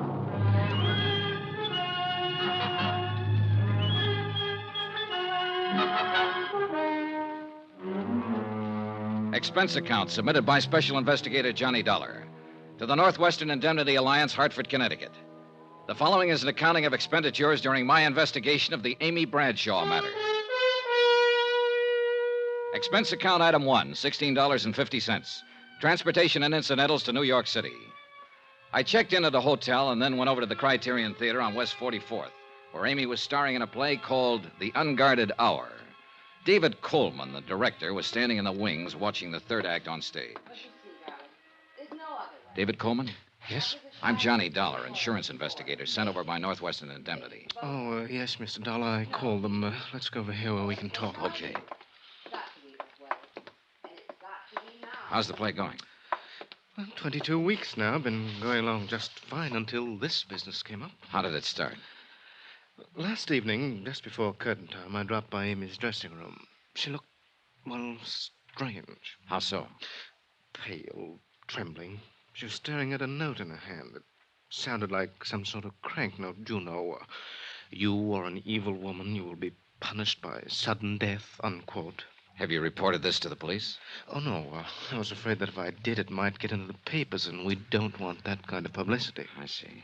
How about if I talk to Amy after the show? I told her you'd be down, and she'll talk to you. Oh, good. Well...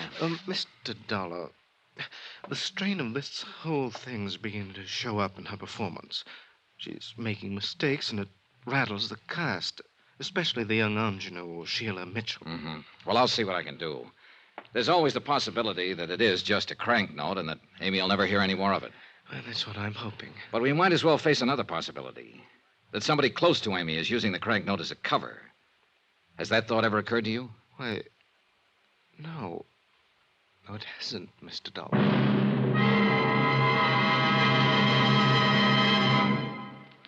We will continue with the Bradshaw matter in a moment. Friends, how'd you like to thrill your favorite youngster with some of the most exciting toys of the year? Picture the breathless excitement of any child surrounded by 6 gaily colored balloon-like giant animals up to 3 feet long, and all for the low, low price of just $1. Now, first you get Bounco the clown with round pot belly and funny nose. Next comes Hoppy the Australian kangaroo. Third, there's Roscoe the roller skating bear. He's 2 feet tall and looks almost like real. Fourth, there's Whitey the fat indoor snowman. And fifth, Mortimer the giant mouse, 18 inches long and sure to scare the whiskers off any cat. That's 5 different giant animals. But now, hold your breath for the most sensational toy of all, the star of the whole Christmas season, the jolly giant talking Santa Claus, guaranteed to make everybody's Christmas a merrier one. He's a big roly-poly happy Santa. He stands erect on 2 legs, is actually over 3 feet tall and 32 inches around. Best of all, he actually talks. Just pull the tape and he says, "Merry Christmas" for all to hear. He's the biggest, merriest, talkingest Santa ever, sure to please your youngsters and spread good cheer. Yes, Giant Santa proves there really is a Santa Claus. That's a total of 6 giant animals made of brightly colored, preformed, sturdy latex, which the kids can easily inflate. And the cost, just $1, not for each, just $1 for all 6 of these lovable giants who'll turn your home into a circus parade. And here's a surprise. Mail your order today and you'll also receive absolutely free Peter the Rabbit, actually over 2 feet tall with big red ears almost 9 inches long. But you must send now. Rush $1 plus 10 cents for packing and mailing for each set you want to Giant Animals Box 1580, Grand Central Station, New York City. If not delighted with every one of your 7 giant animals, return them to the Super Animals Company for a full refund, but keep the giant talking Santa as our gift. Order now. Supplies are limited. Rush $1.10 for packing and mailing for each set in cash, check, or money order to Giant Animals, Box 1580, Grand Central Station, New York City. That's $1 plus 10 cents with your name and address. Mail to Giant Animals, Box 1580, Grand Central Station, New York City. That's Giant Animals, Box 1580, Grand Central Station, New York City.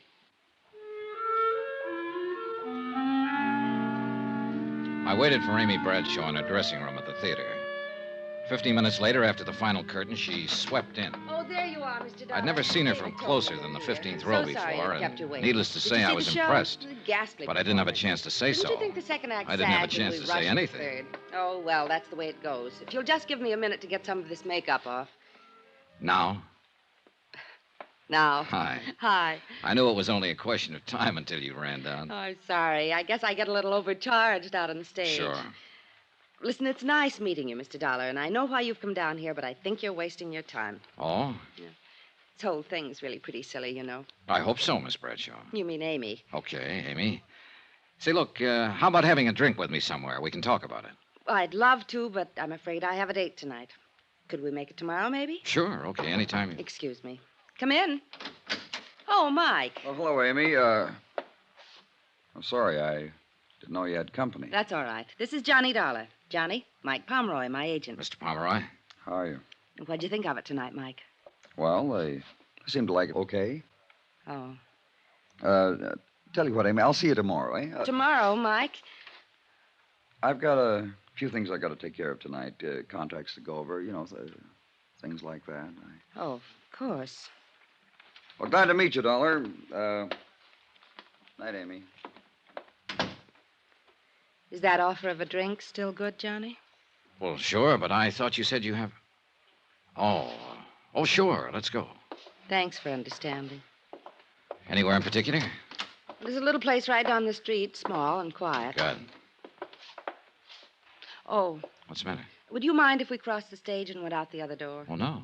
Why? I think someone's waiting for me outside this exit. Oh. Sort of a friend of mine, Porter Kane, but he can be a little wearing, and I'm rather tired. Sure.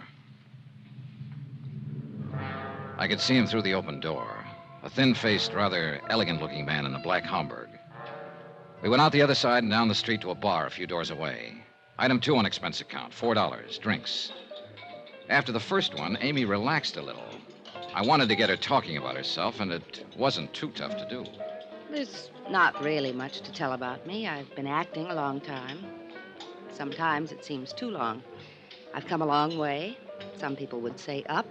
I hope it is. You make it sound pretty simple, Amy. I guess we do what we have to. All of us. I had to act, so... So, just like that, huh? Just like that. You've always gotten everything you wanted, haven't you? I think so. Hasn't anyone ever gotten in your way? No, Johnny, that's never happened. If it did... It looks to me like somebody's standing in your way right now. What do you mean? That threatening letter you got the other day. I told you, the whole thing's silly. There's nothing to it. Now, that's what you told me, but I don't think you believe it. Okay. So maybe I have worried a little about it. I wouldn't have if it hadn't been for... Oh, it was probably only my imagination. What was, Amy? Well, last night after the show, I felt like walking a little. I went west on 44th Street to Times Square, and as usual, it was crowded. I stood on the curb waiting for the light to change, and suddenly I got shoved out into the street. Oh? Right out into the traffic. I jumped back just in time. You see who did it? How can you tell in a crowd like that? I know. It was probably only coincidence that it happened right after I got that note, but... Oh, Johnny, I still just can't believe anybody's really trying to do me harm, but... I guess what's been making me nervous during the performance is staring out at that blackness past the footlights, wondering if there's somebody out there who hates me. Uh-huh. I guess I can't stand being hated, Johnny. I've got to be loved. Look, Amy, did it ever occur to you this might not be a crank out in the audience, that it might be someone closer to you? What? Johnny, that's impossible. Isn't? I don't have many friends. They've mostly to do with the play, but those I have are good ones. Who else besides your agent, Pomeroy? How about the director? David Coleman. He's a very old friend and one of the best. How about the producer? Emery's the last person in the world who'd wish me harm. On a dollars and cents basis, if nothing else. He and Dora both. Dora? His wife. I like her very much. Does she like you? Why shouldn't she? What about this man you wanted to duck tonight, the one who was waiting outside the theater? Porter Kane? Oh, he's just sort of a fan, I guess.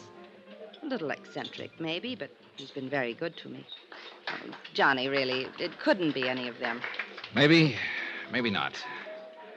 Look, Amy, I was sent down here because Northwestern Indemnity holds a policy on you. I know. Now, who's the beneficiary? William York. Who's he? My husband. Oh. I didn't know you were married. We separated 6 months ago. What I wanted, he didn't. What he wanted, I didn't. It's as simple as that. Well, where is he now? Here in New York somewhere, I guess. I don't know. He's a writer, sort of.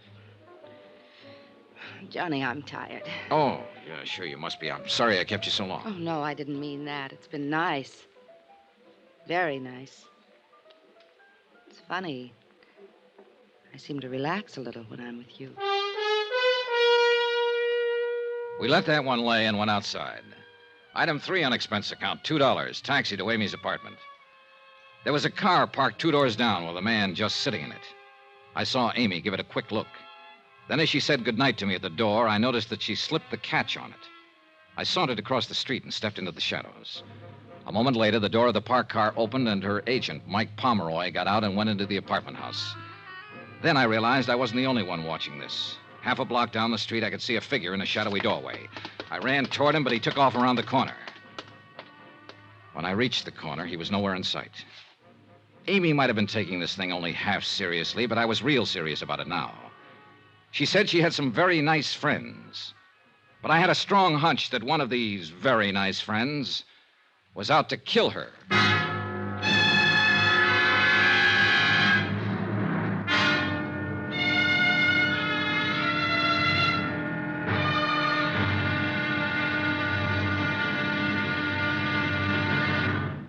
Johnny Dollar will be back in a moment to tell you about tomorrow's episode. Friends, send for your set of some of the most exciting toys of the year. 6 giant inflatable toys for only $1, some up to 3 feet tall. You get Bounso the happy clown, Hoppy the Australian kangaroo, Roscoe the 2 feet long roller skating bear, Whitey the fat indoor snowman, Mortimer the giant mouse 18 inches long, and last but not least, the great giant talking Santa, a roly-poly giant over 3 feet tall and 32 inches around the belly that actually says Merry Christmas out loud when you pull the tape. That's 6 sensational giant toys for only $1, made of sturdy, gaily colored latex that the kids can easily inflate. Send $1 for each set to Giant Animals, Box 1580, Grand Central Station, New York City. And if you order right now, you get Peter the Rabbit, over 2 feet tall, absolutely free. If not delighted with your Giant Animals, your money refunded immediately. Order today. You may never hear this offer again.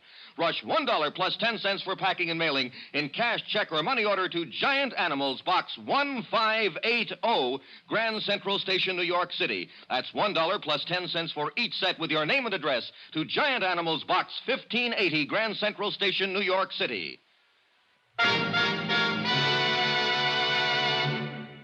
Now, here's our star to tell you about tomorrow's episode of the Amy Bradshaw matter. Tomorrow, the Criterion Theater again, and a third-act curtain that wasn't in the script. Join us, won't you? Yours truly, Johnny Dollar. Yours truly, Johnny Dollar, starring Bob Bailey, is transcribed in Hollywood. Written by Robert Reif, it is produced and directed by Jack Johnstone. Be sure to join us tomorrow night, same time and station, for the next exciting episode of Yours truly, Johnny Dollar. Roy Rowan speaking.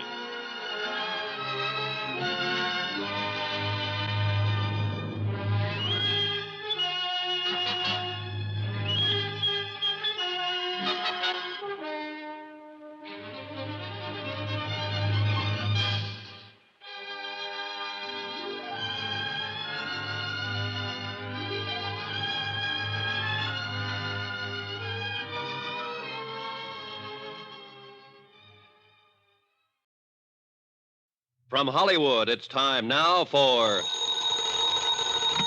Johnny Dollar. Al Cintella down at precinct headquarters, Johnny. Oh, hi, Al. Sorry I missed your call a few minutes ago. What's on your mind? An actress named Amy Bradshaw. Amy, one of my favorites. Me too. But right now, I seem to be looking for a guy who doesn't feel that way about her. Huh? Al, it looks like somebody's trying to kill Amy Bradshaw. Better come down here and tell me all about it.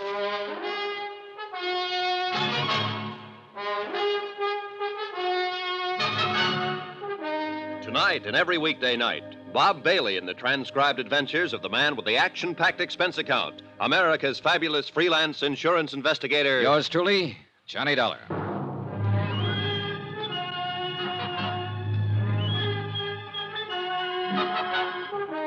Expense account submitted by Special Investigator Johnny Dollar. Location, New York City. To the Northwestern Indemnity Alliance, Hartford, Connecticut. The following is an accounting of expenditures during my investigation of the Amy Bradshaw matter. The threat of an attempt on her well-insured life. Expense account item 5, $1.75. Cab from my hotel to precinct headquarters to talk to Detective Lieutenant Al Cintella. Al looked about the same as the last time I'd seen him. Rugged, competent, maybe a few pounds heavier. Sit down, Johnny. Sit down. Thanks. Something about Amy Bradshaw, you said. Yeah. Didn't know you were a friend of hers. Northwestern Indemnity holds a $25,000 life insurance policy on her. Here, take a look at this note. Amy got it several days ago. You are evil. You will be punished by sudden death. Oh, come on now, Johnny. A couple of nights ago, after the show, somebody shoved Amy off the curb and out into the traffic over in Times Square. Well, the same thing happens to me almost every time I'm around Times Square. You know what I smell in all this? Oh, sure. You probably smell a publicity stunt. I sure do. You think I'd fall for a thing like that? You known Amy Bradshaw very long? No. I'd seen her in a few shows, but last night was the first time I'd ever met her in person. If I didn't know you pretty well, I'd say you might be getting a little stage struck on her. Uh-huh. What about the man who trailed Amy to her apartment last night? Oh? Who? I don't know. I chased him, but he had too much of a lead on me. I still wouldn't go jumping to any conclusions. Who you got to work on, for instance? Well, for one, David Coleman, her director. Then there's the producer, Emery Taylor, and his wife, Dora. From what Amy said, I gather Dora doesn't like her very well. Anybody else? Then there's her agent, Mike Pomeroy. She seems to be pretty wrapped up in him. Whole stable full, huh? Yeah, looks like it. Also, a fellow named Porter Kane, who's usually hanging around the theater waiting for Amy. And finally, the man I really came to talk to you about. Who's that? Name is Bill York, her husband, but they're separated. Oh? She doesn't know where he is. You figure he might tie in somehow? He is the beneficiary of Amy's insurance policy. Well, I'll see if I can turn up an address on him for you. Okay, thanks, Al. In the meantime, I think I'll pay a call on this Porter Kane. See if I can find out just how good a fan he is.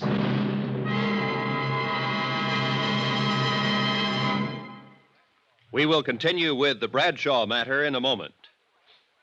Friends, how'd you like to thrill your favorite youngster with some of the most exciting toys of the year? Picture the breathless excitement of any child surrounded by 6 gaily colored balloon-like giant animals up to 3 feet long, and all for the low, low price of just $1. Now, first you get Bounzo the clown with round pot belly and funny nose. Next comes Hoppy the Australian kangaroo. Third, there's Roscoe the roller skating bear. He's 2 feet tall and looks almost like real. Fourth, there's Whitey the fat indoor snowman. And fifth, Mortimer the giant mouse, 18 inches long and sure to scare the whiskers off any cat. That's 5 different giant animals. But now, hold your breath for the most sensational toy of all, the star of the whole Christmas season, the jolly giant talking Santa Claus, guaranteed to make everybody's Christmas a merrier one. He's a big roly-poly happy Santa. He stands erect on 2 legs, is actually over 3 feet tall and 32 inches around. Best of all, he actually talks. Just pull the tape and he says, "Merry Christmas" for all to hear. He's the biggest, merriest talkingest Santa ever, sure to please your youngsters and spread good cheer. Yes, Giant Santa proves there really is a Santa Claus.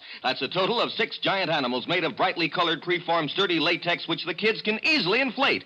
And the cost, just $1, not for each, just $1 for all 6 of these lovable giants who'll turn your home into a circus parade. And here's a surprise. Mail your order today and you'll also receive absolutely free Peter the Rabbit, actually over 2 feet tall with big red ears almost 9 inches long. But you must send now.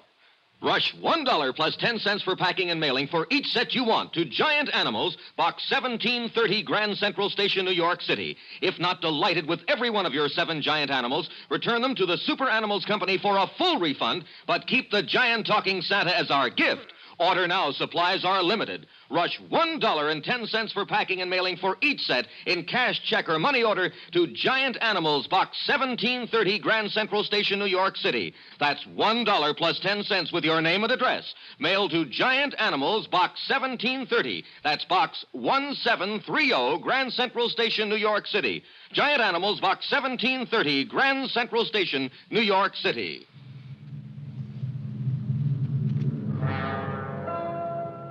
Expense account item 6, 225. Cab to the apartment of Porter Kane in the East 70s. It was an expensive-looking place. I got there about noon, but Porter Kane was just finishing breakfast, accompanied by Chopin. May I offer you a cup of coffee, Mr. Dollar? Oh, thanks. A blind, please. Yes. Now, you came to see me about Amy Bradshaw, I believe. That's right, Mr. Kane. I represent Northwestern Indemnity Alliance. They hold a policy on Miss Bradshaw. You perhaps want some sort of character reference on her? You, might put it that way. Well, in that case, you couldn't have come to one better qualified than I. You see, Amy is my career at present. Afraid I don't understand, Mr. Kane. Well, some years ago, I was relieved of the sordid but customarily necessary task of working for my bread and butter. The result is that I've been able to devote myself to a fascinating hobby. What kind of a hobby?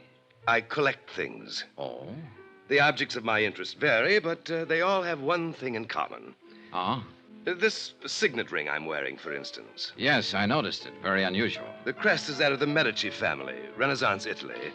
The only ring of its kind in the world, so far as any of the authorities on that period are aware. That vase on the table, the painting on the wall, that sculpture. One of a kind, huh? Precisely. Which brings us quite logically to Amy, who is clearly one of a kind. So? So I plan to add Amy to my collection. Just like that, huh? I'm certain Amy will see it my way in time. And I have time. Now, if you'll excuse me, I must dress for the matinee. Will I see you again, Mr. Dollar? Yes. You probably will, Mr. Kane. I was glad to get out of the hothouse atmosphere of Kane's apartment.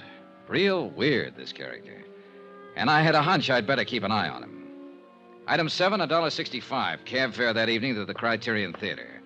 I arrived half an hour before curtain time and headed for Amy's dressing room. Then, as I approached her door... You'll listen real careful. I'll give it to you once again.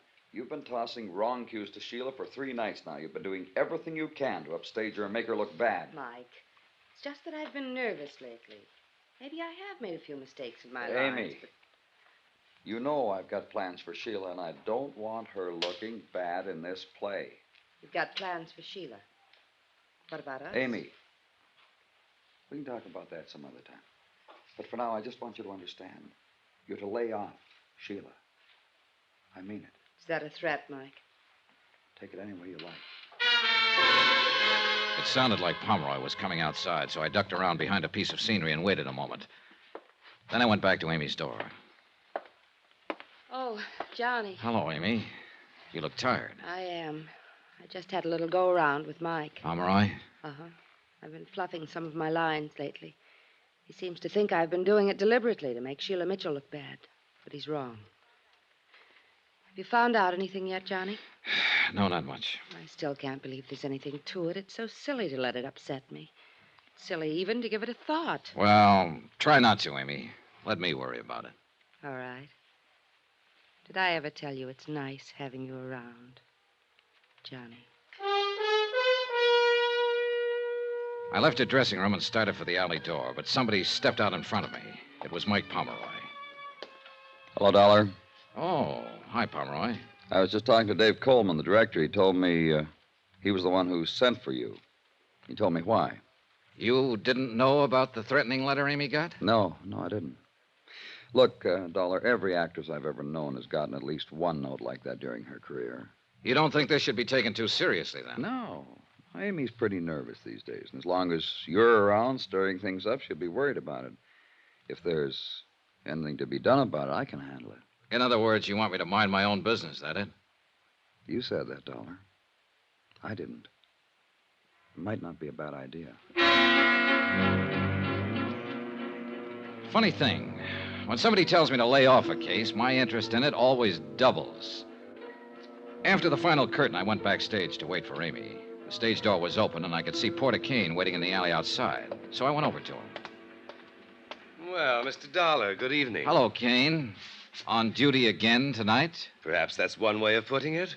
I thought I might have a little chat with Amy after she's changed. I'm afraid she has a date. Oh?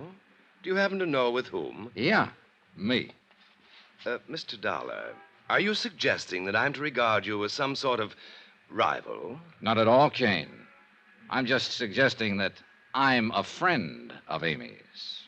I see. Good night, Mr. Dollar.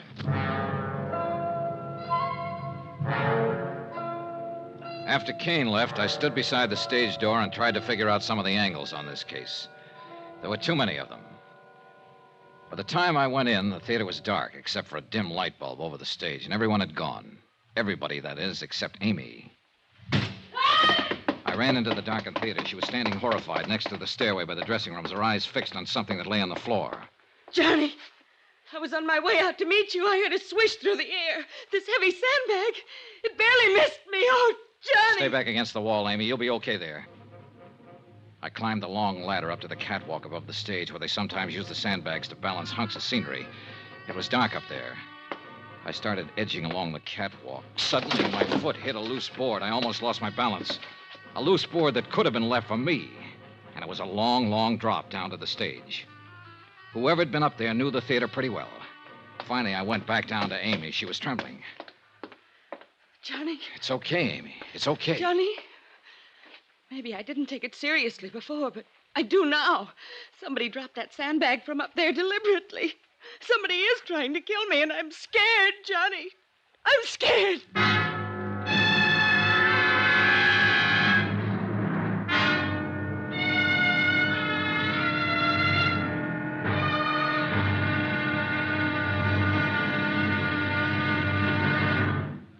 Johnny Dollar will be back in a moment to tell you about tomorrow's episode. Friends, send for your set of some of the most exciting toys of the year. 6 giant inflatable toys for only $1, some up to 3 feet tall. You get Bounso the happy clown, Hoppy the Australian kangaroo, Roscoe the 2 feet long roller skating bear, Whitey the fat indoor snowman, Mortimer the giant mouse 18 inches long, and last but not least, the great giant talking Santa, a roly-poly giant over 3 feet tall and 32 inches around the belly that actually says Merry Christmas out loud when you pull the tape. That's 6 sensational giant toys for only $1, made of sturdy, gaily colored latex that the kids can easily inflate. Send $1 for each set to Giant Animals, Box 1730, Grand Central Station, New York City. And if you order right now, you get Peter the Rabbit over 2 feet tall absolutely free. If not delighted with your giant animals, your money refunded immediately. Order today. You may never hear this offer again. Rush $1 plus 10 cents for packing and mailing in cash, check, or money order to Giant Animals, Box 1730, Grand Central Station, New York City. That's $1 plus 10 cents for each set with your name and address to Giant Animals, Box 1730, Grand Central Station, New York City.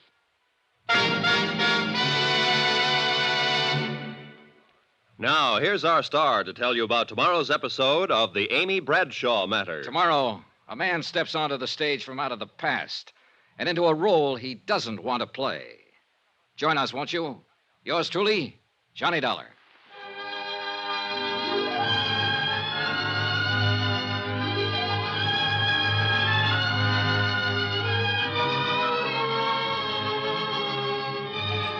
Yours truly, Johnny Dollar, starring Bob Bailey, is transcribed in Hollywood.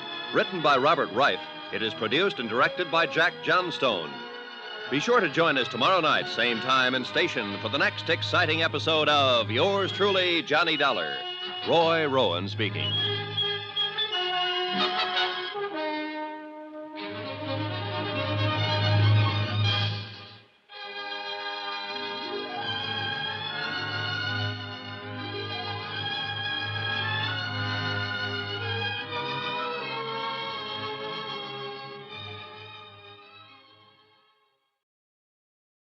From Hollywood, it's time now for... Johnny Dollar. Al Sintella at police headquarters, Johnny. Yeah. You hear what happened at the Criterion Theater after the show last night? I was off duty when you called, but Sergeant Rogers gave me a fill-in this morning.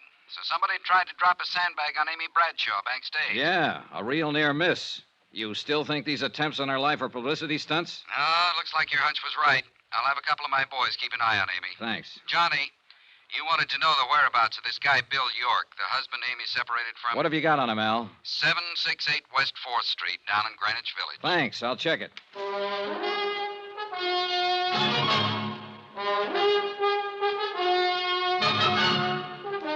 Tonight and every weekday night, Bob Bailey in the transcribed adventures of the man with the action-packed expense account, America's fabulous freelance insurance investigator. Yours truly, Johnny Dollar.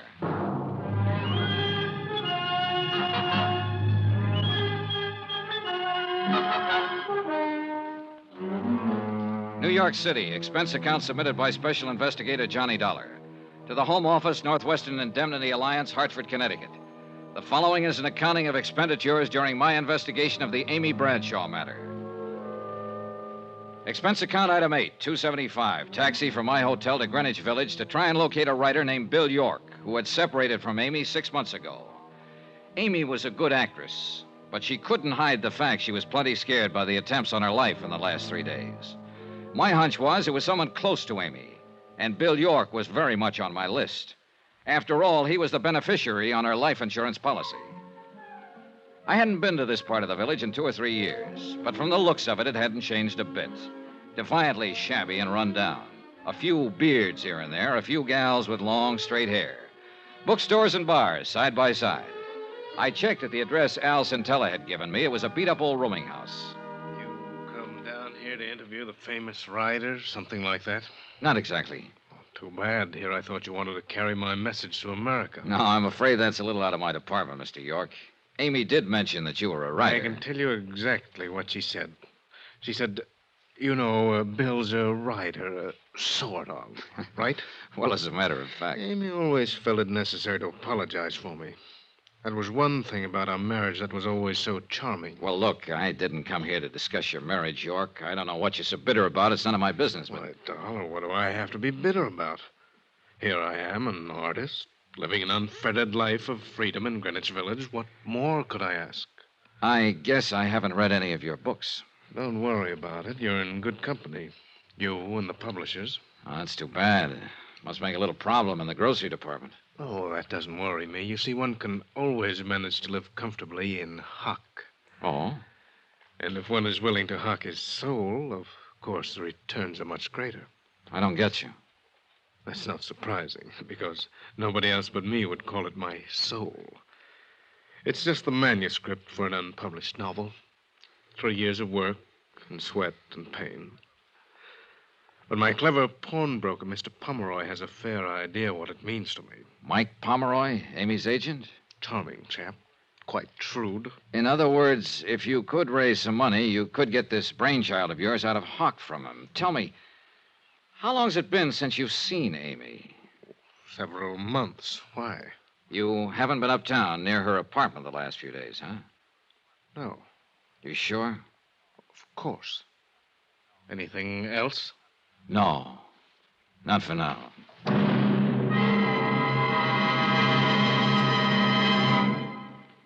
We will continue with the Bradshaw matter in a moment. Friends, how'd you like to thrill your favorite youngster with some of the most exciting toys of the year? Picture the breathless excitement of any child surrounded by 6 gaily colored balloon-like giant animals up to 3 feet long, and all for the low, low price of just $1. Now, first you get Bounzo the clown with round pot belly and funny nose. Next comes Hoppy the Australian kangaroo. Third, there's Roscoe the roller skating bear. He's 2 feet tall and looks almost like real. Fourth, there's Whitey the fat indoor snowman. And fifth, Mortimer the giant mouse, 18 inches long and sure to scare the whiskers off any cat. That's 5 different giant animals. But now, hold your breath for the most sensational toy of all, the star of the whole Christmas season, the jolly giant talking Santa Claus, guaranteed to make everybody's Christmas a merrier one. He's a big roly-poly happy Santa. He stands erect on 2 legs, is actually over 3 feet tall and 32 inches around. Best of all, he actually talks. Just pull the tape and he says, "Merry Christmas" for all to hear. He's the biggest, merriest, talkingest Santa ever, sure to please your youngsters and spread good cheer. Yes, Giant Santa proves there really is a Santa Claus. That's a total of 6 giant animals made of brightly colored, preformed, sturdy latex, which the kids can easily inflate. And the cost, just $1, not for each, just $1 for all 6 of these lovable giants who'll turn your home into a circus parade. And here's a surprise. Mail your order today and you'll also receive absolutely free Peter the Rabbit, actually over 2 feet tall with big red ears almost 9 inches long. But you must send now. Rush $1 plus 10 cents for packing and mailing for each set you want to Giant Animals, Box 1870, Grand Central Station, New York City. If not delighted with every one of your 7 giant animals, return them to the Super Animals Company for a full refund. But keep the giant talking Santa as our gift. Order now, supplies are limited. Rush $1.10 for packing and mailing for each set in cash, check, or money order to Giant Animals, Box 1870, Grand Central Station, New York City. That's $1 plus 10 cents with your name and address. Mail to Giant Animals, Box 1870. That's Box 1870, Grand Central Station, New York City. Giant Animals, Box 1870, Grand Central Station, New York City.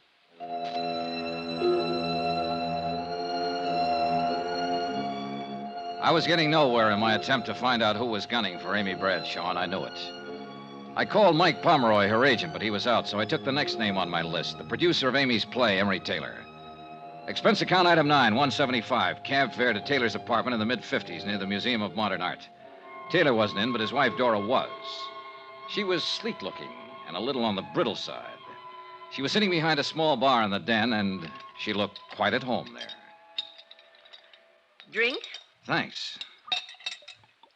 Will your husband be back soon, Mrs. Taylor? Who knows? Here. Oh, thank you. What do you want to see him about? Amy Bradshaw. What about Amy Bradshaw?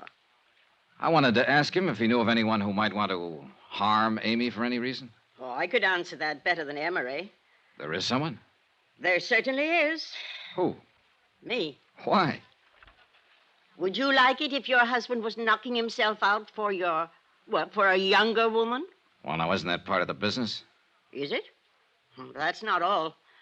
Amy's hurt plenty of people getting where she is. You think your husband's one of them? I hope not. Who has she hurt, Mrs. Taylor? Do you know Dave Coleman? Her director? He was very much in love with Amy a few months ago. Oh, I see. I don't like to see someone I like get the way he was. One night here, he had a couple too many. He said if he couldn't have her... Oh. Funny. How quick he got over it, though. Never says anything about it anymore, huh? Not a word. What about Porter Kane? Oh, you've met him. Is he one of them that Amy's hurt?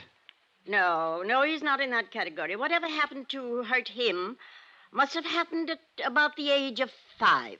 What do you mean? Oh, isn't that when most of our troubles start? I wouldn't know. I once paid a psychiatrist $500 to tell me that's when mine started. Your troubles? Sure. Can't you tell, Mr. Dollard? I'm the mixed-up type. Aren't we all, Mrs. Taylor? I left her, still sitting behind the bar, and somehow I felt sorry for her. But she had given a new lead. David Coleman, Amy's director, who'd had it bad for Amy just a few months ago and had now completely recovered. Maybe. I made a mental note to have a little chat with Coleman that night. Then I put in another call to Mike Pomeroy. This time he was in, and I finally talked him into meeting me at a little bar on West 44th near the theater. But when I got there, I could see that he wasn't feeling very cooperative. Look, Dollar, I suggested once before, nice and polite, that maybe you should try minding your own business. I got the message, all right, Pomeroy, and now I've got one for you. I am minding my own business. This is what I was hired to do. The insurance company I represent holds a pretty hefty life insurance policy on Amy. And if she's in any danger, they want to know about it. But I told you before, I think this whole thing's pretty silly. I had a talk with Bill York, the writer, this morning. Even though he and Amy are separated, you know, he's still the beneficiary on her policy. So? So he says he's in hock to you. He's a bum. He wasn't doing Amy any good. She was worrying about him. When they split up, I told him as long as he stayed away from her, didn't try to see her, I'd keep him in groceries. I see. But naturally, I wanted some security. The manuscript of his book, for instance? Great unborn American novel. Well, apparently that manuscript means a lot to him. That's why I figured it'd be good security. What's the matter, Dollar? You look like you smelled something bad. Do I? What am I supposed to be? A philanthropist? Let me make one thing clear, Pomeroy. As far as the kind of loans you make, I agree with you. It's none of my business. But maybe I just got a sensitive nose. Yeah. Anyway, now I want my dough back. Is there anything wrong with that? Not a thing. I've got a play lined up I know will go over big. I want to produce it. York's tab has run up to several $1,000 now. I could use the money. I see. The stupid part of the whole deal is that York could pay me back within a couple of months if he wanted to. Oh. Sure. There's a lot of dough floating around to be made in television these days. But that prima donna thinks he's way above that sort of thing. This play you want to produce, Pomeroy, will it star Amy? No. Sheila Mitchell. Oh. Well, thanks for the information. Be seeing you. I doubt it. On my way over to the Criterion Theater, I thought about Pomeroy. A rugged customer. And I felt he was one more who wouldn't let anyone stand in the way of anything he wanted to do. After the show, I picked up Amy backstage and took her back to her apartment. She looked very tired and didn't say much. We said goodnight at the front entrance, and I started walking along the sidewalk. Then I spotted somebody in the shadows across the street again, watching. I could tell from his hat and coat he was the same one who'd been there the night before last. I kept on walking until I reached the corner, then circled halfway around the block to an alley and edged up on him from behind. He didn't see me until I dove at him. Well, Bill York. So, what are you doing here? So you haven't been near Amy for a long time, huh?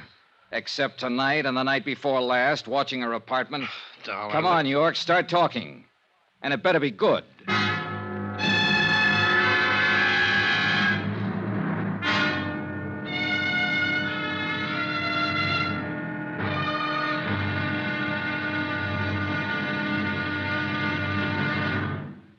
Johnny Dollar will be back in a moment to tell you about tomorrow's episode.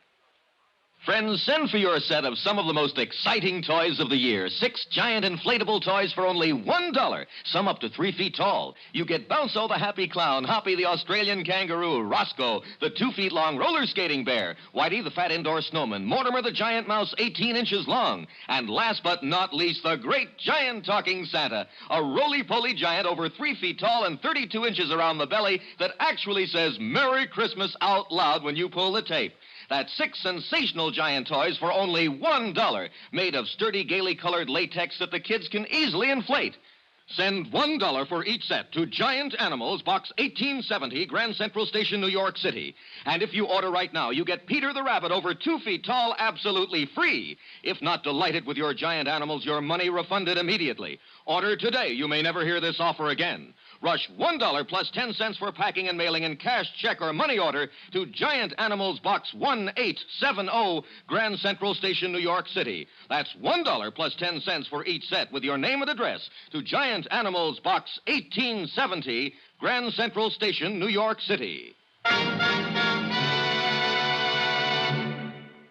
Now, here's our star to tell you about tomorrow's episode of the Amy Bradshaw Matter. Tomorrow, I find I have even more of a reason for keeping Amy alive than I'd realized. Join us, won't you? Yours truly, Johnny Dollar.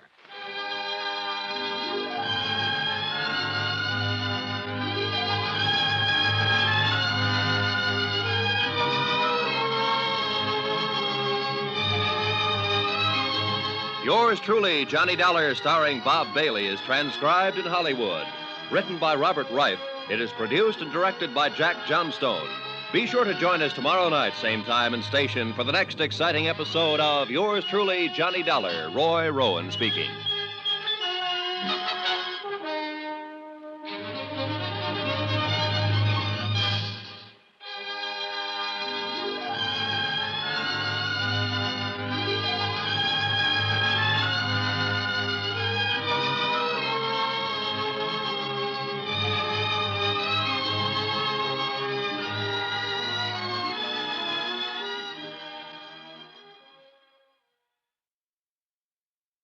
From Hollywood, it's time now for Johnny Dollar. House Intel at police headquarters, Johnny. Better get over here to my hotel room, Al. I've got company. Who is it? Bill York. Amy Bradshaw's ex-husband? Right. I caught him watching her apartment half an hour ago, and he's the one who was watching it the other night. This time I had better luck catching him. Has he opened up yet? No, but he will. Johnny, take it easy with him. I think he's got plenty to tell us. Looks like he's the boy we're after, Al. I'll be right over.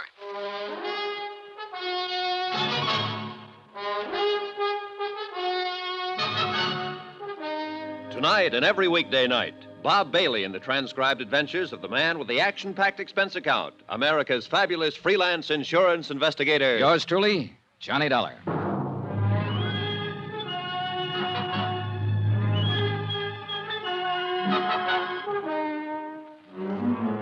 New York City. Expense account submitted by Special Investigator Johnny Dollar. To the Home Office, Northwestern Indemnity Alliance, Hartford, Connecticut. The following is an accounting of expenditures during my investigation of the Amy Bradshaw matter. Amy, star of a Broadway play, and somebody was out to get her. Expense account item 10, $3. Repairs to one coat sleeve. Torn in the process of inviting Bill York up to my hotel room. Look, Dolly, you've got no right to drag me up here to your room this way. York, you're going to sit right here until you open up and tell me all about the attempt on Amy Bradshaw's life. What? You come in. Oh, Al. Hi, Johnny. York, this is Detective Lieutenant Alson Teller. Now, look here, Lieutenant, what's this all about? Well, I kind of thought that's what you'd tell us, Mr. York. But this is crazy. Why would I want to kill Amy? You're aware that you're still the beneficiary on Amy's insurance policy. What? Even if I am... Also, you need money, and you need it bad. You're several $1,000s in debt to Mike Pomeroy, Amy's agent. He's been pressing you for it lately. Look, Dollar. And you know you can't get the manuscript of your novel out of hock from him until you pay off. You've got 2 strikes against you, York. Motive and opportunity. Opportunity? Sure, but motive? No, Dollar. I've never had any reason to kill Amy. It's true she and I couldn't make it together, but I guess that was more my fault than hers. Go on. You see, Amy's never let anything stand in the way of what she wanted. What she wanted, I didn't. I guess we just lived in 2 different worlds. What do you mean? She's always been a success, and I've always been a failure. You still haven't explained why you lied to me, York. Lied? When I talked to you this morning, you told me you hadn't been near Amy for a long time. But when I caught up with you in front of her apartment tonight, I realized you were the same one who was watching it night before last. How about that, York? You fellas don't believe me much. What do you mean? Sure, once in a while I go stand outside her apartment house, look up at the light on the window, maybe think a little about how things might have been. That's all.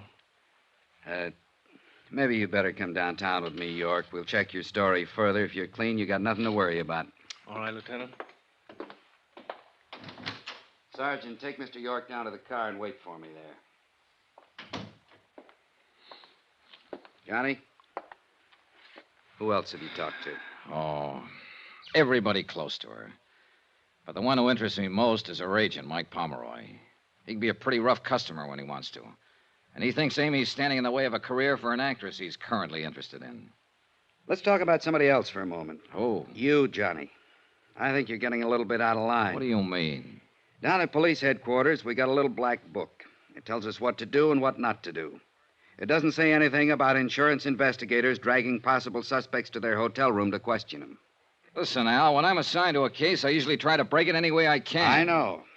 It's just that I think you're taking this case pretty big. Meaning? Yesterday I told you that if I didn't know you better, I'd think you were falling for Amy a little yourself. Think it over, Johnny.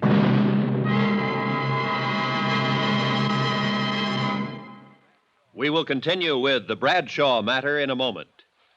Friends, how'd you like to thrill your favorite youngster with some of the most exciting toys of the year? Picture the breathless excitement of any child surrounded by 6 gaily colored balloon-like giant animals up to 3 feet long, and all for the low, low price of just $1. Now, first you get Bounco the clown with round pot belly and funny nose. Next comes Hoppy the Australian kangaroo. Third, there's Roscoe the roller skating bear. He's 2 feet tall and looks almost like real. Fourth, there's Whitey the fat indoor snowman. And fifth, Mortimer the giant mouse, 18 inches long and sure to scare the whiskers off any cat. That's 5 different giant animals. But now, hold your breath for the most sensational toy of all, the star of the whole Christmas season, the jolly giant talking Santa Claus, guaranteed to make everybody's Christmas a merrier one. He's a big roly-poly happy Santa. He stands erect on 2 legs, is actually over 3 feet tall and 32 inches around. Best of all, he actually talks. Just pull the tape and he says, "Merry Christmas" for all to hear. He's the biggest, merriest, talkingest Santa ever, sure to please your youngsters and spread good cheer. Yes, Giant Santa proves there really is a Santa Claus. That's a total of 6 giant animals made of brightly colored, preformed, sturdy latex, which the kids can easily inflate. And the cost, just $1, not for each, just $1 for all 6 of these lovable giants who'll turn your home into a circus parade. And here's a surprise. Mail your order today and you'll also receive absolutely free Peter the Rabbit, actually over 2 feet tall with big red ears almost 9 inches long. But you must send now.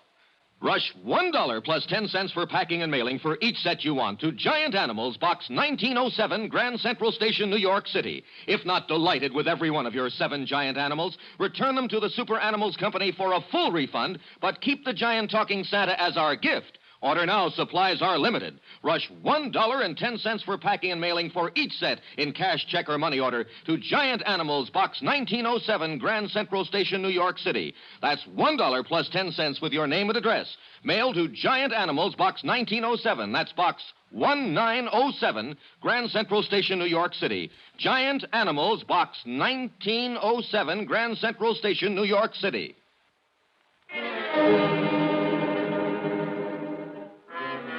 Expense account item 11, $4, drinks.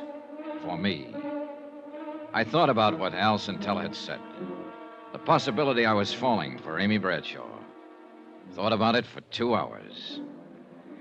Finally, I decided I had to find out if he was right. I went over to Amy's apartment. It was good of you to come over, Johnny. I just can't seem to sleep lately. Yeah. I noticed there's a policeman on duty down in the lobby. Lieutenant Centella arranged for that. It's funny. It should make me feel better, but it doesn't. It just keeps reminding me of it. The threat on my life. I'm glad you're here, Johnny. So am I. Awfully glad. Maybe I shouldn't say that, but... Do you hear any objections? Oh, no, who could... Excuse me. Yeah, sure. Hello? Yes? Oh, Porter. What? No, I'm sorry. No, really, Porter, it's out of the question. No, Good night, Porter. Kane, huh? Yes, I suppose he means well. But he can be rather annoying. Do you have a cigarette, Johnny? Here. Thanks.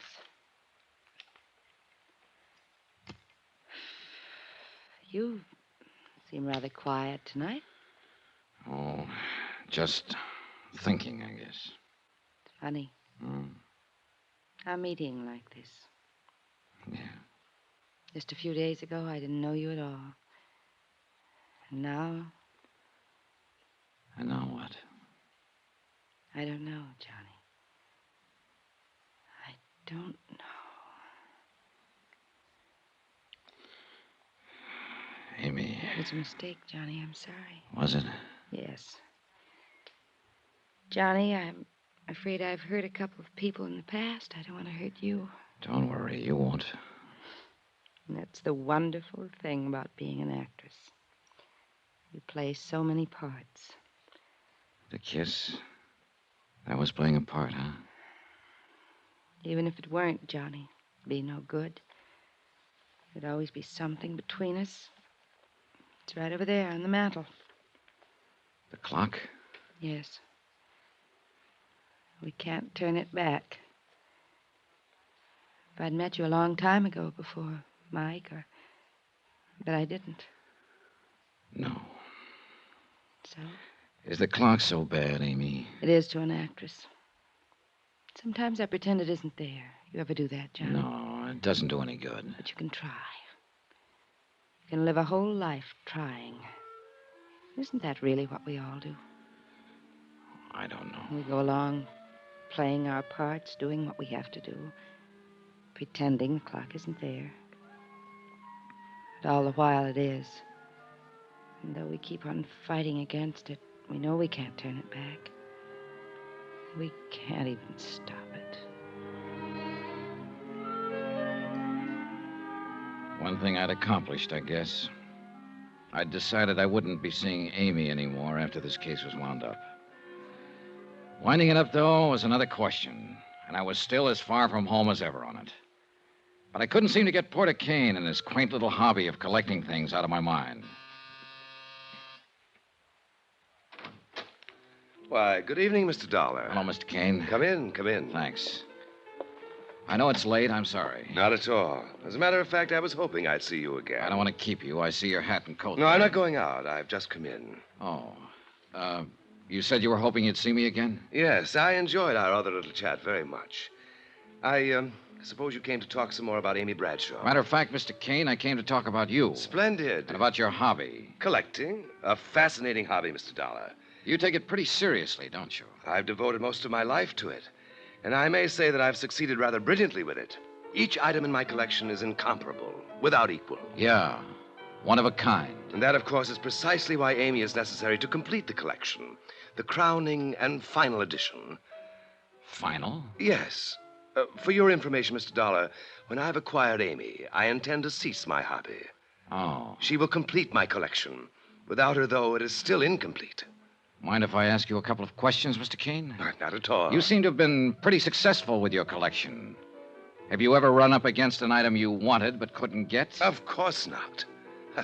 That just doesn't happen. Has it ever happened? I can't remember that it ever... Yes. Yes, it did happen once. When? When I was 9 years old. A playmate of mine had a lollipop that I admired greatly. He wouldn't give it to me, and he wouldn't sell it to me. What did you do? I did the only logical thing there was to do. I smashed the lollipop, Mr. Dollar.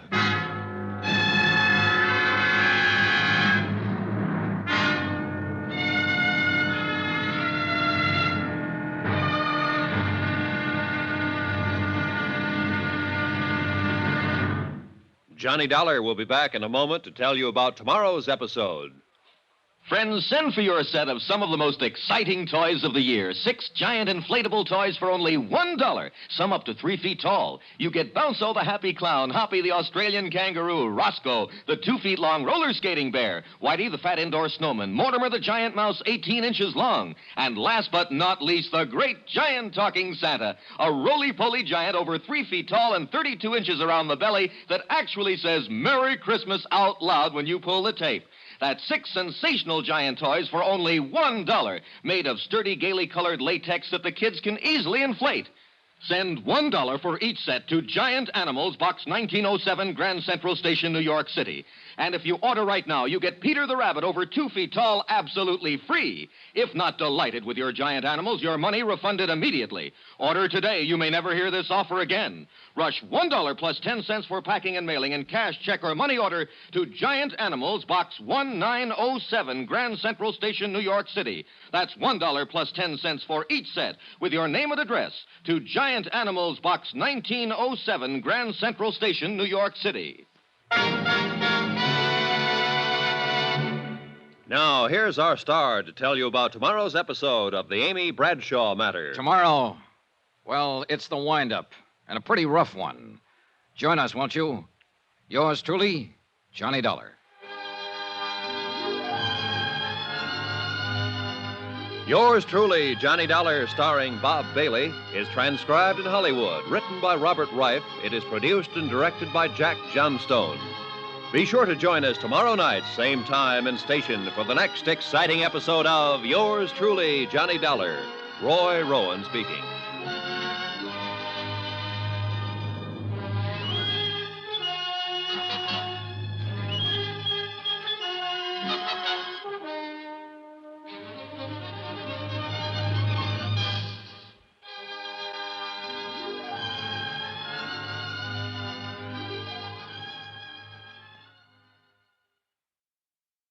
From Hollywood, it's time now for Johnny Dollar. It's Amy Bradshaw, Johnny. Amy, it's 1 a.m. Anything the matter? Yes, can you come over right away? Sure. Your apartment? No, I'm in my dressing room at the Criterion Theater. At 1 o'clock in the... Amy, there's a policeman assigned to you. Is he with you? No, I went out the back way. I came over here alone. But why? He's supposed to be protecting you. Johnny, I can't explain now, but I think I finally know who's been trying to kill me. I want to talk to you right away over here. Hurry. Please hurry.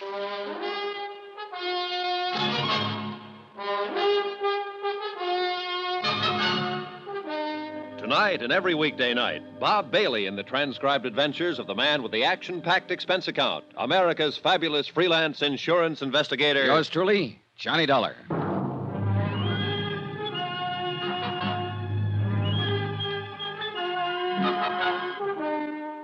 New York City, expense account submitted by Special Investigator Johnny Dollar. To the Home Office, Northwestern Indemnity Alliance, Hartford, Connecticut.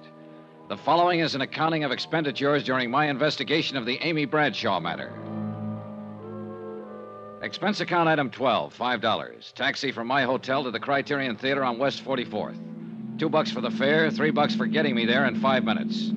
Amy had sounded plenty scared over the phone. The cab skidded to a stop in front.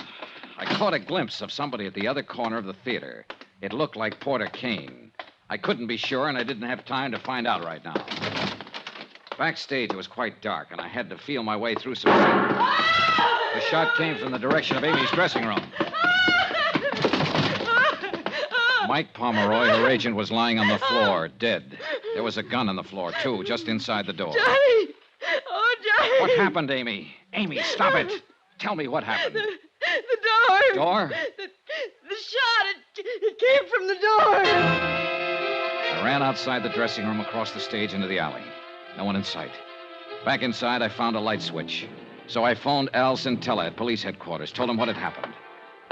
Amy was quieter now. Johnny. Amy, look. I know it's tough for you to talk right now, but you've got to try and tell me. I know. A little after midnight, Mike called me at my apartment. He said he wanted to talk to me about something important. His office is nearby, and he asked me to meet him here in my dressing room. So I came over right away. Go on. Mike and I started talking. Suddenly I saw the door opening a crack. A hand with a gun. Mike Mike! Easy, easy. Mike saw it, too. He dove in between me and the door. And collected the slug. He fell against the door and it slammed on the hand. The gun dropped. And the next thing I remember, you were in the room. You didn't see who was holding the gun? No, just the hand. Amy. And there was something on one of the fingers that I recognized. A large signet ring? Yes. Yeah. It belonged to the guy out on the sidewalk. Porter Kane.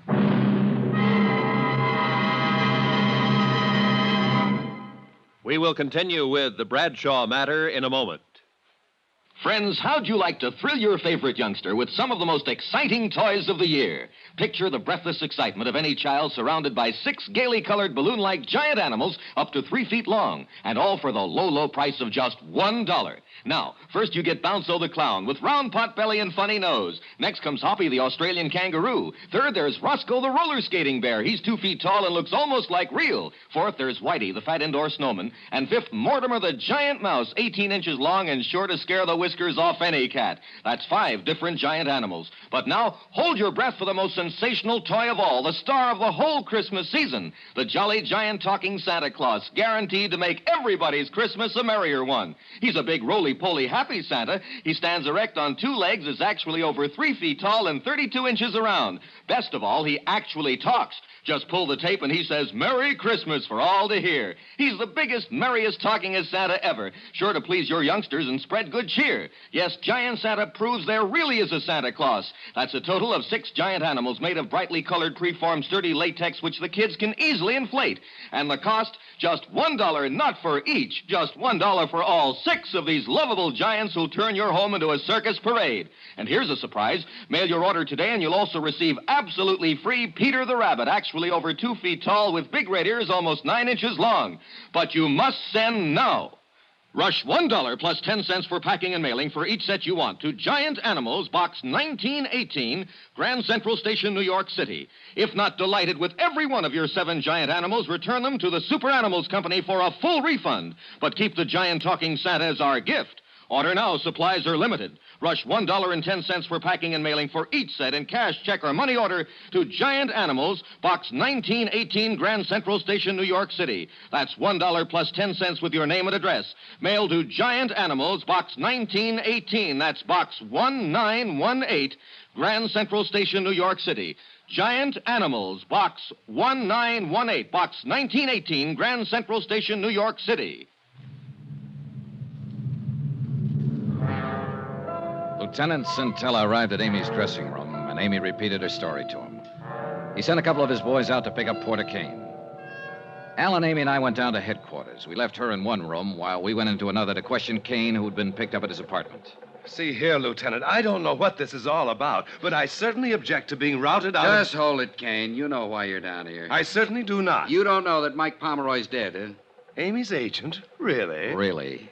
Well, I never did like that chap. Quite an insensitive person. Well, he's real insensitive now, Kane. He's dead. How did it happen? Mike was shot by mistake. The real target was Amy. Good heavens, no. When's the last time you saw Amy? The night before last. I spoke to her briefly after the show. You haven't talked to her on the telephone? No. You're lying. Now, see here, you phoned her Dollar. at her apartment about 11 p.m. I was there. All right. I did telephone her. I suggested she meet me somewhere. I told her I'd wait for her outside her apartment. Go on. I saw her come out later by the alley, so I followed her to the theater, thinking she meant for us to talk there. But then I heard a shot. So you admit being in the vicinity? Well, yes, but I definitely did not go into the theater. Didn't you? Kane, Amy got a look at the hand holding the gun. There was a ring on one of the fingers. Ring? Your ring. She's completely mistaken. That's a very distinctive ring. It's not one that anybody be mistaken about. See here, Lieutenant, all of this wild supposition is based on the assumption that I had a motive for wanting to kill Amy. You told me what your motive was when I talked to you last evening in your apartment. What do you mean? I asked you what you'd do if you wanted something for your collection and couldn't get it. You told me a story about what happened when you were just a kid, 9 years old. But I say Another that... kid had a lollipop you wanted. He wouldn't give it to you, so you smashed it. And that's what you were trying to do tonight in Amy's dressing room. You couldn't have her, so you tried to smash her.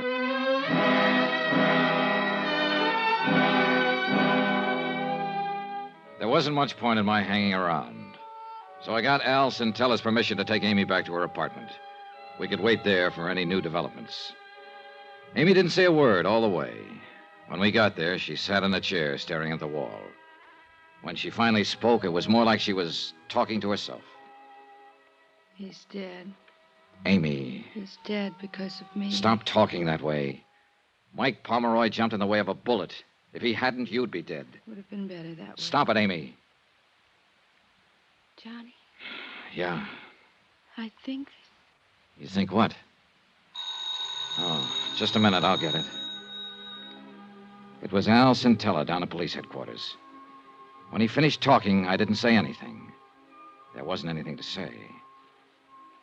After I hung up, I stood there a moment, staring out the window. It had started to rain. I felt old and tired and empty and sick. I went back into the other room again. Amy was sitting there looking at me. Johnny, Yeah, Amy? was that call for me? No. Who was it? Lieutenant Centella. Oh, The gun that killed Mike Pomeroy. There were no fingerprints on it. You said you saw a bare hand with a ring on it holding the gun. A bare hand would have left fingerprints. You killed him, didn't you? yes, Johnny. The attempts on your life, you faked them, didn't you, to convince people you were in danger so you could kill Pomeroy and we'd think the shot was intended for you. Why, Amy? You know why. Yeah, I guess so. You loved Mike. You knew he was growing away from you. So fast. So very fast. You saw him get interested in a younger actress. You knew she was taking your place with him. To Mike, I was dead. I couldn't stand that. I really couldn't. So I started making it look like I was in danger. It wasn't very hard, Johnny. I'm a good actress. Yeah. After a while, I almost began to believe I was in danger. Something was after me, was hunting me. It finally caught up with me, and I did what I did. Which of us is the hunter, Johnny? And which is the hunted? Amy, Yes. I think one of Lieutenant Centella's men is waiting for you out in the hall. All right. Just one thing, Johnny. What is it? I'll need something now. Something. Don't forget me, Johnny. Give me that. That you can count on, Amy.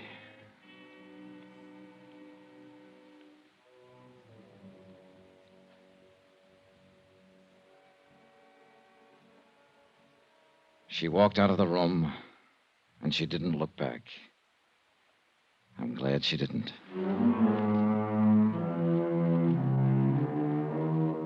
Expense account item 13, $16.50. Transportation and incidentals from New York back to Hartford. Expense account total, $185.20. End of account, end of report. Remarks? Amy repeated her confession to Lieutenant Centella. Her trial's coming up soon. Sweet case. Well, tomorrow's another day. So they tell me. Yours truly, Johnny Dollar.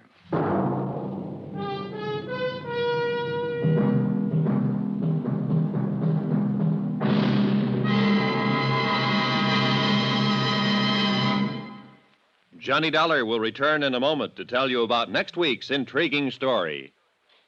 Friends, send for your set of some of the most exciting toys of the year. 6 giant inflatable toys for only $1, some up to 3 feet tall. You get Bounco the Happy Clown, Hoppy the Australian Kangaroo, Roscoe the 2 feet long roller skating bear, Whitey the fat indoor snowman, Mortimer the giant mouse 18 inches long, and last but not least, the great giant talking Santa, a roly-poly giant over 3 feet tall and 32 inches around the belly that actually says Merry Christmas out loud when you pull the tape.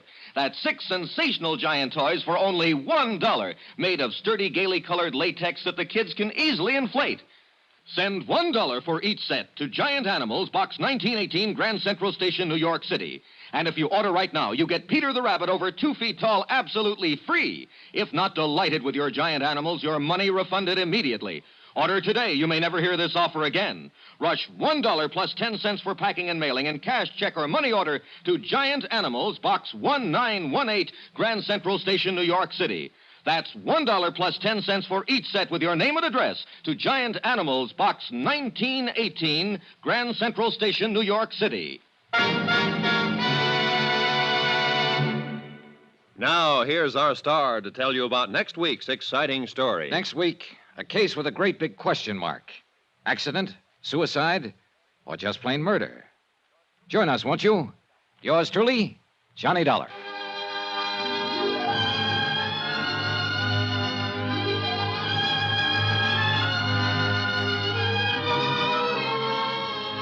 Yours truly, Johnny Dollar, starring Bob Bailey, is transcribed in Hollywood. Written by Robert Reif, it is produced and directed by Jack Johnstone.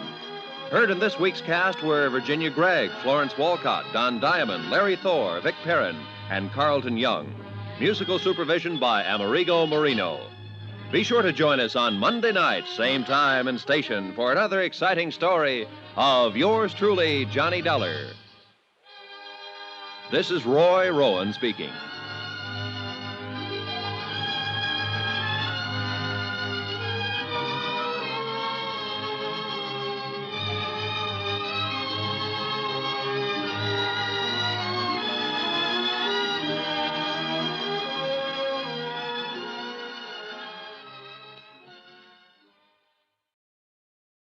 From Hollywood, it's time now for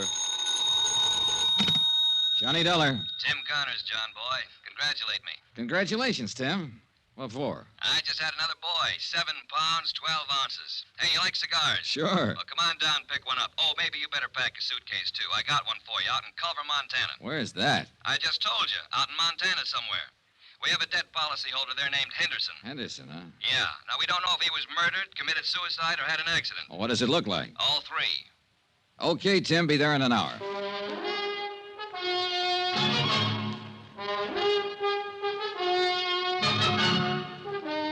Tonight and every weekday night, Bob Bailey in the transcribed adventures of the man with the action-packed expense account, America's fabulous freelance insurance investigator. Yours truly, Johnny Dollar.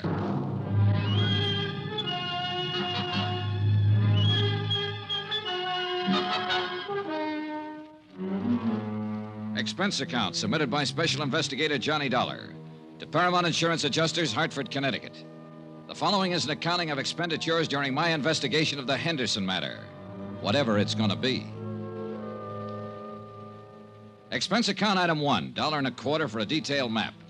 I had an idea that Culver, Montana was a place that only Rand McNally might know about. They did. I found it tucked up in the high northern corner of the state near Great Falls. Hey, where's your bag? Home. I told you to pack it. Now, look, Give me a cigar, Tim. Tell me about the new boy and the new case. Okay, have a chair. There you are. I wouldn't smoke it if I were you. Terrible. Cost me $2 a box. Hey, you know something? I'm thinking of naming the new boy Johnny. Oh, tough case, huh? Yeah. Look, we're in the same sweet old spot, Johnny. Same old problem. One of our policy holders is dead, and for looking into the circumstances of his death, the insurance company is no longer a friend of the widow and orphan, but a big, bad monster trying to weasel out of a just claim. All claims are just claims, or are they? Well, of course they are. No one ever tried to pull a fast one on an insurance company. Well, the world's full of nice, honest, straight-playing people. Now tell me about getting sandbagged in a poker game. Look, I want to get this out of the way and get back over to the hospital and see my wife. Now, John, this claim came into the insurance office yesterday afternoon, airmail special. The insurance company turned it over to me today. What company? Western. The policy's worth $25,000 face value, double indemnity if death was by accident. No payment for suicide. You say the man's name was Henderson? Yeah, it says here George Walter Henderson, Montana rancher. Last Thursday, he fell 4 stories out of a hotel window in Culver and died instantly. At least that's what we have in this report here. Somebody could have shoved him, or he could have taken the leap. Now, we have to know for certain. What's on the claim report? Accidental. There was no inquest, no police investigation, and that's not good enough for us. This Henderson prominent? Well, he was big enough, Johnny. Cattleman, rancher. He was also a major stockholder in the only newspaper in Culver, so I doubt if his paper'd suggest suicide or anything else, do you? I don't know, Tim. I never met the editor. Well, meet him if you like. Talk to him. Talk to anybody in Culver. Find out what was what. This is a lousy cigar. Johnny, you know how to handle these things. We have to have more information than this. Have you tried to do anything on it at all? Yeah, I phoned the sheriff's office long distance and talked to a man named Holton, Eve Holton. He said he'd be happy to cooperate. What else? I've phoned the beneficiary to get some information. Name's Pauline Henderson, his widow. Is she going to cooperate, too? I don't think so, pal. Huh? She hung up on me.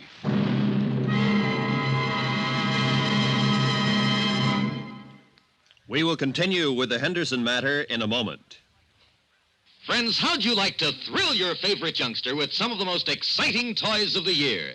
Picture the breathless excitement of any child surrounded by 6 gaily colored balloon-like giant animals up to 3 feet long, and all for the low, low price of just $1. First, you get Bounzo the clown with round pot belly and funny nose. Next comes Hoppy the Australian kangaroo. Third, there's Roscoe the roller skating bear. He's 2 feet tall and looks almost like real. Fourth, there's Whitey the fat indoor snowman. And fifth, Mortimer the giant mouse, 18 inches long and sure to scare the whiskers off any cat. That's 5 different giant animals. But now hold your breath for the most sensational toy of all, the star of the whole Christmas season, the jolly giant talking Santa Claus. Guaranteed to make everybody's Christmas a merrier one. He's a big, roly-poly, happy Santa. He stands erect on 2 legs, is actually over 3 feet tall and 32 inches around. Best of all, he actually talks. Just pull the tape and he says, Merry Christmas for all to hear. He's the biggest, merriest, talkingest Santa ever. Sure to please your youngsters and spread good cheer. Yes, Giant Santa proves there really is a Santa Claus. That's a total of 6 giant animals made of brightly colored preformed sturdy latex, which the kids can easily inflate. And the cost just $1, not for each. Just $1 for all 6 of these lovable giants who'll turn your home into a circus parade. And here's a surprise. Mail your order today and you'll also receive absolutely free Peter the Rabbit, actually over 2 feet tall with big red ears almost 9 inches long. But you must send now. Rush $1 plus 10 cents for packing and mailing for each set you want to Giant Animals, Box 90, Grand Central Station, New York City. If not delighted with every one of your 7 giant animals, return them to the Super Animals Company for a full refund, but keep the giant talking Santa as our gift. Order now. Supplies are limited. Rush $1.10 for packing and mailing for each set in cash, check, or money order to Giant Animals, Box 90, Grand Central Station, New York City. That's $1 plus 10 cents with your name and address. Mail to Giant Animals, Box 90, Box 90, Grand Central Station, New York City. Giant Animals, Box 90, Grand Central Station, New York City. Expense account item 2, $185.65. Airfare, Hartford, Connecticut to Great Falls, Montana. The nearest point I could make to Culver by air. Item 3, $3. I took the train to Culver. Sometimes when I'm having nightmares, I dream about the smelter stack standing up against the cadaverous hills that lie to the south of town. Everything, including the 3 or 4 feet of snow covered with a uniform dinginess, made Culver an ugly little town set in an ugly notch between 2 ugly mountains. The only hotel in town was the Butte. It happened to be 4 stories high. It also happened to be the place where George Henderson had met his death.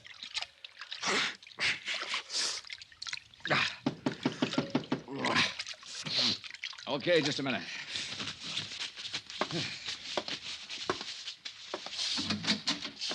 Mr. Dollar? Yeah.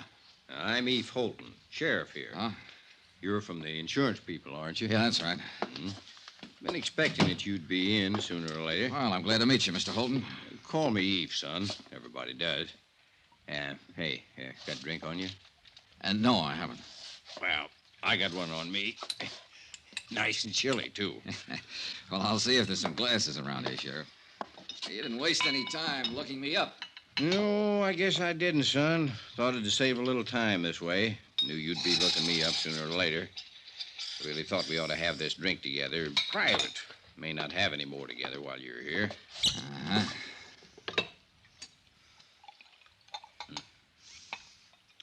Well, health and happiness, boy. Same to you. Now, this drink we're having. This is in your room, and I'm just a fellow welcoming you to Culver. In my office or on that street out there, I'm a sheriff, and I'm going to be real official. All right, go on. I want you to notice I'm not asking any questions of you, son. I'm just answering anything that you might want to ask me right now. All right. You're going to have to plow ahead yourself on this one, pretty much alone. And let me tell you what kind of plowing you got in store for you. Excuse me. Now, first off, this is a little burg like you ain't used to. We got 3,500, 4,000 people living here. Some of them working that mine you've seen on your way into town. Others hire out to work on the ranches around here. Some in business. Uh-huh. Very tight little place. We hardly ever fool around with anybody else. Sure. Now, you're here because your insurance company don't like to pay off on a policy without knowing whys and wherefores. They don't like the word accident without knowing some of the details. No, they don't. There's a lot of people here, most people, who don't care about those details. As a matter of fact, son, they'd all just as soon put old George Henderson down on the ground and say it was an accident and let it go at that. Well, maybe it was, Sheriff. I don't know. But I'm going to find out. Yeah, well, now, let me go on. Those people who don't like the details don't like detail getters. You understand? Yeah. Scare you any? Not yet. You do all right, son. So, maybe you'd kind of like to get your coat on and come to a funeral with me. Starts at 3. Henderson's? Yeah. Give you a chance to look around, get the lay of the land. Okay, good idea. I wondered what kind of bull workers insurance companies turned out. I like you, Dollar. You're all right. You ain't bothering with any questions till you got some worthwhile asking. You tired? A little. Well, this won't take too long.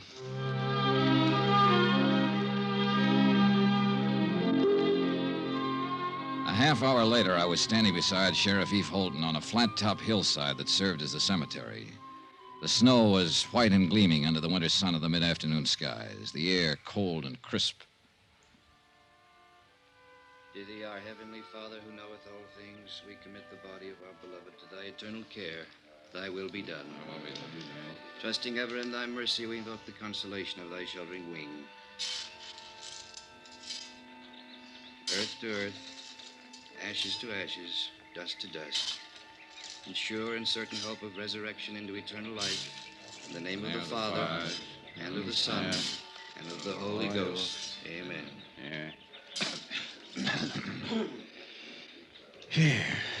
Oh, that's that. Yeah. Poor George. Eve. Hmm? Which one is Mrs. Henderson? There. That's Pauline Henderson? Yeah, that's her. Well, she can't be more than 25. 26, to be exact, Dollar. I went to her birthday party 2 months ago. Well, how old was George Henderson? 59. Went to his party, too. Yeah. Pretty thing, hmm? Very. Any other family? Nope. No other wife, huh? Nope. Want to meet her? No, not right now. Mm-hmm. Well, suit yourself. Kind of thought you might start thinking when you got a look at her. Hmm? Now, just keep on the way you're doing. You're doing fine. When there's something you got to know, you'll find out.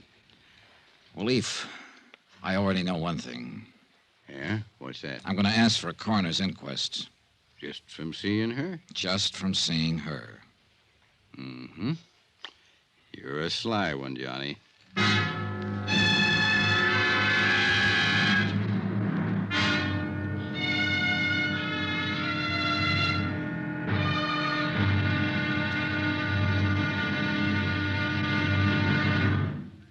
Johnny Dollar will be back in a moment to tell you about tomorrow's episode. Friends, send for your set of some of the most exciting toys of the year. 6 giant inflatable toys for only $1, some up to 3 feet tall.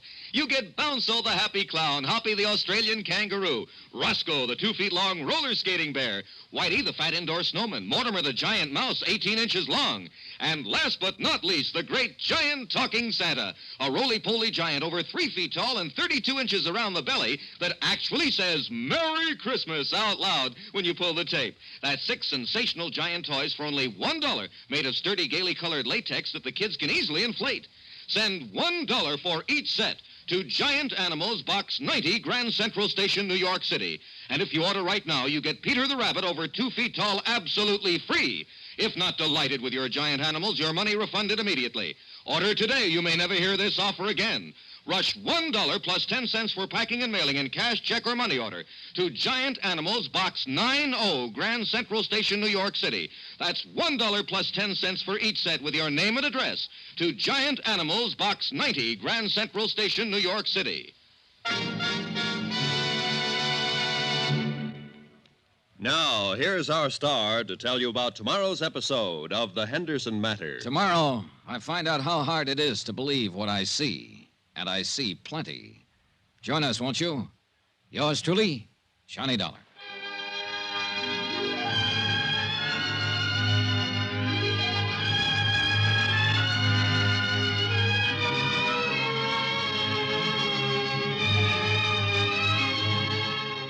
Yours truly, Johnny Dollar, starring Bob Bailey, is transcribed in Hollywood. Written by John Dawson, it is produced and directed by Jack Johnstone. Be sure and join us tomorrow night, same time and station, for the next exciting episode of Yours truly, Johnny Dollar. This is Roy Rowan speaking.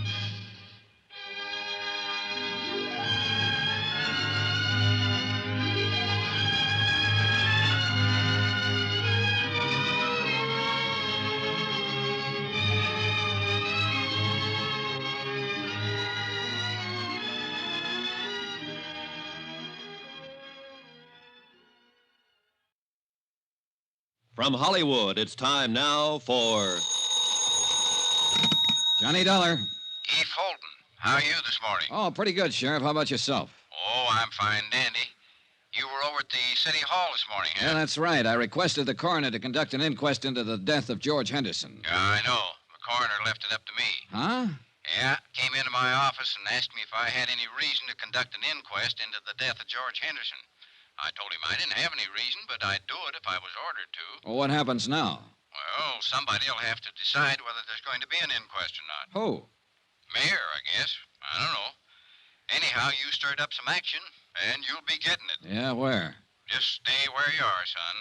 My guess is it'll come right to you.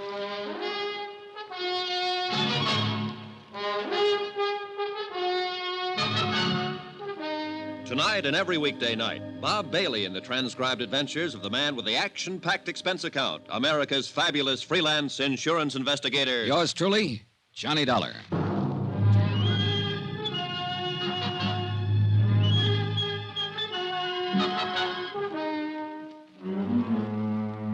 Expense account submitted by Special Investigator Johnny Dollar to Paramount Insurance Adjusters, Hartford, Connecticut. The following is an accounting of expenditures during my investigation of the Henderson matter. The death of George Henderson of Culver, Montana, where I am today. A casual certification announced the death is accidental, having been received by a fall from a hotel window. No one in Culver seemed to be too worried about any of the details. But details are my job. That's why I requested the coroner's office to conduct an inquest. I took Sheriff Holton's suggestion and waited to see what my request flushed up in the dingy-colored mountains of Culver. An hour later, my first bird winged up to my hotel room. He was a tall, gray-haired man in a Stetson, earmuffs, and the western version of a Chesterfield. His Honor, Mayor Newton. Mr. Dollar, I want to talk to you about this request you made for an inquest into George Henderson's death. Yes, sir, Mr. Mayor. You are aware, of course, that George's death, and he was one of my beloved and personal friends for many, many years, was a great blow to the entire community. No, I didn't know that, Mayor Newton. Huh? Only the smallest part of the community were at his funeral yesterday afternoon. His widow and I'd say not more than half a dozen other people. Well, I understand that your insurance company is not quite satisfied with the certification. Is that correct? More or less. What would they need to be satisfied, sir? An exact knowledge of how Mr. Henderson fell out that hotel window. I would rather no inquest were held into Mr. Henderson's death. Why? Why, sir, George Henderson is dead and buried. It should remain that way. If an inquest were to be held, it would only prove that George fell out of a window. I beg you to consider that, Mr. Dollar. You seem very certain that an investigation would prove that death was accidental, Mayor. It was accidental. George fell out the window. Well, now, I can't just tell that to my insurance company, can I?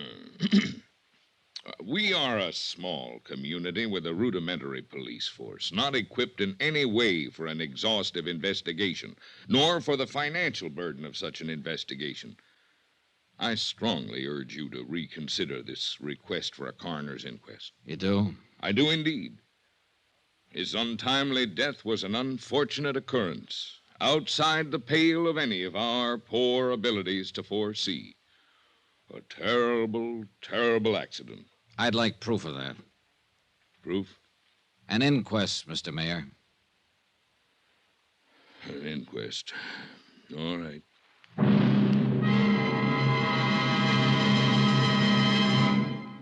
We will continue with the Henderson matter in a moment.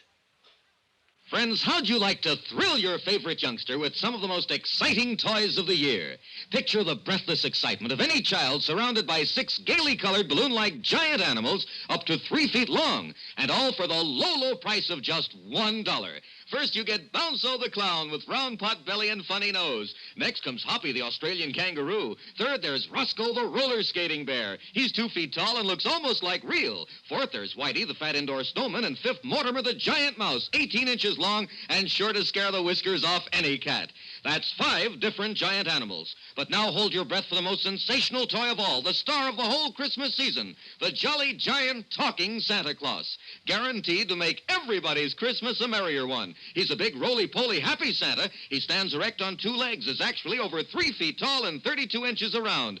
Best of all, he actually talks. Just pull the tape and he says, "Merry Christmas" for all to hear. He's the biggest, merriest talkingest Santa ever. Sure to please your youngsters and spread good cheer. Yes, Giant Santa proves there really is a Santa Claus. That's a total of 6 giant animals made of brightly colored preformed sturdy latex, which the kids can easily inflate. And the cost just $1, not for each. Just $1 for all 6 of these lovable giants who'll turn your home into a circus parade. And here's a surprise. Mail your order today and you'll also receive absolutely free Peter the Rabbit, actually over 2 feet tall with big red ears almost 9 inches long. But you must send now. Rush $1 plus 10 cents for packing and mailing for each set you want to Giant Animals, Box 46, Grand Central Station, New York City. If not delighted with every one of your 7 giant animals, return them to the Super Animals Company for a full refund, but keep the giant talking Santa as our gift. Order now. Supplies are limited. Rush $1.10 for packing and mailing for each set in cash, check, or money order to Giant Animals, Box 46, Grand Central Station, New York City. That's $1 plus 10 cents with your name and address. Mail to Giant Animals, Box 46, Grand Central Station, New York City. Giant Animals, Box 46, Grand Central Station, New York City. My interview with Mayor Newton had convinced me that I'd get no real help from him in the Henderson matter. Quite the contrary. Expense account item 3, 20 cents, coffee, myself and Sheriff Eve Holton. Well, you got it. Huh? At the direction of Mr. Jackson. That's our coroner. He deputized me temporarily to conduct an inquest. It's going to take place tomorrow morning, 9 o'clock, City Hall. Tomorrow, Sheriff? Room 207. Well, Eve, you won't have time to do anything. No, I guess I won't. Not much, anyhow. Oh, brother. The mayor pitched me pretty hard for not having the inquest. Knew he would. Any idea why? Nope. You think somebody asked him to stop it? Yeah. Who? Don't know, Johnny. Honest.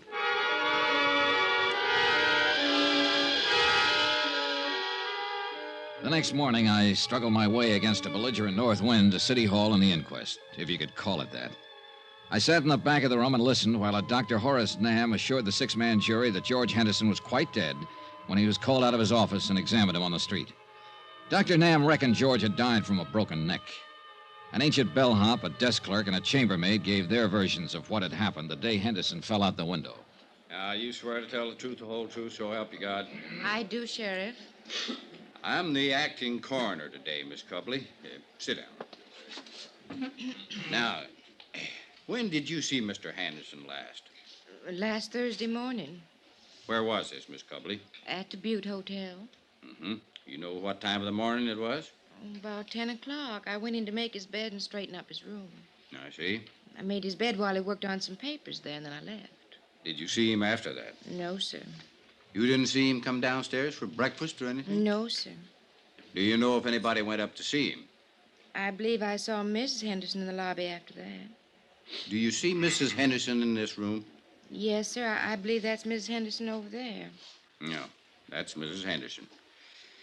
Now, do you know if Mrs. Henderson visited Mr. Henderson in his room? No, sir, I don't know that. Miss Cubley, did you happen to notice if anyone else went up to Mr. Henderson's room that morning? No, sir. It went on all morning long. Sheriff Holton, acting in the coroner's position, questioned person after person. All had more or less the same vague knowledge concerning George Henderson's death. I was most interested in Pauline Henderson's testimony. Now then, Mrs. Henderson, when did you last see your husband? Thursday. I went to see him about noon, maybe a little before. Where did you see him, Miss Henderson? At the Butte Hotel, in his room there. The same room he occupied prior to his death? Of course. The same room from which he fell? Yes. Were you alone when you went to see him, Mrs. Henderson? Yes. I must have left before 12:30. I had an appointment at the dentist. That was the last time you saw your husband alive? Yes.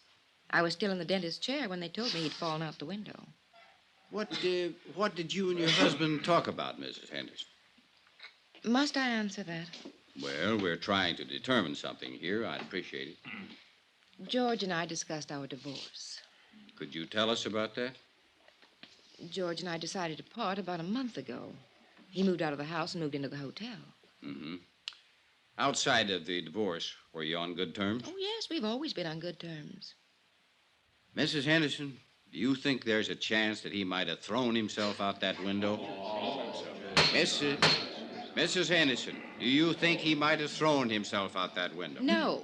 At least not over us, if that's what you mean. As far as you knew, was your husband in good health? Yes, he was. You happen to know when he was examined last? Oh, a month or so ago. He was in perfect health. One more thing. Did Mr. Henderson drink? Yes. Did he drink that morning with you? I think he had a couple of drinks. Yes, he had a drink or two while we were talking. He could have stumbled to that window. The clothes were New York, the perfume Paris, the jewelry Tiffany's. The look, you might expect it on the Riviera, where everybody tries to act bored with too many good things in life. Her dress, black for the occasion of death, was cut too well and too carefully for her to pass as a grieving widow. She answered the questions without hesitation or emotion. 15 minutes later, the jury brought in the expected verdict.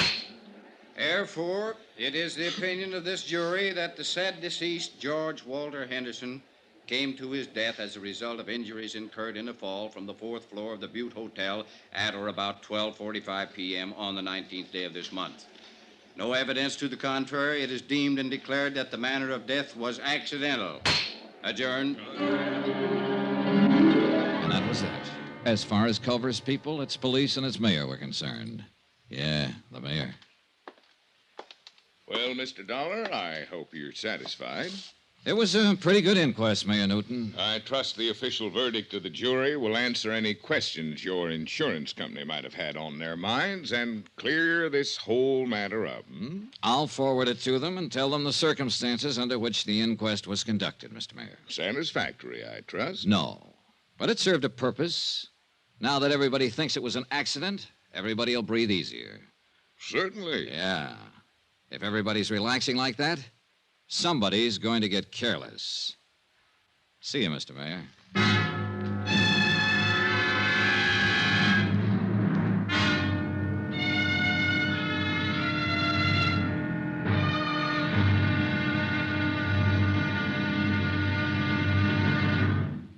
Johnny Dollar will be back in a moment to tell you about tomorrow's episode. Friends, send for your set of some of the most exciting toys of the year. 6 giant inflatable toys for only $1, some up to 3 feet tall.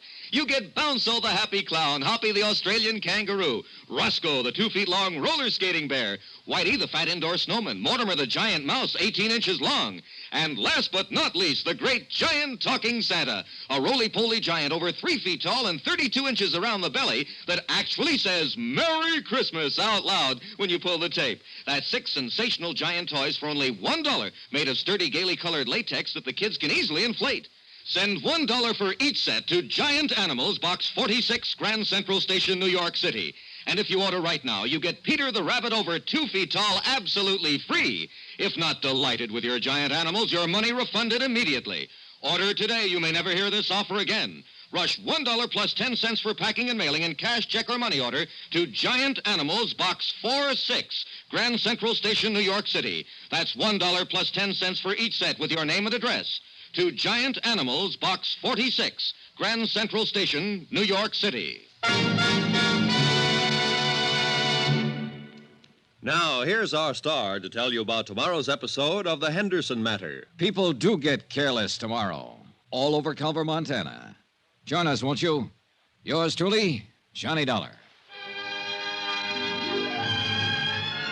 Yours truly, Johnny Dollar, starring Bob Bailey, is transcribed in Hollywood. Written by John Dawson, it is produced and directed by Jack Johnstone. Be sure and join us tomorrow night, same time and station, for the next exciting episode of Yours truly, Johnny Dollar. Roy Rowan speaking.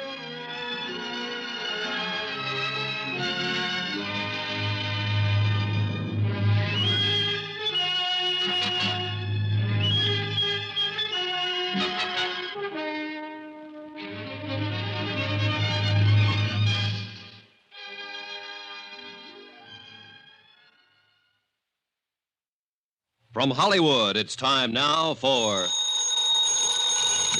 Johnny Dollar. Eve Holden, son. Hi, Sheriff. You put in a call for me, did you? Yes, I'm ready to go to work. Now that the inquest's been held and George Henderson's death is officially an accident, I might be able to move around your little town a little easier. What can I do for you? Help me to move around? The case is closed, as far as I'm concerned. Eve, what's the matter with you? That inquest was a farce. For all I know, Henderson could have been pushed out of that hotel window. The attitude of different people in this town makes that whole thing... Hold on now, son, hold on. I meant to say it's closed as far as my office is concerned. Personally, I think it needs investigating. We can help each other, maybe, you and me. Can I come over? Oh, I better come there. You know how folks are around here.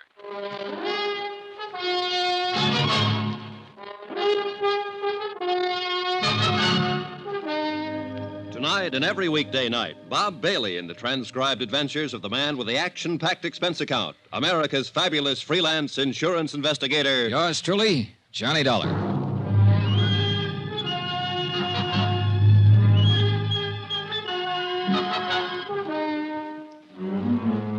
Expense account submitted by Special Investigator Johnny Dollar. Location, Culver, Montana. To Paramount Insurance Adjusters, Hartford, Connecticut. The following is an accounting of expenditures during my investigation of the Henderson matter. The question, accident, suicide, or murder? Expense account item 4, $3.48. 1 day later to Tim Connor's office in Hartford explaining the situation in Culver. I'll read it back to you, Mr. Dollar. Mr. Tim Connors, Paramount Insurance Adjusters, Hartford, Connecticut. Coroner's inquest into death of George Henderson, policy number EMP-196667, found death to be accidental. In my opinion, the inquest was not thorough. Have decided to stay on in Culver and conduct my own investigation. If any change, please advise via Western Union, Butte Hotel, Culver. Am forwarding copy of coroner's verdict this date. Best regards, Dollar. Correct? Okay. Oh, Mr. Dollar. Good luck. Yeah, sure. Expense account item 5, 68 cents, postage. I mailed a copy of the coroner's verdict to Hartford, airmail special. After that, I went back to my hotel to wait for the sheriff, Eve Holton. Come on in, Eve. Oh. Hello. Hello. Mr. Dollar, my name's Porter. I'm the manager of this hotel. Oh, well, come in, Mr. Porter. I can't right now. I've got some other things to attend to. Well, anything I can do for you, Mr. Porter? I'm going to have to ask you for your room, Mr. Dollar. Oh? When? Today. Any particular reason? We're all filled up. The room's been reserved for 6 weeks. By whom? What? Who reserved it? Why, a man from Bozeman. It's a sort of convention. Sort of convention? What kind of convention is that, Mr. Porter? Look, Mr. Dollar, you'll have to leave this room today. The man's coming in tonight. Uh-huh. And there's no other hotel in town? That's the way it is, Mr. Dollar. No other place to stay? No. So I have to pack my bags and get out of town, is that it? I must have the room, Mr. Dollar. Who asked you to say you wanted the room, Mr. Porter? Who asked you to come here and kick me out? Why, no one. Well, you go back to no one, Mr. Porter, and you tell no one that I'm staying right here in this room here in Culver until I finish what I have to do here. You tell that to no one, will you? Mr. Dollar, I'd hate to call the police. Go ahead, Mr. Porter. Be sure and tell them about the sort of convention you're having and how all the rooms are sold out. Tell them about Mr. No One and tell them I called your bluff. Anything else, Mr. Porter? I was at the stage where I was beginning to take notes for myself. Note 1, the mayor didn't want to have an inquest into the death of George Henderson. Note 2, when they did have an inquest, they didn't want to really find out anything. Note 3, Mr. Hotel Manager wanted me to keep on not finding out anything by getting me out of town. I explained all of this to Eve Holton when he showed up a half an hour later. Kind of tight, isn't it? I don't know what that means, Sheriff, but it's pretty stupid. Yeah, it's stupid, son, but it could be effective. Now, I'll tell you what. If Porter calls the police, I'm the police, so don't worry about that.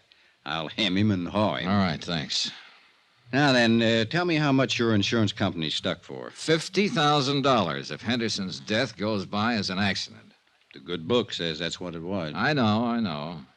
There's a chance, too, he had a heart failure and fell out of that window. No, sure. Always a chance. We might have to dig him up and find out, Sheriff. Oop, no, hold on. Autopsies and digging people up is one thing you'd have a hard time doing around here. I might insist on it. I don't know. We'll let that go for now. Say, tell me about Mrs. Henderson. Where's she from? Here. Right here in Culver. Now, she didn't get that mink coat and those diamonds she was wearing at the inquest in Culver. More important, she didn't get that continental look here either. So what's the story? Well, her name was Pauline Underwood before she married George. Born and raised right here in Culver. Of course, she went to school in the East, and she's been in Europe a couple of times, but most of her life's been right here. She is a mighty pretty widow. And a mighty rich one, too. Henderson had it. I know. This divorce she talked about at the inquest yesterday. Well, everybody in town knew they weren't getting along, never did get along. How could they? Pauline's 26 and George is 59. He could have been her father.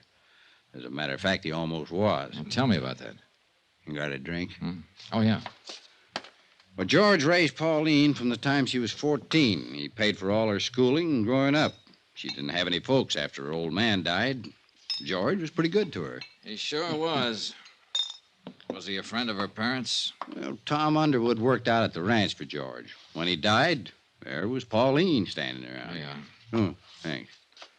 And she eventually married him and his money, huh? Well, I wouldn't put it that way exactly. I think she liked him. Now, I've gone over what you're thinking, son. Those two were talking about divorce for some time. The papers had been drawn up for a settlement. She'd have got a lot of alimony and so on. Oh, Pauline had no call to push him out that window or have him pushed out. At least not for money. All right. Suppose he didn't want a divorce. Suppose he loved her and she came to the hotel room that morning and he pleaded with her to try all over again. Suppose she said no. Suppose she said no in a great big cold way. And George Henderson sat there and thought about it after she left. And he got sick all over and he walked over to that window and... Suicide? What do you think? You knew him. He wasn't the suicide type. Oh, nobody's the suicide type until they come to the end of the line, Eve. Then it's too late to interview them and ask them how they got there. Everybody seems to think it was an accident, so I'm just throwing words around. Well, you have a right to do that if you aren't satisfied, son. Hey, getting back to this hotel again.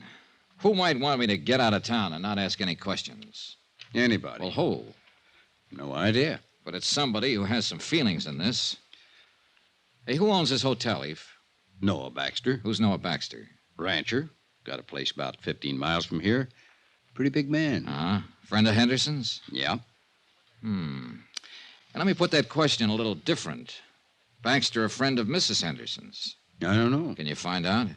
I can try. Well, find out about him and any other friends, Eve.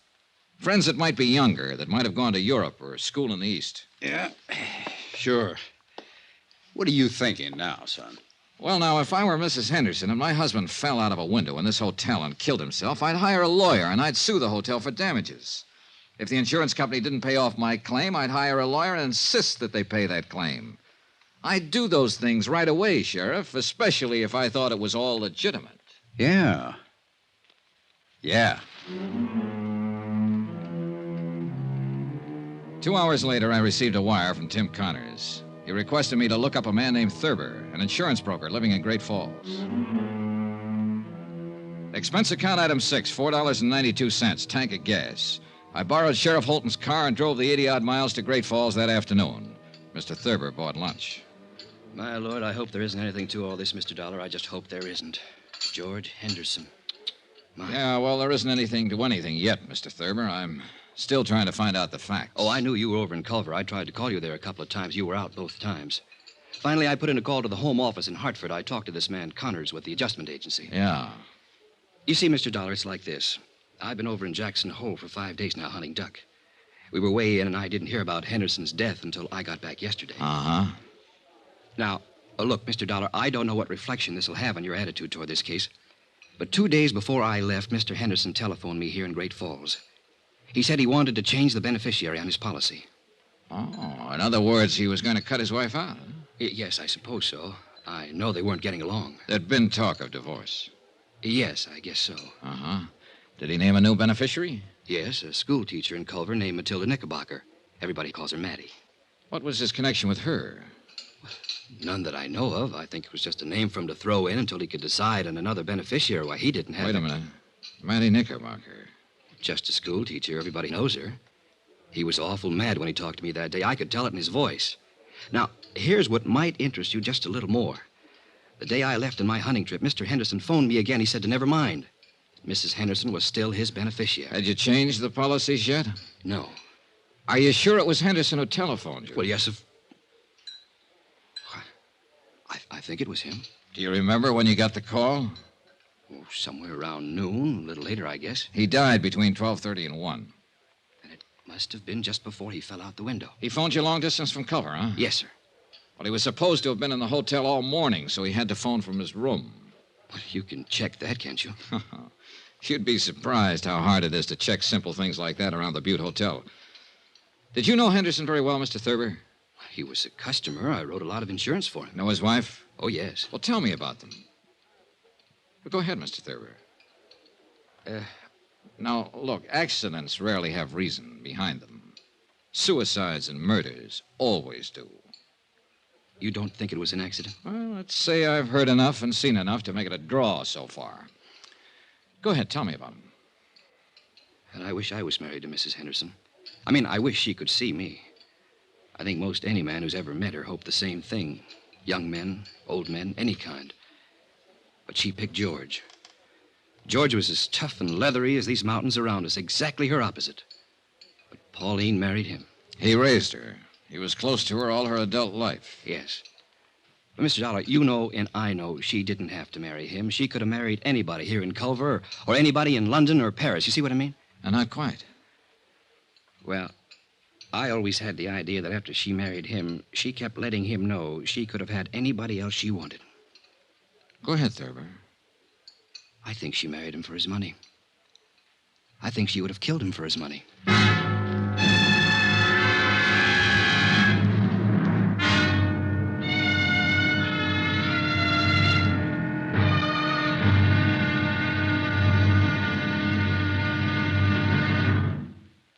There'll be another intriguing episode in our story of the Henderson matter tomorrow. Tomorrow, the whole affair becomes a town issue, and I become the town goat. Incidentally, let me take a moment to say thanks for the many kind letters you've sent. We appreciate them more than you know. And I only wish it were possible to answer them all personally. Again, thank you. Yours truly, Johnny Dollar.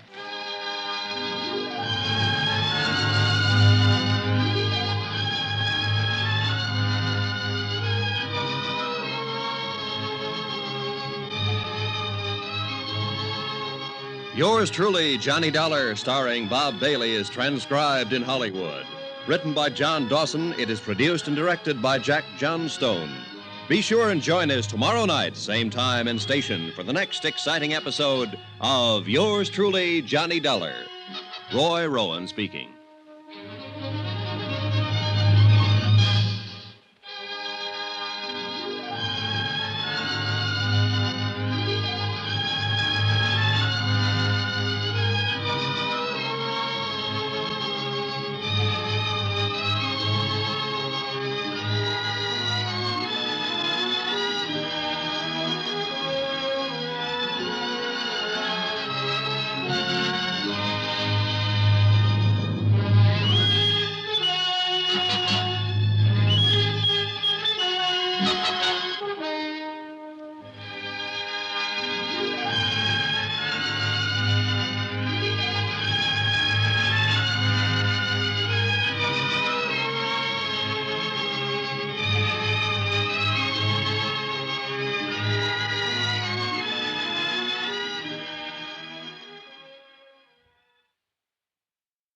From Hollywood, it's time now for Johnny Dollar. This is Mrs. Henderson. You asked me to call, Mr. Dollar? Yes, Mrs. Henderson. I'm with Paramount Insurance Adjusters. Oh, yes. You probably know we asked for the inquest into your husband's death. Yes, I know. We're trying to clear up the entire matter as quickly as we can, Mrs. Henderson. I'd like to talk to you. Oh? Hate to trouble you at a time like this. Well, that's all right, Mr. Dollar. When do you want to talk? May I come out to the house this afternoon? There's a nice restaurant called Big Horn Lodge on the highway. How about meeting you there at, say, 4 o'clock? Good. I'll be there.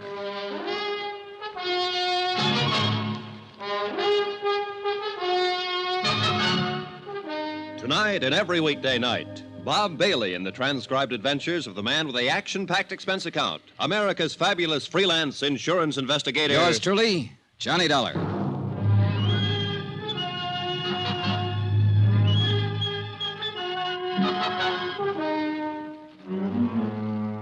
Expense account submitted by Special Investigator Johnny Dollar to Paramount Insurance Adjusters, Hartford, Connecticut. The following is an accounting of expenditures during my investigation of the Henderson matter. Expense account continued. Item 7, $5. One pair of galoshes, believe it or not. It snowed in Culver, Montana during the night, all night. By morning, 14 inches of fine new snow covered everything in sight. After my phone call to Mrs. Henderson, I spent the morning trying to rent an automobile. There was none to be had, so that afternoon I dropped over to see Eve Holton, my sheriff friend. Son, you're going to catch your death unless you start wearing a scarf. Yeah, I'll remember that, Eve. But maybe I won't need one. Oh? Yeah, I think I'll be leaving Culver pretty soon. Well, I hope you don't mean that, son. I'm afraid I do. I'll have to tie this case up one way or another pretty quick. Why? My company wants me to get back home. I got a letter this morning. Oh, well, how can I help you? Well, for one thing, you can lend me your car again. I have a date with a lady out at the Bighorn Lodge. Pretty fancy. You can have the old thing anytime you want it. You know that, son. Who's the lady? George Henderson's widow. Yeah. Oh? Now, I know what you're going to say. Why go after her? Why bother her until I have something to go on? Well, I got to do something, Eve. I'm no nearer now to knowing whether Henderson was pushed out that hotel window, fell, or jumped. I think I have enough of an idea of Henderson and his wife to pick up some valuable information from her. Any objections? Nope. Johnny, a couple of days ago, you asked me to look up people who might have been especially friendly to Mrs. Henderson. You still want to know about them? Yeah, sure. Well, I'm working on it. Anyone so far? Nobody I'd put in that category. What time you have to be at the Bighorn? 4. It'll take you a while. Wouldn't hurt to start right now. She's parked out back. Okay, thanks, Eve. Good luck. And don't let her rang-dangle you, son. She could do it if she wanted to. Goodbye, Eve. 10 minutes later, I was on the road to Bighorn Lodge, which also happened to be the same road I'd traveled 2 days before to attend George Henderson's funeral. As I drove past the graveyard, white and stark against the blue winter sky, I noticed a car parked along the side of the road, a little Chevy coupe about 1952.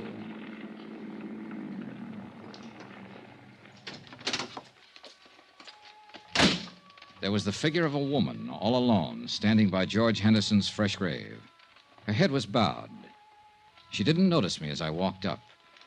A gray-haired woman, about 45, slight, delicate, gentle. Oh, I'm sorry. I didn't mean to start it. Oh, that's all right. Must be getting late. Dear, it is. Do I know you? Why, I don't know. I'm Mattie Knickerbocker. The name had startled me. The day before, an insurance broker in Great Falls had mentioned her. Told me that George Henderson had named her his beneficiary, then changed his mind a few minutes before he died. Your name's not Campbell, is it? No, Johnny Dollar. Johnny Dollar. You remind me of a boy I had in one of my classes once, Torrey Campbell. Oh, you're a teacher, Miss Knickerbocker? Yes. Everybody knows me, I think.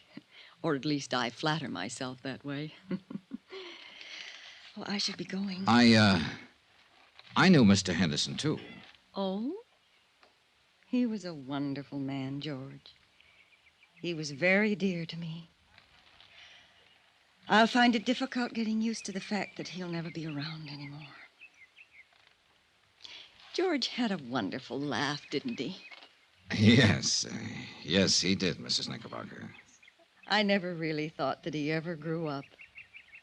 Of course, you knew him in a business way, and I'm sure he was very, very grown up in business. But it doesn't hurt to think of him this way now, does it? I don't think so, Miss Knickerbocker. I didn't come to his funeral. I didn't think I could bear it. I thought I'd just drive out this afternoon and say goodbye by myself. Well, I apologize for interrupting you. Not at all, please. Funny little things. The birds in the snow. Oh. Such tiny, wonderful little things. A little bit of God in each of them, Mr. Dollar, wouldn't you say? Yes, ma'am. I don't know why. I think George would like to know they're here, near him. Miss Knickerbocker, I have to tell you... No, you don't, Mr. Dollar. I know who you really are. Everyone in town knows. You seem like a nice young man. Was it curiosity that made you stop your car? Yeah, I suppose so. I apologize. Oh, you needn't. I'm just an old friend of George's, saying goodbye to him. Good afternoon, Mr. Dollar. Goodbye. Talking to Mattie Knickerbocker, I felt that for the first time, somebody, namely Mattie, had talked frankly and truthfully about George Henderson. I was still thinking of the frail, drab little woman with the nice blue eyes when I met Pauline Henderson at the Bighorn Lodge. What are these matters you want to clear up, Mr. Dollar? Oh, just some doubts in my mind about your husband's death. What do you drink? Pernod. Pernod. I learned to like it in France. All right. One Pernod, bourbon, a little water on the side. Yes, sir. You sound like George when you order. Hey, I like your Bighorn Lodge. And I have to say, when it's elegant in the West, it's elegant. I'd like a light, please. Oh, sorry. Sure. Thank you. Mrs. Henderson, do you mind if I don't stall any longer with the drinks, the smokes, and the compliments? I'm surprised you've stalled this long. I've heard you're a very blunt and impulsive man. I spoke to an insurance agent named Thurber yesterday in Great Falls, your husband's agent. Mr. Thurber told me that your husband wanted to name a new beneficiary last week. Really? Yeah. He named Matilda Knickerbocker. Mattie Knickerbocker. I'm not surprised, I suppose. Mattie's a lovely woman. I know George was very fond of her. Mr. Thurber also told me that Mr. Henderson changed his mind about that the day he died. In fact, he phoned Mr. Thurber in Great Falls and told him to leave the policy as it was. He did that a few minutes after you left his hotel room, a few minutes before he died. Can you explain any of that, Mrs. Henderson? Why don't you ask Mattie Knickerbocker? Because I don't think she'd know. I ran into her this afternoon, and I talked to her. Oh, not about this, just about other things. I'll look her up again if I have to. But it's you I want information from now. Then why don't you ask what you mean, Mr. Dollar? All right. Did something happen in that hotel room that made him change his mind about you? It's better. I do wish that ridiculous little man would bring our drinks. He will. Don't misunderstand what happened in the hotel room. George and I were going to be divorced. He moved out of the house a month ago. We went to his attorneys and drew up a tentative property settlement. You mean... Dunlap, Eder, Reardon, and Blake, Great Falls. They have a copy of that settlement. George was quite generous to me. So I didn't kill him for his money, if that's what you're thinking. Here we are, sir. Pernod, bourbon. Thank you. I didn't see George for 3 weeks or so after we made the settlement.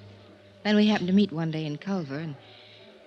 well, we had a rather bitter argument. It was one of those ridiculous things. We quarreled and parted very angrily. The whole thing was childish. My first impulse was to go right back to the lawyers and demand every unreasonable thing I could on the divorce settlement. I guess George's first impulse was to cancel me out as his beneficiary. Did you go to a lawyer, Mrs. Henderson? No. No, I cooled off. I cooled off considerably, Mr. Dollar. After all, George had been everything to me most of my life. I was truly sorry we never got along as man and wife. I'm glad that we made it up before he died. That morning. He apologized when I came by the hotel. I apologized.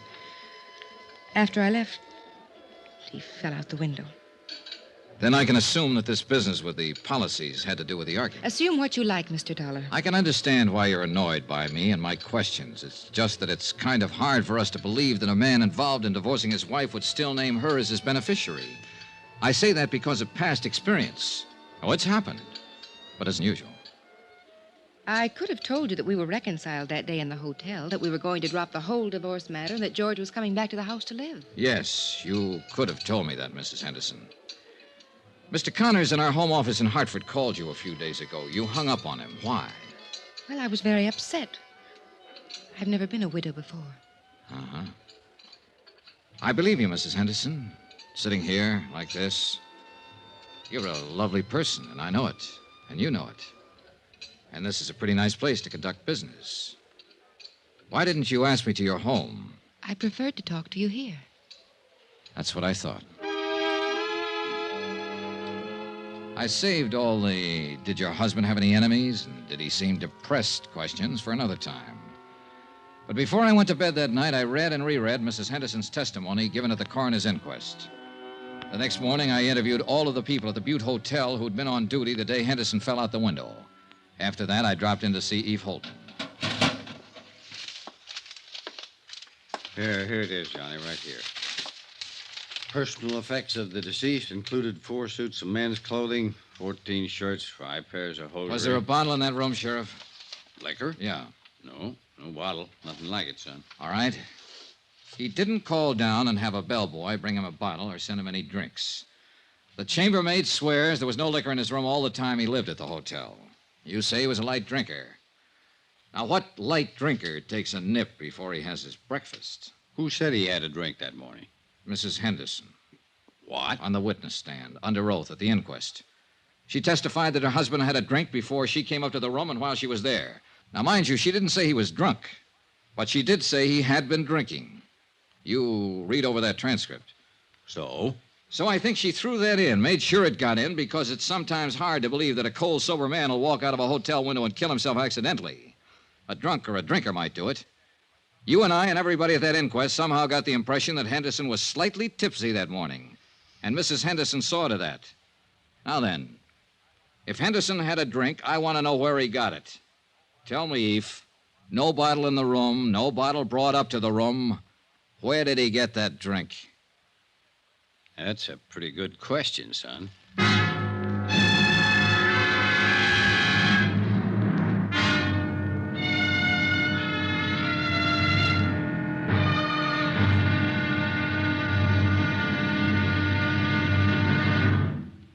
There'll be another intriguing episode in our story of the Henderson matter tomorrow. Tomorrow, the wind-up. Yeah, the whole case blows sky high. Join us, won't you? Yours truly, Johnny Dollar.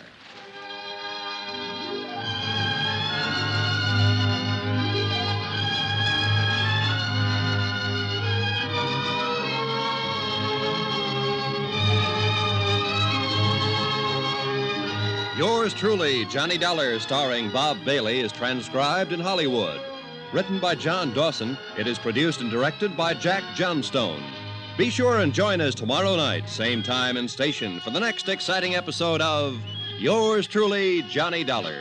Roy Rowan speaking.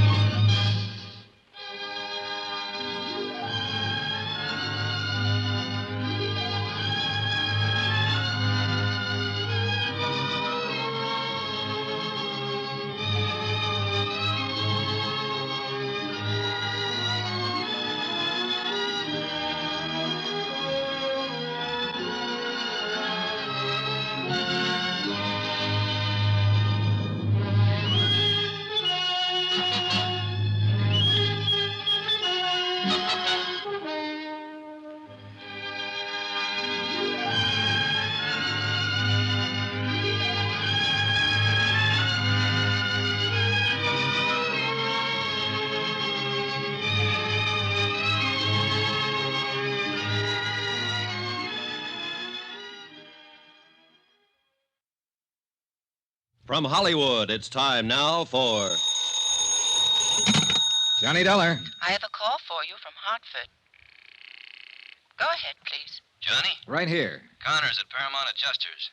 Say, what was this wire, Johnny? You serious about denying liability to Mrs. Henderson? I sure am. I think it'll bring the whole thing out in the open. This is pretty serious. Have you got any concrete evidence death wasn't accidental? Jim, I have a copy of the coroner's inquest. Concrete evidence that Mrs. Henderson lied under oath. She said her husband was drinking the morning he died. Everybody here believed he was a little crocked when he fell out that hotel window. I've got proof that he didn't have a drink that morning. What proof? No bottle in his room. No bottle brought there. Nothing. What do you say? Don't make a move, kiddo. I'll get the first plane.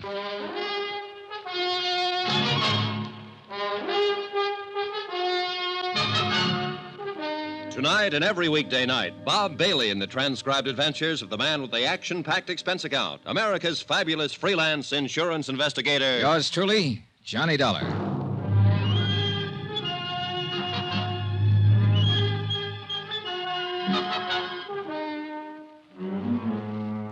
Expense account submitted by Special Investigator Johnny Dollar to Paramount Insurance Adjusters, Hartford, Connecticut. The following is an accounting of expenditures during my investigation of the Henderson matter. Sheriff Holton agreed that there was enough of a doubt about the circumstances prior to George Henderson's accidental death to warrant an official re-examination of all the facts. He promised me the police would start an immediate investigation. That was all I needed. I knew Mrs. Henderson would be re-questioned and that the pressure would start to build up.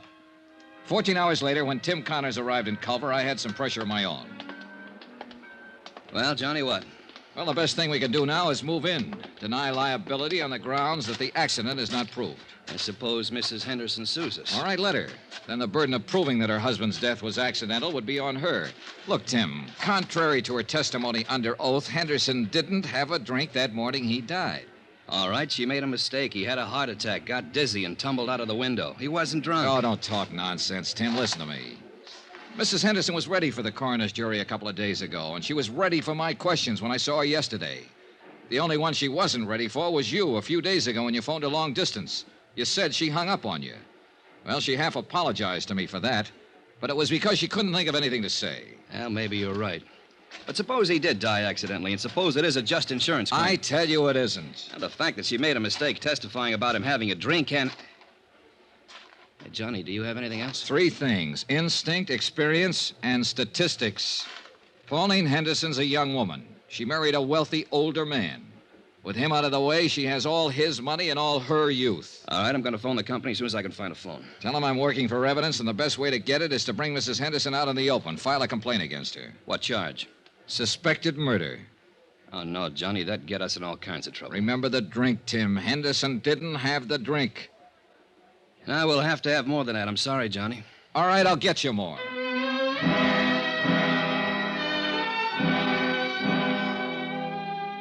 An hour later, I was with Sheriff Holton comparing notes. He reported that after questioning Mrs. Henderson, she admitted she might have been mistaken about Henderson drinking the morning of his death. She wasn't sure. But Eve Holton said what we both were thinking. You went in front of the coroner's jury and gave a misleading impression, son. Made us think that George was drunk and stumbled out the window. Well, we better find out who helped her pull this off. Sheriff Holton had every man in his office working on the case by then. It was a long, tedious job of combing over everything in Pauline Henderson's background to find a possible accomplice. About 5 in the afternoon, I drove to the Henderson ranch with Holton. Mrs. Henderson was out, but we interviewed one of the servants. That's right, sir. Once, twice a week. You know where she drove to on these trips? I have no idea. Mrs. Henderson get up early in the morning, be gone all day. How do you know she went out of town? Well, she generally take a small suitcase with her, change of clothes. You don't take those when you're visiting a friend in town, do you? Tell us what car she'd use on these trips. A Cadillac. Always come back covered with mud and ice. Always have to be washed up. Mr. Henderson used to complain about that. About the car being dirty? About the trips, mostly. He and Mrs. Henderson had some pretty good arguments about him. He'd say Mrs. Henderson shouldn't visit that man. What man? Just that man. I never knew who it was they argued about. You've known Mrs. Henderson quite a long time, huh? Yes, sir. Knew her when she was a little girl, when she first came here. Saw her grow up, go away to school, go away to Europe, come back a little more grown up and a little different every time. Were you surprised when Mr. Henderson married her? Well, no. Well, yes, guess I was. Because she was so much younger? Not that so much.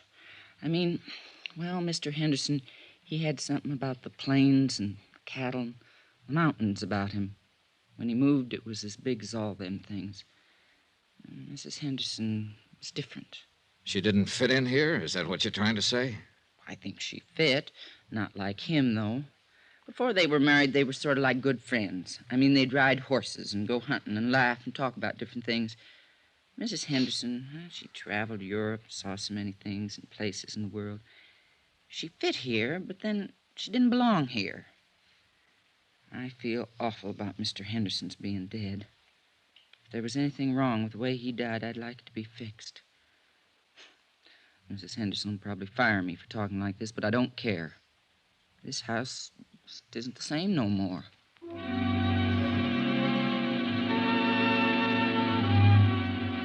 By the time we got back into town, Sheriff Holton's boys had discovered the names of 3 men who had been seen at various places around Culver in the company of Mrs. Henderson.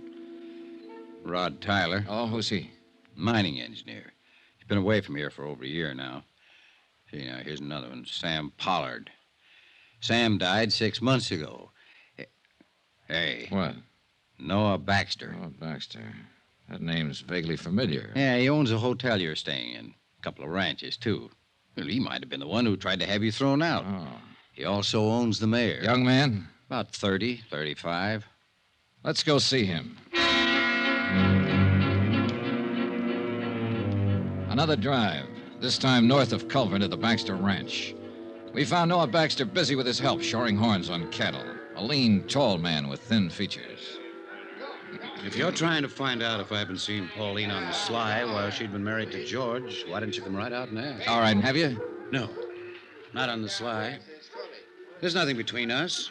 George knew any time she came over here to see me. He was a good friend of mine. I'm sorry he's dead. Pauline's a good friend of mine, too. I'm sorry you people are thinking what you are about us. Let's go up the house. It's getting cold. All right, Stan, that's enough for today. No, I got to ask you this. Where were you last Thursday? The day George died, Sheriff? Yeah. I was right here. Can you prove that? Sure. Ask anybody. You boys want a drink? No, thanks. No. Well, I do.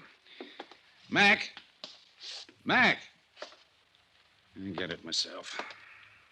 When was the last time you were in Culver, Mr. Baxter? 3-4 weeks ago. My cook and the others handle what supplies we need. Do you mind if we talk to some of your help around here? No. What do you want to talk to him about? About last Thursday? About what happened when Mrs. Henderson came here to visit? It wouldn't look good if she came here to visit me, would it? Well, that depends on the circumstances, no? She'd come and sit there and read and look at some of those paintings. We'd talk when I had time. Anything wrong with that? No. Mr. Baxter, I think I ought to tell you, I've asked my company to file a complaint against Mrs. Henderson. Suspicion of murder. Oh. I'd like to tell you something. She didn't kill him and she didn't have him killed. She loved him a lot more than George loved her, I think. Both of you know her. Her dad was a drunken cowhand. When he died, George took her over, gave her everything. So you see, you're wrong. She loved George for giving her what he gave her, and mostly for being the kind of a man he was. I lied to you a couple of minutes ago. There was something between us. It was bound to happen sooner or later. She'd come here to cry on my shoulder, and I let her. Cry? About George. He wanted to divorce her. Didn't you know that? I had the idea it was the other way around. Oh, you're all wrong. George raised her, educated her, made her into a woman, and then he married her. And she wasn't what he wanted at all. Do you know who George wanted to marry? Mattie Knickerbocker, the school mom. Go on. Oh, there was nothing between George and Mattie, but there would have been if he'd lived. What about you and Mrs. Henderson? Yeah. The thing that was between us was that I wanted her. She didn't want me, but I wanted her. I was glad when she told me about the divorce coming up. I really think she would have listened to me. But she wanted to be married to George. She really loved him. Sure you don't want one of these? No. No. And I really loved her. I went to see George last Thursday at his hotel. You know why? To tell him to go back to Pauline. Yeah, because I knew what he meant to her. You can talk to my people around here. They'd lie for me and say I was here last Thursday all day. They'd tell you that Pauline never came to see me. They'd lie right down the line for me.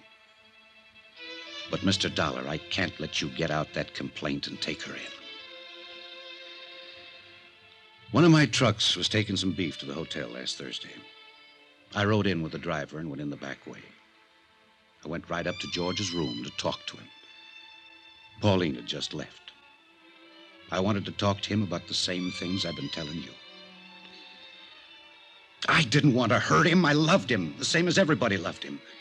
When I got to his room, he wouldn't let me talk at all. He was mad that I interfered, and he tried to swing on me. I shoved him once. He went out the window. That's all. I killed him.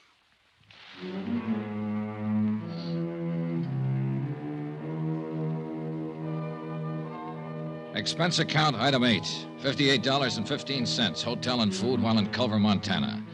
Item 9, same as item 2, transportation by train and plane back to Hartford. Item 10, $88, miscellaneous. Expense account total, $802.50. Remarks? We still had to pay double indemnity. Mattie Knickerbocker, Pauline Henderson, Noah Baxter, they'll pay another way. With the hurt that comes to nice people. Yours truly, Johnny Dollar.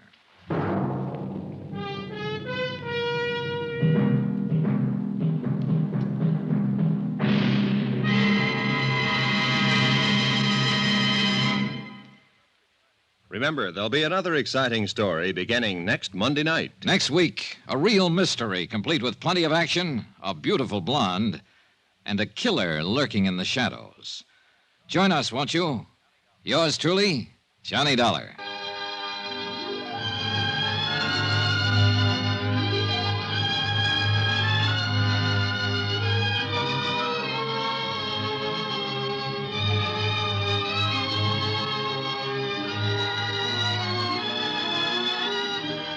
Yours truly, Johnny Dollar, starring Bob Bailey, is transcribed in Hollywood. Written by John Dawson, it is produced and directed by Jack Johnstone. Heard in this week's cast were Lillian Baeff, Irene Tedrow, D.J. Thompson, Herb Ellis, Marvin Miller, Forrest Lewis, Bob Bruce, and Russ Thorson. Musical supervision by Amerigo Marino.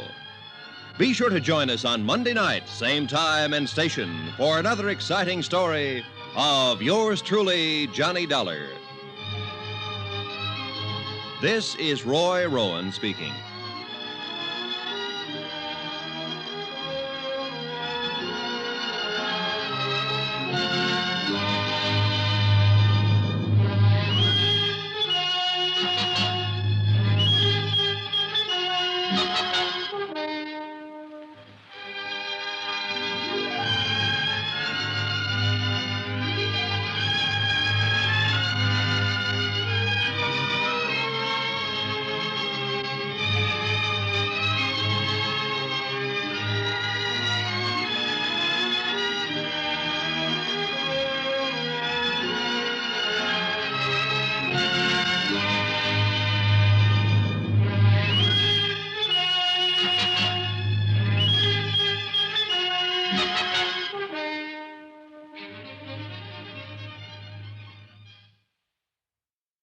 From Hollywood, it's time now for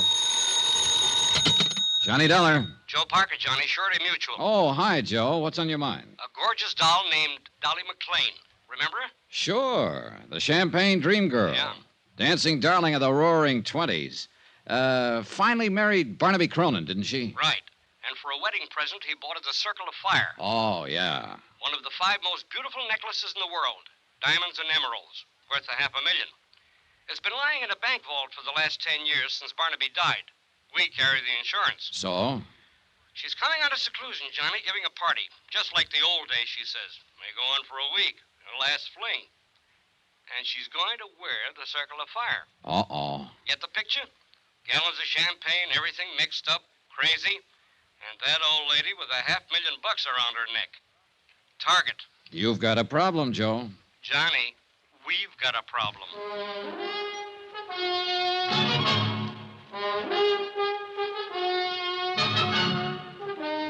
Tonight and every weekday night, Bob Bailey in the transcribed adventures of the man with the action-packed expense account, America's fabulous freelance insurance investigator. Yours truly, Johnny Dollar.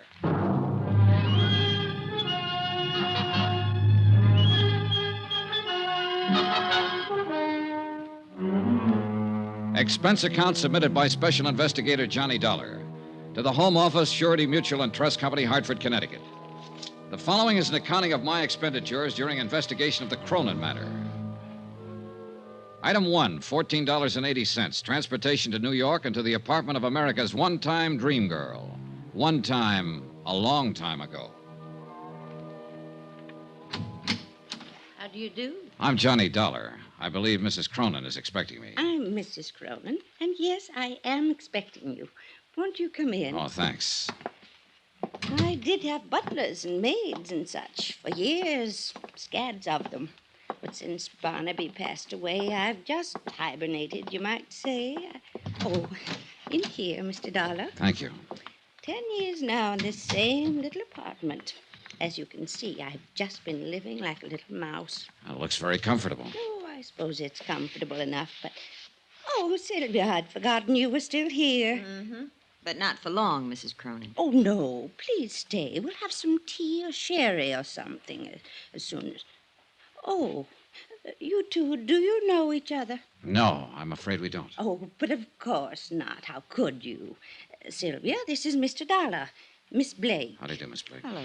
Mr. Dollar's here to talk to me about, something or other. I'm not quite sure what, as a matter of fact. It won't take but a few minutes. If Miss Blake would excuse us. Sure. Go ahead. Have at it. Well, if you'll come this way, Mr. Dollar. Don't you leave now, Sylvia. Not a chance. I just spotted your bottle of tea. I'll have one or two with soda, if you don't mind. With so... Oh, I see what you mean. You young people. In here, Mr. Dollar. You by any chance Johnny Dollar? Yeah, that's right. Why, Miss Blake? Just wondered. Well, here's looking at you. And, brother, I wouldn't be in your shoes for $1 million.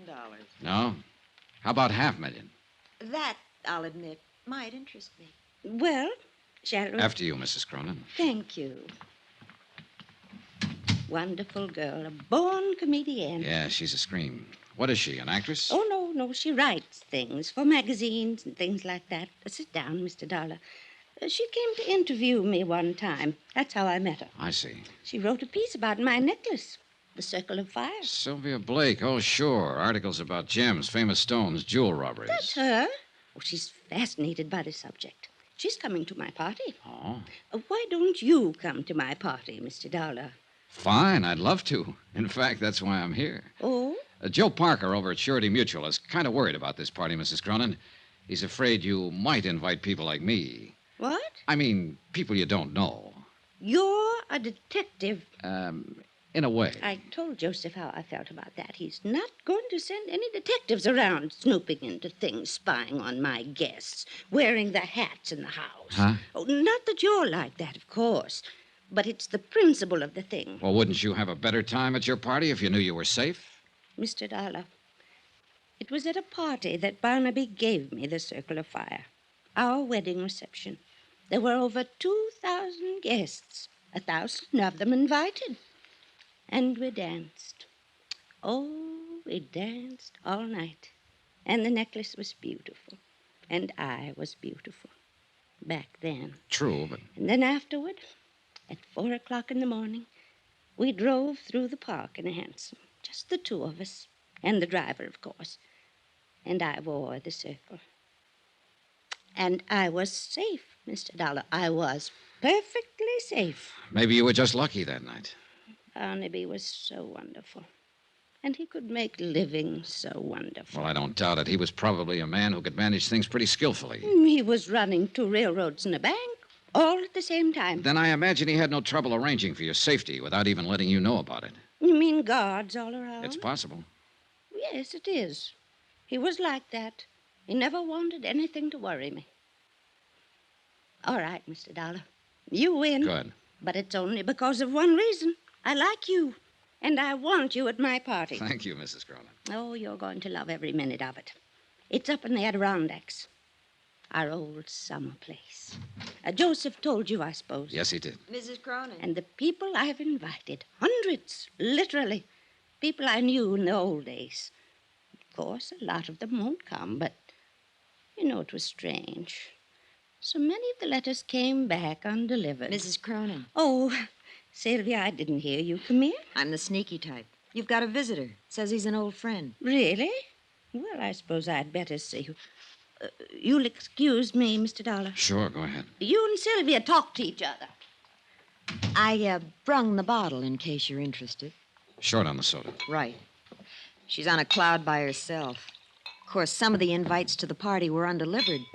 Those beautiful people had a habit of dying young. Say when. When? Who's the visitor? I'll guess with you.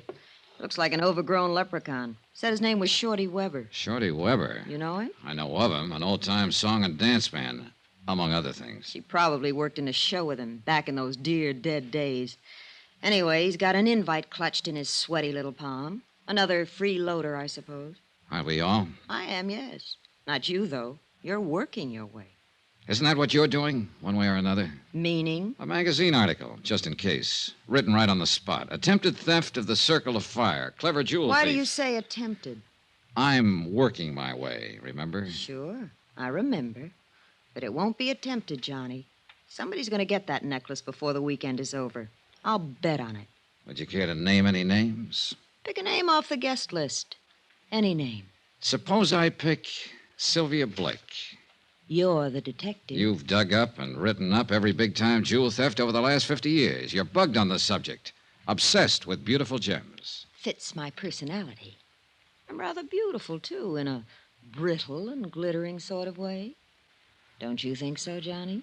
I think you work pretty hard at that tough act. Maybe. And I think you'd give your right arm to own that necklace. Going after that would really be going for the big one. Going for broke. And somebody will do it, Johnny. Wait and see. She left a few minutes later with the bottle under her arm and a chip on her shoulder. With the girl gone and the scotch gone, there seemed to be no point in me hanging around any longer. So I went looking for Mrs. Cronin to say goodbye. I didn't find her, but I did find her caller, Shorty Weber. He didn't hear me come into the room. He was too busy. He was hunched over Mrs. Cronin's writing desk, going through her mail. You won't find it there, Shorty. Who's that? Hold it, Shorty. Don't try to reach for it. I wasn't gonna. Honest, I wasn't. Turn around.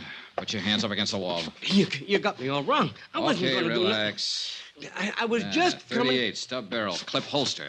Nice gun. It belongs to a friend of mine. Bad business, Shorty. An ex-con packing a gun. Oh, I guess you're Johnny Dollar. She said you was here. And I know what you're thinking, Mr. Dollar, but you're wrong. Why, Dolly, Mrs. Cronin, she's an old friend of mine. I tried to get her to marry me once, over 30 years ago. A lot can happen in 30 years. Does she know you've served time in prison? Yeah. She thinks I was on tour, Europe and Australia. She never reads a paper or hears anything. Don't tell her, Mr. Dollar. Please don't. You know, it's quite a coincidence, Shorty. It was Jules that time. A big affair in New Orleans. And you were hired as an entertainer. A diamond bracelet, wasn't it? And you were caught cold. It's the only time in my life I ever done anything like that. And I went again. Not, especially not to her. Why, I'm planning to look out for her at this party. That's why I bought the gun. And is that why you were going through her mail there? Yeah. I wanted to see who was coming. I learned things while I was doing time. I know how the word gets around in a big deal like this. There's a lot of wrong guys in this world. No argument, Shorty. Yeah, well, you met her. You know how she is. She's a babe in the woods on something like this. Should my ears be burning, or is it some other babe, you mean? Not for me, Dolly. You're the only babe I ever could see. Oh, Shorty, you never give up. Oh, do you two know each other? Not exactly, but we found we had a mutual friend. A certain state prison warden. Oh, how nice. Shorty's always doing benefits at those places. Dolly. Yeah, that was it. He did a benefit there. Oh, well, I'll bet you went over big. Well, you know. You're too modest, Shorty. Why, they loved him, Mrs. Cronin.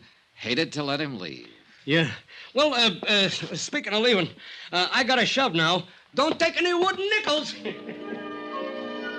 It was crazy and corny and sad. The whole idea. I guess the sadness of it hit me when I was saying goodbye to Mrs. Cronin at the door. The gaiety slipped for a moment, and suddenly she was old and tired. And at the same time, she was a scared little girl. And then she said something strange, and the shivers ran up my back. Do you believe in premonitions, Johnny?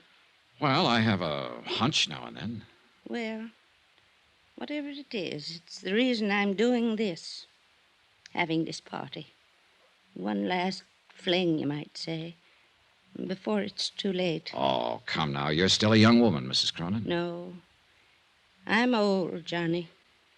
I've been old for years. Since Barnaby died. We loved each other so, but that's not what I mean. I've had this premonition lately. What sort of a premonition? That something awful, something terrible is going to happen to me.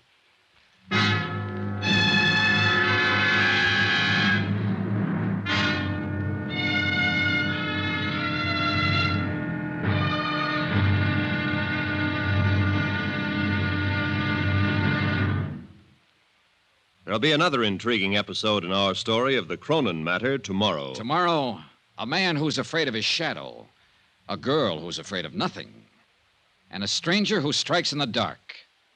Join us, won't you? Yours truly, Johnny Dollar.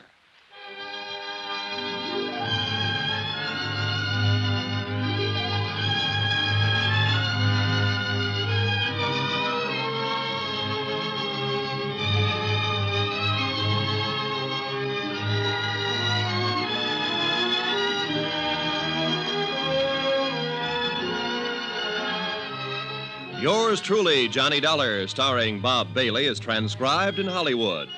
Written by Les Crutchfield, it is produced and directed by Jack Johnstone. Be sure to join us tomorrow night, same time and station, for the next exciting episode of Yours truly, Johnny Dollar. This is Roy Rowan speaking.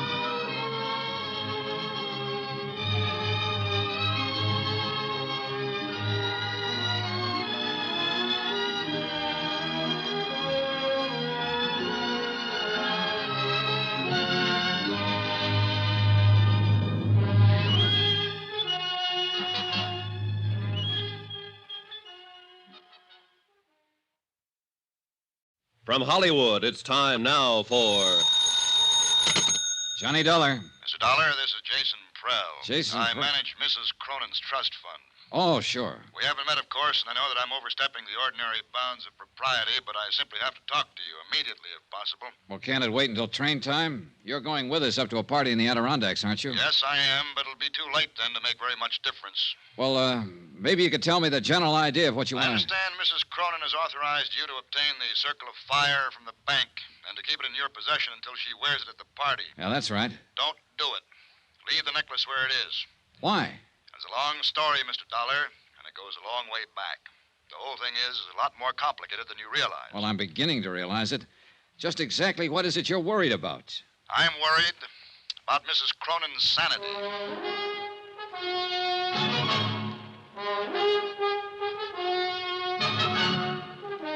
Tonight and every weekday night, Bob Bailey in the transcribed adventures of the man with the action-packed expense account, America's fabulous freelance insurance investigator. Yours truly, Johnny Dollar.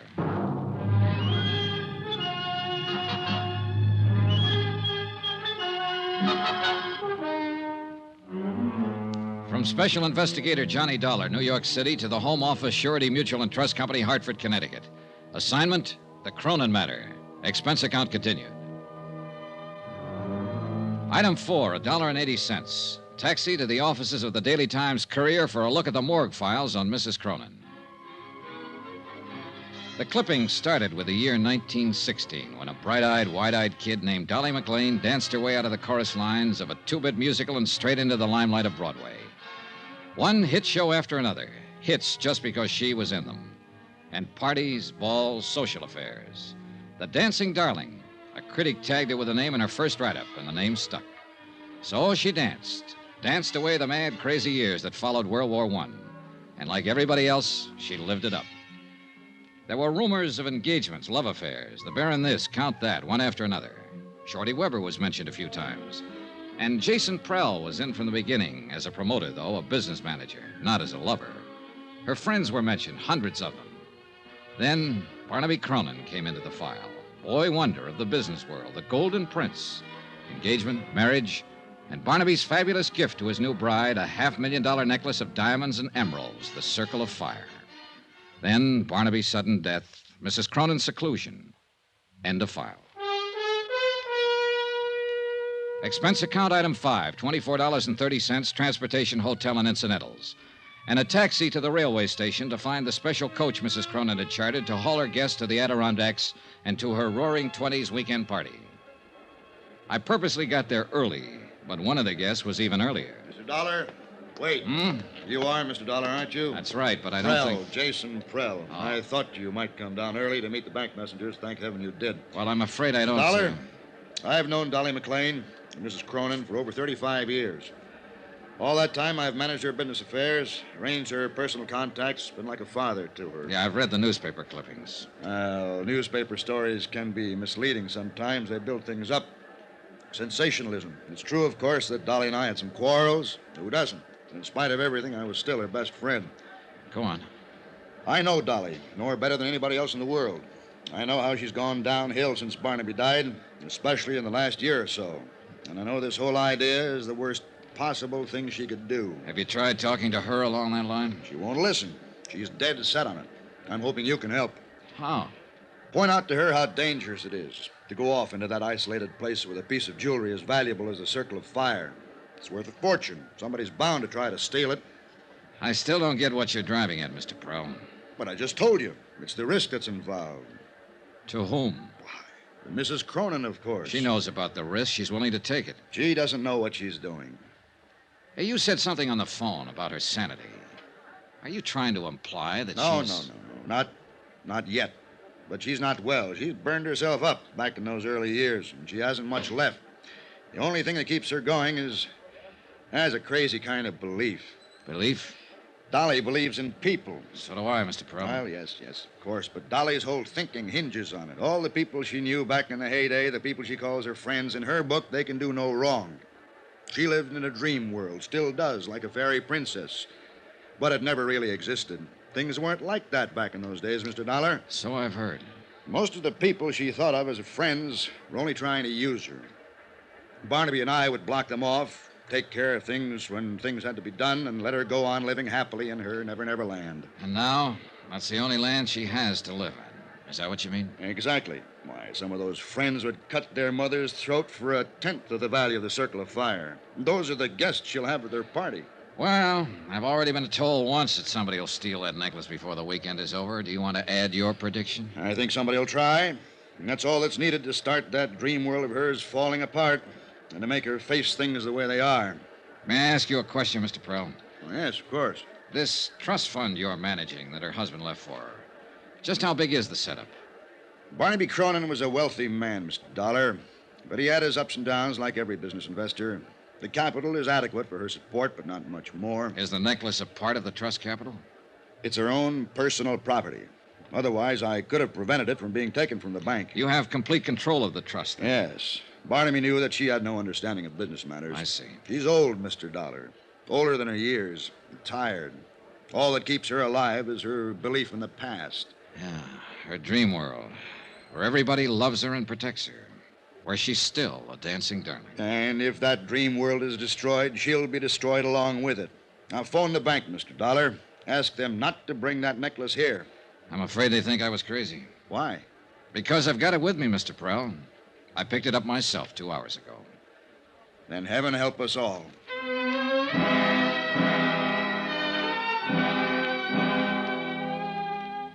The convention coach Mrs. Cronin had chartered for the run to the Adirondacks was arranged with a long aisle of individual staterooms and a main lounge area at one end.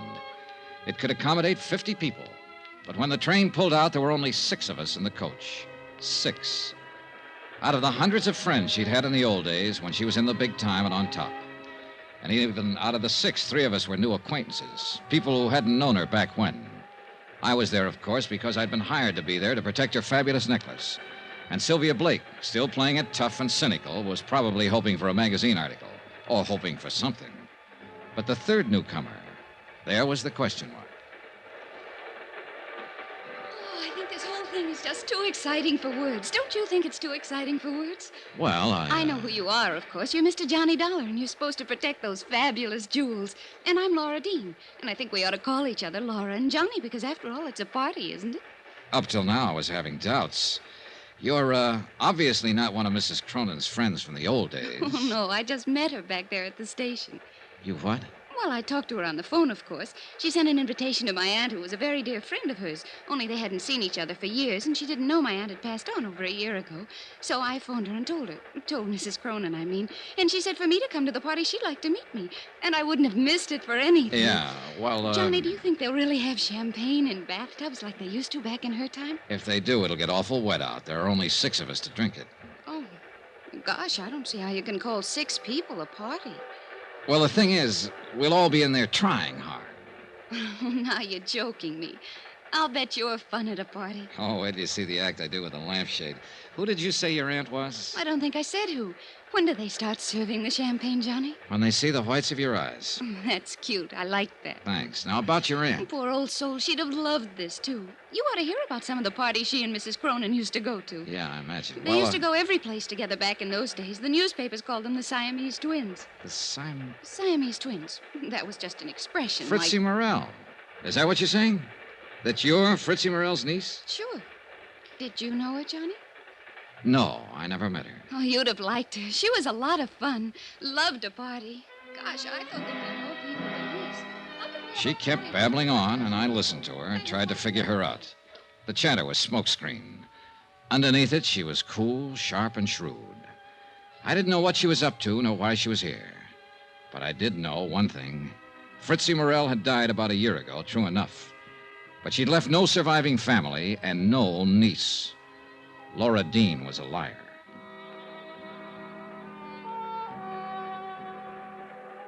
I hadn't seen Mrs. Cronin since we pulled out of the station. She'd greeted us, then gone right to her stateroom and stayed there. And when I saw Jason Prell come hurrying from that direction, I could read the look on his face even before he reached me. Mr. Dollar, please. Mrs. Cronin? Yes, go to her at once. What is it? What's wrong? She was suddenly taken ill, very ill. Hurry.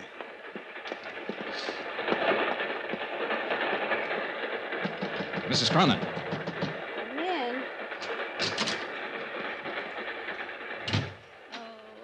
All right now. Oh. It was just nerves. I've had it before. My doctor in New York gave me some tablets to take whenever... Are these the tablets? This bottle here? Well, yes. You know what they are, Johnny? Yeah, I know. All right. So he does say it's my heart. But he's wrong. It's just nerves. Yeah, sure. That's not why I sent for you, Johnny. You have the necklace. Yeah. Want to see it? No. I'll wait until it's time to wear it. Johnny, I've written something here. I'm going to sign it, and I want you to sign as a witness. Well, all right. Unless you'd rather have Jason Prell. Jason would argue about it. There. Now you sign. There you are. Keep it for me. Do you mind if I know what I've signed? Of course course not. Read it if you like. In the event of my death, I, Dolly Cronin, being of sound mind, bequeath the necklace known as the Circle of Fire to Sylvia Blake. Sylvia loves jewels. She'll appreciate it. Yeah, I imagine she will. She's not to know about this, you understand, because, of course, it'll be years before she gets it. Oh, sure it will. Now, you'd better try to get some sleep. I'm going to. And thanks, Johnny. It was nothing. You know something? I was heartbroken when they didn't show up at the station. All my old friends. But I've been lying here thinking, and I've finally figured it out. Oh? They all went on ahead. They'll be waiting at the house. They're trying to surprise me. Don't you think so, Johnny?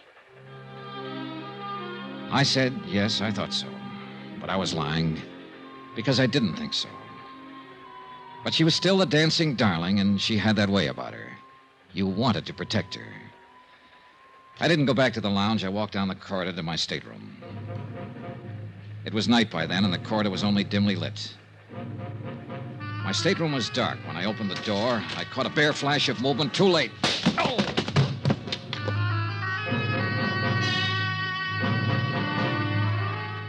When I came to minutes later, I was lying on my stateroom floor, blood seeping from a cut in my head. I felt in my inside pocket for the bulky leather case that had held the necklace. It was gone.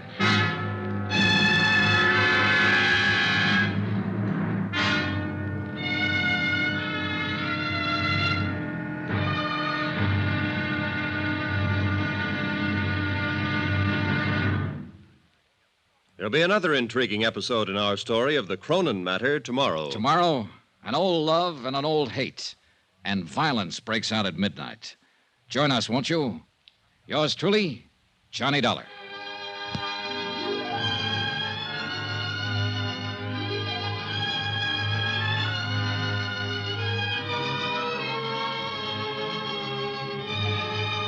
Yours truly, Johnny Dollar, starring Bob Bailey, is transcribed in Hollywood. Written by Les Crutchfield, it is produced and directed by Jack Johnstone.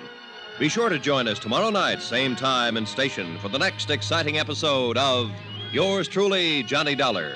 Roy Rowan speaking.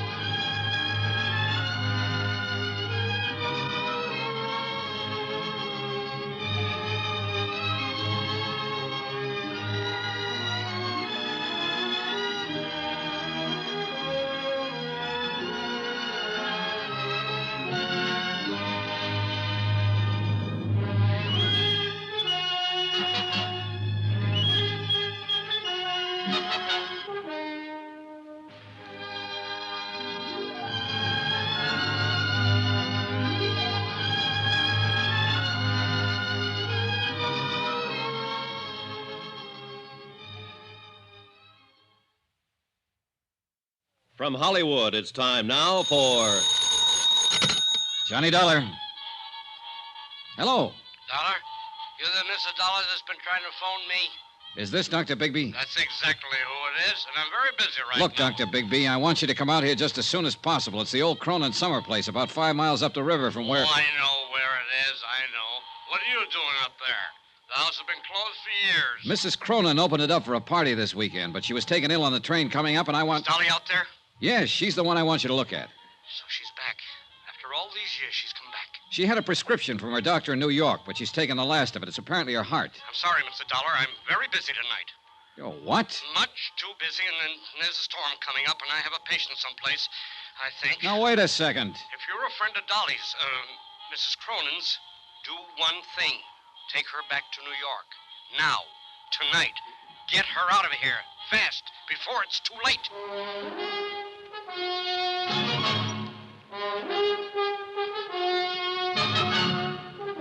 Tonight and every weekday night, Bob Bailey in the transcribed adventures of the man with the action-packed expense account, America's fabulous freelance insurance investigator. Yours truly, Johnny Dollar.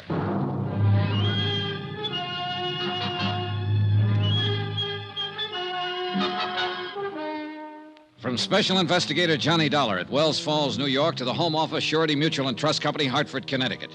Assignment, the Cronin matter. A $500,000 necklace. Expense account continued. Item 7, $5.40, taxi. I figured I'd find Dr. Bigby in one of the local pubs, but I covered them all in about 30 minutes. No sale.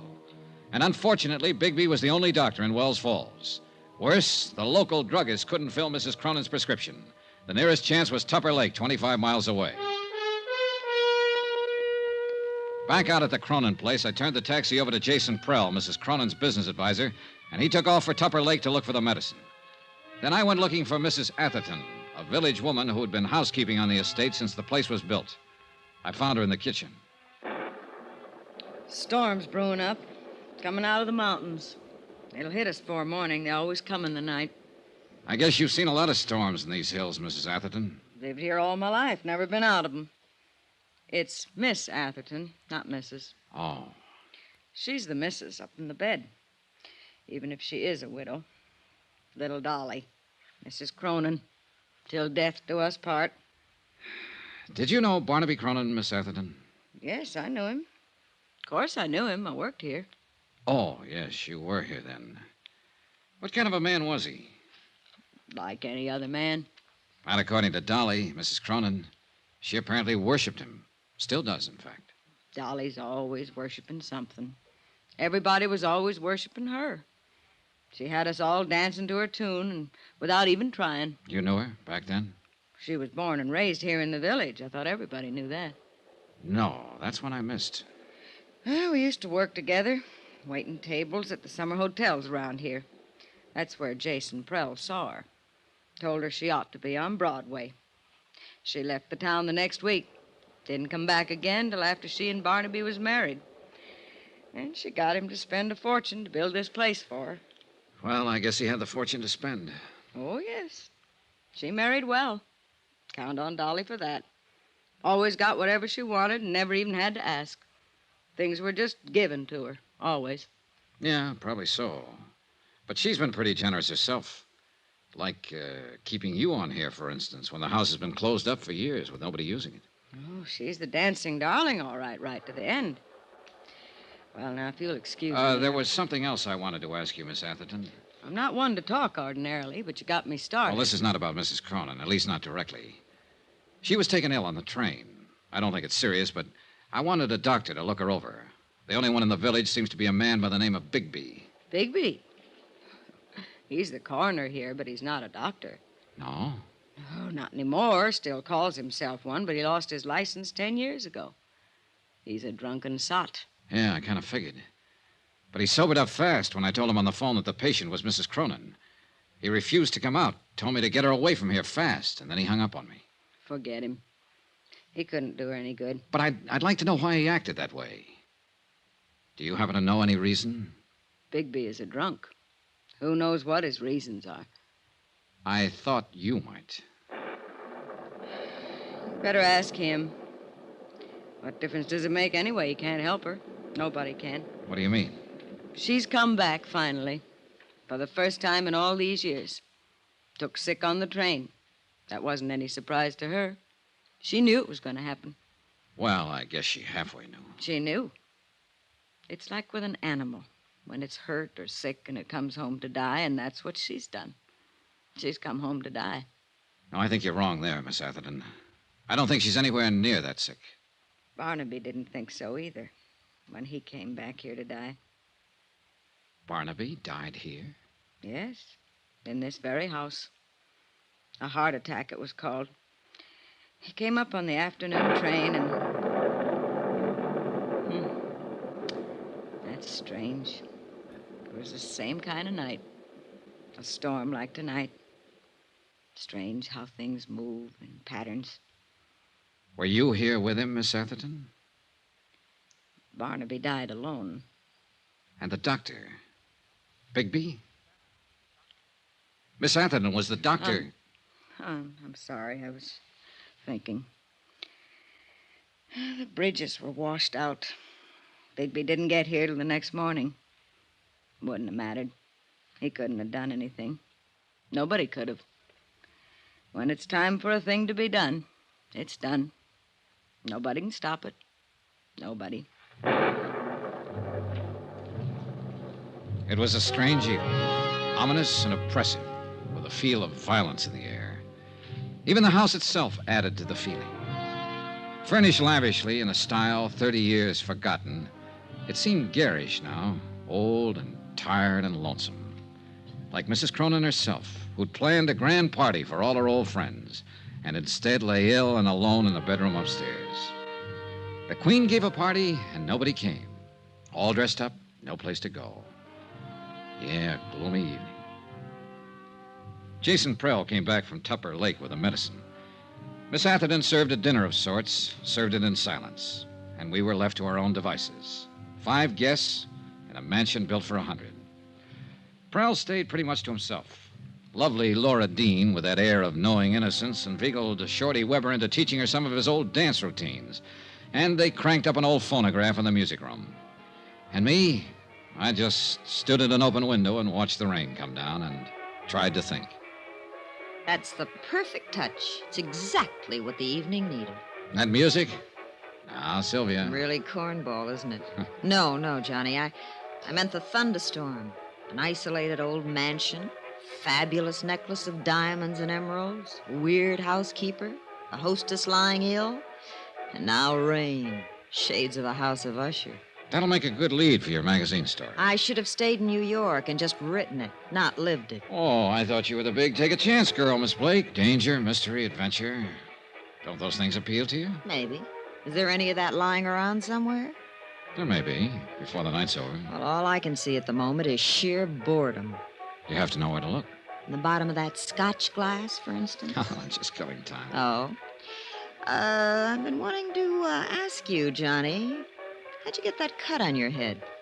It's a long story. It happened on the train, I know that. You didn't have it when we left. A sudden stop. I fell over my suitcase. Sure you did. Backwards. Huh? It's on the back of your head. Somebody made a try for it, didn't they? On the train coming up. Well, I don't know what they were trying for. There wasn't time to ask. Maybe they even got it. That's the way you were betting, wasn't it? That it wouldn't be just an attempt. That somebody was going to get it and get away with it. Did they? Is that what happened? Is it gone? All right, just stand there and grin then. Oh, rain. I'm going back to the city tomorrow. You are? Well, don't smother me with your pleading. No, stick around, Sylvia.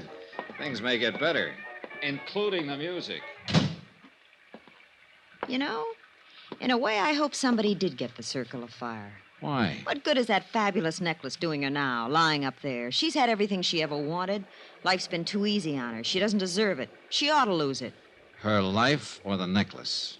The necklace, of course. You know, for reasons I can't go into, I think you'll be sorry you said that someday. Sorry? Why? She's a woman who's had everything. You're a pretty predator, aren't you? Hurt and afraid. Am I? You feel something big may have passed you by, and you put up that tight, bright front for protection.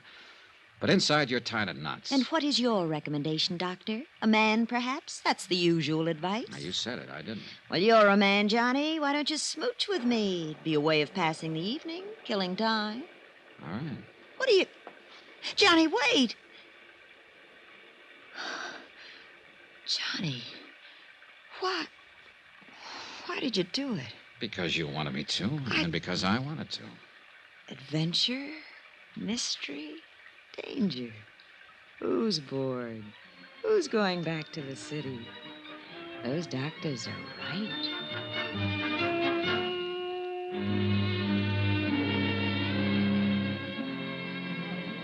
Mr. Dollar, could I talk to you for a minute? Why not, Shorty? What's on your mind? I don't know exactly why you called us all together in It here. was Mrs. Cronin's idea. She set it up with me earlier. Well, it ain't got nothing to do with what I want to say.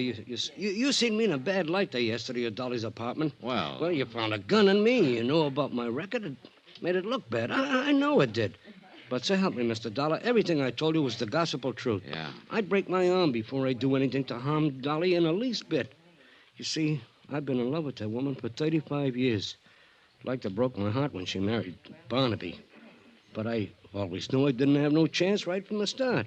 She was up there, big, somebody. Me, I was a nobody. But I'd still die for her any time. That's all, Mr. Dollar. I just wanted you to know. They were all there, gathered around the big dining table, watching me and waiting. Mrs. Cronin had asked me to arrange it. She said that was the main reason they'd come, and she didn't want to disappoint them. I told them that. And then I took the circle of fire from my pocket and laid it on the table. They all reacted in different ways. Laura Dean gave a gasp and her eyes opened wide. And Sylvia... Look at it. Just look at it. Sylvia Blake was fascinated, hypnotized. Yeah, you should have seen it on her back in the old days. It sparkled even twice as much. So that's what this is all about. It's only jewelry. I've seen it before. But there was one special reaction I was looking for, and I got it. Jason Prell's face went white. Who could imagine anything so beautiful? Mr. Prell, you seem surprised. I wasn't carrying the necklace in its case, the case you stole from me on the train. What? I was carrying it loose in my pocket. What did you do, throw the case off the train without even bothering to... It's running away! Prell! I went after him, but he'd already disappeared somewhere down the hall. He knew the layout of the house, and I didn't. I searched the different rooms quickly as I passed, but there was no sign of him. He couldn't have reached the floors above, but he might have gone down toward the game room and lower halls. I eased my gun from its holster and started slowly down the stairs. And at that moment, every light in the house went out.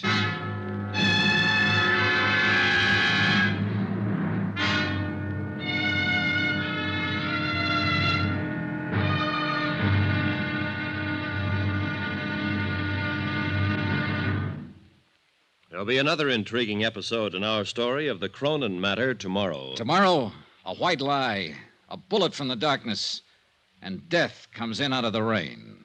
Join us, won't you? Yours truly, Johnny Dollar.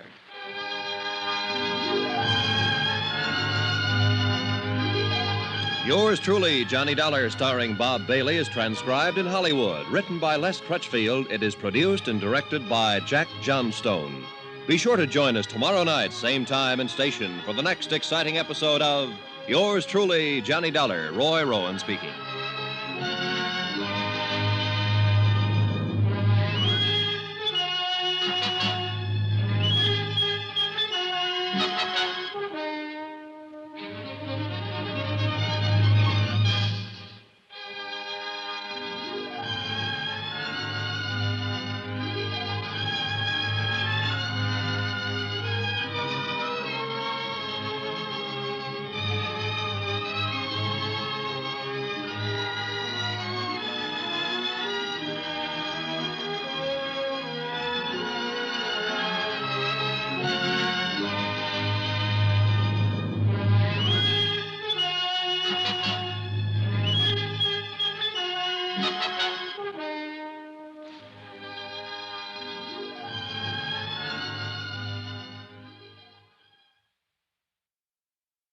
From Hollywood, it's time now for... Johnny Dollar. Hello, Sheriff. I can't hear you for the storm. We were cut off before. Hello? Is that you, Sheriff? I said... Hello? You get cut off again, Mr. Dollar? Not this time, Shorty. Somebody cut the wire. The phone's dead. Then we got no way of getting White out, no way of getting help. No, not at the moment. And he's out there in the dark somewhere. He's got a gun and there's no telling what he may try and do. Shorty, get away from that window. Well, we know where he is now and what he intends, because he just made a try at it. What are you going to do about him? Only thing I can do, Shorty, go get him before he gets me.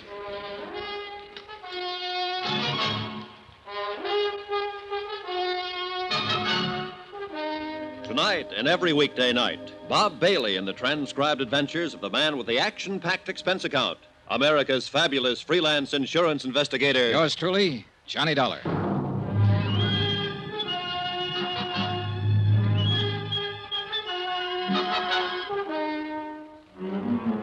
From Special Investigator Johnny Dollar at the Cronin Estate, Wells Falls, New York, to the Home Office, Surety Mutual and Trust Company, Hartford, Connecticut. Assignment, the Cronin matter. Protection of a $500,000 necklace. Expense account continued. Item 10, $135. One tweed sport jacket to be purchased on my return. Both lapels and one shoulder ripped by a bullet.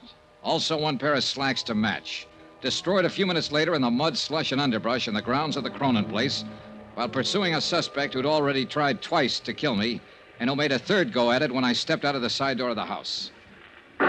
Shorty, away from the door, quick.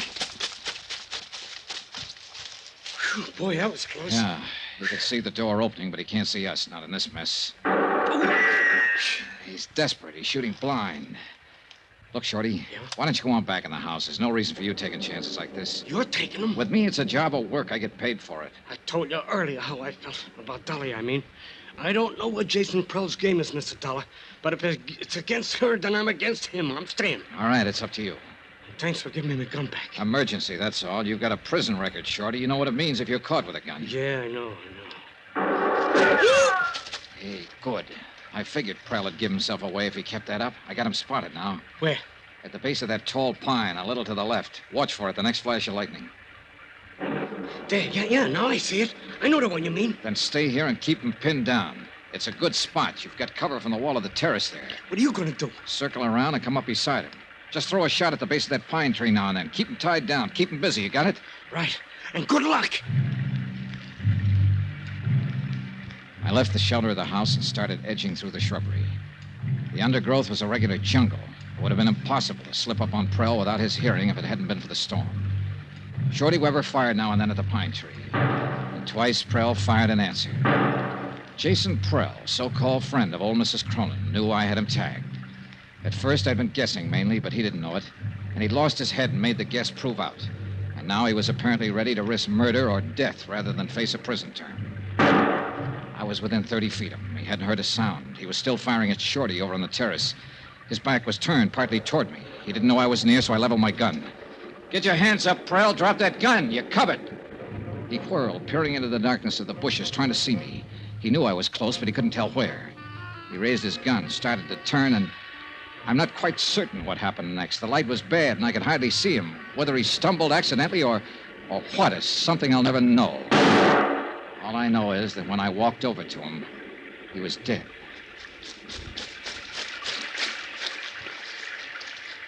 He was no good, Mr. Dollar. I always thought so, but Dolly swore by him. He had her fool. What about Barnaby, her husband? He couldn't stand Prell at first. Later, they got as thick as thieves. Yeah. Well, it's a mess, Shorty, a real mess. Old things that should have stayed dead and buried on the bottom, they're all coming to the surface now. Tell me something, Mr. Dollar. Yeah? What about Dolly? Is this thing going to kick back on her? Will she get hurt by it?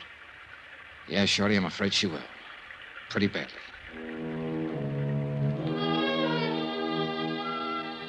It was deep into the night, edging toward dawn, when I got back to the house. I changed out of my wet clothes, went to the game room, and got Dolly's necklace from under a chair cushion. I'd stuck it there when Prell had pulled the main switch and put the lights out. Then I went upstairs to look in on Dolly Cronin, quietly, just to check. But it didn't work out that way. Johnny, is that you? Yeah. I didn't mean to wake you. Oh, you didn't. I've been awake most of the night. Come on in, Johnny. All right. How you feeling? Oh, just fine. There's nothing wrong with me. I feel fine. Good. Isn't Laura Dean a nice girl? Huh? Yes, she is. I'm glad she came. Company for you, Johnny. Oh, yeah. Quite a storm we had, wasn't it? Oh, it was beautiful. All that lightning, wind, and the thunder. Oh, I haven't seen such a beautiful storm since I was little. Johnny, thought I heard shots a while ago. Shots? Outdoors, off toward the woods somewhere. Oh, it might have been lightning, thunder. Sounded like a gun, like somebody shooting. Well, sound plays funny tricks up here in the mountains. I guess so, but... Well, I've been thinking back over the past so much that makes the present a little unreal. I'm afraid the past is about all I have left now. Now, don't be so quick to sell this future of yours short. You've got a lot of years yet, good years. Well, I had a lot of good years. Good friends, good times, a good life. And best of all was Barnaby. You loved him very much, didn't you, Mrs. Cronin? I worshipped him. He was perfect. He never did a wrong thing in his life. Now that he's gone, is the one fine memory I always cling to. Oh, if I didn't have that, well, I just couldn't go on. Well, then let's hope you never lose that memory. Of course, there were other good friends, too, over the years, like Jason Prell. He is so quiet and withdrawn, it takes a long time to get to know him. But he's been such a good friend to me. He's so patient with all this silly ignorance of mine about business problems. Yes, I'm sure he has. I just don't know what I'd do without him. Yeah. Now, don't you think you'd better get some sleep? In a little while. You know, Johnny, it's funny how things work out. In what way? I was born and grew up right here in this village. Yes, your housekeeper, Miss Atherton, told me the two of you were girls together. We were inseparable. Like I said, I grew up here and then I went away. And Barnaby and I came back and built this house, and we went away again. There were always so many places to go, new things to do. It's a big world, isn't it? And finally, Barnaby came back for the last time and died here. All alone, poor boy.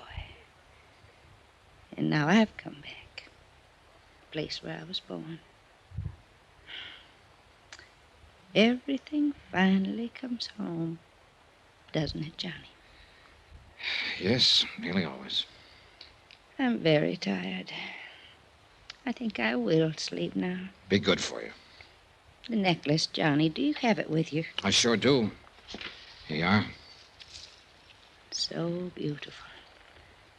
And so many memories. All so long ago. Put it on me. Will you, Johnny? Of course. Raise up now. Just a little. There. How do I look? Sweet enough to kiss. Well? Nice. You go to sleep now. Yes, sir. I'll only look at the necklace for 1 minute only. Then I'll take my pills and go to sleep. And then I'll dream up a dream. A great big dream. Good night. Dancing, darling. It's been a long time since anyone called me that. A long, long time. Good night, Johnny. And thank you. I left her and went downstairs and rustled myself a pot of coffee. I sat down by an east window and drank it cup after cup and watched the morning sun come up. Dream a big dream. Well, before many more hours, she was going to need a big dream. There was no way of keeping it from her, all of it. The fact that Jason Prell was dead, shot, that he'd attempted murder and tried to steal a necklace. And worst of all, that her beloved Barnaby had probably been as big a crook as Prell. Is it all right if a girl who can't sleep sits this one out with you? Sure. Pull up a chair, Laura.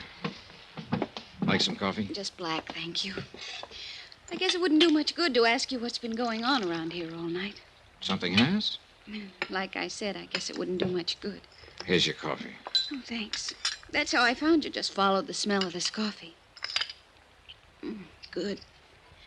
I guess if I said I heard somebody shooting up the place during the storm, you'd just say, really? Never use the word. And I guess if I showed you that broken window over there, you'd say maybe a pigeon flew in. Might, if I happen to think of it. I'm sorry all this kept you awake. Oh, don't apologize. I probably wouldn't have slept anyway. Why not? Guilty conscience? Don't be silly. I didn't even do it. Do what? Whatever it is I'm supposed to feel guilty about. Lying is what I had in mind at the moment. Oh, I do that all the time, but I never feel guilty about it. I just call it making up things. Like claiming you were the niece of Fritzie Morel, Mrs. Cronin's oldest friend. Gosh, went down my windpipe. Like claiming you're Fritzie Morel's niece. Mostly I drink tea, but you already had the coffee Like made. claiming you're Fritzie... All right, all right. How'd you find out? Nothing very spectacular. She just didn't have a niece. I wasn't sure, but I thought she must. Everybody her age has at least one niece. What was the idea? Well? Well, I lived in the same rooming house she did. She liked me, talked to me a lot before she died last year. So when the invitation came last week, I got the idea of going as her niece. I didn't mean any harm by it. I just wanted to go to the party. All right, relax. That's about the way I figured it. Well, it turned out to be quite a party, didn't it? I hope I never see another one like this as... Johnny. Johnny, what's wrong with her? It was Miss Atherton. I got up slowly from my chair as she walked toward us and then stopped a few feet from the table. Her eyes were fixed on something. Her face was strange and grim. I think I knew even before she spoke. Mrs. Cronin is dead.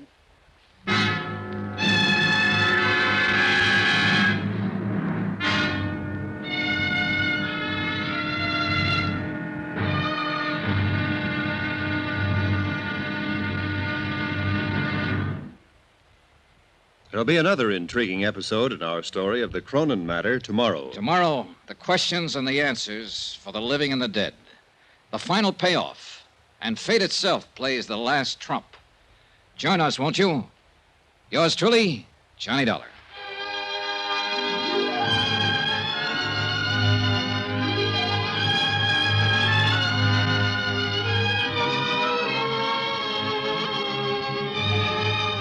Yours truly, Johnny Dollar, starring Bob Bailey, is transcribed in Hollywood. Written by Les Crutchfield, it is produced and directed by Jack Johnstone. Be sure to join us tomorrow night, same time and station, for the next exciting episode of Yours truly, Johnny Dollar. Roy Rowan speaking.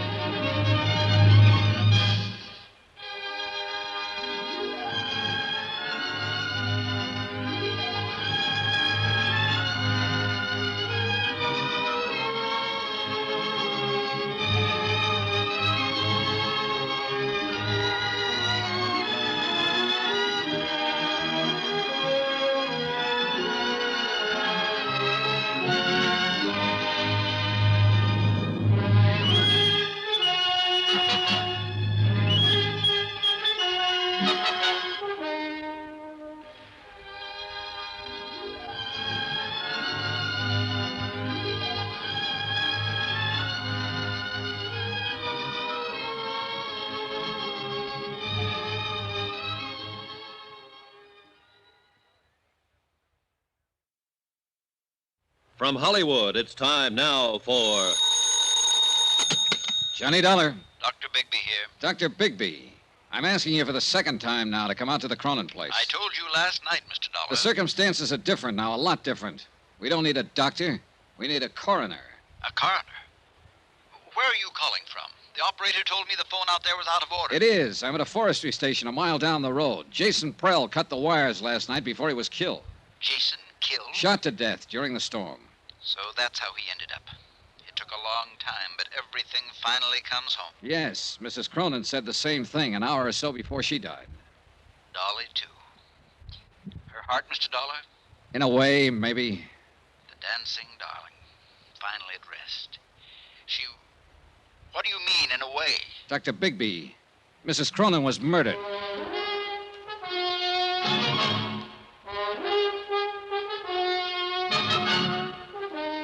Tonight and every weekday night, Bob Bailey in the transcribed adventures of the man with the action-packed expense account.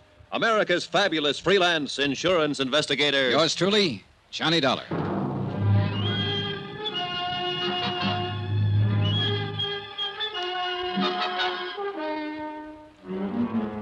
From Special Investigator Johnny Dollar at the Cronin Estate, Wells Falls, New York, to the Home Office, Surety Mutual and Trust Company, Hartford, Connecticut. Assignment, the Cronin matter. Expense account, final page.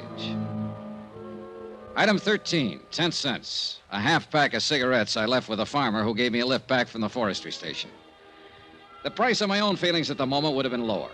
About 8 cents lower, in fact. I brewed another pot of coffee and sat down to wait for Bigby. But this time I laced the coffee with brandy. The sun was up by then, clear of the horizon, bringing a bright new morning and a brand new day. The storm was long over, and the world sparkled and danced. But too much of the night was still with me, and the past still too much alive. And yet, maybe Dolly Cronin was better off. She was a part of that past now, where friends were always true, Every minute of life was even more wonderful than the last one. And where she was still and forever, the dancing darling.